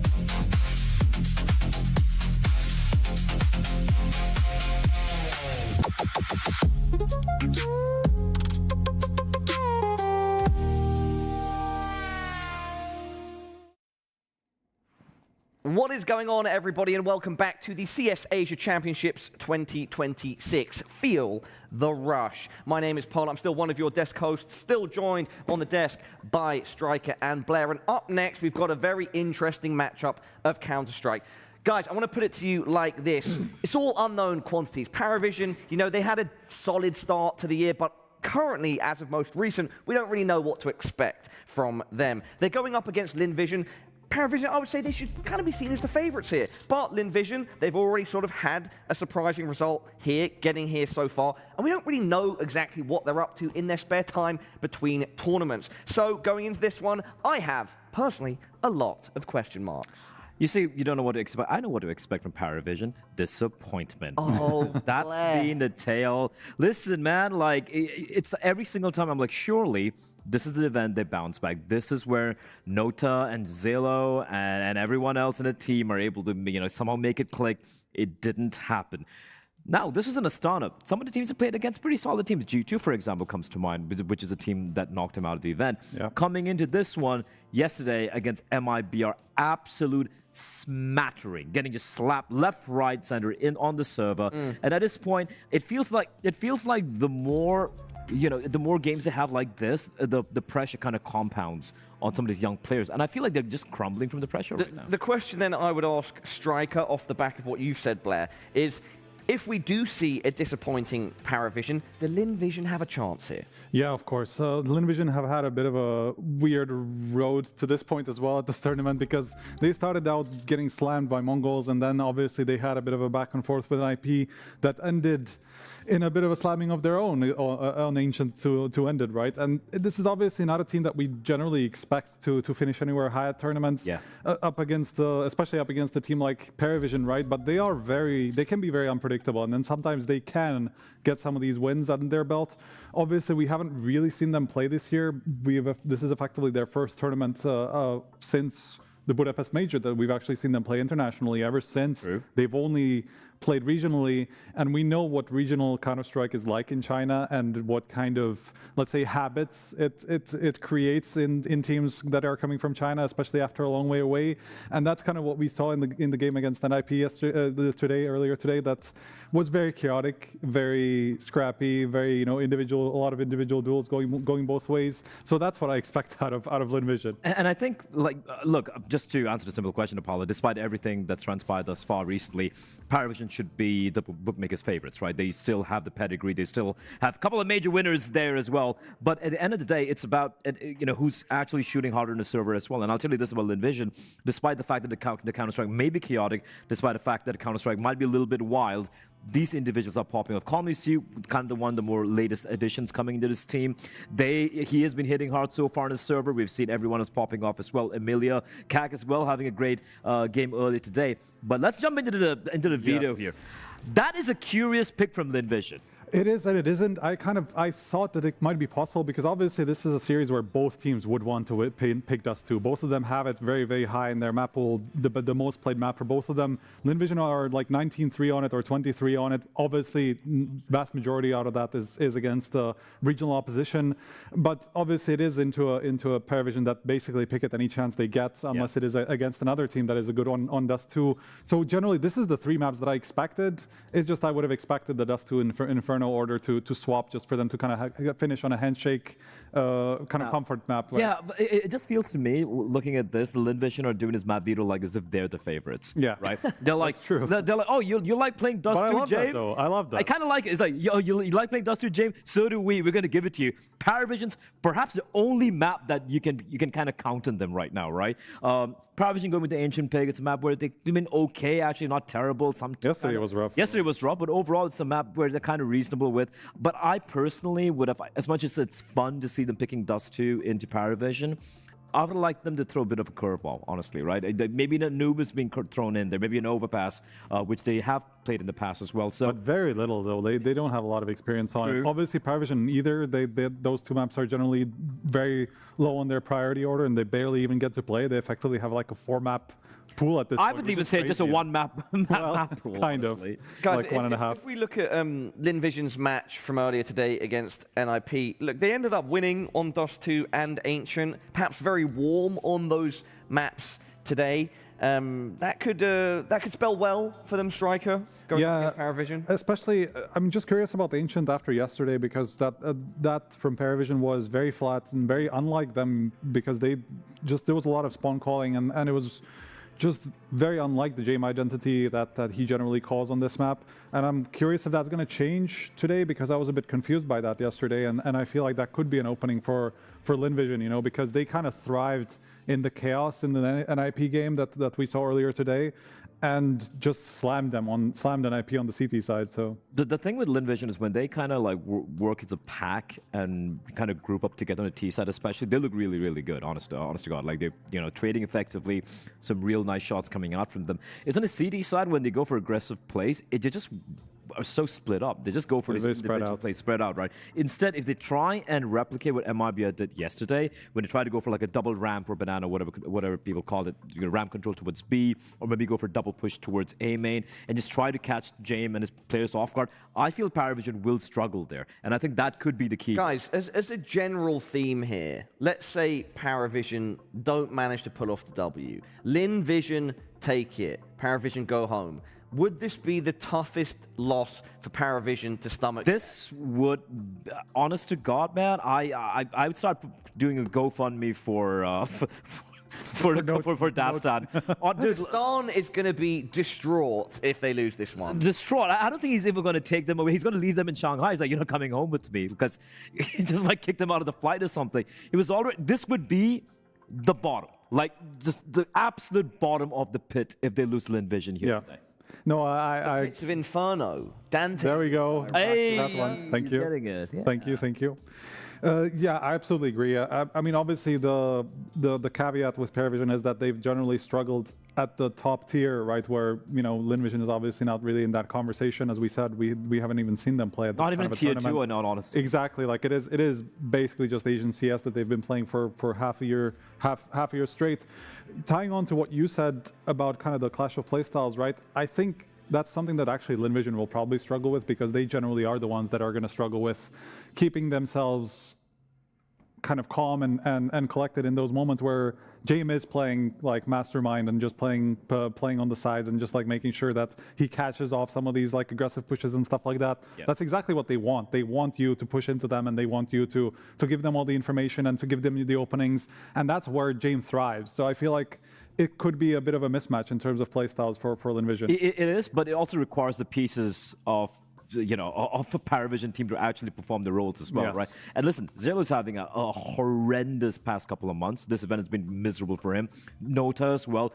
Belchinok, you can even say, was a bit of a shining light, but that's mainly him individually trying to pop off a little bit. Zway's been middling. Even Jame, apart from one pop-off map here and there, is not doing much as well, but there's so much he can do being the IGL in the Opera as well, so I'm not going to be laying too much blame upon him. But honestly, the individuals, they seem completely distraught, like just completely lacking in confidence. So if I'm PARIVISION coming into this, Dassan's telling his team, I want a 2-0. I want a dominant 34-25 win. They need that right now. Anything less than that, I feel, would be a disappointing result for PARIVISION. I think, especially considering the sort of language that's been coming out of Dastan, and like every single game is kind of a struggle fest for them lately. So getting any sort of a confident win, I think, would be good, because even the opening one against Liquid was a bit of a struggle. They had to with a coach. With a coach. Manager, man. Guys, I'm going to cut you off. Well, actually, no, let's just do quick predictions, given the curious nature of this matchup. Striker, yourself first. I think, I think it's going to be a bit of a mismatch for Lynn Vision. I think they're going to struggle against the PARIVISION playstyle, so I'm going with PARIVISION convincingly. I have to go with PARIVISION as well. All right, analyst going with PARIVISION. Guys, considering it's the CS Asia Championships, I'm going to go with Lynn Vision. I feel like this one could get weird. And with that said, let's hand over to two of the best, Henry G and Anders, to cast us through the action. Thank you very much, boys. Yeah, it should be an interesting game. A mismatch of styles, potentially, and I feel like it has to be said. PARIVISION are the favorites, but Lynn Vision, nothing to lose, really. It's an elimination game, I suppose, but maybe they can step up and give us a bit of a show.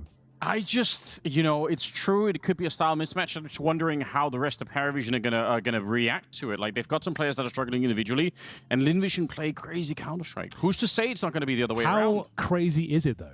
It's unbelievably crazy. Yeah. Like, you just don't know what's going to happen next. Okay, so you're saying we could get excited here? I think there could be some moments. I genuinely think this is going to be a really fun game, but possibly for all the wrong reasons. Okay. But fun nonetheless. Yeah, we've seen Lynn Vision many times. They fight themselves into advantages. They get good opening kills. They seem to be set up nicely, and then they find a way to throw it away over and over again. It's wild to watch. Anders, while we're here, Go on. I do have some bad news. Ooh. Well, depending on which way you look at it. Okay. Team Liquid have been eliminated from the tournament. They lost to the Mongols 2-1, and that will leave them in 9th to 12th place with M80. Perhaps expected, fighting Mongols there. Yeah. But 2-1, I mean, maybe they did some work. Yeah. I think that's all the North American teams dealt with now. NRG, M80, Liquid. I think that's all of them. Yes, NRG, they took a map of MOUZ, didn't they? With the coach. With the coach. Yeah, somehow. Somehow. But yeah, that's all the NA teams dealt with, I'm afraid. Just looking at the list now. Okay. Hate to see that. Yeah, that is perhaps a bit disappointing. It would be cool to see Liquid start to pick up something more. But rough, I think, picking Mongols. They are still a dangerous team. Absolutely. Even though they're a team that say they never really practice, they just turn up to the tournament to see what happens. Yeah. Got to respect that they keep making playoffs and deep runs, so can't really poke too many holes in it. Either way, the game ahead of us right now, all the visions, PARIVISION versus Lynn Vision, and we're kicking things off in Ancient. That is picked by PARIVISION. Dust 2 picked by Lynn Vision. And that's a very strong map for PARIVISION. Like I said, all the visions. It's going to be a lot of this. And yeah, then on to Inferno, which I don't think will be required. I'd love to be proven wrong, though. I haven't commentated a Lynn Vision game in about 2 years, so... I mean, there's a great confidence. I appreciate that from people saying that PARIVISION are the favorite team here. I'm going to be honest. This is so mad. For me, I really don't know what's going to happen. So I'm just going to enjoy this. Well, let's set the table then. Let's see what we're up against. Lynn Vision on the T side. We've got themselves a smoke, which has been deployed. What's first doing a B rush? Let's go. We know they've got a crazy play style. And in towards B we go, Anders. Straight into the action. They actually get rid of the dualies right away. Westmelon wants a headshot. He cannot get it. Sway instead. It picks up 2. The bomb is being planted here. They keep it real simple. They had 1 smoke pretty much to set this one up with, and they just go for it. Kind of wild, really. Didn't expect that from PARIVISION. And all they have to do is stay still now. If they don't fight, it's going to be a long time for Lynn Vision to try and do anything more here. So a couple of good kills from Sakari. He's going to be able to take down 2. But again, it's a long ways off a defuse. 10 seconds as well to try and get that bomb stopped, and that's not going to be happening. Sella will take 1 more down. Actually gets himself a triple at the end of the round. Wow. Not the kind of pistol round you expect from James. And maybe that's why it worked. Maybe that's why it worked. You'd normally expect to be slow and methodical with lurkers around the map, getting information and showing presence elsewhere, but no, all 5 players smoke down. Power in numbers and a nice little backstab from Zello. As the desk pointed out, he's had a pretty rough couple of months here. This tournament no different. But he does get himself 3 kills in total. It's going to be the Force Spy in response here. Lynn Vision with Scouts, MP9s, and Deagles. But a good start, PARIVISION convincing pistol. The MAC-10 wallbang. Not your favorite weapon to try and wallbang with in that position, but I suppose it could work. It's a very interesting smoke that they threw in that pistol round from the T side. It landed in the cave, so I guess it could be a distraction. You could catch some of the CTs off. Maybe they're watching that instead as you're coming up out of the ramp. Speaking of interesting grenades, flashbang that kind of gets stuck on the wall. Regardless of all of that, they're going to find an empty B bomb site. Call me Sue. He is in the back with the Deagle, probably just looking for the odd headshot. If he can get that, then that would at least be something to work with. Here's them stepping out. Bomb is being carried on over. The stack was at the A bomb site, so to be honest, Lynn Vision should save the rest of it here. So we could see a real rarity. It could be a unicorn round, Henry. We haven't seen one of those in years. You've named them and everything. I know. And then we don't see them very often. Well, that's the whole idea. True. And I think you might be onto something. Well, not much to report. Another B finish here from PARIVISION. 0 deaths by the looks of things here. Means Lynn Vision get a second bite at the cherry, I suppose, going forward. Bit of util to save as well. A couple of smokes, a flash. I guess you could get a couple of upgrades there, like you get a couple more flashes, maybe get a diffuse kit if you're feeling really spicy. I would not recommend investing much more than that, though. Yeah. And it's kind of tricky, I guess, because then they know that what you're going to have on that CT side. You almost would want to push somewhere, but maybe that's too obvious as well. It's kind of like you're playing into that expectation. But what's the plan otherwise? Like you said, they don't have a lot of utility here. So they've purchased one more smoke so far, 2 more smokes. Okay. They're trying to find that limit. There's the kit as well. Henry called it, Anders. You did say it. Now, does that mean we're going to have some sort of a wild defuse play coming in, potentially? That's the idea with the smokes, I suppose. You're assuming they won't have a kit in these particular setups, so that's why you bring it out. I think it's a good idea. I would love that. Well, mid-control is going to be for PARIVISION. Nobody's surprised by that, really. There's nothing to fight with on the CT side. Kit is on Starry, and he's right there in the middle towards the red room. And again, very slow start to these rounds. LynVision are not able to find that much. If the scout could be put into play, that would be different. But again, it's over at the A bomb site. It's a very similar setup. It's identical setup with MongolZ. This time, the only difference is a little bit more forward. So he's going to have some warning. I can feel things are about to get weird. Somehow. MongolZ, what have you got for us? Smoke down towards the cave. Allow for some rotations to come through. They're nading themselves. You said weird. Yeah, it's getting there. Not 5 seconds later, they grenades at themselves. Will there be any rotations from the CTs, though? That's the question, because there's been 0 presence towards A. They're surely suspecting something now. Final smokes being deployed in towards the B bomb site. MongolZ needs help, and he needs it quickly.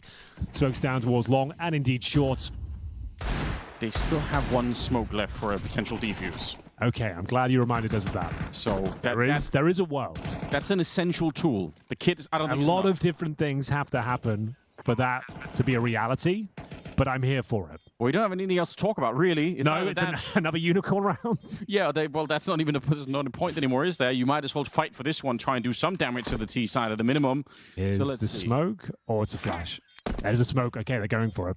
Yeah, smoke on top. They're actually going for it. Hoping that it spreads. Clock's running down low. Oh, it doesn't cover the bomb fully, unfortunately. Trying to get through anyway. Emilia with a shot. There's MongolZ. Will pick up a headshot with the Deagle, but unfortunately they're being dropped very low here. And Saka with the scout. He's picked up the kit. Not that matters any longer. So it's some damage at least, but not the fun bomb defuse that we're looking for. No. A cool idea. But money's still pretty strong. Getting a couple of kills there of the MP9s and keeping 2 players alive. You at least save money on the Kevlar going forward. You've got a scout in play. I think you'll probably get rid of that. Yeah, Zaka will be getting the AWP out quickly. Emilia, Kak will be holding on. Is it Kak? Is that what they say? Kak? I just heard Bless here. Yeah, I know. I don't know why I've even opened this can of worms. I've never even thought, reading his name, I just think that's just a... I heard Bless here earlier, but I can't remember what he said. Anyway, Emilia's fine. Let's just go with that. That's easy. And we're going for a very fast mid-play here. Lots of damage inflicted towards Nota. And he's actually run into his own Molotov, unfortunately. In fact, done that. That's unlucky. He got battered and bruised en route. He was fully blind. Didn't realize the Molotov wasn't quite deep enough. We did say it was liable to be a very weird game. Yeah. It's just starting to happen now. We're entering the Twilight Zone. Nice little Molotov there to put some pressure on as they try to take control of this part of the map. Nobody really defending Cave right now for LynVision, however. MongolZ going to be close by. Westmelon, pretty good grenade. Unfortunately, the incendiary is swallowed by the smoke, but now they're going for a bit of a Cave retake, and they're so aggressive with it, they actually end up getting a couple of casualties on that CT side. Westmelon could not escape either. Well, with that Molotov going down, there's just no way to even consider going for it. Yeah. AWP on the retake, MP9 as well. You've got a ton of utility. You've got a diffuse kit, but the 3-on-2, you're so far removed. Surely you're not giving this a look in. And yeah, towards the elbow position. Another save here, unfortunately. And then we have it 4-0. Trying to find a rifle, I suppose. Not going to find anything but death. As Zillow patrols the heaven position. Oh, Zaka. You might live to regret that. It is dangerous, isn't it? Bomb is still ticking a little while here, so got to be careful they don't get too close. James is certainly thinking about it. And they've got Cello on the other side. Just so few kills, in fact. Going to be six right now on the Lynn Vision side in total. Yeah, they're all over it here. Saka going to get hunted down. Orp could be stolen. Okay, Jane will pick it up. I was going to say they wait a little bit. This is a bit of a disaster. It's early days. It was a weird start with the Unicorn round and stacks they were bringing to the table. It also started off in weird fashion as well. You wouldn't expect PARIVISION to go for a straight-up B rush on their pistol. Just subverting expectations, I suppose. And PARIVISION running away with this first half. It's going to be a tactical timeout for Lynn Vision. I think Emilia briefly purchased an AWP and then he kind of sold it again almost immediately. Don't know if there's a moment there where they thought they were going to go for some really wild Counter-Strike. Well, they're averaging around $3,500 a player. Emilia currently has the M4. Zaka will purchase one as well. So, tactical timeout. Juggling the funds around. They've got a smoke. Did they go all in? I don't think so. It looks like we've got an MP9, a Deagle. So, hovering around the $2,000 mark. Westmelon will have to make do with a P250. Yeah. And are we going for another B-rush? Is James actually doing it? Yeah, I like it. Well, they got the MAC-10 anyway, and you know they're not going to have a lot of helmets. In fact, no helmets on the other side here. Who is this in-game leader?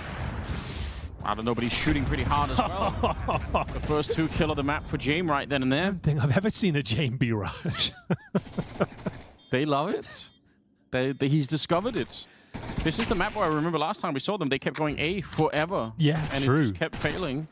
Now that he's discovered B, it's a hot new thing. Okay, there's a kill at least. Just the one. That was a partial buy. We're not looking to it too much, but this one is starting to get a bit out of hand. 5-0. And after those small investments there, we'll see whether they've got a full buy here. Looks to be all under control. I suppose the only caveat is the helmet, but I don't think there's a MAC-10 anymore. So all the util. There is an M4. Yes, true. Good point. But still, you're right. Cello's got 11-1. I guess that's not really the reason they're winning, but it's just funny that he's got all the kills. He got a lot of anti-eco kills. Yeah. But good for him. He's had a rough season. Get some confidence. Yeah. Shows you can still hang. Get the Stan's eyes off you. Yes. Nota, always the one to try and enter into the middle. That's his job. Oh, Cello, Here he goes. That is huge. Finds Saka alone at the A-bomb site. Sprays him down and he tries to escape. And they're going to be rotating on over. But Lynn Vision, no. So let's see this bomb site here. It can be very tricky to actually get the bomb planted without losing anyone else. So let's see if they've got any kind of a protocol for it. PARIVISION setting up more smokes left and right. Grenade goes deep right on top of Emilia. That's so bad for him. He's going to have to go first. Have to trade him out. He hits the shots and maintains an advantage here. This is looking quite interesting at this stage. They have to go for this retake, Anders. No two ways about it. No kid in play. And now getting sprayed down by Jane. Yes, they are. Opening from the back is Belchinok here. Sees the shadow coming out. Sway. A little bit of a messy spray. And he gets the headshot at the end.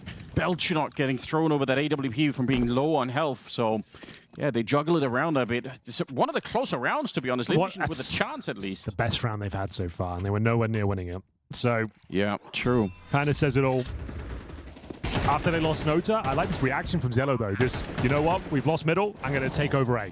And I'm assuming, like, if you do spot multiple players, we see 3 of them towards middle, and he's had that sort of fight, you can assume A is going to be relatively open. So that's just good game sense coming in from Zello. He managed to get just the 1 kill that round, but it's the round that cracked open the A-bomb site and ultimately leads them to victory. Another partial buy, I'm afraid. Deagles, MP9, and no B-rush at this stage, but it is going to be an A finish. He said that James likes his A-bomb site. Smokes a little bit too late, and it's actually no good in general, so... Wow. That's round. Smooth kill from Belchinok. I guess there could be a kill here. Yep, okay. That was a chance. Needed the double kill. Now someone will have to get something through smoke. If they don't get it, that's pretty much all she wrote for round number 7. Yeah, the calling right now is working out very well for PARIVISION. They got all the weapons they could possibly want here.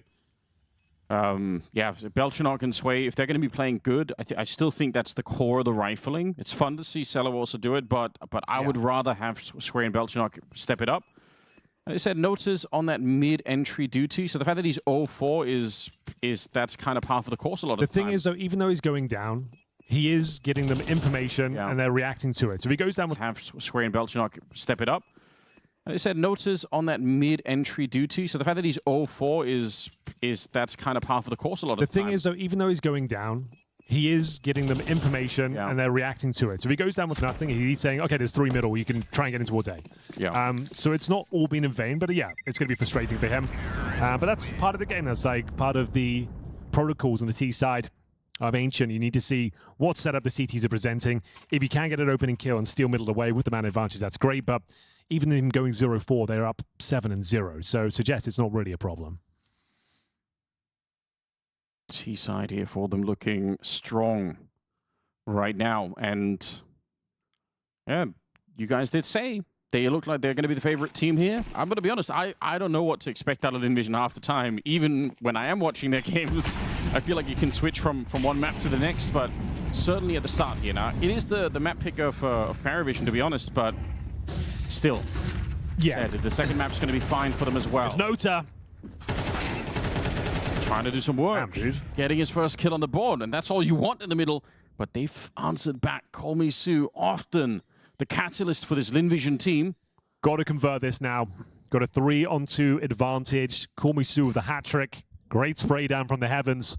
But plenty of time. Jame and Zwei, two experienced players on the roster. Oh, unlucky for Zaka as well. He was holding that angle for so long.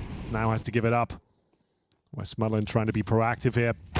Good kill. That should be enough. It is Jame, but surely nothing for him to do here.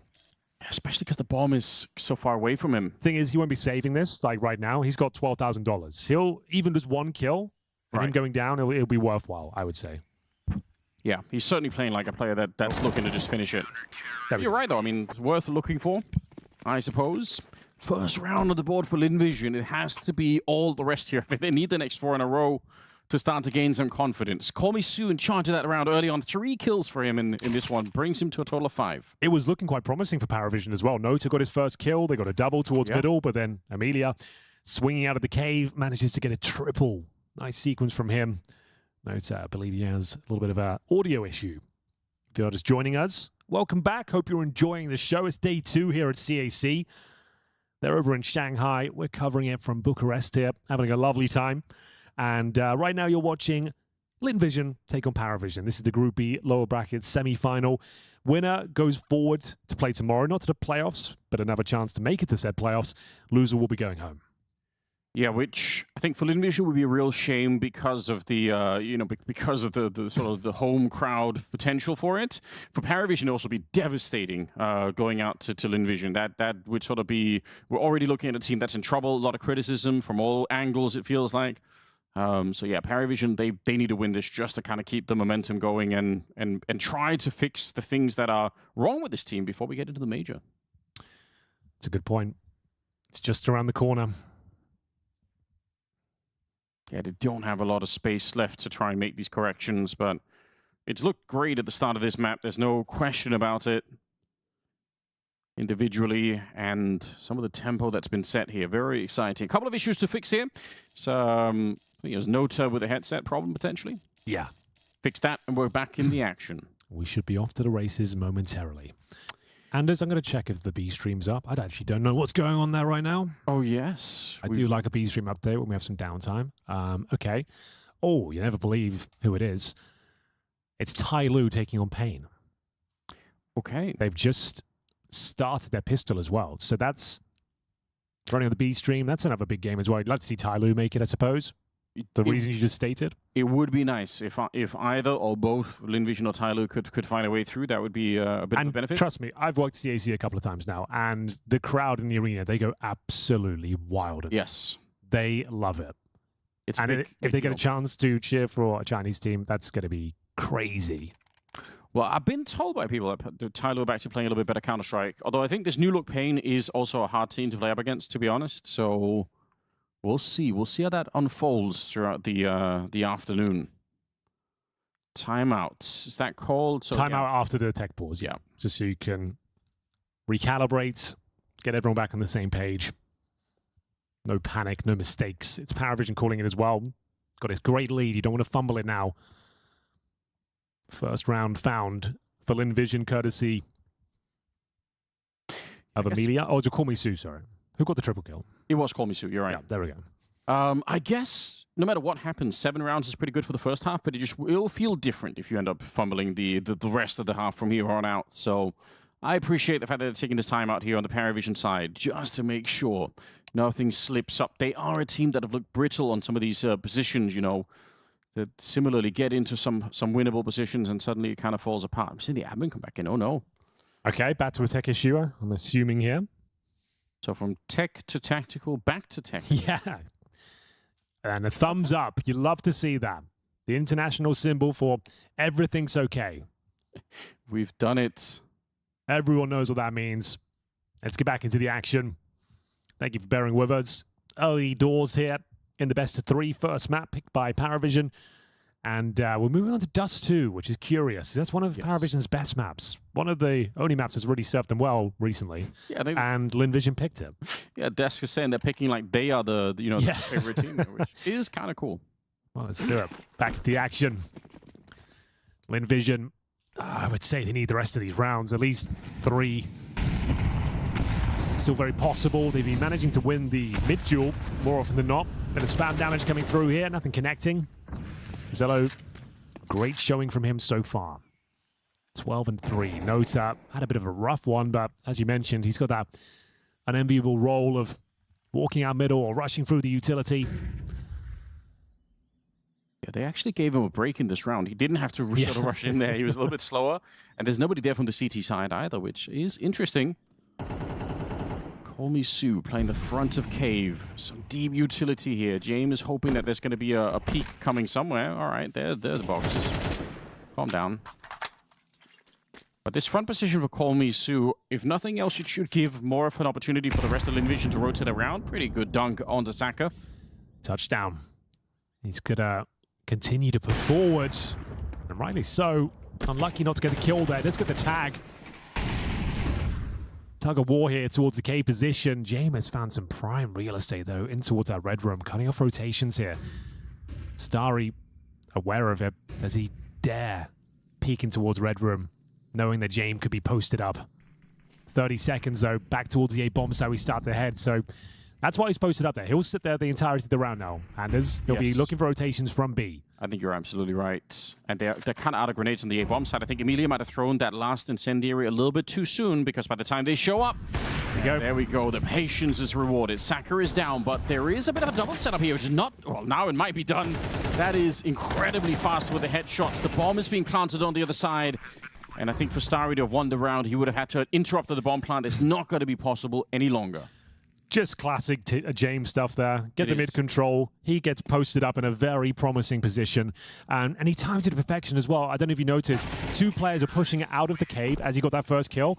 Head on a swivel, 180. He turns around, kills one heaven as well. He was vulnerable to that push the entire time, but he couldn't have timed it better if he tried. Gets the kill, aware of that prospect, takes a second kill as well. That's really awesome. Yeah, you're right. I'm assuming that's what happened. We didn't see it from his POV, but I'm guessing that's what he did. Yeah, right there. There you go. Woo! Very cool, very cool. All right, Nota getting a chance to flex just a tiny bit. I'm glad to see that. Always got some pity for those entry rolls on the T side. It could be really rough. Are we just doing an A rush? Why not? Well, Zaka could slow you down. Oh, this is going to be a problem, though. There's so many people coming. He only hits the one. Oh, but he's quick on the trigger. Turns for the flash. He's still scoped up. They're trying to see if they can push him. Oh, my God. How's he alive? Still alive somehow on the other side. A triple for Saka. He pulls out the pistol, but it's Starry to get the final kill of the round there. That is immaculate. I can't believe. The first one, sure, fine. You'll take it. But 2 more after that. How did he live to tell the tale? I will never know. You take it, though. Second round on the board. Full-on A rush. PARIVISION trying something new. And it's the perfect call, the perfect defense. The AWP set up. He thought he'd be traded out quickly, but even while completely blind, ducking and weaving, finds a few kills. And we go to round number 11, penultimate round here. PARIVISION, a nice haul. And where was that? That's towards A main. So Zaka trying to Turn up the heat once again. It was AWP and found out early. I like the play. I suppose you assume he's not going to do it again. Yeah. Get aggressive with the AWP, but he certainly did, and Jame was ready for it. Yeah, it actually does make sense. And like as much as PARIVISION are switching up their pace and their style a bit here in the first half, it makes sense for LynVision to try and see if they can interrupt some of that and maybe be a bit aggressive themselves. Well, this is where PARIVISION thrive. Give them an opening pick. They like to dissect the map and trade out kills. So it is going to be Jame with the rebuttal, finds MOUZ, and in towards A we go. It's actually very hard to read right now, because finding CeLo alone outside of B, that's classic. CeLo always is lurking out there, but the fact that Jame is there as well, it probably makes them think, well, it was a B attack, but all the time they're walking into the A hallways. That's very interesting. I don't even blame LynVision for not reading anything there. If you'd found him completely alone, maybe you would have said, okay, LynVision probably should rotate some people over, because that's a normal 4-1 kind of split that PARIVISION do a lot on this map, with CeLo being that lone lurker. But Jame being there too, I think it's impossible to read what's going on from that point on. 3 people left, and they've got 3 AKs. So the best they're going to be able to do is 3 rounds in the first half, LynVision, if they can win the next one coming up.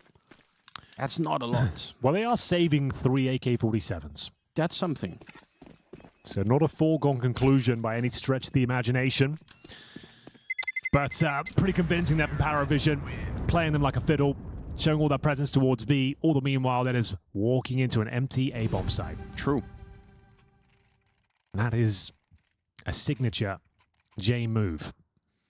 So, as mentioned, saved AKs kind of need this last round if you're going to stand a chance in your T-side campaign. It's such a desperate position to be in. I feel like even if you win it, but sure, it'll definitely set them up better. That's the dream if you're on the LynVision side. You win the pistol. You win this one. You win the pistol in the second half, and then at least there's something to build on. Smoke up immediately. They are going to try and fight it a little bit. Nota again spared, jumping into the chaos of the middle. He's going to be a little bit further back at the start. Probably quite happy with that. And what looks like more of a default setup for PARIVISION. So they're waiting it out. They're letting LynVision use some of this early utility to hold mid for as long as they can. If they Molotov this corner, that smoke is going to be up. Let's see what they do. They do have the grenades for it. Oh, they're holding it instead. James slow on the trigger for once. But Nota's going to be right there to avenge his captain who's already fallen. MOUZ got the triple kill from this position before. Trying it once again. Flashed in from Red Room to have a peek. No one home. Very tentative. Very disciplined right now from PARIVISION. Rotating everyone over towards B. CeLo's been feeling himself. Contact play. Found some good space here. They have no idea. Did not keep their eye on the ramp.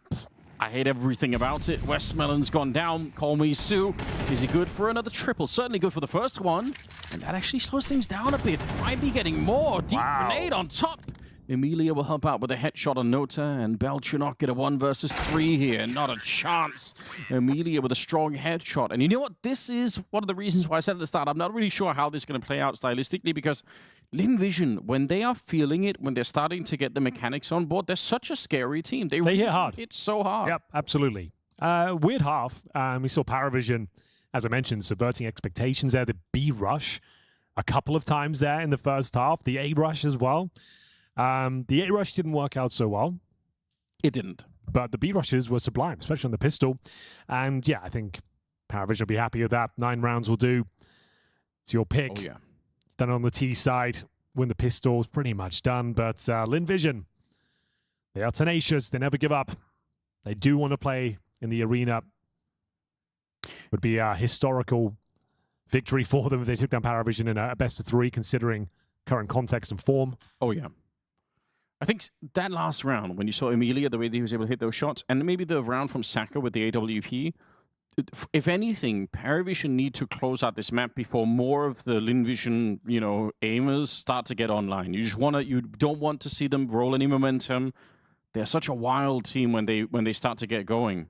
Didn't really happen that much in those individual glimpses, but if I'm PARIVISION, that's the only thing that I'm worried about here, is if the game goes on long enough, more and more of those people are going to come online, and you just never know what's going to happen from there on out. So it looks pretty one-sided. It is pretty one-sided at the moment, but a lot can change here. They're just going to do their pistol round against them. Let's go.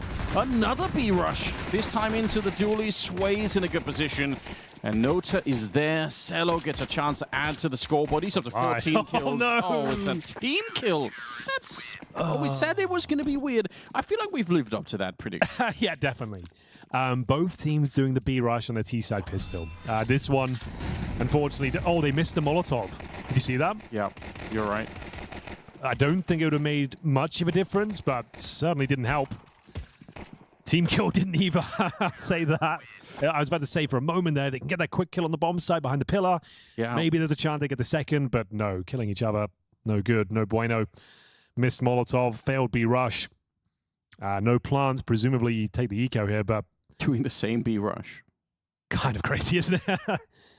Feels like copying someone's homework like right before the test. Just don't make it obvious. Exactly. Try and miss the Molotov so they don't think you copied me. That's I like that. That was great. Oh man, 10-3. And I mean, that was the essential component. Like the dream here was winning that last round and then winning the pistol on this one. Then there's some kind of a story to build. Very hard to construct a story now for Lynn Vision, unfortunately. I think they're taking the eco as well. A couple of deagles and some Glocks. That's it. So 11-3. And I mean, I guess the desk also, their expectations was this was going to be a 2-0. And like for PARIVISION to feel really strong, like a strong 2-0 here. I think PARIVISION need a strong 2-0. Yes. It's been a rough couple of months. It really has been. Like with the major around the corner as well, they need a confidence boost. They know if they're going to do well at the major, they need to be smashing Lynn Vision to pieces here. They need to have a statement performance today. And so far, so good. It is looking, according to script for them, nice grenades as well being landed back on that boost. I suppose the deeper in the tournament they go, the more maps they get to play. So if in terms of ironing out any mistakes or kind of picking up on things, maybe even expanding the map pool. That's another thing that PARIVISION desperately need at the moment. Good work from Sway. Gonna get a triple. All the MP9s getting the kills. Yeah, good point. Farming that cash leaves them with a promising bonus situation. But with all that money, Anders, you might be tempted to bring out the J-Morp, I would say. You're right. There it is. So yeah, you got the bonus round. I would say, yeah, sacrifice one MP9. Let's get a J-Morp out there. Then we've got a real chance of preserving cash still, and also much higher chance of winning the round. Tactical timeout. And it's by PARIVISION. That stand is like, guys, we are not losing this game. We are putting this to bed right now. Whatever happens, don't give up this giant lead that we've built. We've invested in the AWP, which is a high-risk maneuver, admittedly. But if we play this correctly, we can close out the game right here, right now. And I appreciate that. I actually appreciate the timeout in this moment because it's better to do it and waste, another 30 seconds than it is. Well, at least you've covered all your bases. Yes. No one can say, "Oh, I didn't know what I was doing," or "I forgot this." No, you've had the chance now. Yeah. If there was ever a chance to say, "I don't know what I'm doing," say it now.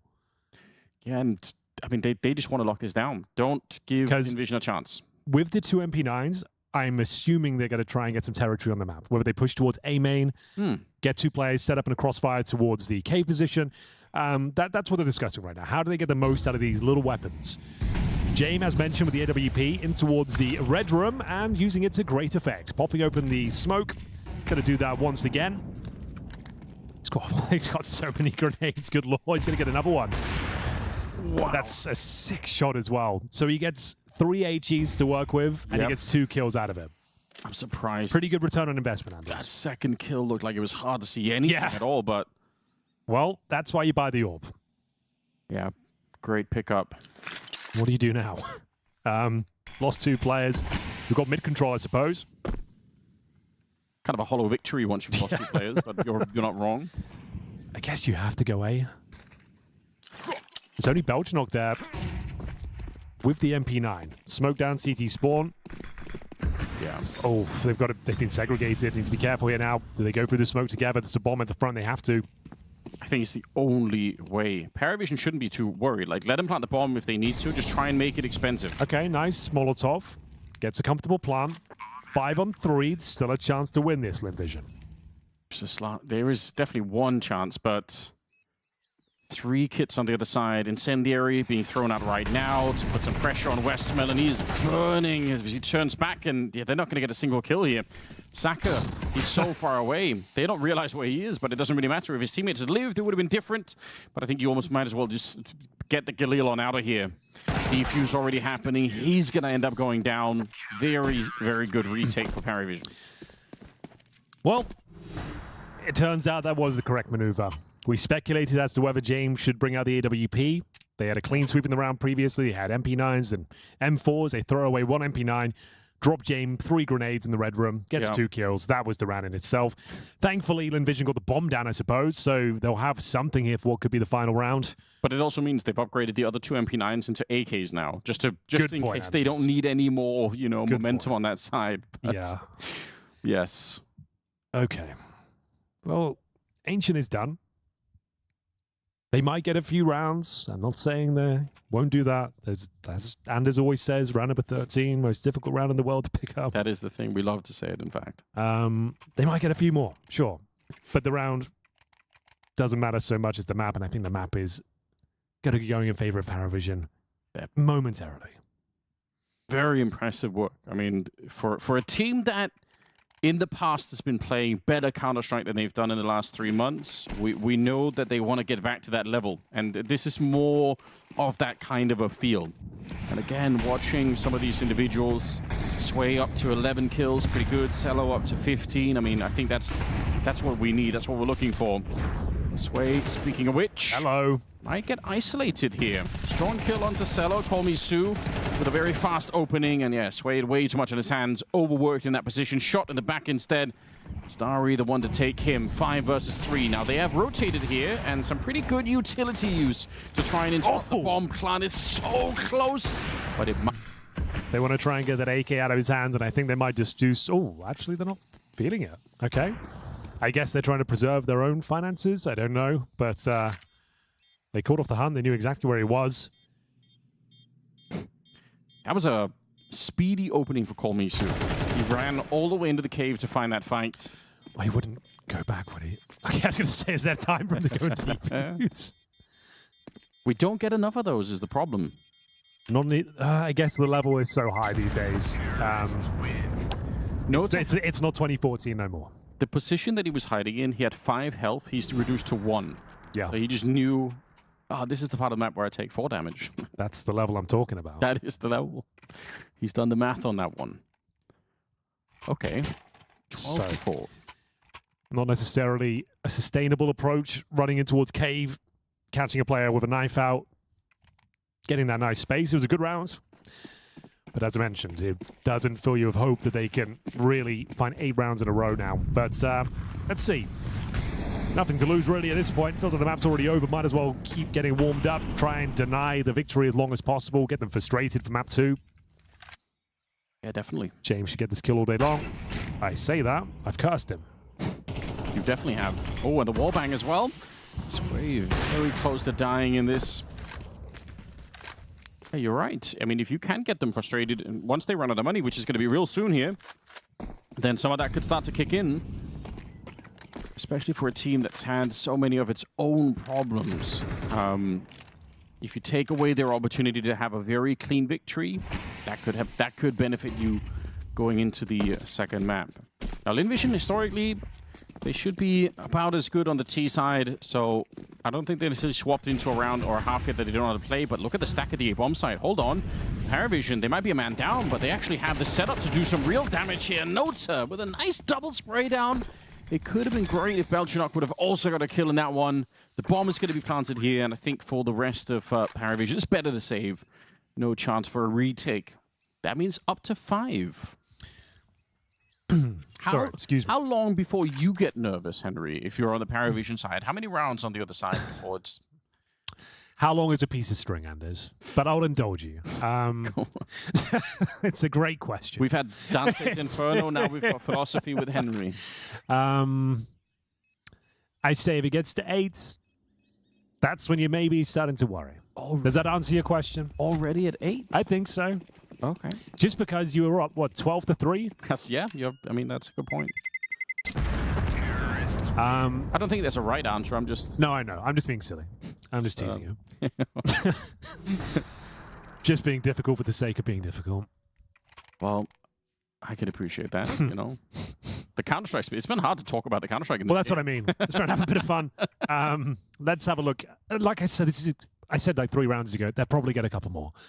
It's difficult to close these games out. Once you've accepted your fates that you are not winning this map, you loosen up. You're running around. We know they can hit hard. And your PARIVISION are really tightening up, trying to play like by the book, play the good CS, and you're getting caught off by crazy rushes and stuff. Speaking of crazy rushes, Anders, we've got another one right here. Oh, do they go for the flames? Oh no, Belchinok, you're blind, my friend. What's going on? How's he alive? He lived so long. He shot all 30 bullets straight into the wall and still got to live through it, at least for a minute there. Cello and Sway, could they do anything to bring this one back? That's not going to be happening. We're so back. Oh, man. Eco. I think to highlight what you said, that loose feeling you get when you know it's probably over, that's also where Lynn Vision, I think, are the most dangerous. Absolutely. They're such a hard team to read on the T side. Yeah, you just like, doing crazy shit all the time. Is that the case? It's not always clear that they even know what's happening most of the time, but it can be very hard to read. But yeah, like, they're very talented Counter-Strike players with avant-garde style. Like, if they loosen up, they're difficult to put away, that's for sure. And we're seeing that come to fruition right now on our screens. Full eco for PARIVISION. We might get to 8.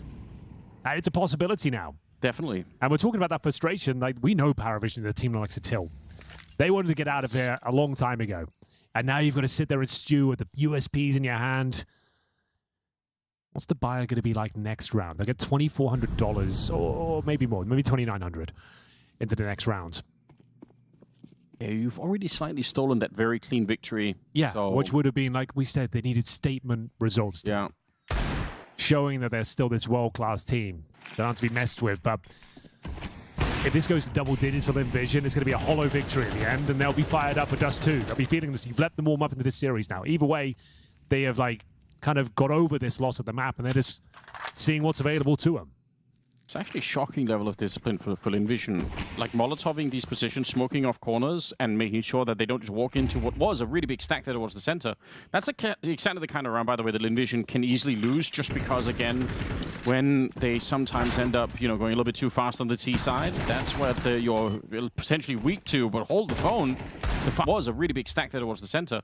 That's exactly the kind of round, by the way, that Lynn Vision can easily lose just because, again, when they sometimes end up, you know, going a little bit too fast on the T side, that's what you're potentially weak to, but hold the phone.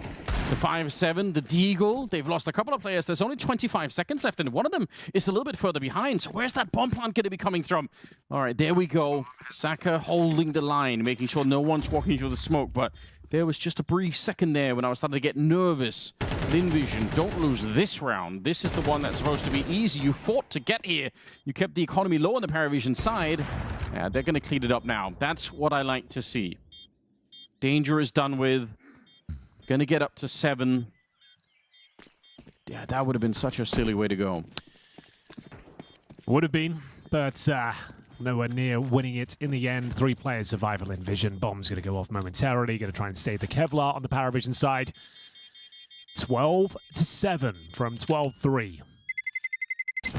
The reverse sweep is still alive. Frustration rising for PARIVISION. This is where you wish we did have a permanent Dastan camera. Oh, that for could sure. just be in the corner somewhere. Yeah. Just to kind of track his face throughout, you know, throughout the next 5 rounds. I feel like we're done here now. We've had our fun. Okay. We've all enjoyed these few rounds they picked up, but I feel like PARIVISION now, Jay will just go, guys, give me 4 grenades somewhere.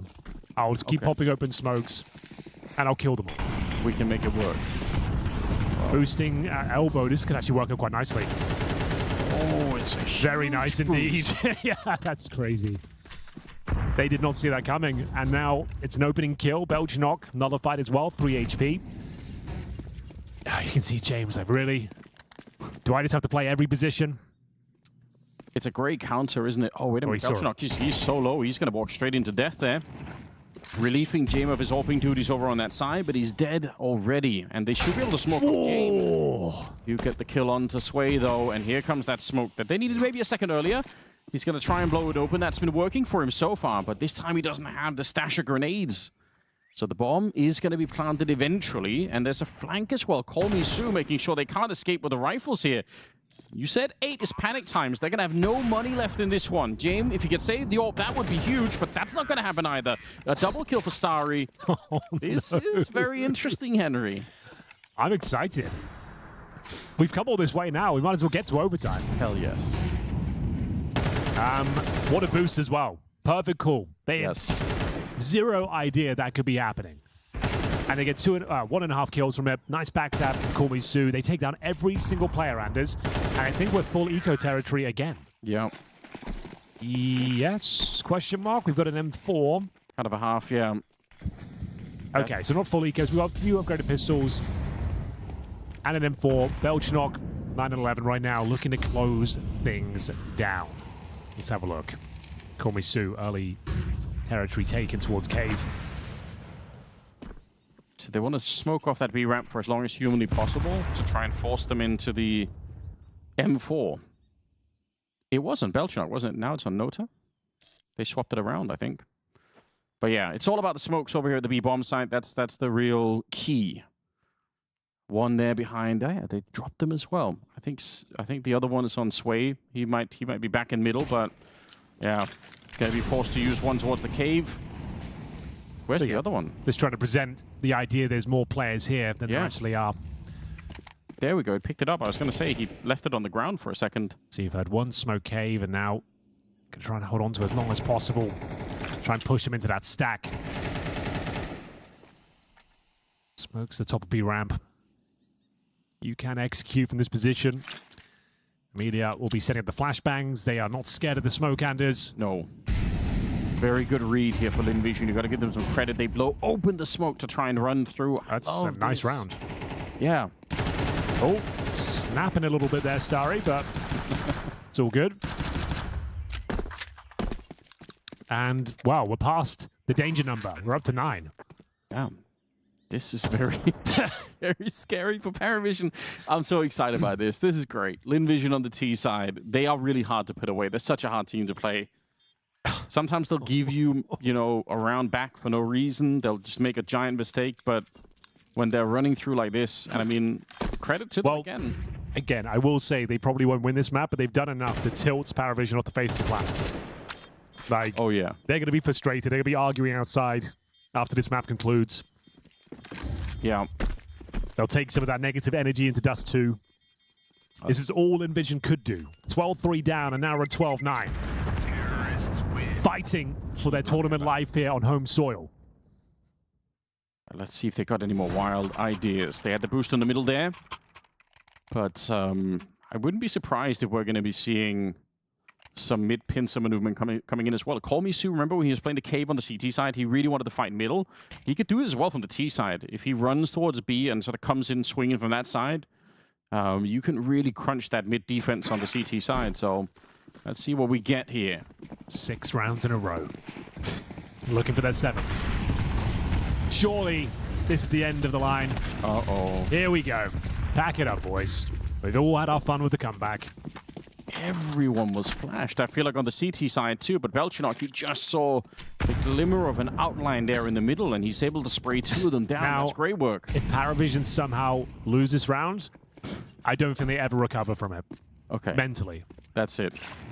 They just surrender. I don't know how you'd lose this round. They go straight to the airport. Don't even play the second map. You gotta convert this one, boys. 5 on 3. Everyone's alive and well, barely taking any damage. You've given up mid-control. That's absolutely fine. Stack the bomb sites now. Yeah, you don't care if they get the bomb plant. You just want to make this tricky. Exactly. There should be 0% chance they win this. Unless you give them silly kills available to them. If you have a couple of bozo deaths here and there's no chance of a trade, that's when it can get weird. Okay, well... But all you have to do is play for information. You've got a full belt of util there on Zello. He can deny the plant. Yes. I'm glad you brought that up. Smoke towards short. Flash is going over. They're flanking as well from middle. I mean, this is as locked in as you could possibly be right now for PARIVISION. Everything served up for them. A bit of a fake plant at the beginning to force out some of the utility. They catch Nota on the flank coming in. The bomb is still not planted. Belchinok, though, he's got a freebie, a double spray down available to him. He's going to get the first one. Westman around the corner, There we go. but he's at a tough old map here. Belchinok now with 4, looking for the ace. It'll be Sway to deny it. PARIVISION still made their way through 13-9, but a very different way to get there than we were expecting. Yeah, and that's exactly what I was speculating before. That's the hollow victory towards the end. Sure, you get the job done, but you can see the vibes are wretched. And that's not what you want going into the second map. You're going to carry that forward into Dust 2. And that's the most LynVision could do there. You can see that's not a team that just won.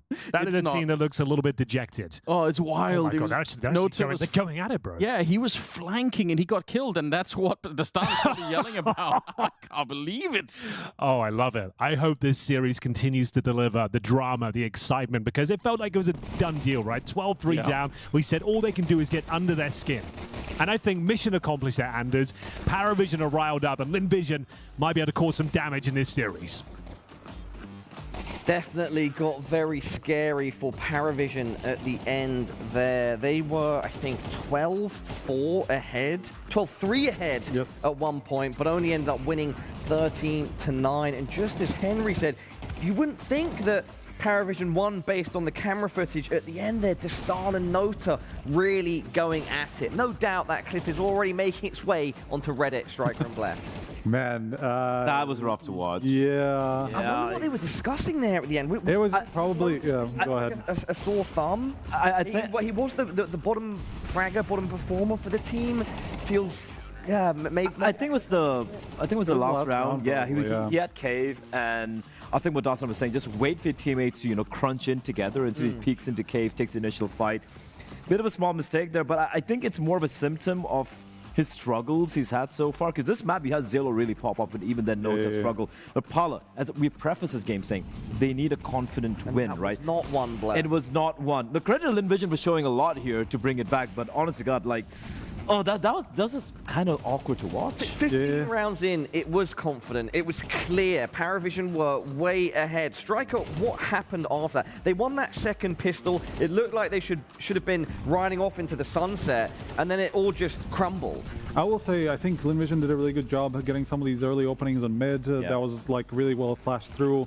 PARIVISION never could have a clear line of sight into the middle, right? That's sometimes what happens when you have the spawns into middle, to try to go for this early control. And then later on, it was actually very well controlled, even against some of the anti-ecos, where you could see that PARIVISION had the right idea of where LynVision were going.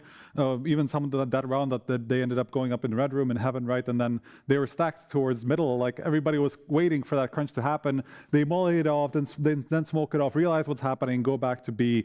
Very, very, very controlled for LynVision side that is not necessarily known for that sort of play style. And it's also like, I like how emphatic they were when it came to some of the hits, right? They're like, all right, this is going to... I think the fast A round comes to mind, where it was against a full buy round. Molly comes in, they're like, we're going through this, right? And sure, some good trading. This is where they kind of thrive in, Paula. This is when they kind of have this work together as a pack and they commit to a particular side. They look really, really good. But then 3 rounds on the CT side, a very paltry number of rounds accrued there for them to really work with. But I just think about it, parallel reality, if they get 5 rounds on a CT side, suddenly it could have been getting the win, maybe going to OT. But I'll tell you this. The mood in the camp of PARIVISION, instead of being like, all right, guys, we got a job done, I don't think it's going to be enjoyable there. Yeah, let's talk a bit more about that. I mean, we've all been involved in professional CS for a long time. Me personally, I can't remember.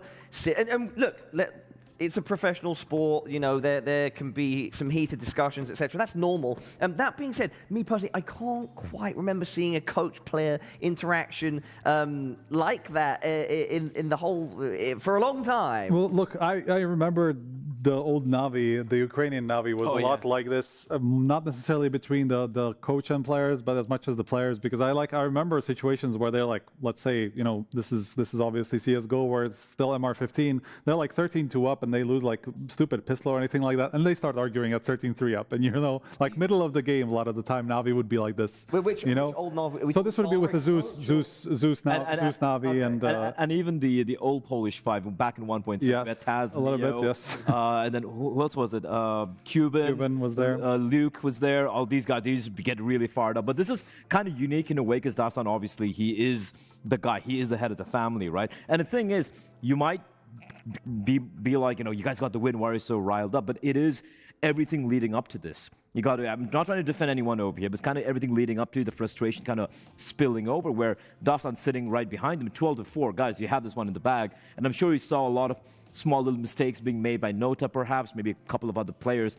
And in the end, even though it might be a little bit of a small slip-up, not too much, but it's everything leading into that, which you can see Dastan just... He's frustrated, man. He's crashing out hard, Paulo. I mean, we know that there's pressure on the players. There's pressure on Dastan as well. There's pressure from Dastan to the players. But it's very clear that there's tension as well. Yes.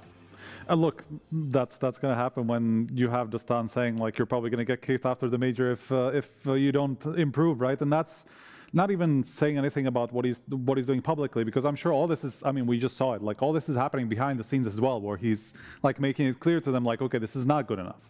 You have to fix some of these mistakes. You have to progress. You can't just stagnate, make all these mistakes that I've outlined to you with James so many times, like you're making the same mistake over and over peaking, or like just not waiting for your teammates. And it's a this sort of stuff, right? It's a classic case of like we talk about, whenever people play professional CS at lower tiers as well. Even if you're playing like a scrim game, or even if you're playing a pug or something, don't make mistakes. Don't go for this overplays, because that builds bad habits, and that will always translate to professional matches. And I feel like for Dastan, he's been super critical of Belchanok, of Jelo, of Nota. So against a team like this, it's like, what if that was MOUZ? What if that was Falcons? What if that was against, let's say, the MongolZ? You are losing that game if you keep making these mistakes. So I can understand the frustration, but at the same time, kind of rough to see, or maybe enjoyable to see if you do enjoy some, reality TV, Paulo. And guys, what's next? The map 2 is Dust 2. Funnily enough, wouldn't usually say this about a team that's just won a map, but given what we've just seen and the way, Lynn Vision were making a comeback, perhaps PARIVISION sort of need a mental reset here going into map 2, even with I don't know if that's going to happen. I don't know if that's going to... Look, they're kind of used to operating under this pressure, so I don't know if that necessarily matters too much that they're not going to get a reset. People make a lot out of it, out of the whole Dastan thing and like the pressure of it. I just think it's a lot down to the culture of the team or even the region a lot of the time. Very CIS thing. A lot of teams in the CIS region just have functioned in this very similar way in the past, where they are very direct about mistakes, even middle of the game. Obviously, everybody knows what Simple is like. He's always kind of had that culture in his teams, no matter what team he's playing for. We still see it in BC.Game these days, right? So I think, as much as people like to think that it has like a massive effect on the team, obviously in certain, like they just are operating in that atmosphere a lot. Yeah. And that doesn't necessarily mean that it has to be bad going into map 2 or anything like that. It is just how it is. It's just how it is. It just reminds me of a small anecdote. I mean, everyone knows about it. So some of the old heads out there, I'm sure you guys do as well. When Simple was playing on the flip side with Blade, and Blade messed up one round in Inferno, yes. And then Simple immediately removed him from his team's friends list, which was the funniest thing ever.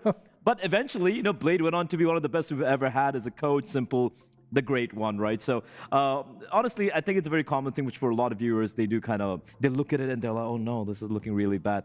But look, I get it. They probably need a mental reset, but I still see them taking this. If it's any other map, maybe a map 3 could be on the horizon. But Dust 2, I know Lynn Vision like playing it, but Dust 2 is the one map, the only map in the map pool where I look at PARIVISION, I'm like, you can beat some of the best in the world on this map, no matter what the mood is in the squad. Okay, so Blair, your final thought then is that 2-0 for PARIVISION. You think they are going to still come out on top on Dust 2? Yes, but I don't think it's going to be that easy. I think it's going to be a bit of a slobber knocker, and we all like that. And Striker? Yeah, I agree with that. I do think it's going to be a close one, because PARIVISION, Lynn Vision, it's just two visions. It's got 2020 vision, Paula. Yes. It is a comfort map for them, and they do like to run chaos there, and it's something that obviously they can get away with a little bit more than an Ancient, which like people like to call Ancient a very puggy map, but I do think it's a heavily tactical map. If not, it's obviously quite easy to make some tactics work, but it's still very heavily tactical map. Dust 2, you can run with chaos a lot, and that's where Lynn Vision thrive. All right, with that said, everybody, yeah, we've very much seen some drama on the server today. Will there be drama on Dust 2? It's Lynn Vision's pick. If they lose it, they go home. Don't go anywhere. For now, a short break. She said she loves you, but she can't love me. But I love you. Crazy. I gotta break on myself, I amaze me. Like I'm back in the 80s. I won't play window anymore. What's going on? Play your role. 1xBet. On to the next one. The human body was built to move. Not trapped at a desk in one singular posture for 12 hours a day. It's time your chair evolved. This is Secret Lab Titan Evo. Ergonomically engineered for you. Gamers, hybrid workers, artists. Backing your every move.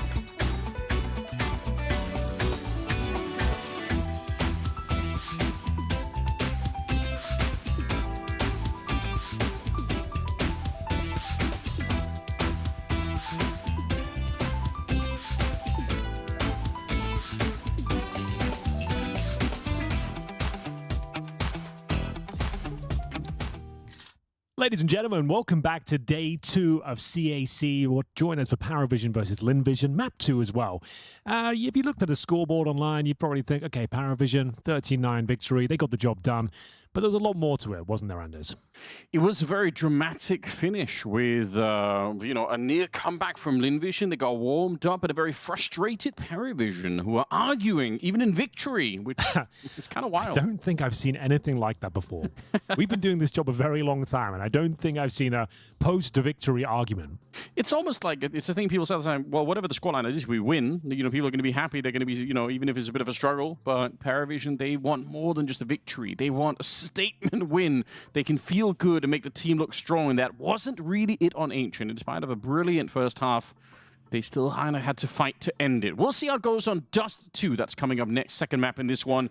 Both teams, they do like it. It was Lynn Vision that picked into this one, which had people scratching their heads a bit. But they have got warmed up quite nicely. Yes, they do. That's what we said. Like, they were 12-3 down. If they could find a few rounds in a row just to get warmed up and shake off the disappointment, that would be one thing. But to tilt your opponent off the face of the planet is a whole different kettle of fish, and that's what they did. Look at the call out of spawn here. PARIVISION, they might be cooking. That smoke goes up. There's nobody on the other side. They're going to be walking straight through here. What a call from James. I don't know how they knew, but they've done their homework. They find an empty bomb site. They're a little bit like, oh, wait a minute. Immediately has found one more Just kill. you saying how brilliant the call was, going so well. Everything's fine. I'm holding on to that thought. It was brilliant. Oh, my God. But they didn't have the smoke for the doors in time, so they lose 2.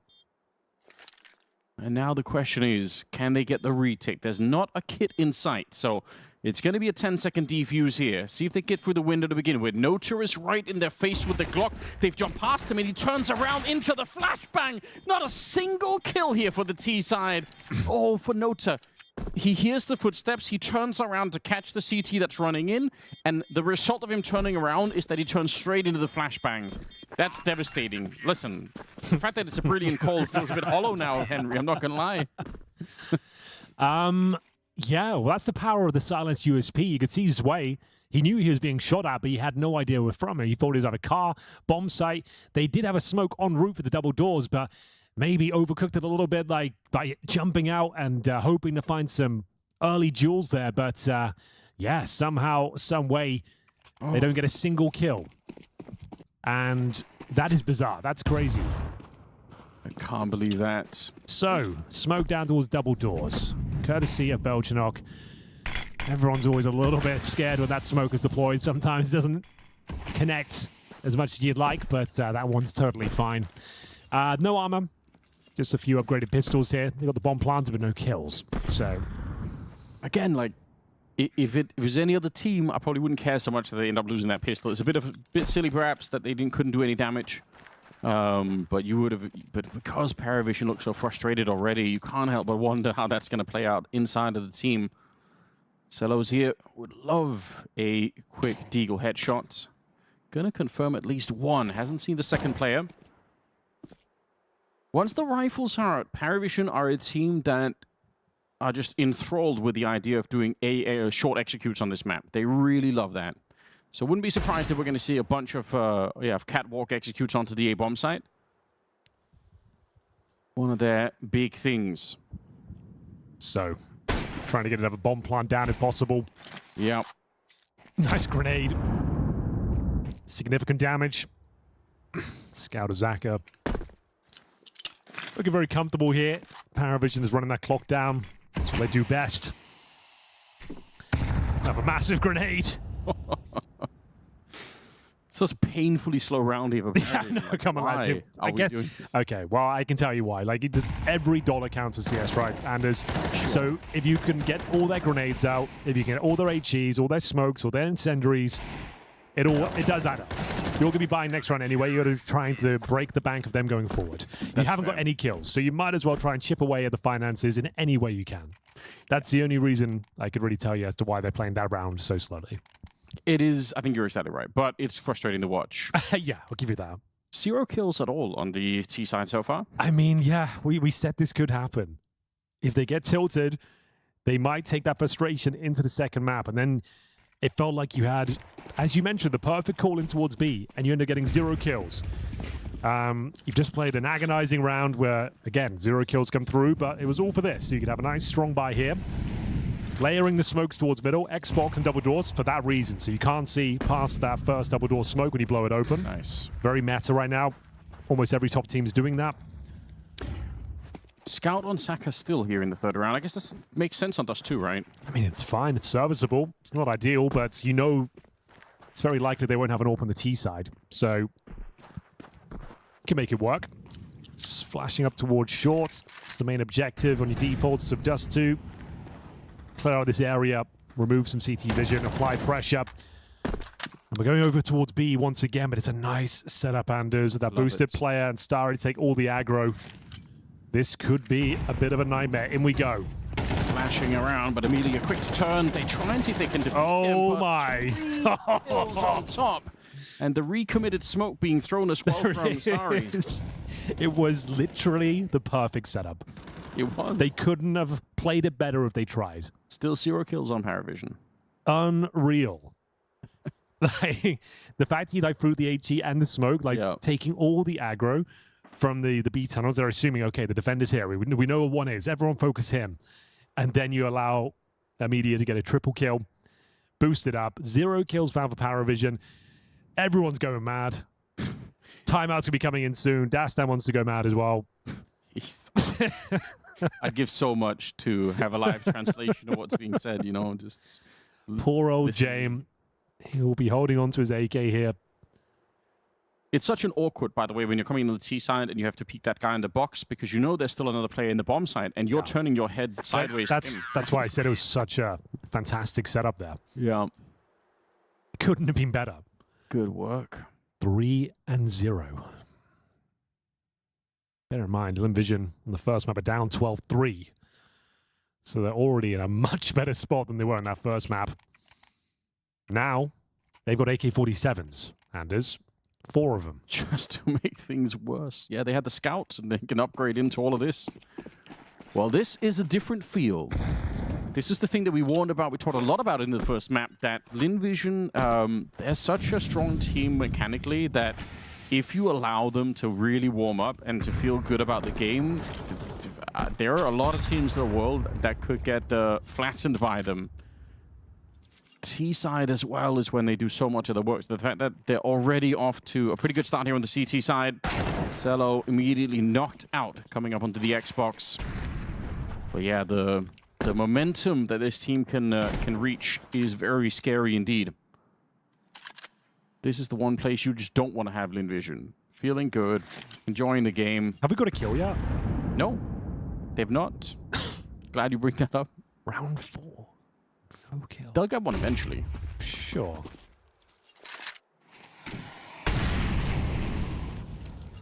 Sway's trying. They've got that saved AK on James. But they're not really being allowed to get anything. I suppose that's the other thing, right? LynVision aren't fighting them. They're not pushing into upper dark. They're not really aggressive. They're not on catwalk at all. They're so far back on the map that it's hard for PARIVISION to find an early kill to do some work with. They're going to try and see if they can split this B bomb site. Nice flash. Window, that's very good, isn't it? Velchinok's the one to go Here down. we go, first kill. The first one on the board. And let's go. Pick up an AK as well. Take down Starry James. How long can you hold the smoke for? Oh, they're right through. This could actually work out with almost nothing on the T side. They've actually managed to get through.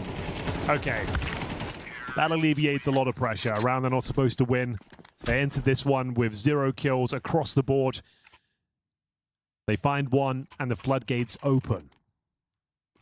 They stop this one from spiraling out of control. 3-1. PARIVISION will stabilize. All started with Zwei and Tech 9. Nice little double kill there. And then James, ridiculous kill through the smoke. Nice shot from those up. And then Zwei to close things out. Okay, bump in the road here for LynVision. Double AWP. Double AWP setup, though. Okay.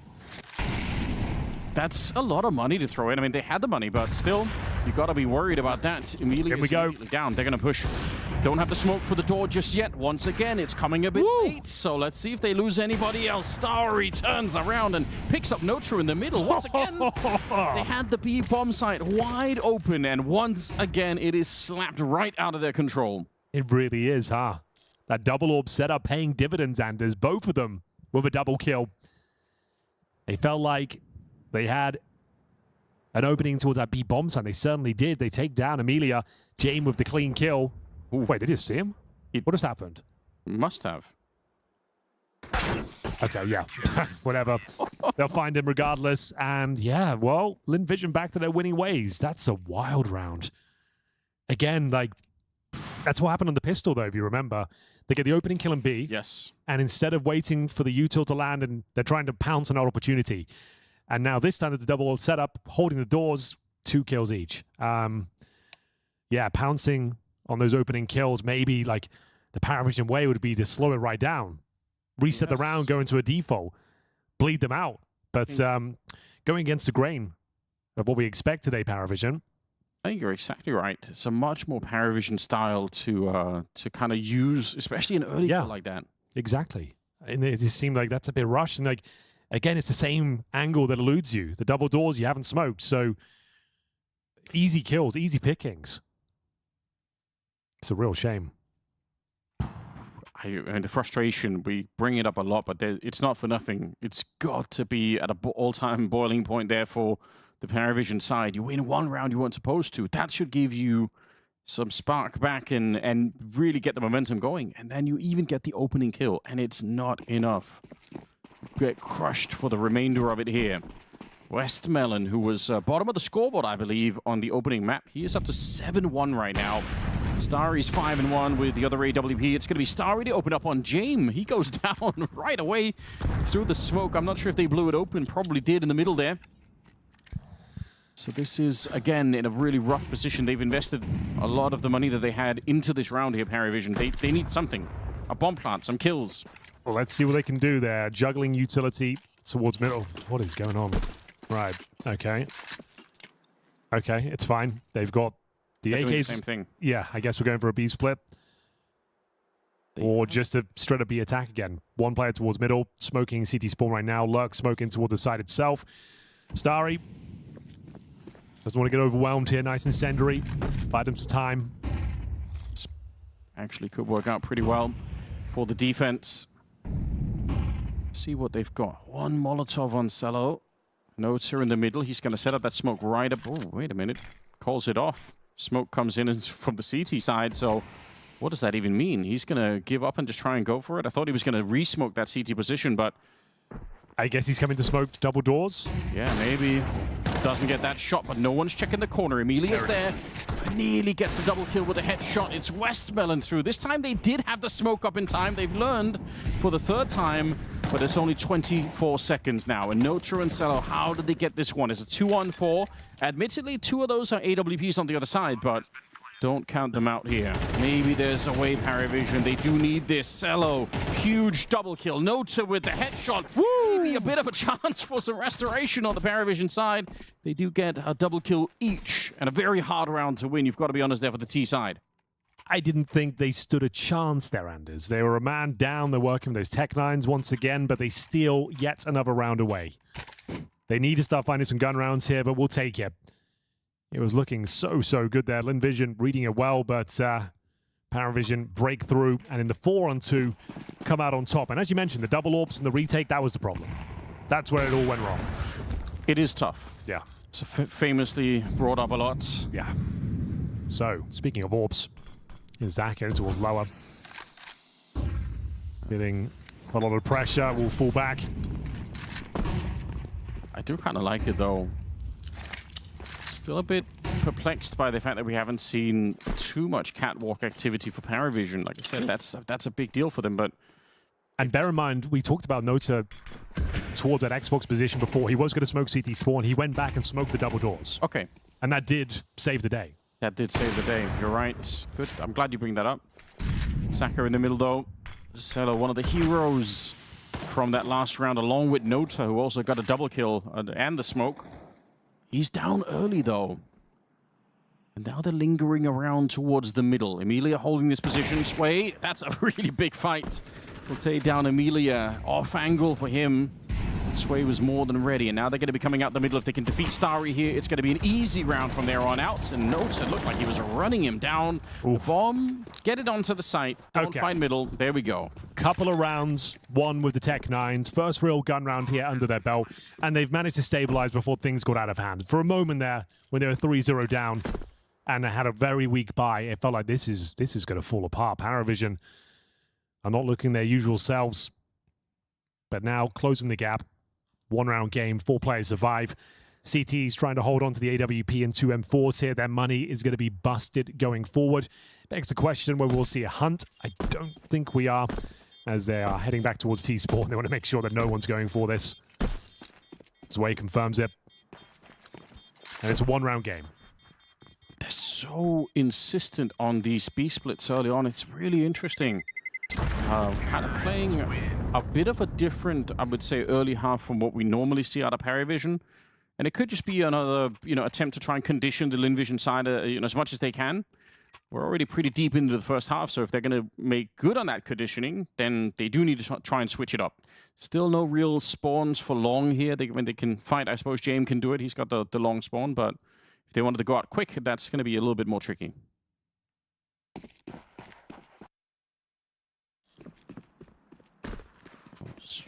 Yeah, Saka pushing up into the middle. This is wild. He's so aggressive. Could have maybe shot down Nota, who's on the other side, but he's back around the corner. Doesn't even die for it. This is such a crazy way to get started. Here we go then. A moment's respite. Amelia holding the smoke towards B tunnels here. PARIVISION spread across the map, waiting for any inquisitive CTs. There's one of them, Zway. Smoked off in the tunnels, courtesy of Media, as the mid to B smoke. B is wide open. They are not to know it as of yet. Want to make sure they don't give up any silly rounds here. Wow, we've seen what happens when they overcommit too soon. Yeah, this should be one of the slightly easier rounds, like you pointed out, especially with the opening kill there. As Amelia goes down, Westmelon right in their face, but he can't get the spray. That headshot was essential, and he didn't deliver on it. So 3 on 5. Still time in the round as they put the smoke up towards CT spawn. I'm probably gauging if there's any kind of a reaction. Doesn't feel like there is at the moment. Emilia is one of the B anchors, so they know that much. Already taken him down. Starry is the other person that they might be worried about. Nowhere near. All right. So it's been a struggle to get into this one, but I mean, it's going to be a 4 on 4. I was about to say the same thing, yeah. It's been a bumpy ride. It's been stressful. There's been some blunders. Honestly, it's been stressful watching. Yeah. Just seeing the reaction after winning the first map, I just really wanted them to do well here. It's like, I don't want to argue. Guys, relax. We're playing video games. Cool. And you're winning. And you're winning. You're literally winning. We won. We had each other's throats. The only thing that could have been funnier is if Nota would have stand up to get high fives from his teammates, and then Destan's just in his face yelling. No, not for you. No high five. But yeah, 3-0 down. A couple of Tech 9 victories. Now a couple of gun rounds as well. We tied things up. Crisis averted, at least for now. It was starting to spiral. But this one is looking quite comfortable in the last couple. Will be a LynVision timeout here. They've got an AWP and a couple of M4s. Had 0 kills in the first 3 rounds. That's right. Yeah, that was an alarming stage of the game. It's not the way to go. Everyone was 0-3. Well, now we're going into round number 9. And again, kind of getting control of things, getting a grip here. They should be the favorite team, maybe even by some margin, PARIVISION. So it's not maybe too surprising that they can turn this kind of an early rough start around. Money on the LynVision side. They've got to scrape things together to make everything work out. Shuffling some of the guns around. Okay, that's pretty good. They're going to be okay, actually. Could be the final map of the day on the A stream. We do have TYLOO and Pain, also in the lower bracket semi-final on the B stream. PARIVISION do not make it to the playoffs if they win this. They'll come back tomorrow to fight for their spot. Nice. Oh, and James is fighting for it. Yeah, he's sick of this. Nice long spawn. instant peak with this one. Call me Sue, who's amazing on Ancient, but he's 0-3 right now. He's had a tough time. I suppose they've been going for the B-bomb side so much that he's kind of been out of the action. Yeah, exactly that. All right, then. Another opening pick for PARIVISION. The world is their oyster. What's the next move? They've been punished a few times by overcommitting once finding these mad advantages. Slowing it right down. Now, this is the PARIVISION we know and love. Instead of getting a pick and going all in and just taking that space, just reset the round. Bleed them dry. And again, waiting around. This is definitely a different approach from the early aggression that they had at the start of the half here, but I do like it. It is where they historically do some of their best work, and for once they actually will go to that cap. Well, at least they were thinking about it. As advertising this so much, just to say normally, it's something, it's over 30% of the rounds they normally hit that catwalk position on this map. They really love it. So the fact that they haven't really done it yet in a rifle round just is surprising. Well, they've got all the bells and whistles required. Double smoke for the catwalk. Flashes to go over. The smokes, there's the flashes. They actually try and play in front of them, which seems to be fine. Okay, once again, crisis averted. Good trades. Good flashes from Zwei as well. Yeah, putting a lot of pressure on Saka in that moment. It's great that he gets the first kill, but it's hard to know what the follow-up from his position is there. Sure. Well, there we have it. Another round on the board. PARIVISION after being 3-0 down and now 5-4 in the lead. Looking to eliminate Lynn Vision from the tournament. Bear in mind, we've got them and TYLOO trying to fight for a place in the playoffs here on home soil. And Nota is top fragging. I can't imagine more motivation than not being yelled at by the stand at the end of it. Look at him. Just please, get me the kills. Tell me I'm good, Dad. Please, tell me I'm good. You just need I did everything he said. Positive reinforcement. Someone should tell Dastan about catching flies with honey, you know. Like it's not a leadership concept that he's into. 5-4. Round number 10. Okay, what a difference a couple of rounds can make here. I don't want to say that I'm trusting too much in PARIVISION, but they've slowed the game down. They're playing more the style that we associate with them. They look more comfortable once again. So, game is back on track here for Lynn Vision. It's been a bit of a problem with the money. Continues to be the case into the 10th round. AWP on Saka. Nice long spawn. Going to be taking a lot of territory on the map early on.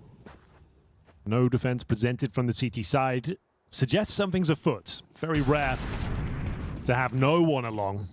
So they're going to try and take that space, and the bomb's going to join them as well. So nothing too flashy here. Just in we go. Smoke on the crossover. Oh, you're taking a lot of damage, though. It's getting a little uncomfortable. They're going to swing through this surely any second. Here they come. Oh, it's madness. You're absolutely right. They're going to fight right through the smoke. Sway's the one to go down, and Nota is a million miles away. He was in upper dark when all of this madness began. Now they're boosting on top here. It's happened again, Anders. As soon as they commit to something early, the wheels fall off. Just stick to your game plan, lads. That is exactly right. They could have waited it out. Nota trying to rescue the day here. A 1 versus 5 for him. He's already got the two headshots there, and he's got the health for it, but the flank is coming in. Emilia's right behind him with the MP9. Call me Sue. His first kill of the map, and it will be on Nota to cancel any kind of a clutch there. But you're right, they don't have to run past that smoke. They had more smokes. I mean, waited. Just in terms of like every time they've got a promising position on the map, whether it be the B side or early long control, when they make an early call and commit to it, everything falls apart. It's not the PARIVISION way. Yeah. PARIVISION way is parking up Jame with the AWP in towards the pit, retaking mid control, suggesting you got a B split coming in. He dropped some smokes down in towards CT spawn, lurking towards B, up towards short with Jame patrolling the ramp. That's how you do a PARIVISION round. That one was a high-risk maneuver. You had no information on the map whatsoever. Sure, you got that nice control at the start. But as we saw, as soon as Lynn Vision realized what they were up against, they've got the little guns. They've got the MP9s. They've got a couple of flashes. They find a pick through the smoke. A flashbang comes in. They all start pushing through, and yeah, it's chaos. And I mean, famously, the other style that you're describing that we're sort of used to seeing, Jame is uniquely good at manipulating that CT defense. He's so good at moving people around the map. It's so hard to read what's happening. Yeah, they're trying to rush their advantages, which is baffling to me. Like, it seems so clear how they should be operating in those sort of rounds. Another advantage here. Nice. Now, as mentioned, all you really need to do at this point play out your default. You don't have to rush out middle. Yeah, in fact, on the other side of it, it's on Lynn Vision to try and manufacture an advantage back in this. Like, how do you claw your way back here? That might have been the way to do it. I like that. They blow open the smoke. They could have caught someone there, but there's way too many targets on the other side. Again, take your time. Don't get too excited now. Wait for the reactions. Provoke grenades. Very important round here with the finances. Lynn Vision, I mean, do you just stack 3 people in a bomb site? That's a helpful kill. Starry catching cello is trying to make his way up catwalk, smoke up on top, but he wants to see if he could find somebody else. Still in the middle is Emilia. Hasn't rotated fully over, but he was close enough by that he could have helped out if it had been a straight-up A attack. I think they're starting to read this, though. Lynn Vision, they feel that that catwalk might be empty. They haven't heard or seen anything for a minute. Is Emilia going to be in time? They're already going to be walking up behind him. The window is closing for him here. If you want to defend B, he's going to have to turn around right now. Spots one going fast. Nearly could have caught Belchinok. There's still no smoke in this doorway. He's pushing into it. How has he got away with that kill? And nearly the double. I can't believe he wasn't peeked by Nota there. MongolZ is low on health after that, but there's 19 seconds, and it is a 2-on-2. Recovering an AWP. Got a kit to work with as well. Incendiary for the back platform or the big box. Flashes available on the T side here. Big round. 2 opening picks, bear in mind, as well for PARIVISION. To lose this would be another nightmare situation. The Incendiary is perfect. God, it's burned him so much, but he's still in position. Good headshot for Nota. And MongolZ is solo. There's no chance here. Sway gets a double, but Nota was in the hallway, not doing anything as Emilia walked through and got the kill on the Belchinok. I'm sure the reason he does it, by the way, is because he's afraid there's going to be an AWP holding the angle behind Emilia. They've had a lot of trauma at those B doors. Yeah. To be fair, this game, there's been a lot of unfortunate situations regarding those B double doors, but well handled from Nota in the end. As long as you win the rounds, whatever. We took all 5 players down. That's what you say, Henry. I mean, like, in the context of this particular game, we've made a lot of mistakes. We're not looking too good. Let's just take the round victory here. We've got all the money we need. What does the stand say, though? He's not going to be happy, but we'll talk about that after. Round number 12. You are right, though. They win it. They put more pressure on Lynn Vision here. I mean, again, PARIVISION, 0 kills in the first 3 rounds to reiterate. So to come back now and take the round lead is actually pretty impressive. Like a big recovery for them. And to maintain their kind of mental as well. Like we saw how tilted they were after the first map. Going down 0-3 and no one getting any kills, you think, okay, this is it now. This is where they implode. So, that's what I thought. They've held it together nicely. Zillow with a bit of mid-presence there, confirming that no one's by the double doors. This is what we talked about, right? You suggest you're going out mid to B. Yeah. You keep them interested across the map. They actually go back for... So now they are... Oh, they love this B-bomb site. Please just smoke the doors, boys. That would be nice. I think they're going to pretend to do an A execute after the fake in middle, and now they're actually going to commit to the B-bomb site. So this is like a deep layer. This is like the 3rd layer of this strategy that's unfolding in front of our eyes here. Nota trying to sell it on the other side. Starry with an incendiary, throws it down, flashes out. Oh, this comes down to the opening. Emilia, a great double spray down. They have a 3rd man here in Westmelon. I think they've called this almost out of spawn, Lynn Vision. They saw it coming. And they will be able to take this last round. There's no time left to do anything with here, unfortunately. Jame goes down. Westmelon, a nice position for the double kill, and they tie the first half 6-6. Lynn Vision hold their nerve. They don't bite down on the multiple fakes across the map. Yeah. They read it well. They hold their post into that B bomb site. Gets the vision of a boot in towards the B tunnels. Incendiary goes down. Nice double spray down from the double doors once again, Anders. It's always those damn double doors. That was the bane of their existence. It happened again. But I have to really hammer this point home. This is a very, very unusual first half for PARIVISION just because of how much they went B. Normally, they favor the A-bomb side by a little bit, but more than anything, they love that catwalk position. So definitely they came into this map with a different kind of a feel, and I mean, it got them back in the game. This is still a wide open. I mean, if you just forget kind of the context of what we've been seeing so far, this is a very winnable map still for the side of PARIVISION, but I suppose it is for Lynn Vision too. Switching to the T side, I think this is where they are typically a little bit more dangerous. They get to run wild with it. AK's up and everything. We'll see how it goes. Some utility, Henry, in the pistol round here for Lynn Vision. Seeing a smoke, 2 smokes, and a Molotov and a flashbang. See if we can work out what they do with that. They copied their homework on Ancient. I would say you could go towards B and you could be Molotoving the platform and double smoking door, but it looks like we're going towards middle. All right, smoke for double doors. Jame. Molotov for this position. You could Molotov Jame back if you really wanted to. Yeah, they have. That's become a somewhat popular Molotov as well. Oh, absolutely. Pushes the CTs back. So last smoke is for long, but they have to get past this setup. Otherwise, that smoke doesn't help them at all. Oh, he goes away the worst possible time. He's let them out. Peaks. Flash doesn't touch him, though, but Saka is already at the corner. Jame gets one. Nobody knows about Sway in the pit, but he's missing every single bullet. That is a disaster. The dualies go down. Cello the last man, and he's overwhelmed. Lynn Vision pick up the pistol on the second half. He could have waited another 20 seconds. They were never going to check the pip. Think positive, Henry. I am. What would Moses do? I think Moses would say the same thing. Oh, man. I think Moses would have to call that one out. All right. Even Moses can't say like you gotta get one kill there. Like USP in the back, I get it, but you could have taken so much time that your teammate just got a kill from the A side. There's no risk of anyone else going down. Wait till you get a prime moment to get 2, but spamming the bullets, didn't even get 1 in the end. That is a disappointing finish for his way, but there we have it. Maxing out. We need wearables in the future that can do a live reading. Honestly, not a bad idea. So that we can get it on the esports broadcasts. Yeah, they wear fitness bands and we can find out what the cortisol levels are at, heart rates. The stance is just one straight line at maxed out at all times. It doesn't even go up or down. Okay, full eco. Not much to report here. An A stack. Yeah, fair play. Zaka saving for the future, Anders. He has gone pretty much eco here with just a P250. He wants that AWP. Early AWP? I mean, yeah. Honestly, he's been pretty good with it, although James' flicks on this map so far have also been impressive. Wall of smokes.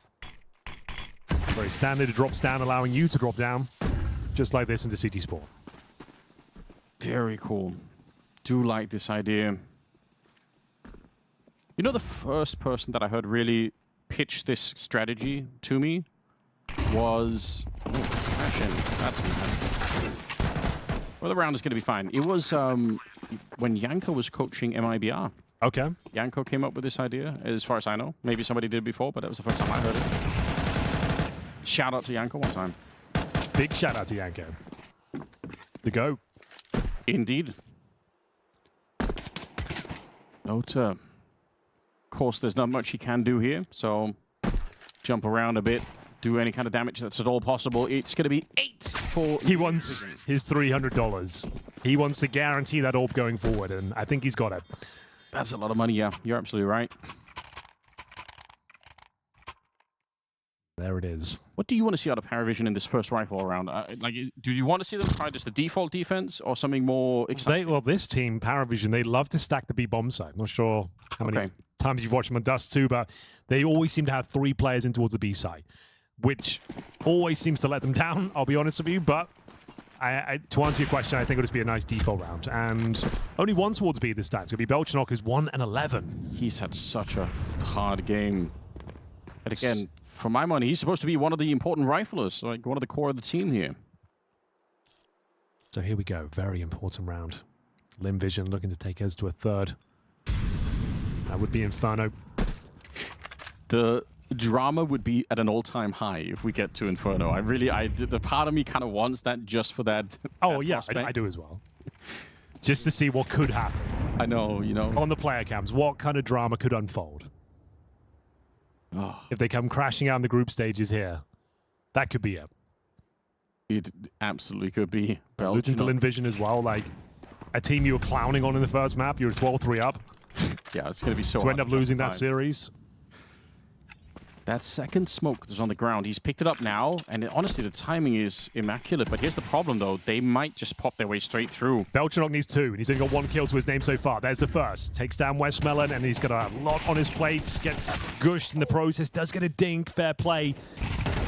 And now with a man advantage, they'll go for this retake. Even though it's the B bomb side, they will definitely be giving this one a look in. Starry's low, and the bomb just goes down now. Plenty of time to set up this retake. You said you wanted a double kill from him. He got 88% of the way to the second kill. We'll take it. That will do. Okay. That's acceptable. Well, that's good to see. They've got plenty of utility to try and go for the retakes and flashes as well. Starry in the back, though. Low on health, yes. Incendiary doesn't touch him. The Molotov, is they going to get a chance to throw it? Oh, they did throw it out, but it doesn't land deep enough. And now they're in a lot of trouble here. Cello and Jame. I think the chance for the retake is over now. Yeah, Jame has to back on out. I mean, try to look for exits. Maybe that's fine, but they never got any of the grenades deep enough to catch Starry. And he gets a double instead. Lynn Vision up to 9 rounds, and PARIVISION, I think maybe even more importantly, financially in a tough spot. This is tactical timeout territory. You've got an AWP. Things starting to spiral somewhat. James is going to have to go above and beyond for the team. As we go 9 and 6 here. Lynn Vision find the weakness on the map. Like I said, PARIVISION known to stack the B-bombs. Are usually one player there, and it's the player struggling the most. There's a timeout. Belchenok good for 1. We thought it'd be good enough. There's a 4-on-3 advantage. A low HP Starry as well, but once again, unable to retake the bomb site. And as you mentioned as well, like some missed utility, like the incendiary towards the back platform and stuff. Yeah. But like, if those connected, it would have been a very different round. It would give more of an opportunity. You never know what's going to make the difference there. Also, what a rough position for Belchenok, and well played on him, right? But he did what he could. Like, he was there by himself. Yeah, he's 1 in 11. He gets 1.5 kills. That was enough. They had the man advantage. The bomb wasn't planted. They were all there as the bomb went down. So I don't think you can blame Belchenok for that. If you're alone in the B bomb site, as long as you get 1 and slow them down, you've done your job. Not strangers, by the way, PARIVISION to the short boost, where you look into lower dark here. Yeah, so, sure. you know, you got James on the AWP. It's not impossible. You can try that. James has got to take up straight up peak, I think. Okay. He needs the opening advantage here. Jumping across, trying to get some intel. Molotov down towards shorts. Smoke will be coming into double doors momentarily. He can pop that open. He knows he hasn't smoked Xbox. He's going to bide his time. Teammate will pop it open. Doesn't even spot anybody on the other side. Yeah, you're right. Here comes the second go at it. It's close that he spots a second player, but they actually don't see Starry on the other side there. So that was the first real attempt to find an advantage. Well, there we go. So far, so good for Lynn Vision. Flashbang towards shorts. It's confirmed that no one's home. I was kind of thinking better of it. Get a smoke mid to B first. Then go for the flash, I'm guessing. Are they also going to be hitting B a lot? In spite of the fact, again, this is a way more A-centric, like half for them. Lynn Vision, big fans of hitting that long position as much as they possibly can. 45 seconds. Once again, the baby squirrel alone in that B-bomb site. So they've gone against their methodology time and time again here in this series. Like, the amount of times I've commentated PARIVISION, they're stacking their B site, I can't tell you. And it does normally work out, to be fair to them. They seem to always find a way. Jame giving them an access point here through the smoke. No way. Belchenok needs 1, Anders. He might actually be able to note executing Sakura in the middle. There's very low time right now, 15 seconds. They still don't know about Belchenok. Oh, they find him. Call me Sue. I want to see that kill from his point of view. Did he just shoot into the smoke and guess it? That might have given them a way back into the round. They were actually in a lot of trouble there. The low time meant that Belchenok could have had a huge impact on the round. And now they're in trouble, though. The lack of weapons on the CT side. Jame finding another connection. Starry up on the scaffolding. If Jame had a grenade, he could kill him easily. But as long as he hides, it's going to be very difficult for Jame. And Call Me Sue, don't peek this one. Surely, Starry. You wait for Call Me Sue. It's all good. Nice. Scary for a moment, that's for sure. But it will be double digits for Lynn Vision. James trying to do what he can on the exits here. Oh, I wonder if I don't know if it was Belchenok firing the gun, and that's how he knew, but that is an important kill. There's about 16 seconds, I think, when Belchenok dies, so if he somehow finds the bomb carrier or anything else like that, it's going to be madness. It was looking very promising there with a kill for the smoke from Jame and then Nota getting the Deagle kill. Yeah. All of a sudden, things were getting very chaotic, very uncomfortable for Lynn Vision, but they stick the landing. It's their map pick. Looking much better than Ancient.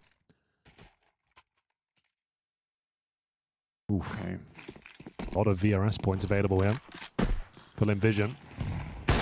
And some damage on the cross, courtesy of Zaka. Belchinok, of course, the one to take it in the thigh. 2 and 13. 27 points of health. Round pretty much over. Can't be expected to hold B by himself right now, surely. Yeah. And here we go, Anders. We're getting the 3-man B setup. Yeah. I've been talking about it all half long. We're finally getting it. Well, I talked about how much PARIVISION love hitting Catwalk, and they rarely. And is this the one round they stacked the B-bomb site, and now they're going to go for the A execute? Oh, it would be so delicious if that's what happens. Like the tilt factor will be insane. Somewhat. And I think it is happening. James going to have to find a couple of kills there, buy some time. They have so much utility. Oh, they're doing the 5-man A attack the moment they've stacked B. So they smoke off everything. They have an infinite amount of flashes to throw over the wall. Every other gun round, they've had a 4-man stack at it. Yeah. Oh, James is not going to be happy, but yeah, here comes time. They have so much utility. Oh, they're doing the 5-man A attack the moment they've stacked B. So they smoke off everything. They have an infinite amount of flashes to throw over the wall. Every other gun round, they've had a 4-man stack at it. Yeah. Oh, James is not going to be happy, but yeah, here comes the wall. That's the first problem for the AWP, and then all the flashes that follow. Nice work. Grenade, that's huge. He set himself up for that kill. That gives him a chance. Westmelon going down next. Unbelievable defense from Jame right now. Call Me Sue flashed in the middle. They don't know that he's there yet. They did not spot him, so there's a chance for a late look. He's going to get the first one, but he can't continue it. That round almost slipped out of their hands, and I think Jame would have been furious if they would get slaughtered there in CT spawn. Starry gets one, and they can't quite chase him down. He's back for revenge here. It's Nota to die next, and all of the work is on Starry. A 1 versus 2, and Sway able to spray him down. Okay, James sets it up, but Sway the one to close the round. Oh, it's not comfortable. It's not clean, but we'll take it. 7 on the board there for PARIVISION, courtesy of Jame. Like we said, when they finally stacked that B-bomb site, but it's a very common maneuver for PARIVISION. Of course, it's a 5-man short play, but as you mentioned, Jame carving out the kills for himself. Nice grenade, gets the double. Still, though, way too close. Was up in the air there, but Sway manages to get the round over the line. What's the money looking like? Not great. There's been some very close rounds, and so sure, they've been winning the majority of them, but it keeps coming down to those awkward 2v1s, and we're going to take... Is that a Nika Star? We've got 5k. We've got a Zaka Orb. You going to sell that? Like, yeah, sell that. I was going to say, that is not a buy. That's not a thing. Like, CT side, I can maybe get on board with that. You do not need to be having a hero AWP with Glocks around you right now. And especially you got a 3-round lead. Like, you have time to win this map. Hero AK is fine. That was a little bit too audacious. Yeah, well, we promised weirdness. Oh, we've got it. Start of the day. Yeah. And that is exactly what we've ended up with. Belchinok. Can he find some success here? He's got the M4. He's ready with a smoke in hand, so he's going to try and drop that right at his feet. He doesn't want to throw it deeper into the hallway. Yeah, right in front here. Quick jump up. If they chase him down, he's ready for it. You just want to see Belchinok get some more kills at this stage. Get into the game a bit more.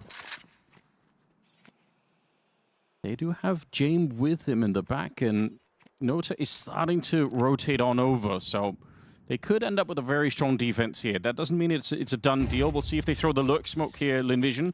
Try and get onto the B-bomb site. There's always a way. Nice little incendiary, though. Will force the hand of Call Me Sue. Shot doesn't connect. But information garnered. Yeah. With 30 seconds, spotting one player there, I mean, that's... I can't imagine a world where they lose Anders. Me neither, but that doesn't mean it's not going to happen. Let's see, Henry. Oh, my God. That might be exactly it. Missed shot for James. Belchinok goes down. Nota in the window, laying waste to the Lynn Vision side. It's a huge double spray down, but James is scared right now with the USP clutching. What is going on? At a handle here. It's 7 seconds. Celo's now picked up the other AWP, and he's actually landing the shots, AWPing better than James in this round. And PARIVISION, you know, it's fine. They win the round. It's fine in the end, but there were moments of terror there. Oh my god. Wait, they only saved one of the orbs? That's a bit weird. Probably opted for an AK instead, I suppose. Yeah, you're probably right. Maybe it's just so much confusion that yeah. I don't know what's happening anymore. Oh, Belchinock, he can't find a kill to save his life. No, he really can't. He's having a stinker. It happens. Typically in Counter-Strike, you are trying to get the kills to save your life. That's true. The nature of the game. 2 rounds separating these two teams. Lynn Vision, the lead that they had, it's shrinking slowly but surely here. PARIVISION looking to reassert control on the CT side. They did lose more than I was expecting. So it's hard to imagine how they could have lost that last round, but they gave us a very close call. Missing the early shots. It wasn't until Nota showed up for the double kill that it started to turn around here. Catwalk once again, at least testing out the options. And it is James once again at this corner. Pretty good timing. It's been a very tense game, Anders. I'm feeling a bit uncomfortable. My quarter's all spiking. Yeah. It's hard to explain, but you just know that PARIVISION are under a lot of pressure here. And Lynn Vision too. And we said we needed a statement performance today. Against a team like Lynn Vision, when PARIVISION going into the major, they've had a rough season. Really have to show us that they are rebuilding and working out the issues. If anything, I'm more alarmed than when we began. I know. Well, let's see. James, he was great here last time. They run in front of the utility, and that gets Westmelon killed. Now he's backing off. Nota, great damage. Grenade on top. Saka, I don't think he's going to die, but yeah, he'll take some damage for it, if nothing else. But the bomb is planted for this catwalk position, Yeah, so... the round is on. It's absolutely on, I agree. There's some great utility there on the CT side. Oh, smoke drops down towards CT spawn, but they're already on the other side here. Sway and then Nota. Belchinock again dies. He just can't make it happen. Starry finds the headshot against him, but it'll be a fast end to the round there. No trouble on the retake. Very good work. That's the cleanest round they've had so far. It is. On Dust 2. The most comfortable one. And there we have it. 3 AKs, an AWP. Money should be pretty battered and bruised here. So yeah, $3,000 per player. Partial buy territory. An opportunity now to tie things up 10-10. If Belchinock can just find a little bit of form, they should be absolutely fine. But he's in his own head right now. Somebody picked him for their fantasy team, and they're yelling at their monitor at home right now. And fair play, like, he was instrumental in the success they found. A couple of tournaments, they won trophies and got deep runs. He was one of their star players. He was excellent. So yeah, it's disappointing to see him struggle against Lynn Vision, but it happens to even the top teams. You're one of your best players, can't get into it. And I mean, even before he joined the team, like coming out of the Tier 2 space, there was a lot of conversation in Tier 2 Counter-Strike about Belchinock. People were saying, well, he's going to be one of those new players, like a Sway, like some of these guys. And right now, it's very, very hit and miss for both Sway and Belchinock, in my opinion, which I keep bringing it back to. I want them to do a lot of the work. Nota is fired up, though. He's got 15 kills. We know that it's not enough to win here on the PARIVISION side. You've got to perform. Pushing through the middle is Celo in front of the T-smokes there. Not going to be committing to that position, but, you know, wanted to see if he could find some information. Limited weapons on the T side, but I don't know if you... Again, we've seen this in the past. All you need is one good entry kill on the B-bomb side, and it's on. Belchinock. They know that he's not feeling it right now. They're going to test him once again. Here we go! Finally! He's hit the jackpot. Do it. Yeah, get more. Didn't even have to see anyone for those. Double kill through the smoke. Guarantees that 10th round. Threat neutralized. Belchinock online. Needed that. No more bullets in the M4, though. He's reloaded all the time. He's got 2 left. Is USP after this, you're right. I guess they won't be coming to B. It should be absolutely fine. But kind of funny. Yeah. Nice grenade. Just a formality now. Will they be able to find a couple of kills here with the Tech 9s? Sneak through a smoke potentially. Just like that. Not going to happen. Yeah, but like you pointed out, that double kill is enough to seal it. He's got cello with him right on the other side of the door here with plenty of bullets in the AK, so in every way they're going to be fine. Belchinok jumps to confirm it. It's all right, pretty good trade, I'm going to be honest here. Now it is a bit funny. He's got 2 bullets. What is he going to do? USP in hand. Want to see if he could wrap around and find Emilia here before anything else happens. Another great dink, honestly. A lot of damage. Poor old Belchinok. Even with the double kill. Yeah. Somehow goes down in the end. But his job was done. He won them the round single-handedly with the double kill. Like we said, as a formality after that. They managed to get 1 kill, but the money pretty good on the CT side. They've got 4 rounds in a row. Looking for that 2-0. It will be a hollow victory. This is not the statement victory they were looking for. This is a struggle. This is them just about making it through to the games tomorrow. And that's if they win right now. They're looking pretty good. But stressful game for sure. Did they buy an AWP to throw the decoy and then sell it again? If we can hear that, then yes. That's what they did. Yeah. So AWP decoy in T-spawn. That's pretty cool. That's some technology you don't get to see all the time. Decoys are underutilized, I would say. There are plenty of tricky little ideas you can do like that. Either like suggesting there's smoke flying across the map, if you see them in the sky, bait out some utility, or suggest you've got an AWP. Yeah. We've seen them bounced off banana wall to check behind half wall. And you get the sound cue, you can hear someone's like tap behind half wall. Yeah. So yeah, there's definitely ways to use a decoy in an interesting manner, but that's neither here nor there. We're going into that B split for Lynn Vision. Belchinok, what have you got for us? Not a double this time. It's Zello caught with his nades in hand, but still manages to get a kill.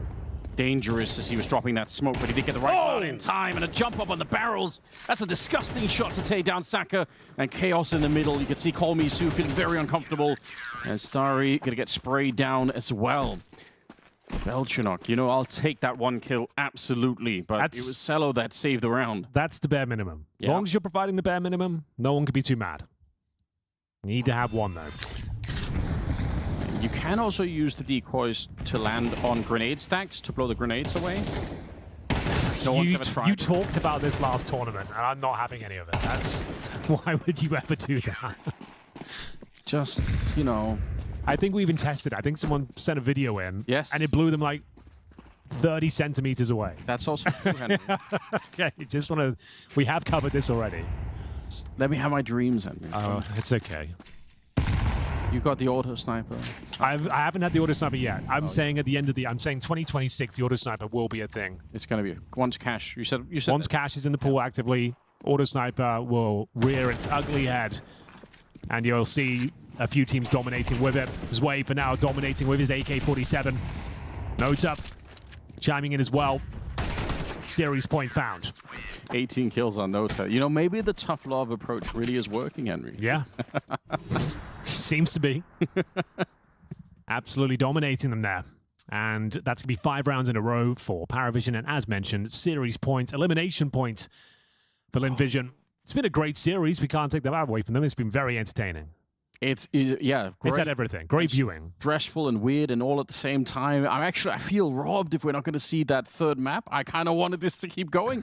But credit to PARIVISION. As one of the worst starts we've seen in a while on Dust 2 for the first 3 or 4 rounds. It was really brutal. When they were down 0-3 with 0 kills across the board. Yeah, but they managed to turn it around and get back into it. And that is really impressive. And again, Belchinok's up to 5 kills now. But the fact that they fought their way back with Belchinok contributing very little is in itself sort of impressive. Notor and Zwei doing a lot of the work, a lot of the heavy lifting. And James AWPing admittedly on the T side was pretty cool as well. Oh, absolutely. Lynn Vision not attacking long as much as they normally love to. There's some damage. Cello catching a stray bullet in the middle.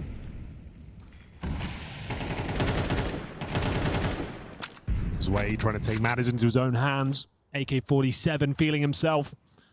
Goes with the spam towards long. Nothing connecting, but it's certainly showing presence. Shallow smoke towards middle, denying any sort of access on the T side here. Allows Zello to transition over towards CT spawn. Good flash. Enables James to have a little peek there, but takes some damage en route, down to 17.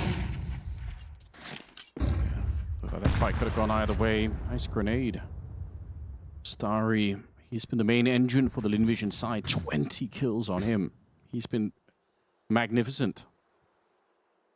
They're going to need him for at least another couple of rounds here. Get this into OT.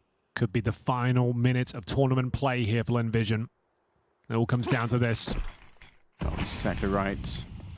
It would be great if they could make it in to play against the home crowd, but that is looking like a very tough position to get into right now. Belchanok, can he save the day? He's again alone here. The backup is not there. Nota's on the wrong side of the smoke as they make the drop down. They try to split it through CT spawn. Nota throws away that M4, picks up the AK no one's instead. in bait. Yeah, you're absolutely right. They're going to be running for the bomb plant. They don't know yet. They're actually trying to check the B-bomb side. Oh, ZYLOO! The spray allows Saka to run away. That was the GG moment right there. That could have been it. I think you're absolutely right. Now that Saka is alive and he actually comes back. He's got the AWP as well. He's going to backstab them. He's back flanking them. Oh, he's owned it. He's absolutely owned it. James has no idea this is about to happen. If he could find the right timing, but it has to be now. His teammates could be dead on the other side. They're flashing over the wall any second now. Here comes the retake. Saka, this is an AWP. You're not going to get a multi-spray down. He does get the first one. And inside the site, they still lose both the players. So Emilia, last one left in a 1 versus 2. Strong headshot, and Sway still takes him down. Runs straight for the defuse. Is he going to have just enough time for it? He's got the kit as well. A double kill. And it will be PARIVISION sending Lynn Vision out of the tournament in a very dramatic fashion. It wasn't their best game. It wasn't the most beautiful play from PARIVISION, but they got the job done. A very stressful affair. Commiserations to Lynn Vision. They never gave up. They had them on the ropes and Dust 2 there as well. Some great rounds. You can see why they picked it.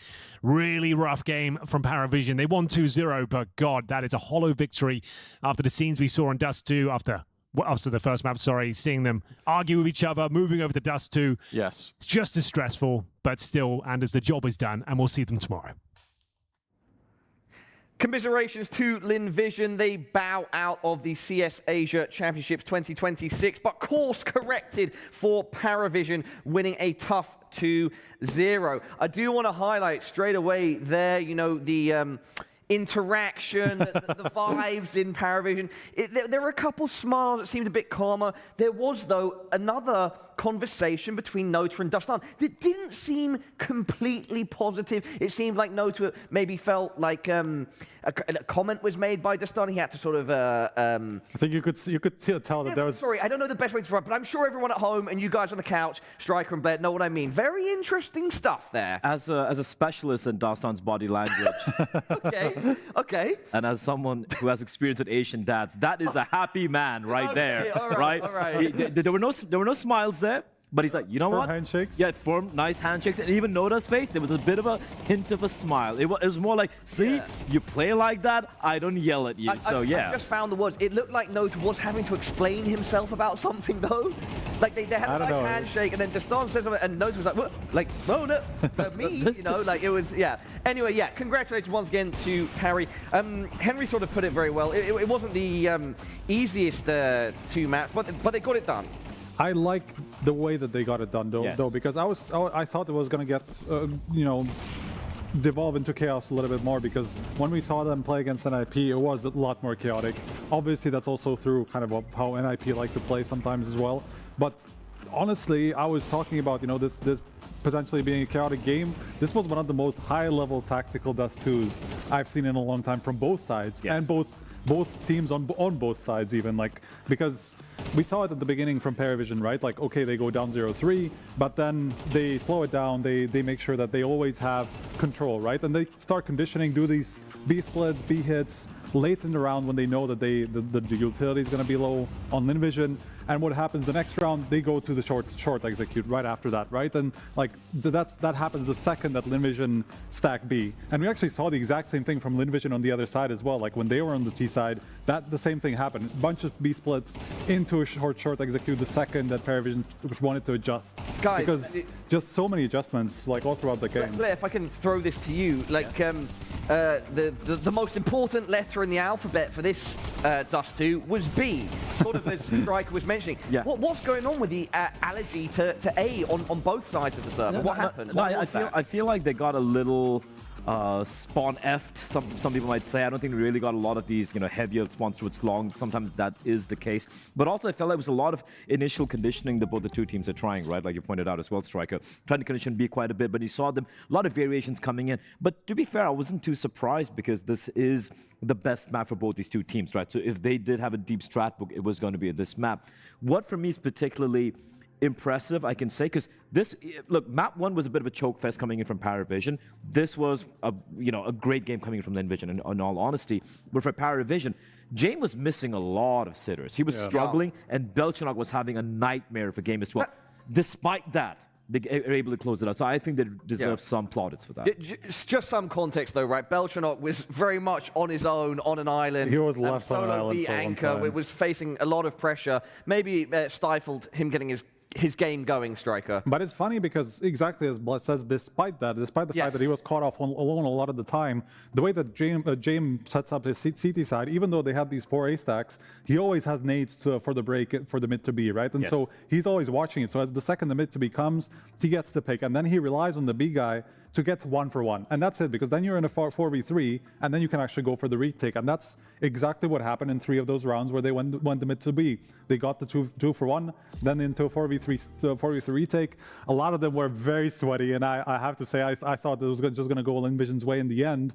But this is just how they play. This is high risk, but calculated risk. Yeah, I think this is basically the classic PARIVISION, so to speak. It was good to see this, and again, I wanted if it was a different opponent, lesser opponent, even Envision and some other map, I'd be like, you should have closed that earlier. But this was a very good fight being put up by Envision. Bear in mind, PARIVISION had 0 kills the first 3 rounds, right? So considering how frustrated everyone looked at the end of map 1, I'm thinking, oh no, this might go to way of map number 3, and it could be Envision potentially running away with the upset. But yeah, they got a job done, and you could see on the faces of everyone, it wasn't too super elated, but they're like, listen, we close it out one step at a time, because tomorrow I think they're facing, who is it, Paula? Are they going against the MongolZ? They'll be playing against the MongolZ, yes. Woo-wee, that's going to be a spicy one. The last time we saw them in Bucharest, that was a spicy end to that game. I don't know if people remember Ancient comeback from MongolZ, where they were down 3-9 and went on a 10-0 run on Ancient T side to win it through like some crazy plays. So if we get any sort of a rematch of that, it's gonna be a banger. Group stage schedule up on screen now. Legacy versus Falcons. That is cool. We'll have in the middle of the day. That's the upper bracket, of course. Pain or TYLOO. I think right now they are 1-1. I'll definitely be forwarding all of you to the second stream when we are done here on the A stream. And yeah, we don't know who will yet be in our first quarterfinal. Staying on board with the match that we just saw. So Nota standout performer for Dust 2. But again, across all the maps, James, even though he missed some shots, was the standout. 1.27 rating. Striker, any thoughts on that? We've been a bit worried that there's too much on the shoulders of James recently. No, I think he's always going to do what he needs to, generally. I think this Dust 2 was more of an exception to the rule, really, because generally he is... then again, like, he still had a lot of those kind of like picks that I was talking about, with, like through the bridge smoke breaks, right? Even when they went for the executes, right? He broke the smoke, got the pick that they needed to then make